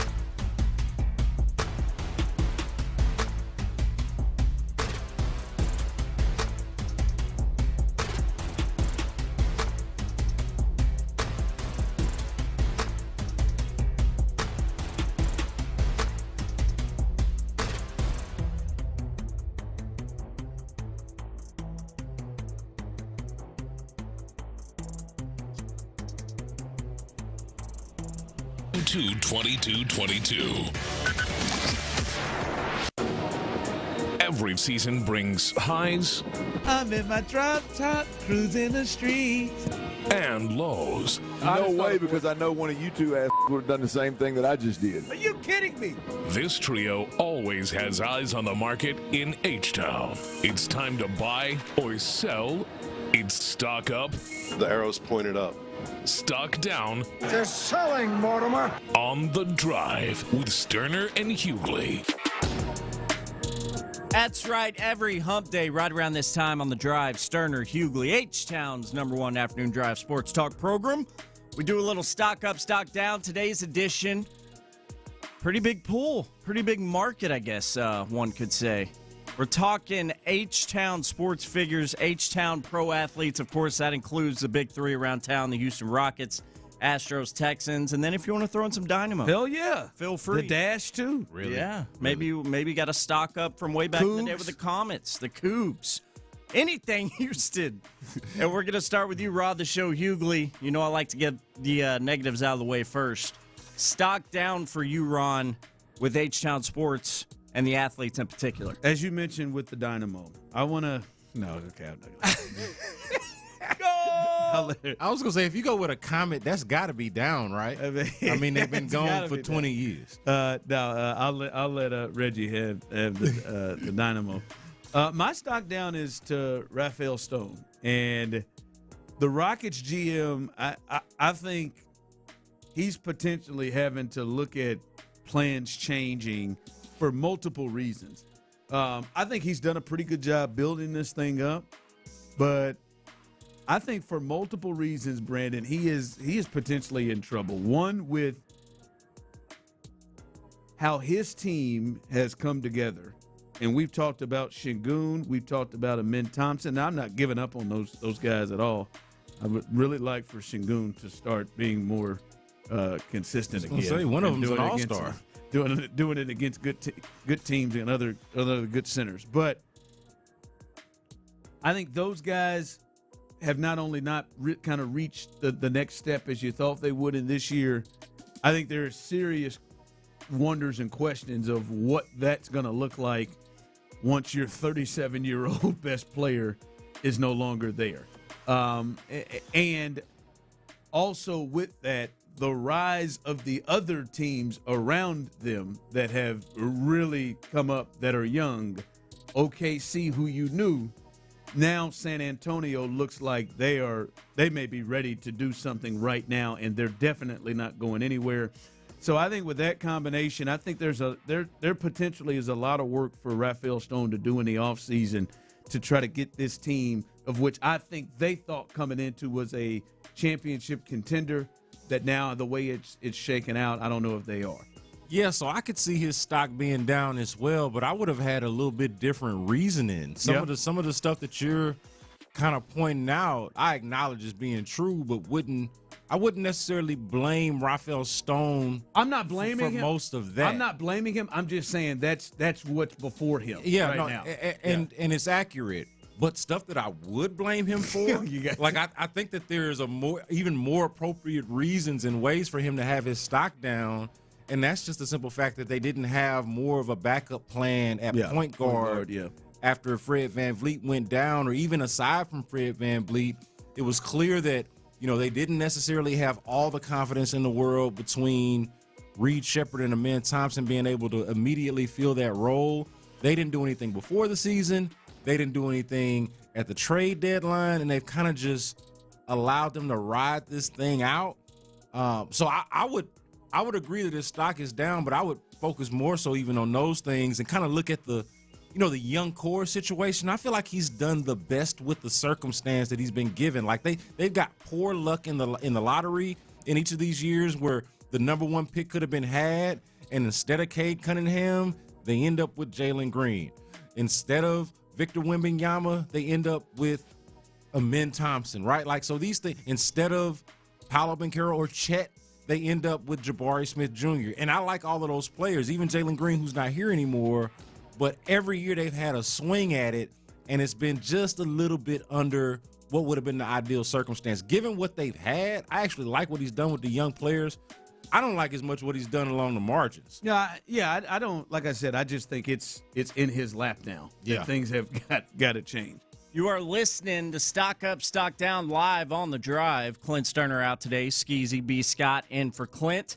Stock Down for Ron was the GM for the Rockets, Rafael Stone. Over to you, B. Scott. Stock down when it comes to athletes in our glorious city of Houston for you. So I'm going to keep it Rockets themed here and go with Reed Shepherd. No Dynamo, huh? Nah, I don't have. That's all right. That's all right. Maybe stock up. Or stay tuned. Yeah, I mean, look at that. Let's put an ellipses on that one, right? Okay, I got you. But for now, looking at Reed Shepherd, like this might be a weird one because of how he's playing. He's been playing well, and you would figure, why isn't his stock up?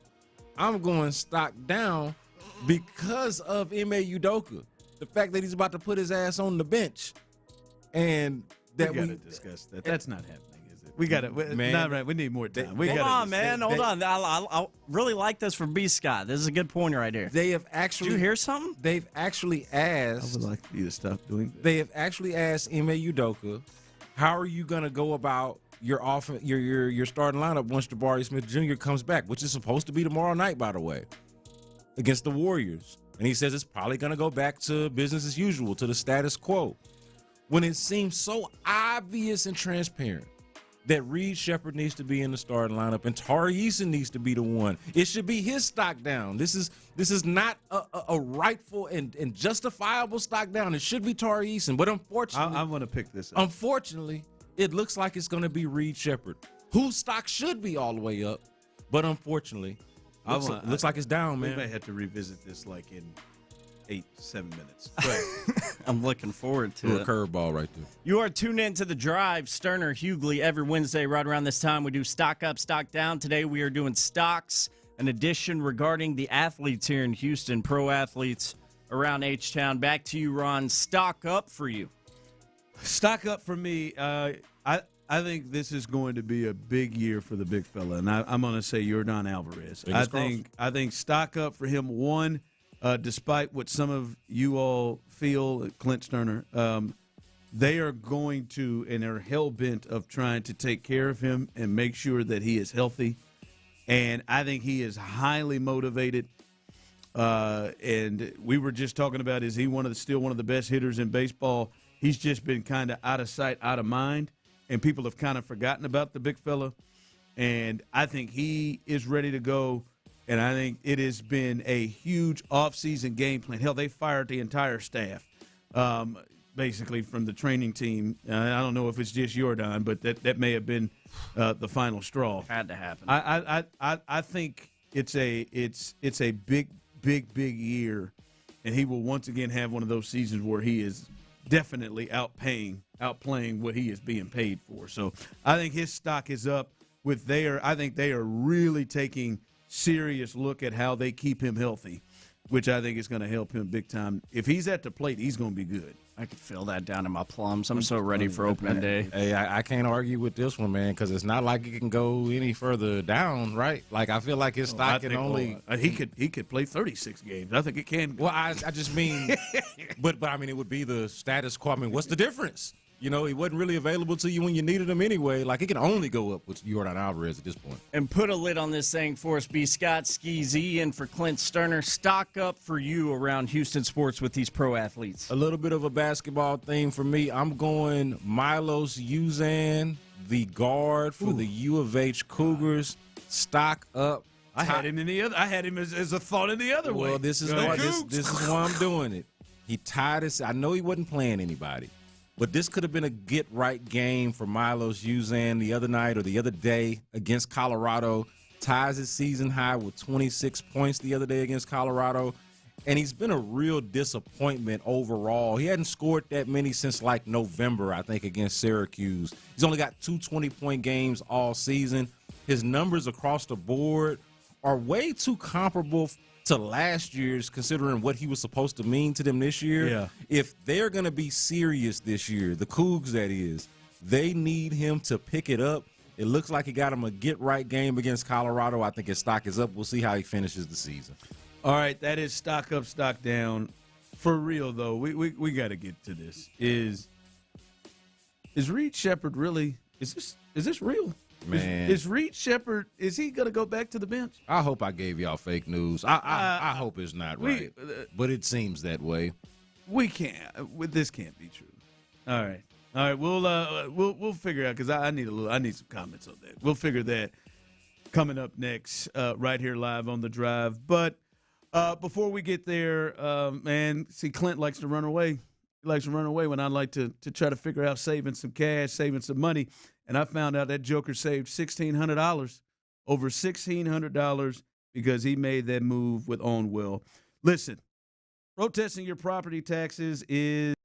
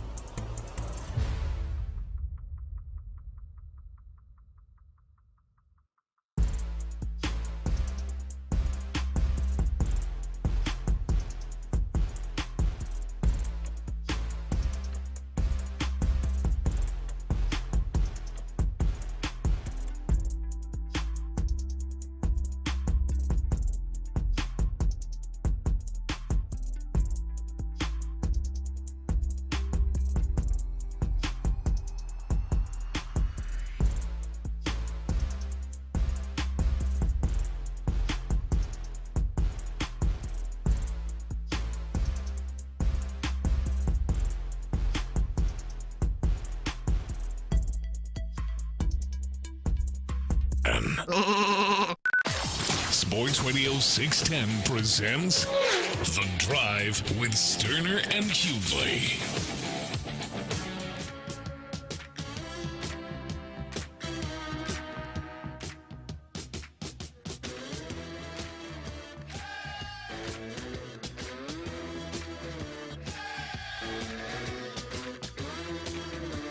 Hour from now, B. Scott will join us for his Rockets report. But, Brandon, before we talk to B. Scott here at 440, I want to hear what you were just talking about on the other side. Like, come on, guys.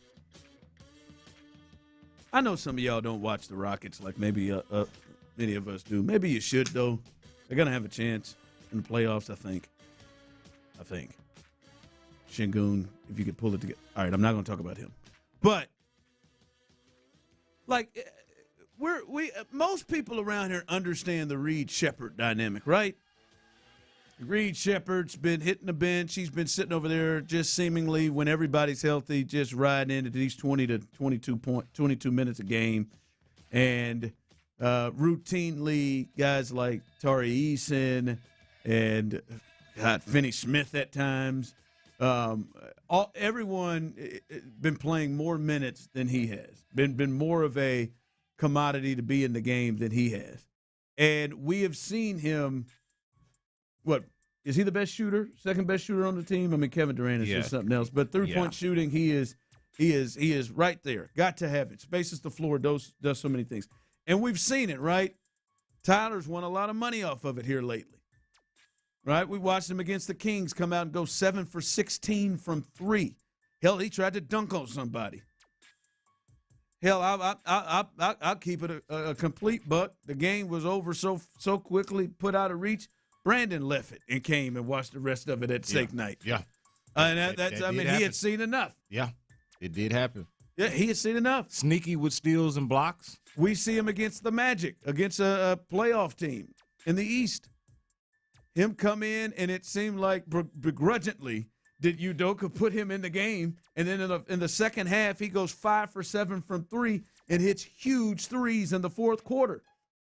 Like, possessions where Kevin Durant didn't have to dictate or be a part of anything. That's the big part. Right? And he created offense. Hell, he gave an outlet to do what it seems like Şengün, the best thing that he does right now, which is pass the basketball. And then, what he go, almost triple-double, 6 steals or something like that in this last game against some other terrible team they just played. Career high in assists. It was the Wizards. Yeah, career high in assists. There's so many bad basketball teams in the NBA. Yeah, I mean, there is so not trying at all. In both leagues. I mean, in both leagues, there's about 10 of them. Like they've allowed the Lakers to go on a 3-game winning streak right now just because they got the Pelicans and the Kings and whoever. But yeah, what the Jazz are doing is embarrassing. They're the best. They're the best. Boy, when they set them out in that fourth quarter, healthy. But you're up here talking about he's going to go back to the bench. Looks like it. Jabari Smith, it comes back and gets healthy. And I think Jabari Smith should be in the lineup. Yeah. But we're just going to look at Tari Eason and say, Reed, let's get out. To me, what should be happening, and to your point about how Reed has made them better, you talk about the shot making, but how about also the shot creation? Like, he's arguably, after Kevin Durant, and I'll throw Alperen Şengün out there, after those two obvious guys, he's arguably their best shot maker. And then beyond all of that, maybe outside of just Şengün, he's their best shot creator in terms of like just creating an offense, getting the ball moving, finding the open guy, whether that's in transition or the half court. All of it looks so much better when he's out there. And then you still hear when Ime Udoka's asked about it, hey, what's the starting lineup going to look like when Jabari Smith Jr. comes back? He says it's going to essentially be the same status quo. And I'm thinking, man, this should be something like last year. You remember when Jabari Smith Jr. gets hurt and Amen Thompson gets inserted into the starting lineup? Yep. And changed things. And it changed things. And it was an open question at the time of like, who's going to have to go to the bench once Jabari gets back? because you can't send this guy back to the Jabari bench. went back to the bench. And it ended up being Jabari, right? But it had to be somebody because it just simply couldn't be this guy. It couldn't be Amin Thompson. I feel like this is a similar situation where it can't be Reed Sheppard. But even here, the answer is just as clear. Like, just like last year it had to be Jabari, this year it's got to be Tari. And Jabari has to be in the starting lineup, right? To me, it's just very transparent. Well, he helps him in Thompson, too. It moves him in Helps Thompson everybody. and put him in a better spot where he can do, a lot of the things that he could do off ball without the basketball, the cutting, the offensive rebounding, the slashing. It helps him in Thompson, helps Alper Şengün, takes pressure off of Kevin Durant, right? So, like, everybody is better, right? Even Amin Thompson hit a three off of a Reed Sheppard dribble drive the other day. Like, and I don't want to see too many of those, but I'm just saying he's creating opportunities for other guys in ways that nobody else on the team can. And to me, Tari Eason's skill set is replicated through guys like an Amin Thompson, aside from the shooting point of it, right? A Dorian Finney-Smith, even though that's not working out the way you wanted it to. But you got other guys that can do the things that Tari Eason does, and Tari Eason still comes off the bench for you as the first guy off the bench, still hitting the corner threes, still giving you the tenacious defense and all of the things that he provides. But he can't do the thing because nobody on the team can do the thing that Reed Sheppard does, and he so obviously and clearly should be in your starting lineup and your closing lineups. I just think when you have a defensive-minded coach that has built this as his and their identity, and this is the only thing I can think, because yes, this gets so bad. Like when he held him out the 2 minutes and 2.5 seconds left in the game when they were down by 3, and he had hit 5 of 10 threes in that game. Yeah. And he wasn't on the floor, and that ball found Tari, and I think Şengün was out there. I think Abin was out there. That was nuts. It makes you start thinking like bizarre thoughts. Like, what the hell is this about? I honestly believe he's a defensive-minded coach, Brandon, that sees that as their identity, which I think is fair. But I also think it means he values or overvalues offensive deficiencies less than he does defensive deficiencies, right? Like, because I think you can argue that Amin Thompson has just as many deficiencies offensively as Reed Sheppard has defensively. Yeah. But I think he values, because of the way his mind works, like Mike D'Antoni, that'd be all day. That'd be Amin to the bench, is what that would be. Because I think in his mind he values offensive production. Now, Steve Nash could get beat like he stole something. But to your point a minute ago, Amin is a better offensive player when Reed's playing the role that they got Amin playing. But that's not what it goes to his mind. It goes to his mind is he's going to get beat like a drum on this pick and roll, or they're just hunting him down, and we can't have that. Well, then you go to the other side, and the offense doesn't run it doesn't flow as well. So I think he overvalues the deficiencies of on offense than he does on defense. Is partly why I think in his mind he can't do it. But I'm sorry, there is no way. I'm serious. We're getting all free Reed T-shirts. There is nothing. I will go down. I've done it before. I will go and hold pitch signs down there in front of Toyota Center, wherever their offices are, Tyler, and free Reed. I will. You don't dress like a sheep. Hey, I'll tell you this, I'm though. going to dress like myself, but I will hold the sign up that says free Reed in front of him. Hey, look. I'm telling you, if he goes back to the bench and starts going back to them 21 minutes, I at first, B. Scott, I thought to myself, I'm sorry, I'm talking to Brandon. B. Scott will join us coming up at 4:40. Right. But Brandon, I thought to myself, well, hell, okay, don't want to start him. That's fine. Just play him his 30-plus minutes and let him finish the game. Damn that. No, he needs to be treated in there. If you go out there at Toyota Center with them pitchforks, I can tell you got a crowd that'll join you. Please. Because it's a lot of folks in the Rockets community that have some angst about this and that want to see more Reed Sheppard. There is not a better example of what we're talking about, though. You know, what you're saying about valuing the defense over the offense, even if the offense is going down the toilet. That Knicks game from going on now almost a couple of weeks ago, a couple of Sundays ago now, where Reed Shepard is out there, and he is essentially the engine of your offense. But you go with defensive-minded lineups, but you still get cooked defensively to no fault of your own. That's the other part. But Jalen Brunson was out there being a superstar. Jose Alvarado had a really good quarter. And look, the Knicks were special offensively. And then you didn't have the kid that you have that is as close to special offensively as you could get in terms of that position. You didn't have one of your special guys out there to kind of fight fire with fire, and instead went defensive and got cooked anyway and couldn't score. It's a shame.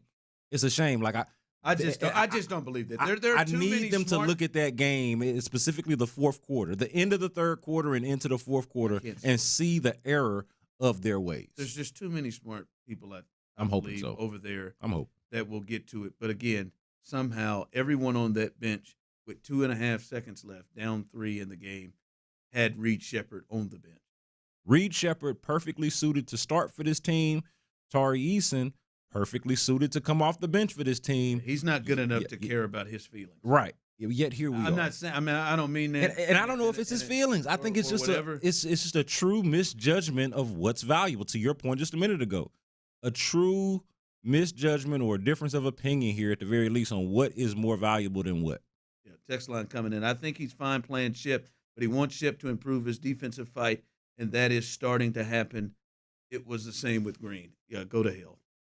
I'd like for Amin Thompson to improve his offensive shooting fight, but I mean it's not happening. So should he go down to 20 minutes? No. No, he should be maximized by having Reed Shepard out there and allowing Amin Thompson to roll around their baseline and the cut and things like that. You would think.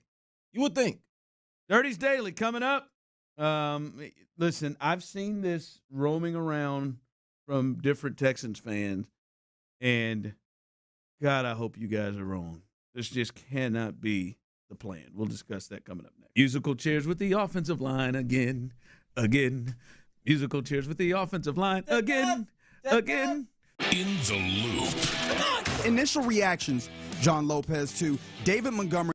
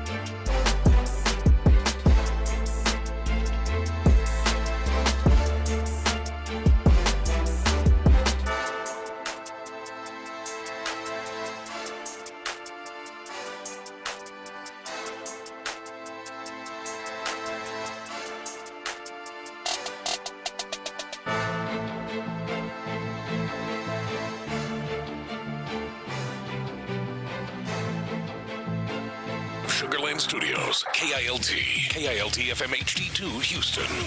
On Odyssey Sports Station. The Texans play here. Dive into the mind of former NFL quarterback Clint Stoerner. I was thinking about coming out of the chute here and telling y'all about my new boots that I got on, but y'all want to talk about puppy chow? What is that, ostrich? Hell no, it's python. It's Sturdy's Daily. Before we get to that boner. On The Drive with Stoerner and Hughley. All right, let's do a little Dirty's Daily, which is sponsored by absolutely no one. Stop it. This deserves to be sponsored. All right? Do what you need to do. Make it happen. Now. You know how to happen. What? You know how to make it happen. Do it. Reach out. This can be yours. McDonald's. Great example here of why it should be sponsored. And they say Kroger's. Any kind of local spot. Albertsons. I was going to say, look, there's got to be some kind of liquor or Coors Light. Shout out to Coors Light. No. No, we need to get Best Bet sponsored before Dirty's Daily. Something new. Okay. I mean, why we can't have it all, T-Mill? Why we can't have it all? Verizon. There's multiple businesses out there. It could be one for Best Bets, one for Dirty's Daily. That's fair. I'm just saying let's get Best Bets first because, I don't have 30 live reads a day. Like Dirty Red does. Singular. Where are you at? Boost Mobile. Singular Wireless. Fruitopia. Where are you at? Cricket. Sobe. Radio Shack. Where are you at? Circuit City. Come on now. Step up. This can be your comeback. Discovery Zone. Eckert's. Except that's CVS now. God, I'm easy. Good. He won. Discovery Zone. You got it. Miss those tunnels. That is a good one. That's a good one. That's a good pull. Gotta leave it there. Castle Fun Center. Damn it. Thought I had it with Singular Wireless.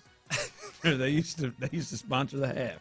Yeah. I can still see that. Singular Wireless. They have that orange thing. Yeah, it's like a stick figure kind of looking guy. They just did. How about Just for Feet? Oh, wow. I did it. I worked there for 2 years. Did you really? Uh-huh. I've never heard of it. Isn't that where you could hoop? Didn't they have the goal? Oh, yeah. Breaks. Breaks. Yep. I've hooped in Just for Feet a time or two. Thought it might be a sex thing. We close. It could be now. Have you ever heard of Just for Feet? I had never heard of that until 10 seconds ago.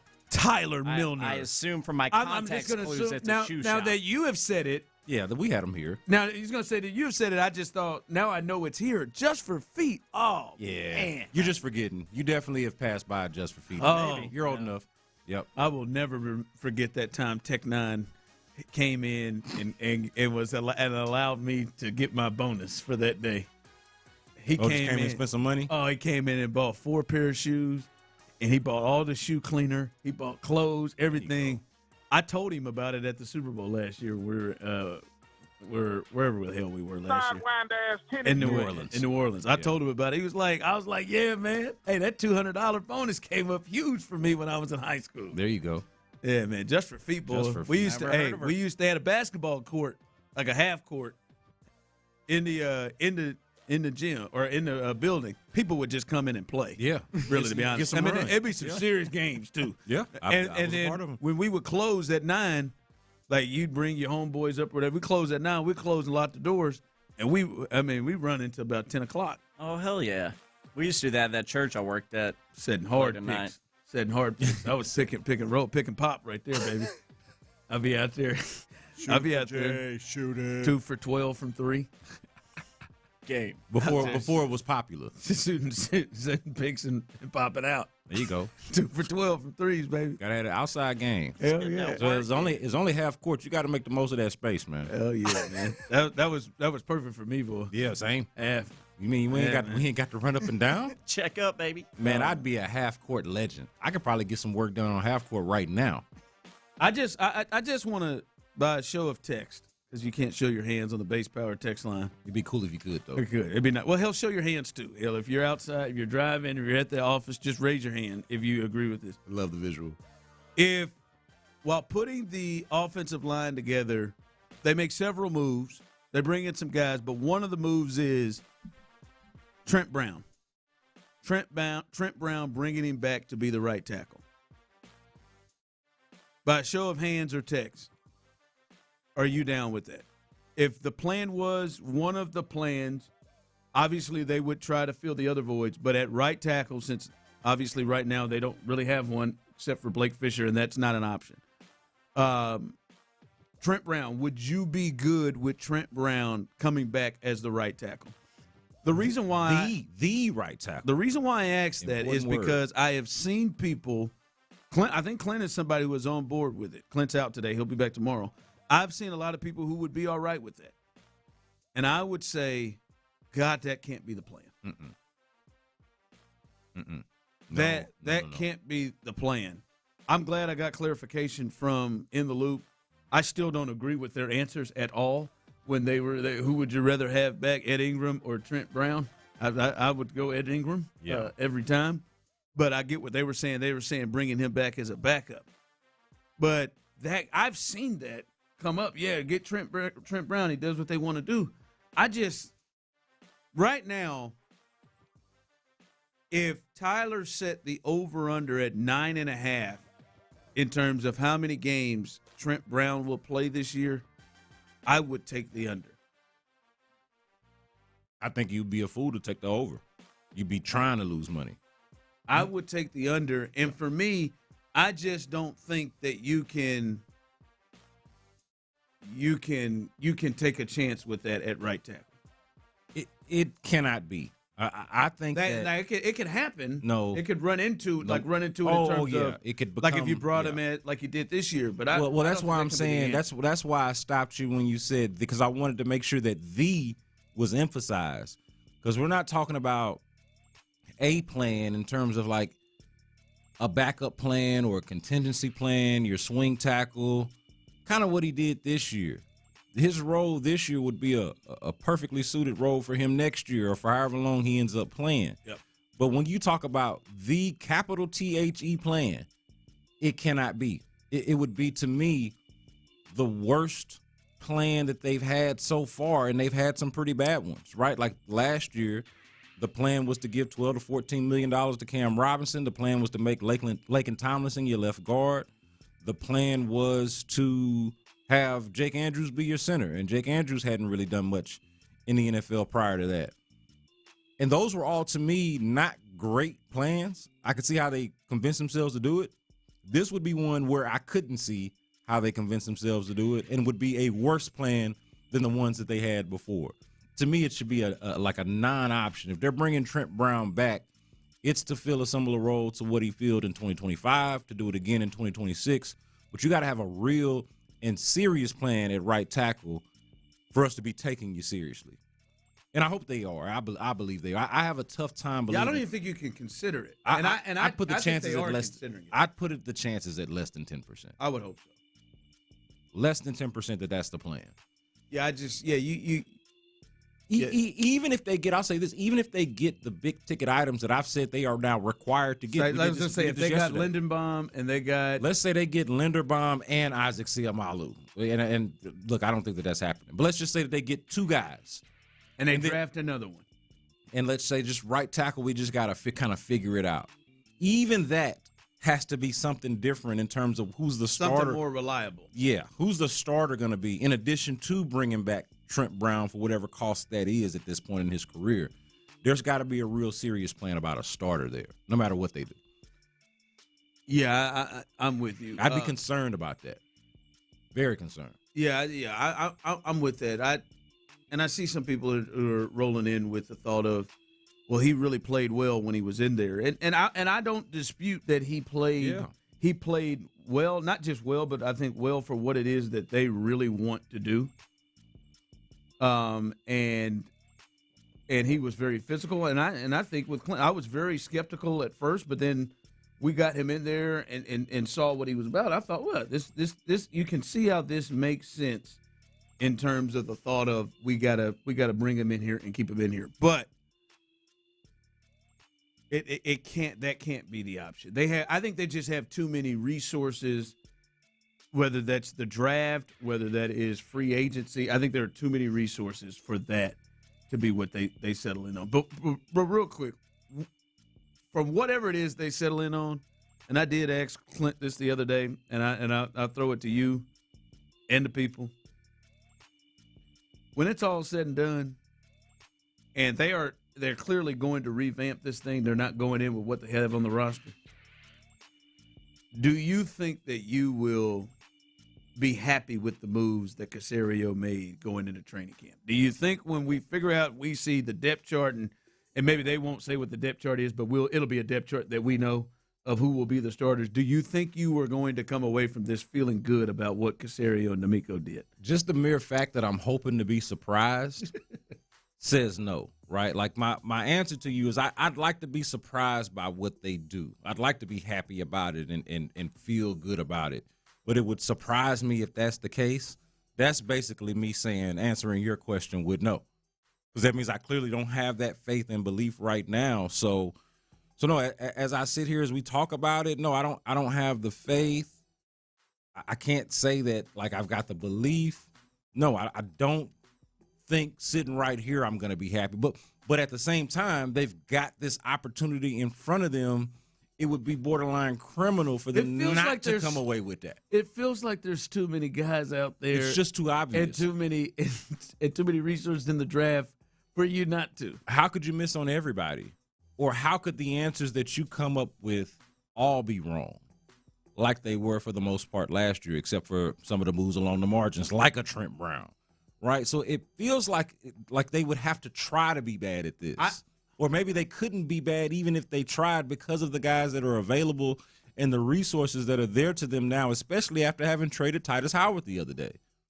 But based off the track record, I'd be lying if I said I was confident about it or anything like that.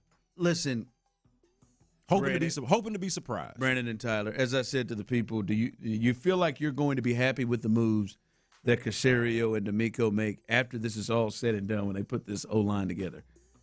I think I will, and I think we will. Because I think it should go by the guidelines of this. It's not to me if it works out. Now that may determine his job, but I'm talking to make you feel good about it and happy about it. It's not ultimately if it works out. To me, Brandon and Clint, it's about does it make sense? Does it make sense? Does what you're doing, when you see what they're doing, do you say to yourself, all right, this makes sense. I understand how they arrived here, and damn it, if it doesn't work, then it is just because it didn't work. It is not because it didn't make any sense. Yeah. I don't think they did things that made sense last year. When you hear about the guys that they're interested in, it certainly feels like they're going along the lines of stuff that makes sense. That's it, man. Like you hear about Wyatt Teller and mutual interest between Wyatt Teller and the Texans. That makes total sense. If they're able to nail that, understand it. Yeah, you feel good about Wyatt Teller being your right guard. Now, this was one that kind of got me, but like Cade Mays from the Carolina Panthers is apparently the center that they're interested in. Clear upgrade over what you have. Clear upgrade over what they have, but at the same time makes me sit back and think, oh, man, I sure would still like Tyler Linderbaum. Yeah, I know you're in there. But you could see why they would want Cade Mays at maybe a fraction of the price so they could still go get a Wyatt Teller, and that would make sense. That's what I'm hoping to do, kind of to your point of, hey, let the logic play out. Let the logic be sound, and we can kind of live with it. And I think they've had too many issues, and there's just too many different swings and resources for it to not make sense. Right? Like, I just think it's too many dudes out there, right? Like, now, I think there's an argument you could have said that last year. But no, I mean, to me, when you are desperate, your quarterback's not getting paid, it did not make sense to go with the guys they went with. I'm not going to just repeat these names that you've heard us repeat over and over again, but it just, like, those guys didn't make sense to, all right, we have this window open before we have to pay the hell out of people. Let's go do this to fix this problem that got our quarterback sacked 8 different times to end the season, and that was throughout the whole thing. And they did these things like Clinton Brandon. We didn't just come up with, Lincoln Tomlinson didn't work. Cam Robinson didn't work. Oh, no. Now, we didn't just come up with that during the season when them dudes got shipped off. We were all saying it prior to the season. There was questions and major concerns prior to it. Oh, no. They took their best tackle on the team and decided to move him inside on purpose. They got to remake the whole damn offensive line. 4 of the 5 spots. The same group that you haven't been able to trust to get you 1, 2, 3 spots on the offensive line. Now you're looking at them, even with the opportunity that's out there, you're looking at them and saying, I need them to go get me 4 to make me a good offensive line. It's hard to see it given the way that they've gone about it so far. It's concerning, but I just think there is so much obvious out there that it is hard to. Yeah, it's right there in front of them. Yeah. And they've cleared the way, draft resources, money resources to figure it out. All right, coming up. I think this is a discussion. We understand what the outright obvious issues are that they have to address, but will the addressing of those obvious issues potentially hurt them to address a secondary issue that I think they desperately need to address, and hopefully they're able to do it even with all the resources going towards the offensive line. We'll discuss that coming up next.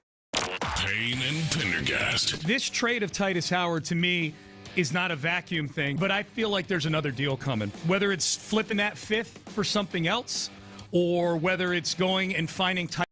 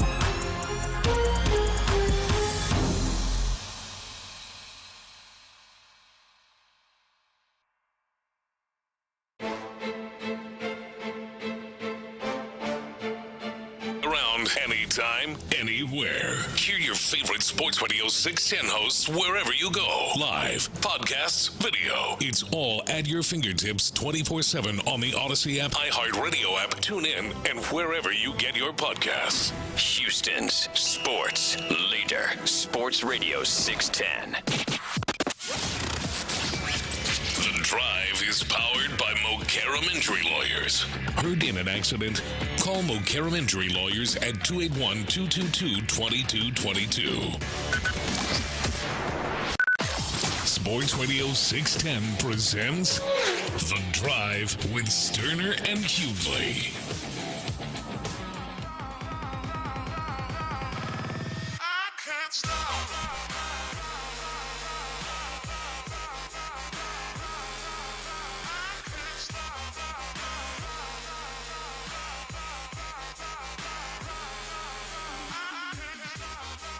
B. Scott will join us coming up in the bottom of this hour. 4:40 is his normal spot for a little Rockets report. So we'll hear from B. Scott. Brandon Scott has been in today for Clint Stoerner, who should be back tomorrow. So been in good hands with Brandon.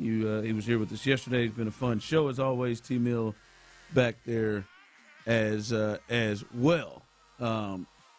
Somebody said, "Where's B. Scott now?" I don't know. He'll be back here, usually around his office or so, but he'll be here as. Wait.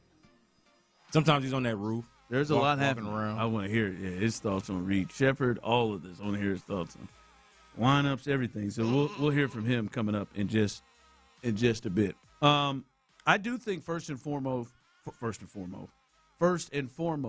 the biggest issue facing the Texans right now is obviously to fix the offensive line and to make sure they put the best group they can in front of C.J. Stroud and for Nick Caley.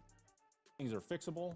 And I think that was always one of the top thoughts coming in. Running back was something that was something they were looking to improve upon. They went and got David Montgomery, and they did improve upon the run game right there. But I still think even getting David Montgomery, and you all may disagree, and that's fine, or you'll agree. But I still think getting David Montgomery and now the spot that they're in, needing to fill more spots, which will mean they've got a lot more resources to this in the offensive line. I still think, to me, a secondary, maybe under the radar thing that I believe they've got to get better upon and improve upon.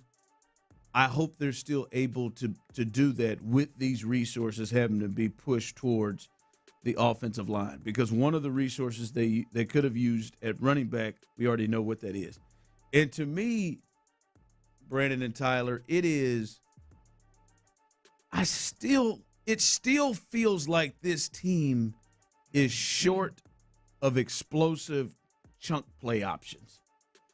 And in particular, explosive chunk play options that can be manufactured without being schemed up. You know what I mean? Like, I think Nico Collins could catch a slant and take it 30. Yeah, we've seen him do it. I think 50, 100, whatever. I think he is a guy, and this is a slant that is probably designed to get 7 to 8 yards, that because he is hell on wheels to tackle, and he's big as hell, as one Tony Gwynn Jr. would say. He is a problem to get down, and he's fast, especially once he gets started. He is a chunk play. We've seen him go over the top. He is a chunk play guy that can get you 20, 25, even more. Who's next on the list for this team? You got a tough time finding it, right? Like, it's as currently constructed, you might say Woody Marks. Tank Dell is coming back. Nobody knows. Tank Dell would be huge if he is able to get back to where he was. Prior to the just god awful knee injury he had. Right now, you got to assume that he's got one good leg until you see otherwise. But in an ideal situation, Tank Dell and his suddenness at the line of scrimmage, how he gets in and out of his breaks, he fit that. He's a chunk play guy. it was one of the few elite traits that they had on offense, or would have now on offense, is Tank Dell's ability to separate, which is another thing. You're talking about explosiveness. They also have kind of had that issue of how many separators do you have in your receiving core. He would fit along the lines of both of those things. An explosive player who also can separate and get open early and often. So he would be a candidate for that. Jalen Noel has explosiveness. Yes. But there's issues with route running, and I think trust and dependability in terms of how much he's used and how much of a focal point he is offensively. There's a reason for that. I know a lot of us wanted to see more of him during his rookie year, and I think there were valid reasons for why we didn't. And so until that changes, it's tough putting him there. But who are the guys that can either take the top off of a defense or, to your point, just get you a chunk play, make one that's designed for 8 to 10, go 15 to 20 to 25 to 30? Those guys in some order would be Woody Marks, Tank Dell, and Jalen Noel. And to your point, I agree, they need more than that. There is not enough, just plainly put, there is not enough speed on this offense. Now, one thing that I'm worried about, and that's why I say one resource is taken away, because I think there's something maybe you could have found at running back. I don't think David Montgomery fits into that type of player. Well, and this is what I was going to get to. I think, and you said this already, you said this in the last couple of days about David Montgomery, but it bears repeating here. I think David Montgomery is the type of offensive player that they're looking for, right? Not necessarily explosion is your calling card, but physicality, toughness. You know, he'll fight for the extra yards. He'll bulldog. He'll run right through you. That's and he's a good, overall all around back. I think solid. Yeah, he's good. Yeah. But my issue with the offense, and this I think translates into his personnel, it doesn't feel like an offense that's trying to get a whole bunch of those explosive plays or chunk plays. And I don't want to say that they don't want to.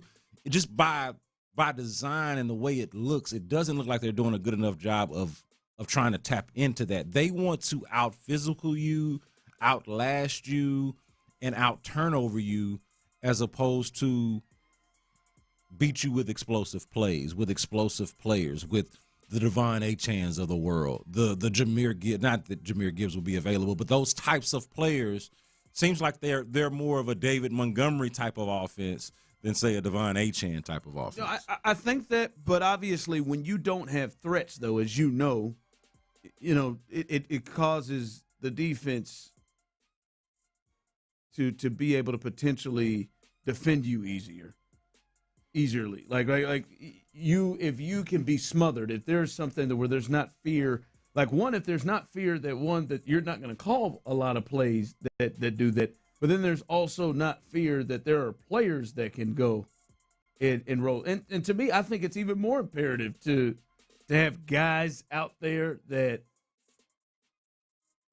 hey, maybe they take this little 5-yard out that maybe they're happy with, and they got a chance to cut loose and bam, take it, not necessarily to the house, but 25, 30 yards, change field position, set up things, and extend drives.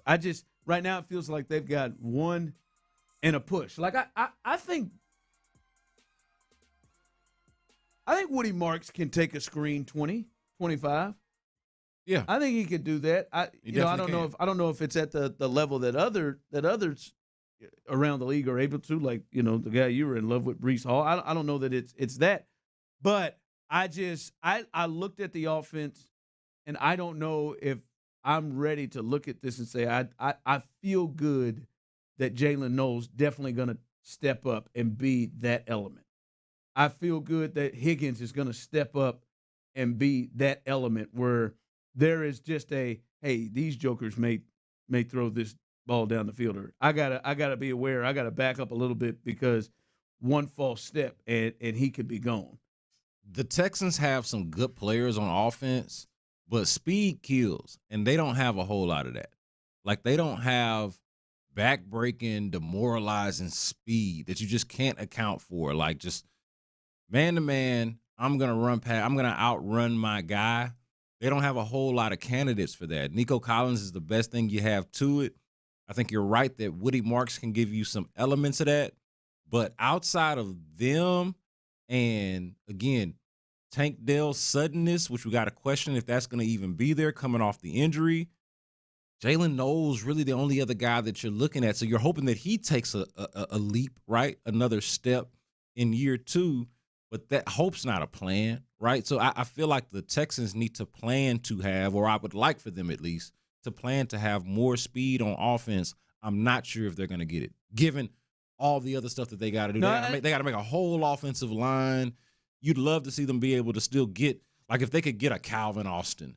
Like that's not a big name, but that's Rashid Shaheed. Or Rashid Shaheed. Like how he changed like the space on the field for Jackson Smith and Jigba. Yeah, like it doesn't necessarily have to be a great player. That's why I hope Noel can get an opportunity to do that, because we saw some big play elements. We've seen him in the return game. We've seen him in the offense at times have some big plays, but it feels like they are still short of that, because right now you're looking at your Pro Bowl wide receiver Nico Collins, and then you're hopeful that Tank Dell can be the Tank Dell that he was his first year and a half. And then right now would be your backup running back. I would say this is something that I'm not terribly uncomfortable with them finding in the draft, though, right? They found Tank Dell. They found Jalen Noel, obviously Woody Marks. Yeah. Like, I think they've done a much better job, and it almost goes without saying because they've done such a horrible job with the offensive line, but they've done a much better job finding explosive players or weapons, those types of players in the draft. And so I suspect that could be a place where they look to find that this year again, is in the draft, but they definitely got to do something. Yeah, and just the hope is that the need for O-line help so much doesn't potentially take away the resource to be able to. And that's why I mentioned draft, because if they go heavy spending on the O-line, then and maybe draft late on O-line just for projects, maybe you're looking at weapons in the second and third round, if possible, if you can even still get that kind of quality at that point. Text line, the championship Patriots didn't have any speed. Nick Casario. No, they had guys like Rob Gronkowski who could just get chunk plays at will. Is he trolling us with that whole Patriots thing, Patriots way? The Patriots didn't do it, so you're doing the Patriot thing. So, all right, let's do a little Rockets report. B. Scott joins us coming up next. We'll get his thoughts on the Rockets. Ain't nobody in here acting like no bitches. It's that time of year again. The Houston Livestock Show and Rodeo is around the corner, and we've got your tickets here on Sports Radio 610. 6 chances to win. All you have to do is listen. Tomorrow in the 7, 9, 11, 1, 3, and 5 o'clock hours, it's a Rodeo Ticket Thursday.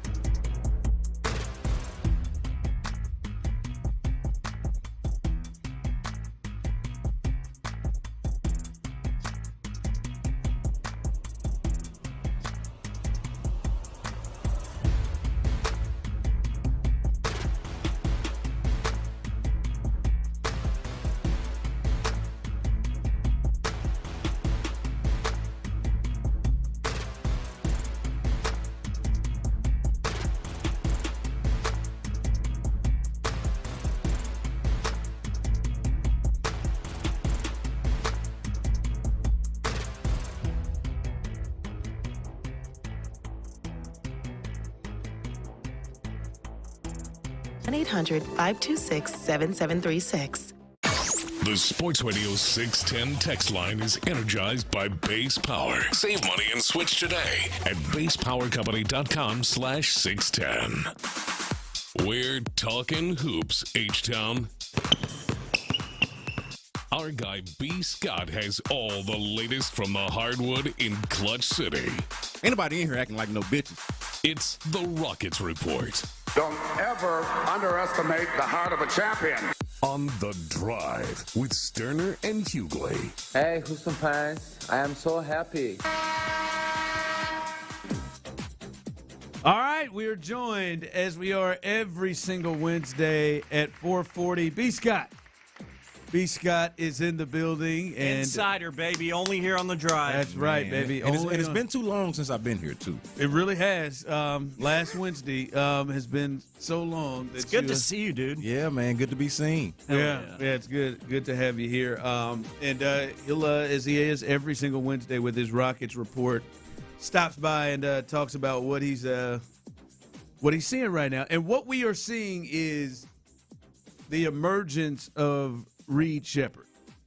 And when you see your best player and your most accomplished player and one of the most accomplished players in league history speak to it, and you see what others have said about it, and you just see his play right now, it feels like the best way. And we said this after the break. We had conversations on your Rockets Report about what can they do after the All-Star break to improve this thing. And the number one thing was Reed Sheppard. And it looks like he's been forced into it with injury to do that. Before we get into what the potential actions that will take once injuries kind of play its way out, what is it about Reed Sheppard? How is it that he makes this team so much better, and why are we seeing them appear to be a lot better while he's on the floor, even with his defensive issues? He's the best ball handler that they have on the team. Out of the guys that play regularly, he is their best ball handler. He is their best pick and roll option, so he makes the best decisions out of the pick and roll. So, like any pick and roll pairing that you could find with the Rockets, it is best, I believe, with Reed Sheppard handling the ball no matter who the screener is. So those two things alone, best ball handler, whether it's just on-ball pressure, and your best facilitator specifically out of the pick and roll, I think is what provides a certain dynamic that is unlike anybody else on the team. Now, you got other guys that can, like Tari Eason can hit a wide-open three. Jabari Smith Jr. can knock down open shots, especially lately. But Reed Sheppard can do that, and he can get his own shot and get shots for others. And there's not a whole lot of that. The only other guy on the team that can really do that is Alperen Sengun. And as we've talked about plenty, he hasn't necessarily played up to his ability and expectation lately. So, and you need more than one guy that can do that, ideally. It feels like their offense is like, it makes so much more sense when he's running. But it also feels like that's the glaring thing in the last month and a half, however long it's been, where they have clearly not consistently been the same looking team, where people have felt like the other teams have passed them up in terms of being contenders. It feels like their offense is more of the reason that it is falling off. I remember early in the year we were talking about this is one of the best offenses in basketball, and they've kind of maybe looking at how they play differently.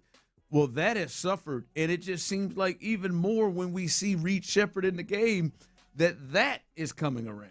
Yeah, so earlier in the year when they were one of the best offenses in basketball, they still had, for one thing, they were shooting threes at a level that wasn't sustainable, at a clip that wasn't sustainable. Now, they weren't shooting high volume, but their percentages were out of this world to start the season. That on top of the fact that they were still like a historically great offensive rebounding type of team, right? Now that element has been eliminated with Steven Adams' injury, and now they're just a pretty good offensive rebounding team, but not necessarily elite to where they can rely on that to be like a part of their offense. And so you need to do it in more conventional ways with a point guard, with a ball handler. And these are things that you're going to have anyway especially once you start talking about getting to the playoffs. But another thing that I think is worth pointing out with Reed Sheppard, and we talked about this at various points, is that he does all those things that I mentioned earlier, but he also allows Amen Thompson to shift into a role that is more natural and suitable for him. And so you put a more productive player in that role, and you take a guy who's not as good in that role and make him better by putting him in the role that he's supposed to be in. And now, look, you've got a Reed Sheppard, Alperen Sengun pick and roll where Reed feeds Alperen Sengun on the slip, and then Amen Thompson is cutting baseline, and it goes Reed, Sengun, Amen Thompson dunk, and it just looks beautiful. You watch the ball move, and this is what it's supposed to look like instead of the stagnant, ball-stopping nature of let's just give the ball to Kevin Durant, which is not a terrible option because he's Kevin Durant. Yeah, but it gets the good teams. You need more than that, right? So let's just give it to Kevin Durant. Let's just give it to Alperen Sengun, and everybody just stand around and wait for something to happen like back in the James Harden days. Like, you need more options than that on how you're going to get a bucket from possession to possession, and Reed Sheppard opens the door to that, to me, in spades. So it's irresponsible at this point, given how Reed has improved over the course of the season on both ends of the floor, I would add. Like, what he's doing defensively is a lot better than how he looked previously in the year. And then, again, what he adds for you offensively is both a shot maker and shot creator is just too valuable to leave on the bench, especially in critical moments. Brandon Scott had to step out for just a bit. He'll be back in the 5 o'clock hour. B. Scott joins us here for his Rockets report, as he does every single Wednesday, 4:40. We've talked about this a little bit, and a lot of people talked about the dynamic of Fred VanVleet being gone. Mm-hmm.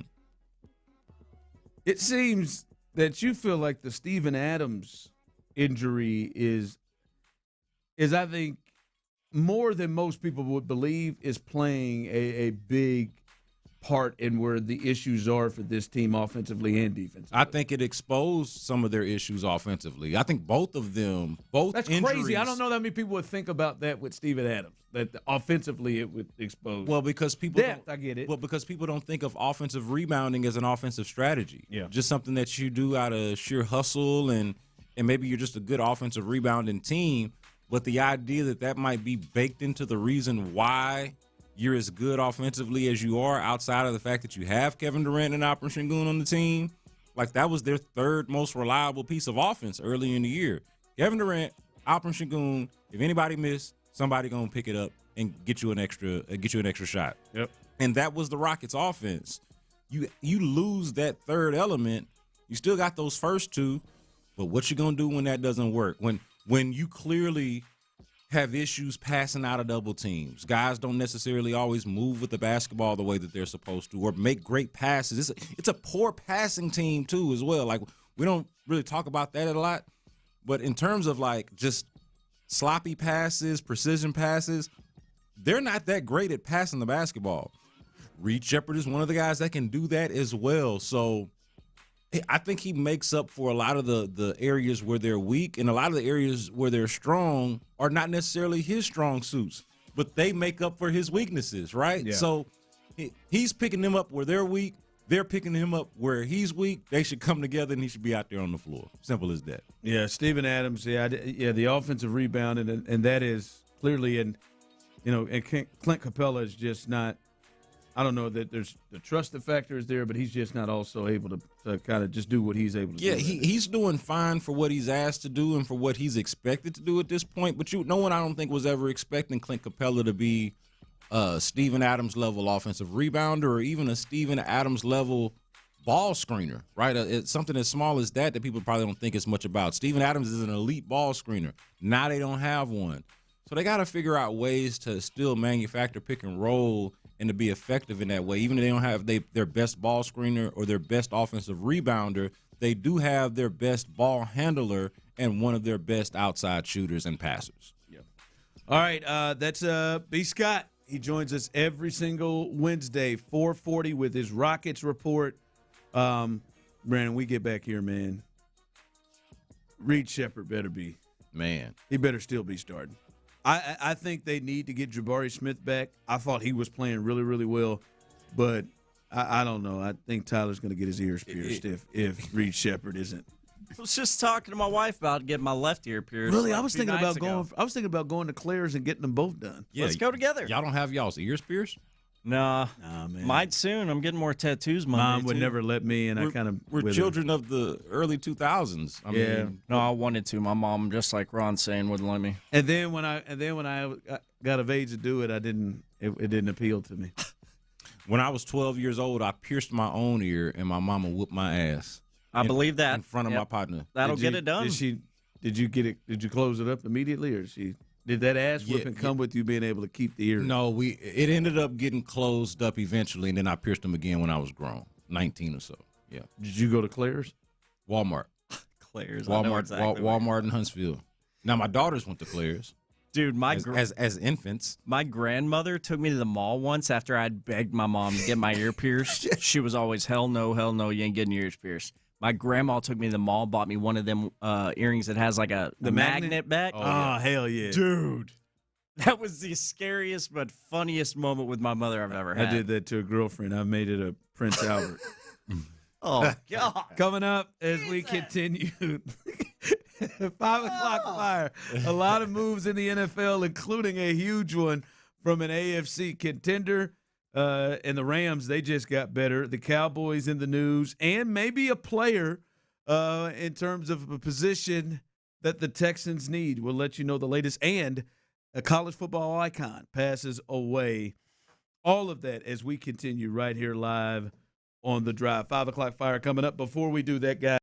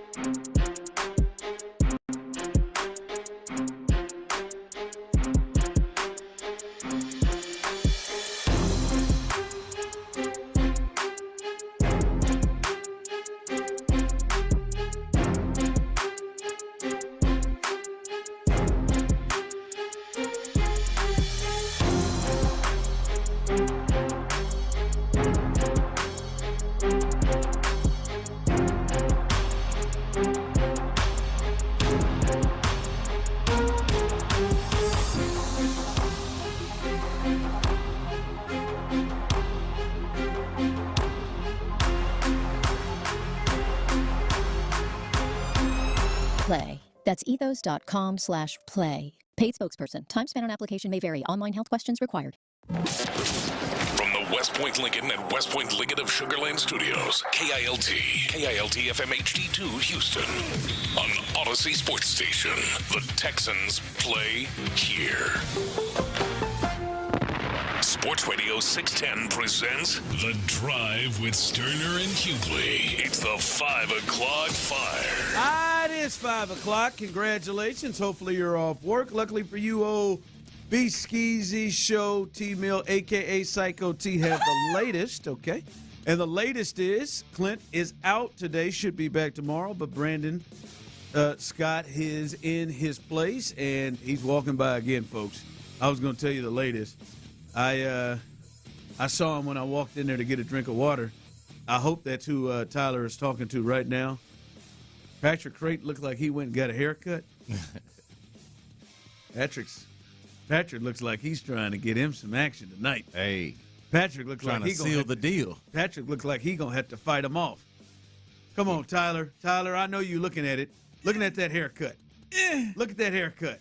He is smooth with it, looking on. Yeah, he got that strut. He did. Yeah, he got it. He knows he looks good. Yeah, he walking like it's a little heavier today. That looks like more than great clips. That looks like more than he just went to some random person and sat down and got his haircut. That's looking clean, Come man. on, man. Don't that haircut. You're trying to get him some booty. I'm telling you, man. Slick Fighting with him it. off, man. Let me find out that PC was at Next Level Like, Cuts. yeah, it is. I'm about to say, man, that Wayne's haircut. Barbershop. That haircut looks like that was more than great clips. You're getting me football horny, as Clint would Shoot, say. man, the hell with that football. You getting them. Look out. Yeah. Look out, Miss Creighton. They get nasty on All the old late night Area 45 too. If you haven't listened to him, him and Bijani get pretty nasty. He's not single, ladies. Yeah, he looked like he went somewhere where walk-ins are welcome. Hell yeah. Go ahead, Hey, PC. man, we cut everybody up in Fade here. it up. Maybe get you an earring. Why don't you go down to Claire's with us? Get you a stud. I could see PC with an earring. I bet he had one back in the day. He was a DJ up in the Bronx. We already know he's a hell of a dancer. Yeah, that look right there, boy. He looked like he's ready to put on a tux. Oh yeah, all white, for going to him. the disco with the earring in the left. Oh yeah, I can see it. Good Lord, man, I got to pick myself up. My game together. Yeah, get it together now. Oh, go ahead, PC. Ron is flustered. I am, man. I didn't know he had that. I know he had that haircut in him. Walking around, you're right. There's a little extra. I'm telling you, PC today. You know it's something serious when you got Ron is pale. Telling you, that don't really happen. Good for him. I'm proud of him. All right. The Chiefs and the Rams work a blockbuster deal that ultimately sent All-Pro. He's a two-time All-Pro at 25. You don't really see those a lot, right? The two-time All-Pros, not just Pro Bowlers, but All-Pros in Trent McDuffie. They sent him at 25 to the Rams. He is likely to get a brand new contract, probably putting him in that range of Derek Stingley.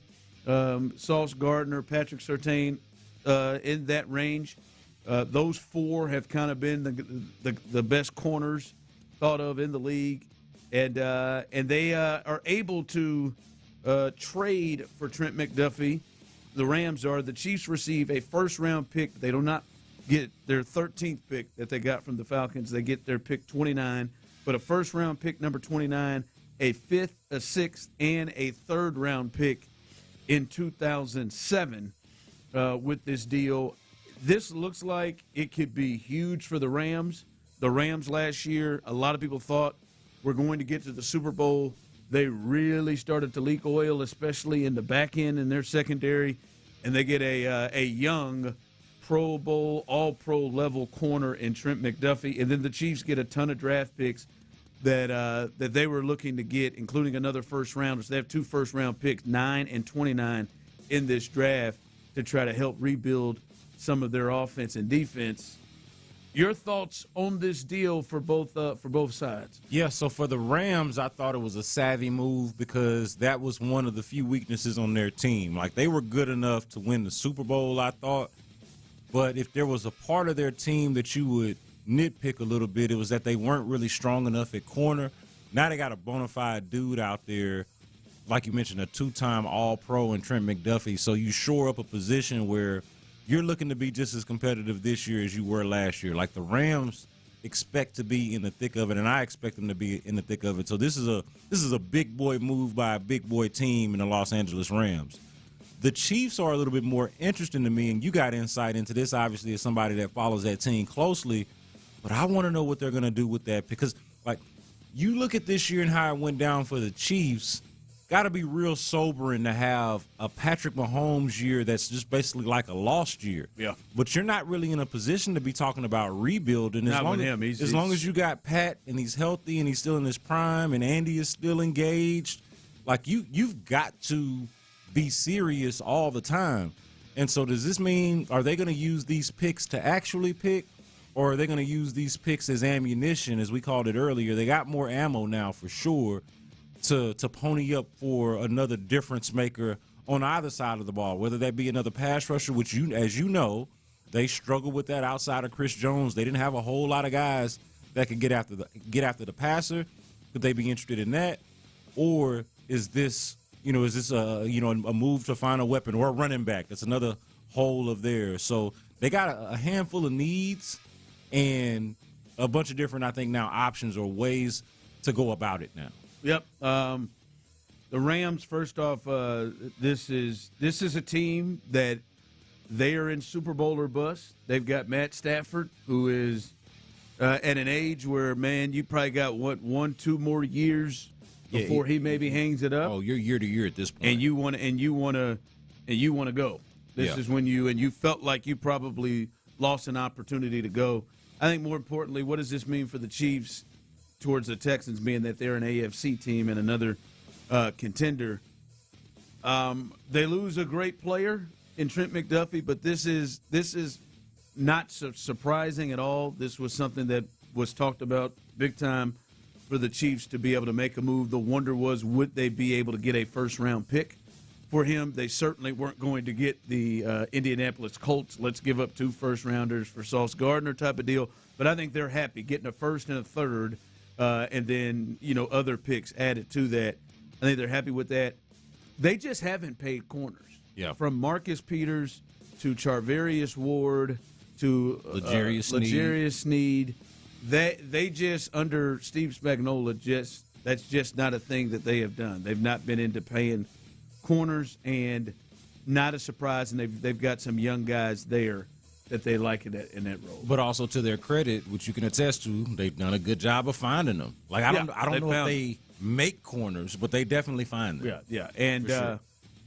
So I think their focus is pass rush and running back, and I think that's probably out there for them, and just to build up their roster as well. And I think these draft picks will build up their roster. But interesting, big-time deal, boy. You just generally don't see 25-year-old, 2-time All-Pros that are corners, which is arguably one of the hardest positions to find in football, go on the trading block. But Trent McDuffie, he's a Ram now. Bundle Rooski. 5 o'clock fire. All right, let's take a look at a team that made a move that I wonder for you, does this affect the Texans in your mind? And that is the Chargers. They released Mekhi Becton in what is described as a cost-cutting move. And by the way, this is a team whose offensive line they had problems with big time too. Now, some of it is just really injury-based, but Mekhi Becton was somebody that they brought in too that they thought would be a big play after he won a Super Bowl with the Eagles. But they plan to release the guard, and that move is going to save them nearly $10 million salary cap. Now, he is a guard that got a big payday after his time in Philly. Is this somebody that fits into the make sense realm? Is this somebody that would get you for the Texans to bring in? Makes sense for sure, but also lower on my wish list, if you will. Lower on my priority list in terms of guys that you could go out there and target. We've heard about the Wyatt Teller rumors that have been out there, the Browns lineman. Heard Aaron Wilson of KPRC put out there that there's mutual interest in that. Connor McGovern. I've been the guy that's been beating the table for Isaac Seumalo from the Pittsburgh Steelers.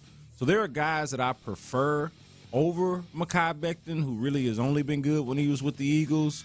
But certainly he would make sense and would be, I think, an upgrade from what they've got going right now or what they've had going in the past. So I would not be mad if we looked up by training camp and, or OTAs and Mekhi Becton is slated to be one of the guards on this team, I wouldn't hate it.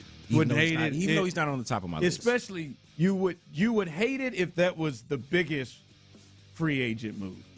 Yeah, it can't be like if that was if it was Mekhi Becton and then they went draft. Yeah, it can't be rookie Jake Andrews, Mekhi Becton, and Trent Brown, or Blake Fisher, or just some throwaway at tackle. Like it's got to be Mekhi Becton and a center and a right tackle and a left guard. It's got to. I've been saying this now ever since they made the Titus Howard move. They got to go get two guys. They got to get two dudes. I thought they could have gotten away with getting one and then addressing the rest of it along the margins when it was just 3 spots they were trying to fill. Now that it's 2, feels like you got to get more than that. Yeah, the 2 guards that left Cleveland would fit, to me, Wyatt Teller and Joe Bitonio. Yeah. I'm probably saying that wrong. Bitonio. Bitonio. Those 2 guys, I think, would kind of fit thoughts more than Mekhi Becton. Mekhi Becton, I thought, really was able to look good with those around him and the Philadelphia culture and what they wanted to do. He's sitting between Lane Johnson and I don't even know, maybe he was there with Jason Kelce for a year, but then the other center, maybe he was there before that year with Jason Kelce. But he Jason Kelce wasn't there for the Super Bowl. No, for the Super Bowl the year before maybe. But I think that was helped out by that offensive line. And they had Jeff Stoutman as well, one of the best O-line coaches, right. So yeah, and then it looked a lot different with the Chargers when they had so many injuries. They thought they'd have, bookend tackles as well, but did not. So Mekhi Becton, another one of those interior offensive linemen.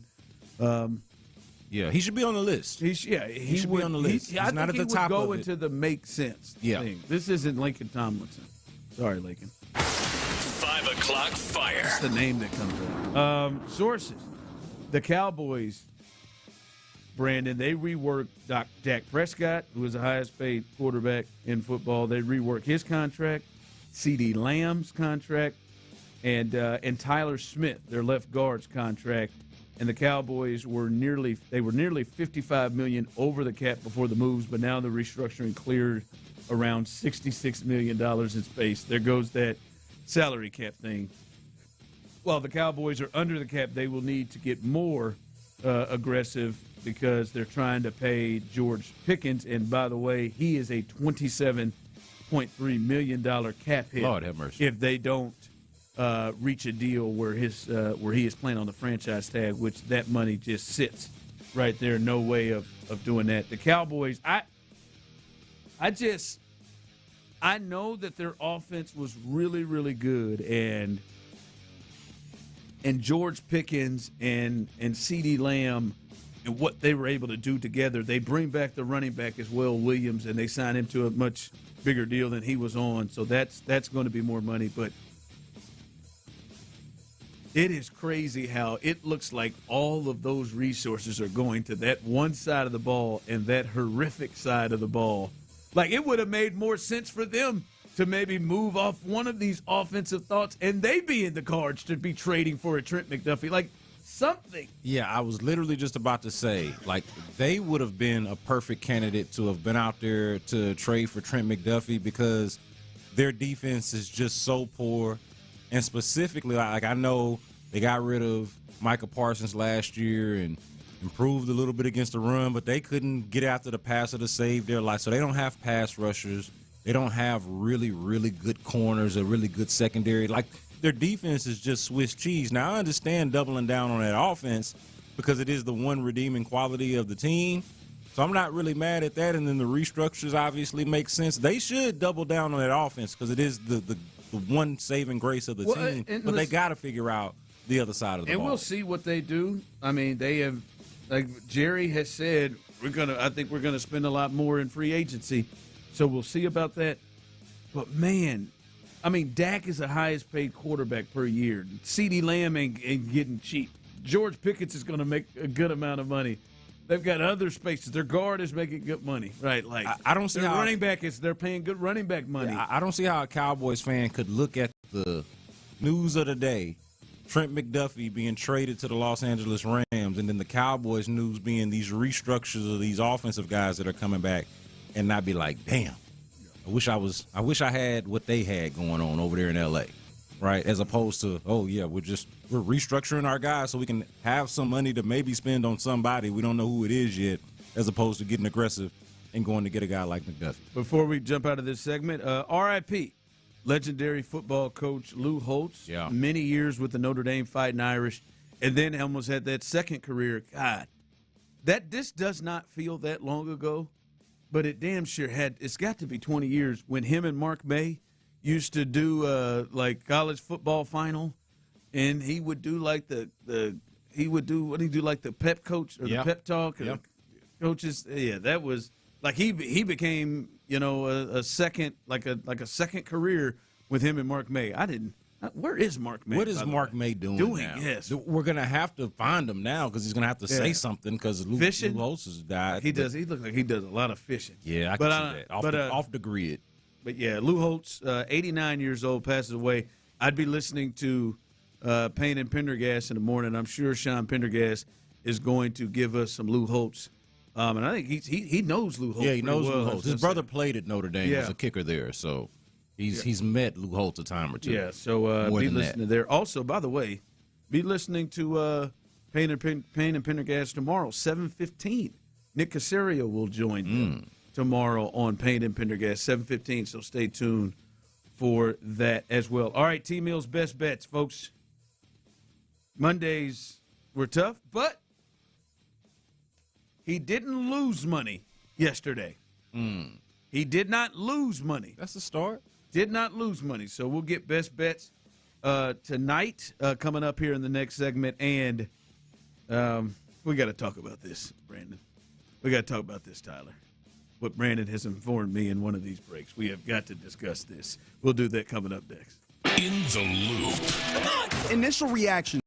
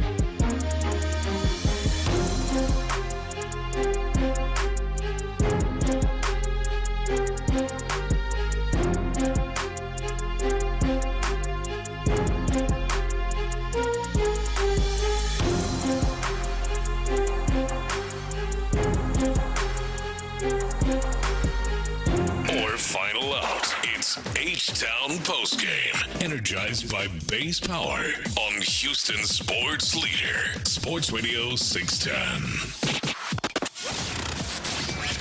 The Drive is powered by Mokaram Injury Lawyers.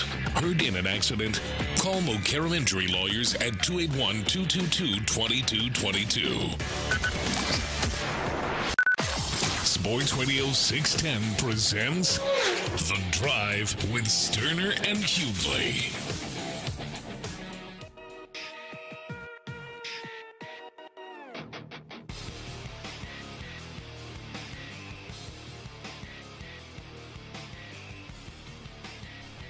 T-Mill's Best Bets coming up here in just a moment. 2 for 4 last night. 2 for 4. 50% ain't bad. Last night. Yeah, but whenever you were 1 for 4 the night before. Yeah, you're still behind. We're 3 days in. No profit. The way Cade Cunningham was shooting last night, you weren't in good shape. No lie. Yeah, good for you. No, it wasn't good for me. It's better than over. Yeah, I guess we want to be optimistic, Trying which I'm trying to do lately. 3 for 8 on the week. 38%. 3 for 8. Hey, just got to on keep the betting. week. Keep Wednesday. Shoot or shoot, dog. Shoot or shoot. Tyler definitely keeps shooting. I will not take that from him. Oh, and he shoots more when this happened. Mm-hmm. Okay. Scared money don't make money. All right. Now he's going back. He's going back to safe zones with Drew Holiday on here. I see this. So coming up in just a bit, T-Mill's Best Bet. Yeah, Jared Allen did come through for us. He was one of those two. We knew that. Yeah, he was sitting at a solid 8 points. I knew you were good. 17.5. Hell, I almost jumped on that. Just thought, well, James, slow down. James will get him about 11 dunks. He will. That's the only concern. He definitely will. Yeah. All right, so that's coming up here in just a bit. And, Tyler, we've got to discuss this because this man leaned over to me in a break, Tyler, and said, man, dude, I'm really getting into this hockey. Like me some puck? I said, what? Like me some puck now, yeah, man. I'm watching this hockey. I've been watching it every night. I can't identify. And I look over here, and he's looking up. He's got it up here. Trying to see what the slate is tonight. And he's got Red Wings and Golden Knights is what he's looking up. And I said, oh, you're serious? Detroit and Vegas, great matchup. Yeah, how about that? Like he did not. That was fully the only know, issue. Yeah, he did not fully know who the Golden Knights were. Yeah, I'm still figuring out who all the teams are. What in the hell got you here? Man, I got up. I was excited just as a casual, not even a casual, for USA Hockey for did the this USA to you? Hockey Oh final. my God! Because of the pageantry, because they hadn't won in 46 years or whatever it had been, and I didn't have nothing to do that Sunday morning. I'm like, you know what? I'm gonna get up and I'm gonna watch this whole thing. I watched pregame. I watched the Wayne Gretzky interview that he did with Mike Tirico. And then every single minute of that game. Get out of here, man. And, bruh, it was compelling. It was really good. And I was like, man, I don't think I realized what I've been missing. I haven't really just sat down to appreciate how good hockey actually is. The Wayne Gretzky minute got you. Well, I was already in for that part. I was going to watch this game no matter what, right? Whether I liked it or whether I was going to watch hockey again after the fact or not. But the game itself, Hellebuyck and the goaltending performance that he had, like he's got names too. All of Connor Hellebuyck, man, he's a household name. First stand lads. Hey, Gretzky still around? Matt Boley or whatever his name was with that first goal. Did y'all see how he did with the puck? Like he did some kind of like sorcery stuff with the puck. And I was like, is that normal? Do they just do this type of thing in hockey? Is it like the cowboy on Mighty Ducks when he would like flip it up and do some stuff? Hey, dude, leave I Dwayne. Can't remember his name. Leave Dwayne Robertson out of this. Hey, Austin, I loved Texas. it. Hey, I'm telling you, man, this had me enthralled. I was on the edge of my seat watching this, and I committed right then and there. I was like, you know what? So it made you want to go watch Lightning Jets? I don't know. Yes. Yes. You watch whoever that, the said, Jets I'll be are. damn, I'm going to go watch the Penguins and the Flyers. Yes. Were the Islanders in action? The Islanders, and I started finding out who people play for. I was like, oh, there's Jack Hughes playing for the New York for the New York Islanders. I think that's Creighton's team. Yeah, so I'm like, oh man, I'm finding it. I was like, oh, Hallebuck plays for Winnipeg. That's the Jets, by the way. The USA hero actually plays for a Canadian team. I didn't know it. So yeah, man, I got into it. I am not a fully fledged puck head just yet because, like you just mentioned, I didn't know who the Golden Knights were. Is there a team you're enjoying, or you're just enjoying it all? I'm deciding between. You got to pick a team. This is fun. You got to get you a team. I got two teams that I've narrowed it down to. One of them is the St. Louis Blues because the only guy that I knew that liked hockey was a big Blues fan, and so he would force feed Blues stuff on me. This was over like 15 years ago. One of the originals, Brett Hall. Shout out to you. See, I don't know who that is, but then also, yes, you do. But then also, the Seattle Kraken feels like the right team for me because they're new to the NHL. No, I'm new to hockey. No, let it out. Let it out. Also, let it out. Now, they got the only brother that's calling games. Only one. There it is. Their play-by-play guy relatability is a black man, and he's the only one of us that's doing that in the NHL. So I'm like, hey, new to hockey. The only brother that I can listen to on a night-to-night basis. Now, the only issue is, of course, if you're going to follow a team on the West Coast, I got to be watching these 9 o'clock puck starts. What do you call it when you drop the puck?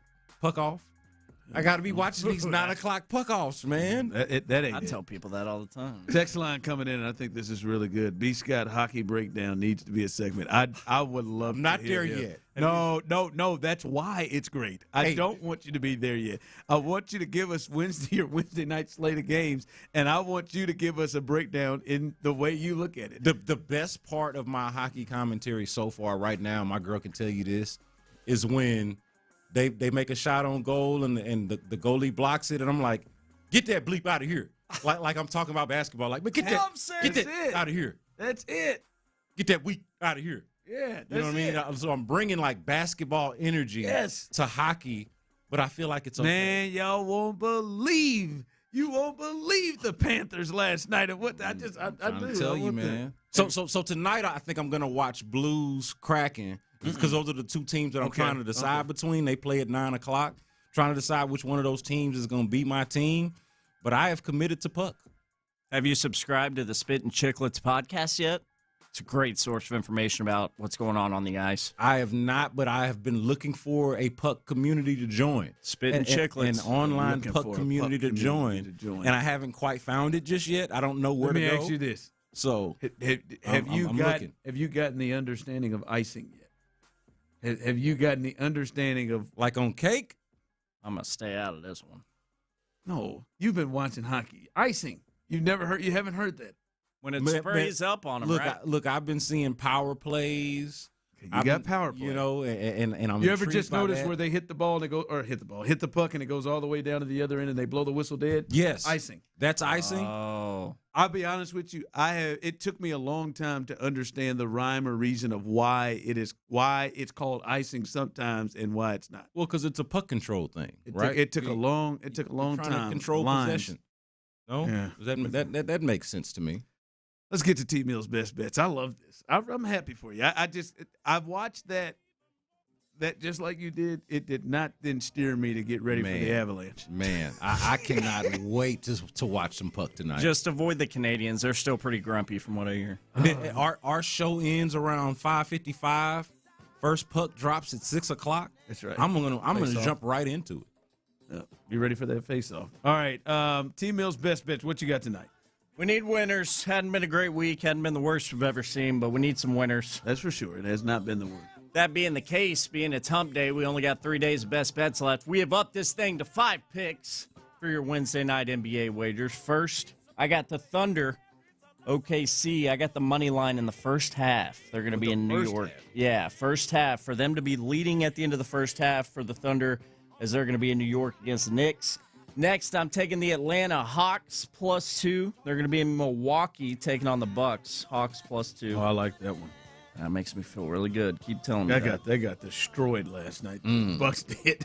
Yeah. With Giannis getting 19-11. Yeah, that was one of the bets I didn't hit. Sons of bitches. Hornets at Celtics this evening. I'm on the over in this game, which I got locked in at 214.5 points. I like anything, give or take a point or two. with that total to go over. This is a league pass game for me that might get me to cheat on puck tonight. Yeah, this is a fun one, right? Yeah.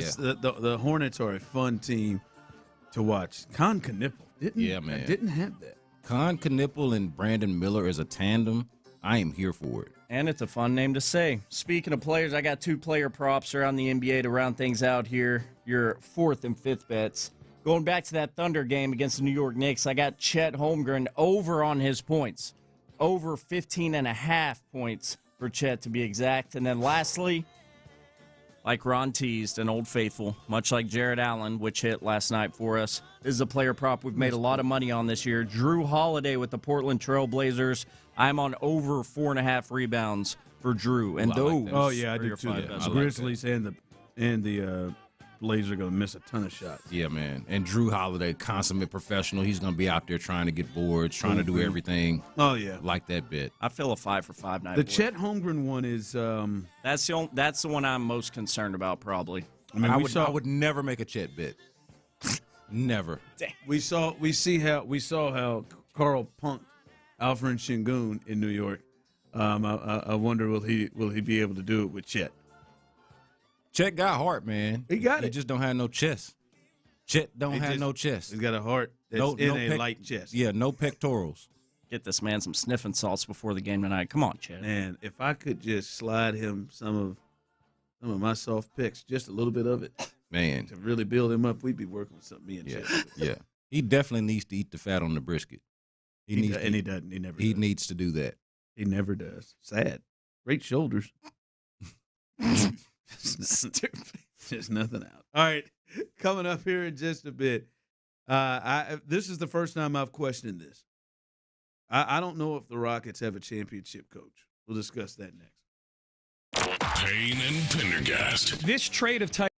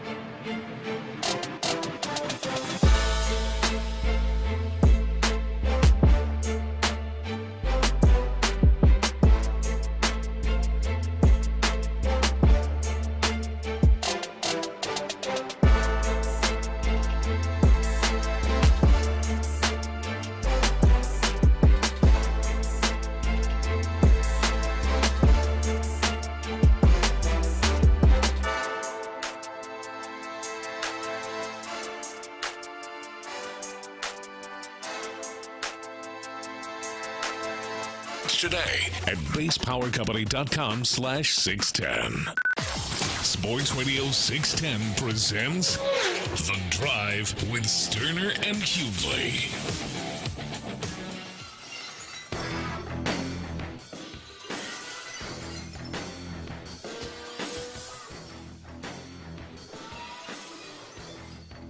I can't believe that worked.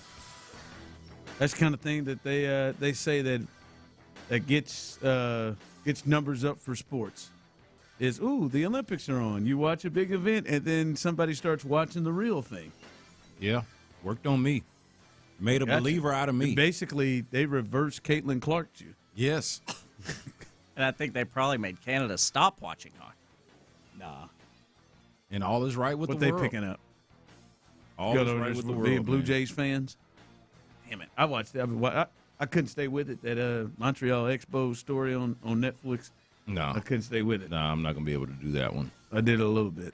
I did watch the ABA doc. It's really good. Is it? Hadn't seen it. Soul Power on Prime. Really, really good on the ABA history if you're into that kind of thing. Had not seen that one. But for right now, I'm a puckhead. And to all the people in the YouTube chat that are pointing out that the Kraken and the Blues are not any good, wouldn't that make me an authentic fan?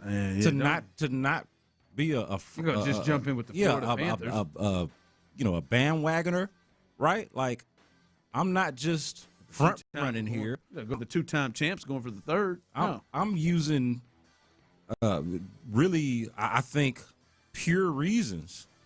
Right, like I find it commendable. Hey, man, I'm just shocked. I got a black announcer in Seattle. I want to go follow him. There's shocked. My team. I'm just shocked that getting up that morning.